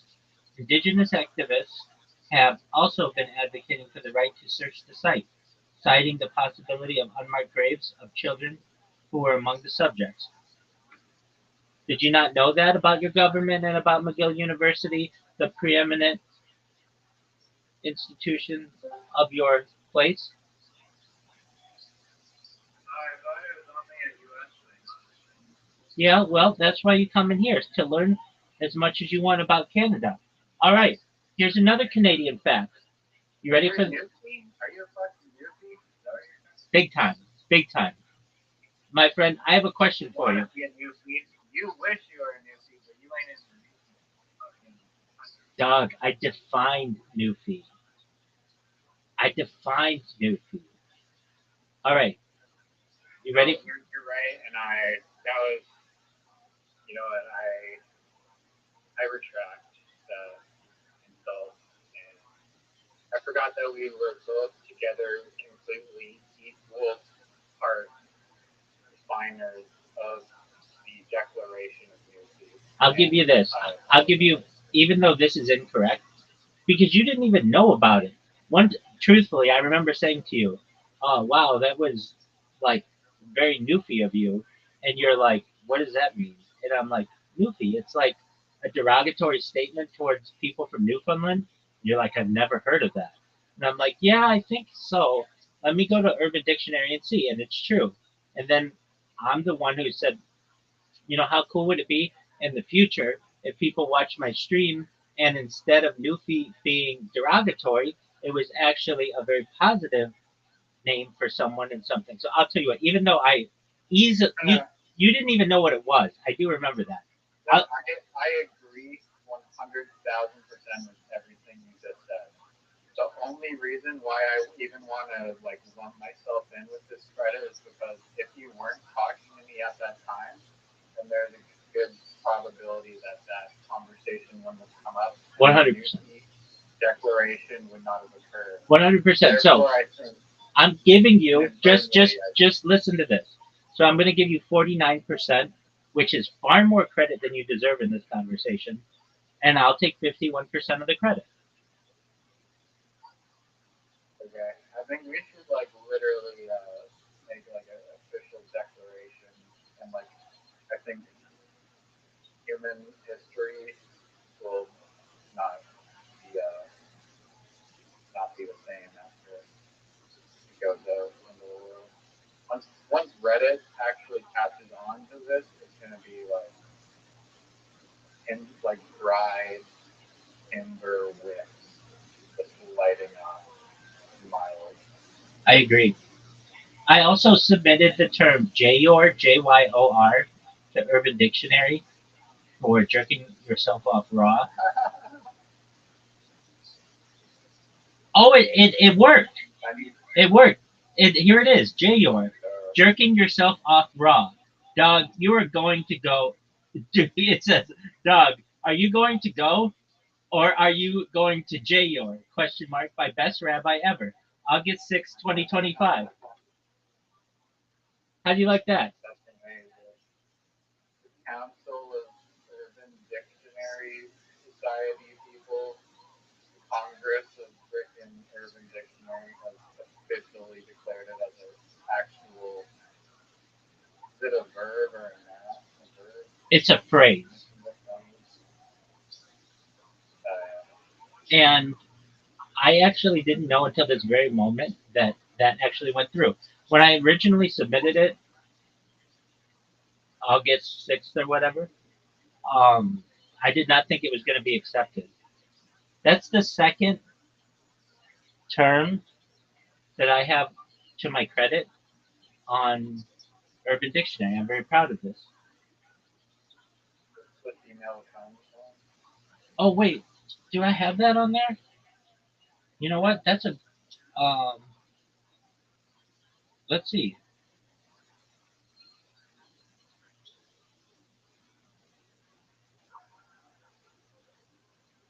No, I don't think I put that one on there. I should. That's an excellent point. That's an excellent point. What was the word again? What's the word? It's SOP, SOP. It's female ejaculate. The other one is Rebetzinot. If you're like, what the fuck is that? It is an anglicized Hebrew term. Instead of saying Rebbitzins, which is multiple wives of rabbis, in Hebrew, in Sephardic, it would be Rebetzinot, and in Ashkenazi, it would be Rebetzinos. But since Rebetzinos sounds too much like Rebetzins, I call it the Rebetzinot, which is just like a collective group of female wives of rabbis. Like there's a collective group of rabbis. It's called the rabbinate, and that's used all the time.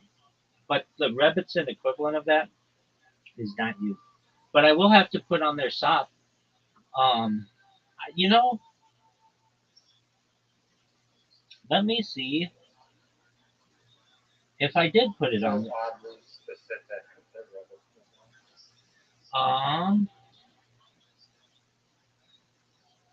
Yeah, no, it totally is. But it got it got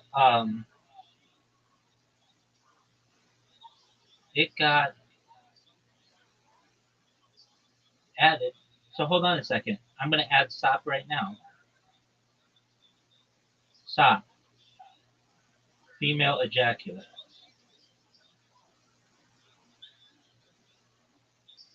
To give like the context of how Yeah, so how is it used in the sentence? That woman is, I guess it'd be sop and sopping, but that woman,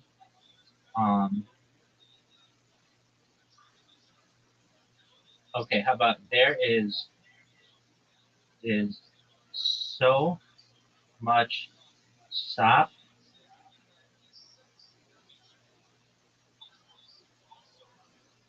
emitting, um, there's so much, oh, that sop, that, I'm going to use the term, we'll just say woman's, that woman, so sopping is really the big one, but, well, no, sop is. So, sop is the female, wait, hold on, female ejaculate. Okay, sop is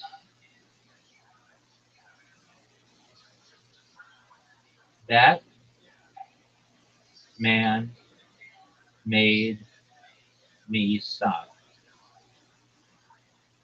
It should be female ejaculate. Commonly used as a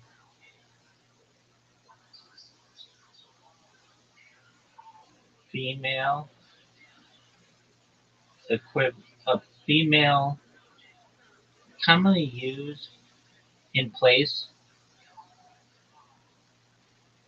of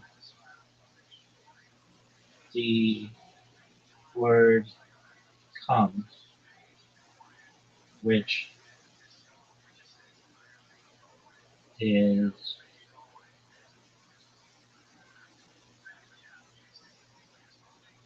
okay, that's fine. Commonly used in place of the word come.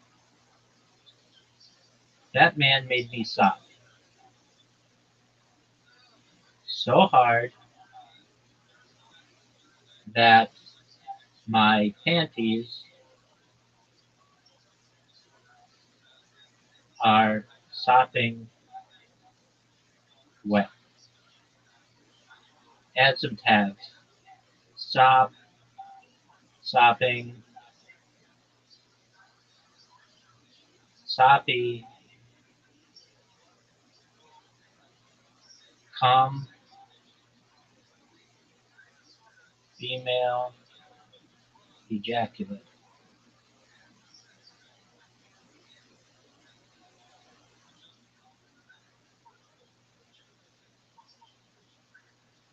Dog.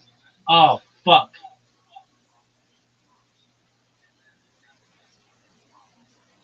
Oh, it's submitted. Okay, the definition will be reviewed soon. All right, great job. All right, but that one I get 100% on. Okay, because I talk about it all the time. All right. So before we play, I have some questions for you. Are you ready for my questions? Not if, but how funny were the memes that I sent you?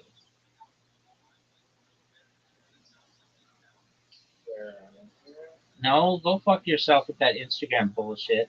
I knew you were gonna be too fucking good for me thinking that. I created by hand a William Montgomery meme and a Nathan Fielder meme. Yo! Oh, it's Brandon.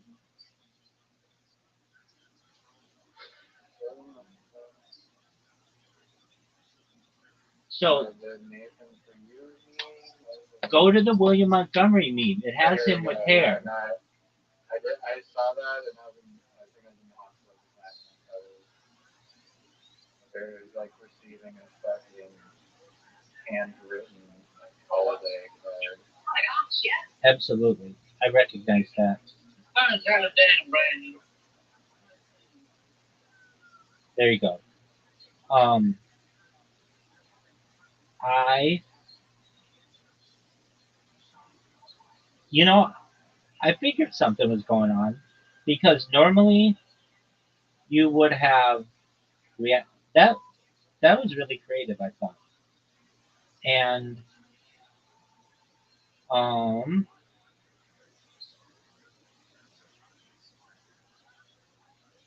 okay, so that was really creative. I'm gonna read it to you. Riser, thank you for being my number two biggest fan. Love William the Vanilla Gorilla Montgomery. P.S. You're a little bitch who constantly J yours and sucks dick at mini golf. P.P.S. You're done. And I thought that was really good. And then What's PBS mean? it's like post. It's like a French term. Just one moment.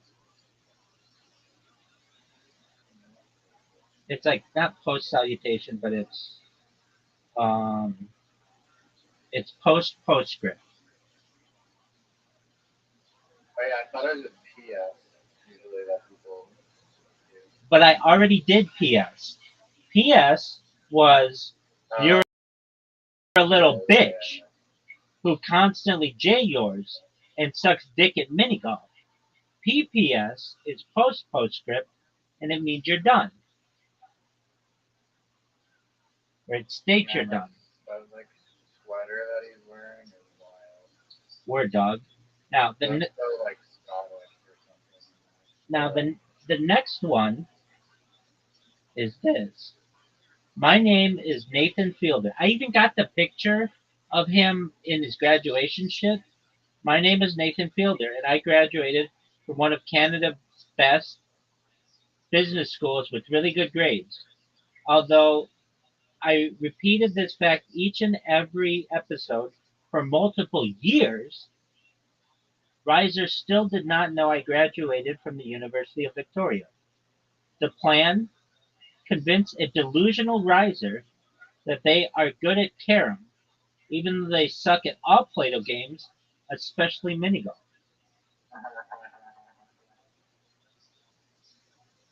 And then I sent you. I like how your version of asking someone a question is reading the memes that you created. Because they took time. You have no idea how long it took me to type all that little type in there and make it look centered so you could still see his Are you face. on mobile? Because trying to make a meme on one of the meme generators on mobile is like fucking hiking up Mount Everest with a parachute. Well, consider me Sir Edmund Hillary and Tenzing Norgay, the first documented people to ever climb Mount Everest, because yes, I did it on my phone. Okay, and then the next thing I sent you, which was really interesting, which you were kind of a dick about, I said, do you remember how I always talk about my stream and its importance, especially when combined with AI? Please check out this random video of mine from last year. This website perfectly summarizes the timestamps nearly instantaneously. This is just the beginning. And it was amazing. It goes through every song that I sang, it goes through everything that I talked about in a lot of depth. And this is just its infancy. And then you wrote, or you could not be lazy, a lazy fuck. Like, who the fuck are you? I'm only going to let that slide because you were in the hospital. But when I read that, I was like, or you could not be a lazy fuck and upload a proper lecture. Dog, I was just showing you the technology. I was not saying that this is the epitome of anything that I do. And you come through like a huge dick and say AI might not select the talking points that you or I would select personally, which I understand, but it's very specific. It was very good. So, with those things being said, and that information being reviewed, you should know that you were missed, especially as the number two William Montgomery fan. And did you watch William Montgomery's most All right, let me just defend what I said and with an apology first and foremost.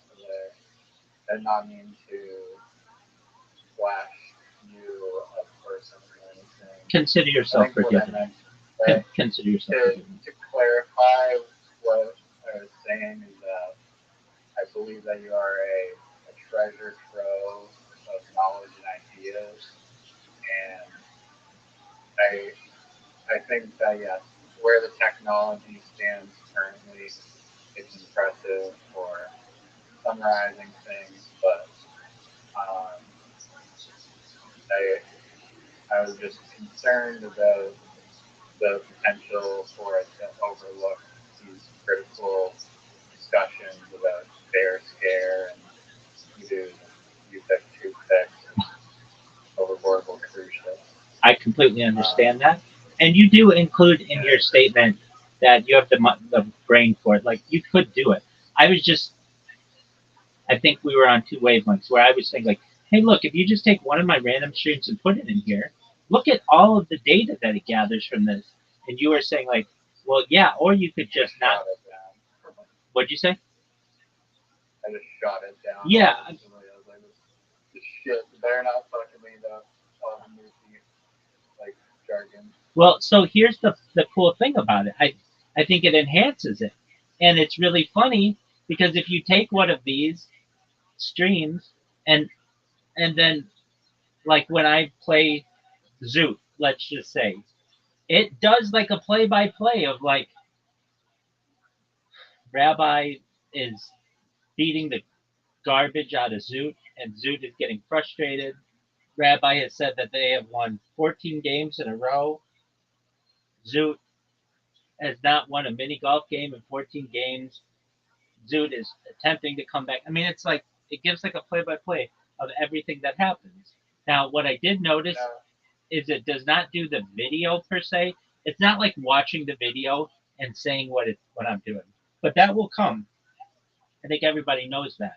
What it is doing is it's unfortunate that in your streams you're not like maybe from now on or something you could somehow share your screen in the Discord and get it recorded so that I mean it would kind of require Zoom screen too, which would just be painful to see like firsthand his screen on how horrible he's gonna aim. For like 20 seconds as the bar inches down and like you're screaming at him to like not hit it. Yeah. 2 seconds left. Well, if anything, my stealing camera gets a lot of it, and then also the reflection off my glasses. Right, AI can enhance that in the future. Exactly. For sure. No doubt. Yeah, I think that the power, like, it's a very powerful thing to have a AI video editor that can splice things together and make short format TikTok content. Because I guarantee that if like it was just like a compilation of like Duke's fucking reactions and stuff that was like in a more digestible TikTok short form format, it would probably go viral. He did. Did I tell you, or did he tell you that he did stand-up comedy? The last I heard about that is that he was about to do it for like a month and bailed every time and didn't have any material. Yeah, he did it. He's done it twice now. This will be the third time tonight, or he hasn't updated me, but yeah. Now I haven't heard him do it. The first time he did it, you record it? You didn't record it? Of course not. You know how I was like, dude, I guarantee you're not going to record it. He's like, I'll record it. You heard me say this to him multiple times. Like, all you have to do is put the recording on your phone and put your phone in your pocket. That's all you have to do. You know that, right? He's like, I won't forget. And like every time I'm like, did you record it? And he's like, no. And I'm like, why? And he's like, either I forgot or it's not because of that. He's self-conscious about it. No, he's just self-conscious about it, and I understand. The first time he did it, I mean, of course, he always thinks he did a good job, which I'm not going to say he didn't. He has really controversial material though, and he said somebody came up to him afterward and said he did a really good job. His topics, I think he did like 1 or 2 minutes. His topics were Kanye West and mental health. The second time he did it, his topics What, his topic what was was the first topic? Kanye West, What Kanye was. correct, and his second topic was mental health. He has been obsessed with mental health to the point where I have to tell him in these conversations, we're not going to talk about it. Because if not, he'll talk to me for 3 or 4 or 5 hours straight just on mental health. And it would be like, I mean, I'm telling you, this is what it's like to him. I told him this. I said, Zoot, if somebody told you that super autism was a thing, you would think you have it. Like, he has this issue that anybody who tells him that he may have something, he thinks he has it. The only thing that I think that he really has is he has Tourette's syndrome. That's definitely true. The other things that these doctors have said that he has, they're just in his mind. Like literally, they've said he has everything that you can have, and I just don't agree with that. I spend more time with him than anyone outside his family, at least virtually or whatever you want to consider this. So I've gotten to know him very well, and it would be as if I said to him, um, "Did you know that 60% of people's arms itch during the day and sometimes at night?" And then he would start talking about how much his arm itches. It's like the fact that somebody said something gets into his mindset that he has it. And And I think what's happening is that he feels in his own mind that there's just something off or not right, and he wishes that it could be solved, and he's looking for what the problem could be. absolutely. And maybe it's not pinpoint down scientifically to exactly autism, but that's where his periscope is like leading him to feel like that's what it is. I'm in agreement with you. And But I think when me and you listen to him talk, we think, oh, he's actually like totally normal, like nothing's wrong with him. But in his brain, he doesn't believe that. Even though to me and you, he sounds totally normal. he doesn't sound totally normal, but I know what you're saying. He does have Tourette's syndrome. There's no doubt in my mind that that is true. And um, and that's fine. Although I feel I feel very badly for him because he said it to us one time, and I don't know if you remember when he said it, but he said that he had a girlfriend who said, like, if you had a million guys lined up, all million would want to look like you, but not a single one of them would want to have what's going on in your mind, which was like a super burn. And um, I just thought that that was probably, well, it was accurate though. And, and, I mean, there's a lot of positive things I can say about Zeus. oh, definitely, Positive definitely. that every person is like you have to accept that your flaws and deal with fucking cards yourself. Or play the cards yourself. No, when he comes in here, I love it. I really do. He brings me joy, and he's fun, and he can be funny. But again, he's got this issue where if at any point he um, at all thinks that something's wrong with him, he becomes obsessed with it. And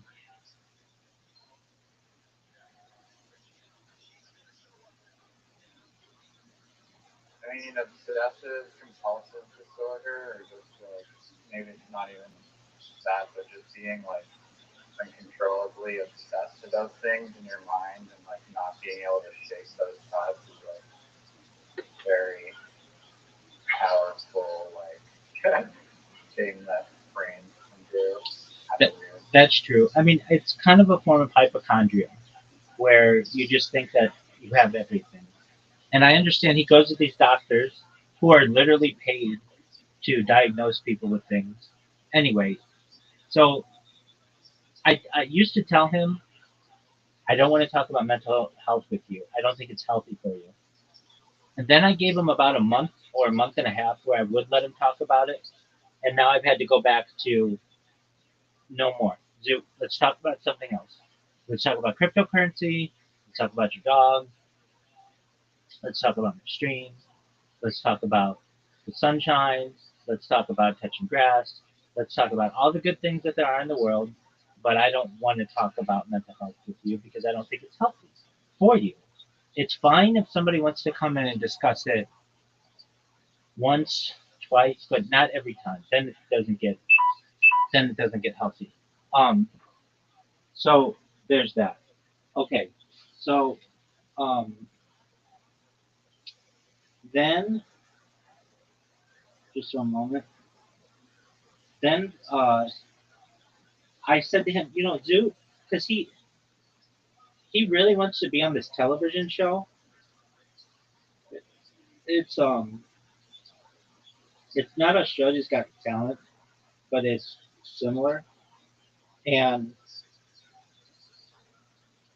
it's like a really big show in Australia, and he's already tried to be on twice, and they wouldn't let him do it.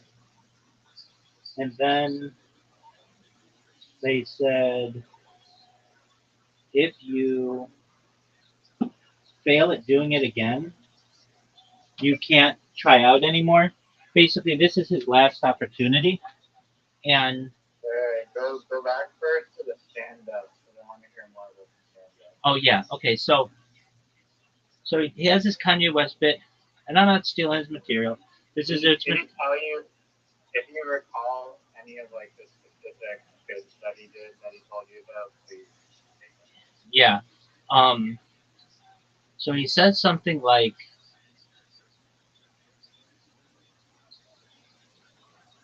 I forget what his Kanye West joke was. But his big joke recently, and again, this is just material. I don't agree with it to anybody watching this now or in the future. But he has this joke that he did the second time that he was up, and he said people laughed, but I just maybe it's just not my humor, or I'm not delivering it correctly, or whatever. But he says, wouldn't it be interesting if you die and you basically get to find out all the secrets of the world, and you find out that God was really autistic? Wouldn't that be a surprise to you? And then, so I think that was the joke from the first time he did stand up. The joke from the second time he did stand up was, wouldn't it be interesting if you were to see everything that's going on in the world and you would find out that either God is most likely autistic, but could also have Down syndrome? If I had to choose between the two, I think that God is autistic because he doesn't give out enough hugs to have Down syndrome. It's something like that, and I'm not doing it full justice though. I don't think it's a very funny joke. I love the setup, and I love the punchline. See why people love that. Are you I serious? think that's amazing. Yeah, no, I'm being serious. I think just like the setup is amazing, and I think that God has it down syndrome, like just retarded, funny. Okay, hey, and again, maybe it does have an audience. And he said people laughed at it.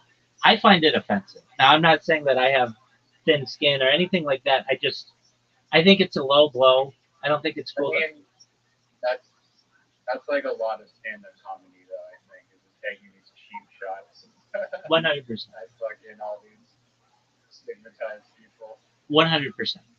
Well, so he told those jokes. What was his Kanye West joke? It was, I forget, but like when he said the joke, I immediately did not say that's the worst joke I've ever heard. I just said, Zoot, when you're giving material, imagine you have a room of 100 people. You want to make them laugh, right? He's like, yeah. Okay, so it's best to make them laugh with humor that is effective on 50%, 60%, 70%, 80%, or 90%, or even 100%. You'd rather get more laughs out of a larger group of people than harder laughs out of a small group of people. Wrong. I've heard comedians say the opposite. Not that you want to like offend 90% of the crowd, but I mean like it's a double-edged sword. It is. Well, Like, do I cut deep and make like a few people laugh really hard, or not cut deep and make? But personally, I think that there's a lot of merit to saying like I'm going to cut as deep as I want, and if you're with me, you're with me. If you're not with me and you get offended, you're all going to be like upset because the words that I say that are jokes hurt you, then that's fine. I don't really. I get that. I get that. What I'm saying though is he wants to be on a television show. And so for television, cutting deeply is not a good idea if it offends 90% of the audience. It's much better for So television. I thought we were talking about his stand-up though. I thought we were talking about his stand-up. Well, we were. The reason why Did you do his jokes? Did you do his offensive jokes for like the audition? he wants to. And so I at least was, and the audition is in January. And so he's doing these stand-up routines every 2 weeks. So he did them like 4 weeks ago, 2 weeks ago, and then this week. And I just trying to tell him that, look, you only have one last chance at this. You failed the previous two because they didn't think your humor was right or whatever. If you're going to do it again, why don't you just try to use some jokes that don't offend people and make a large group of people laugh? There's a better chance that they'll put you on television for that. Because I don't care what country you're in, they're not going to put you on television if you're making Down syndrome jokes. No, that's very pragmatic advice. So that's what I told him.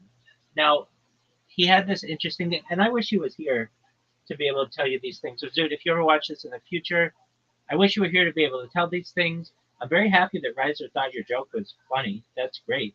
Or your other, and I'm really trying to think of the Kanye West joke. It wasn't that. I could see how it maybe would have made like 50% of the audience laugh, but another 50% might have thought it was cringe. And maybe I'm wrong. I mean, here I am watching Kill Tony as you came in, and a lot of that humor is very Zoot-esque. Um, okay, so what was his Kanye West joke? And Australian crowds, I feel like, are particularly thick-skinned. Yeah, I would agree. I would agree. Just from what I know about him. Okay, so his Kanye West joke was something like, I forget. Maybe I'll remember it. I doubt I will, but you never know. Okay, so then he had something that happened to him this past weekend, which I told him is a really interesting anecdote, and he could turn it into a bit because I explained to him, look, Zoo, that's cool that you have these jokes, but that's not what a television producer is going to want to hear. And I asked him, aside from racism and mental health, what other kinds of jokes do you have? And he didn't have them. So I'm like, you got to have more than that. And so I tried to talk him into like, dude, just get some street jokes, meaning jokes that aren't attributed to any individual, but they're just jokes that people think are funny. Like, I used to do drugs. I still do, but I used to too. Now that's um, a joke of a his name's escaping me right now, but it's just like a short joke that's funny. And Zoot was like, "No, I'm not going to do. I don't want to do that." What is this person's name? I can't remember. I'll think of it in a second. Okay, so um, he had this. Do you remember he was selling solar? Yeah, that was pretty funny. So he had an I mean, incident. it wasn't funny. No, it wasn't funny because you got like literally employer was like garbage and tangent, but Right. Okay. Oh, the idea of you coming to your house and trying to sell, you being a solar panel salesman, is just a funny little costume. agreed. The comedian's Mitch Hedberg. Okay. So he had an incident that happened over this weekend. So the he was at the mall. He said he was in the city. He was like going to see a friend at a casino. And guess who he sees? The guy who owns the solar company with his girlfriend. Just like total coincidence. And he went up to the guy. He started observing them, and the girl went into some store, and Zoot goes into the store and says to the girlfriend, "Hey, I hope you know that your boyfriend's a big liar, and he's broke, and your relationship isn't going to work with him. He owes me $1,000, and he's been dodging me ever since. I st- I he he won't return my calls, and I just wanted you to know that." And she didn't really have anything to say. She just was kind of in shock. And then Zoot went up to the guy and said, "Hey, I hope you know that I just told your girlfriend that you don't pay your employees and that I don't think that you're a good boyfriend and that your relationship isn't going to last." And this guy just said, "Fuck you." And they walked away. It sounds like a complete. I will say this: Zoot sometimes makes stories up. Like he told me that with his stand-up comedy, he won an award for it. And I was like, "No, you didn't. They don't give awards for open mic nights." And he's like, "I know, but if they did, I would have won it." But I had to like kind of press him on that. Look, I'm not saying that he that I believe that he would definitely be mad enough and build up enough pent up anger to do that. oh, I agree. I think that he did it. But what I'm trying to say is, do I think he maybe embellished some aspects of it? Very well. We all embellish things, and I will even say I am. So what part of it do you think he embellished? It sounds like he's just hitting bars. Yeah, I mean, I don't know. Maybe if he told her that their relationship isn't going to last, I don't know if he said that. He said he did, so I believe that he said he did.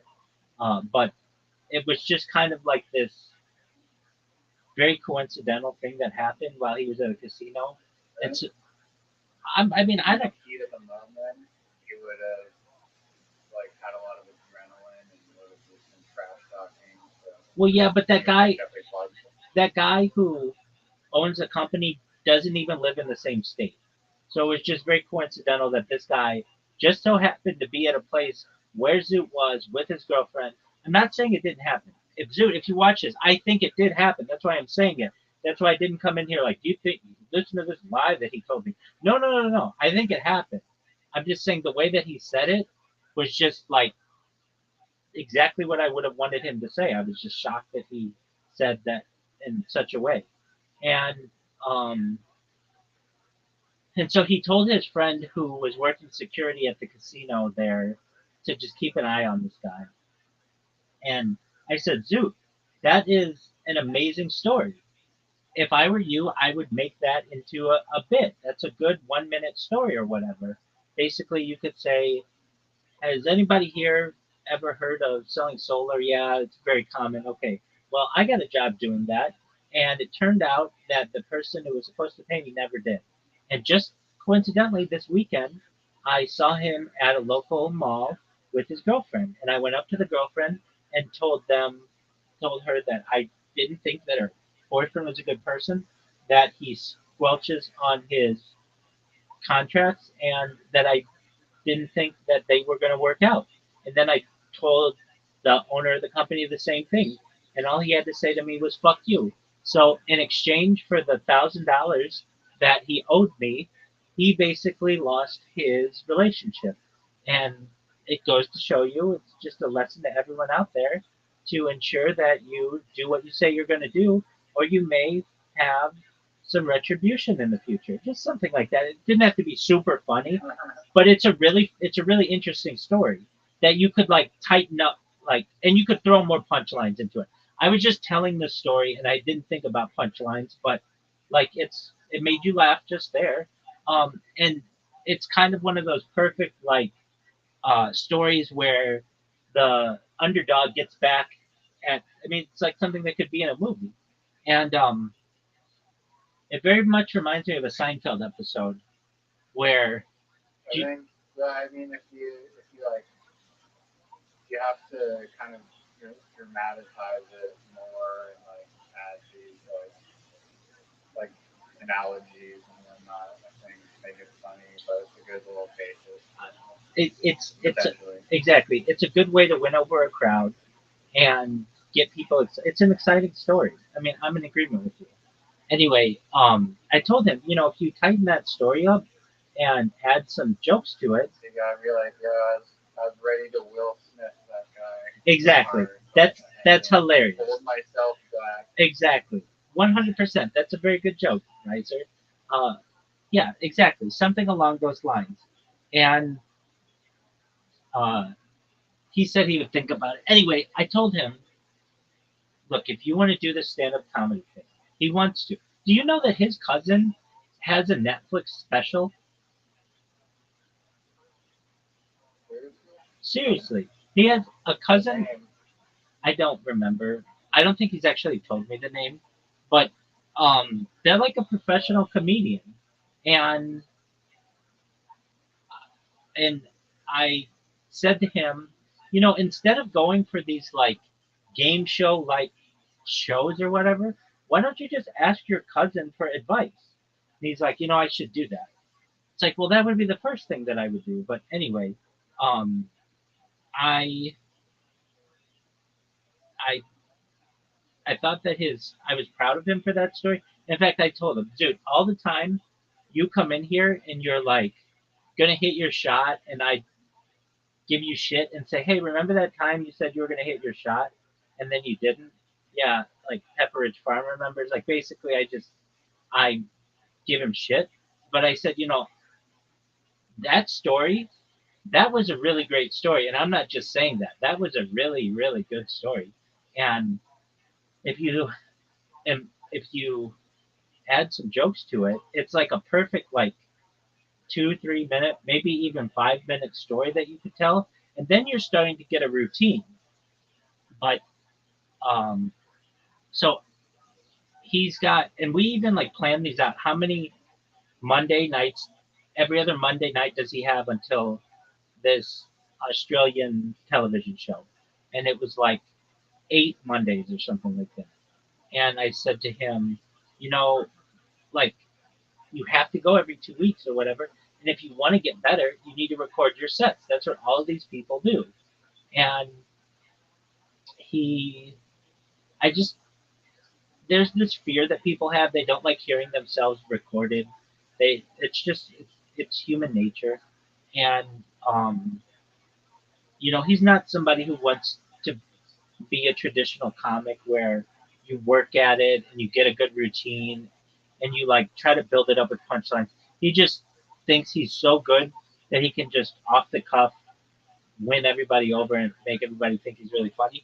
Which I'm not saying at points he can't. It's just um, it's more difficult. Yeah, that's his like big disconnection Right. I mean, even if you're doing improvised stand-up, you need to put a lot of work in. And I guess he built up the courage to actually go on stage, which is Well, and a lot more than I told him that. Yeah. That's more that's more courage than If all. you talk to his cousin, I'm sure his cousin, or literally every stand-up comedian, whether it's Joey Diaz or Joe Rogan or whoever, is writing down material, modifying it, like deconstructing it, and trying to analyze it from all these different angles. That's true. So that they can finally like produce some polished material that's like concise and like good. That's true.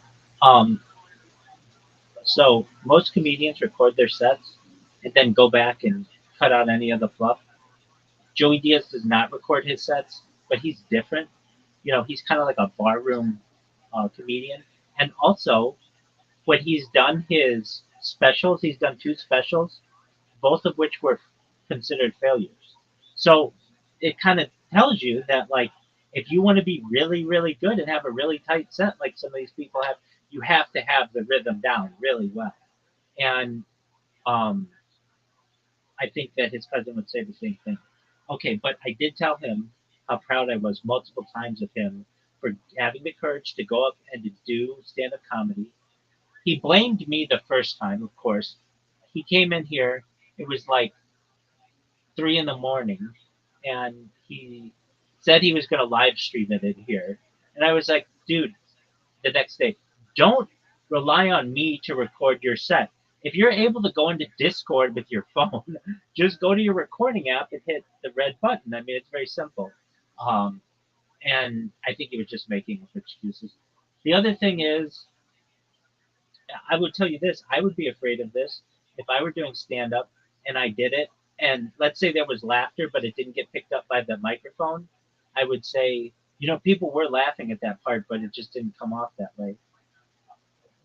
Whatever reason he wants to do it, or wants to record it, or doesn't want to, he really wants to be on this television show. And I explained to him, What's the show? it's not a show that's got.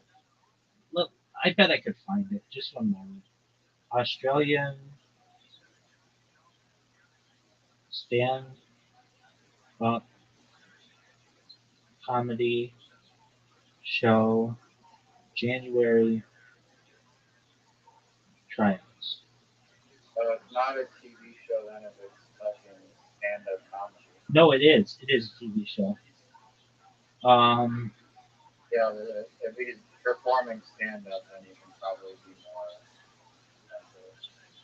Wait, it's none of these though.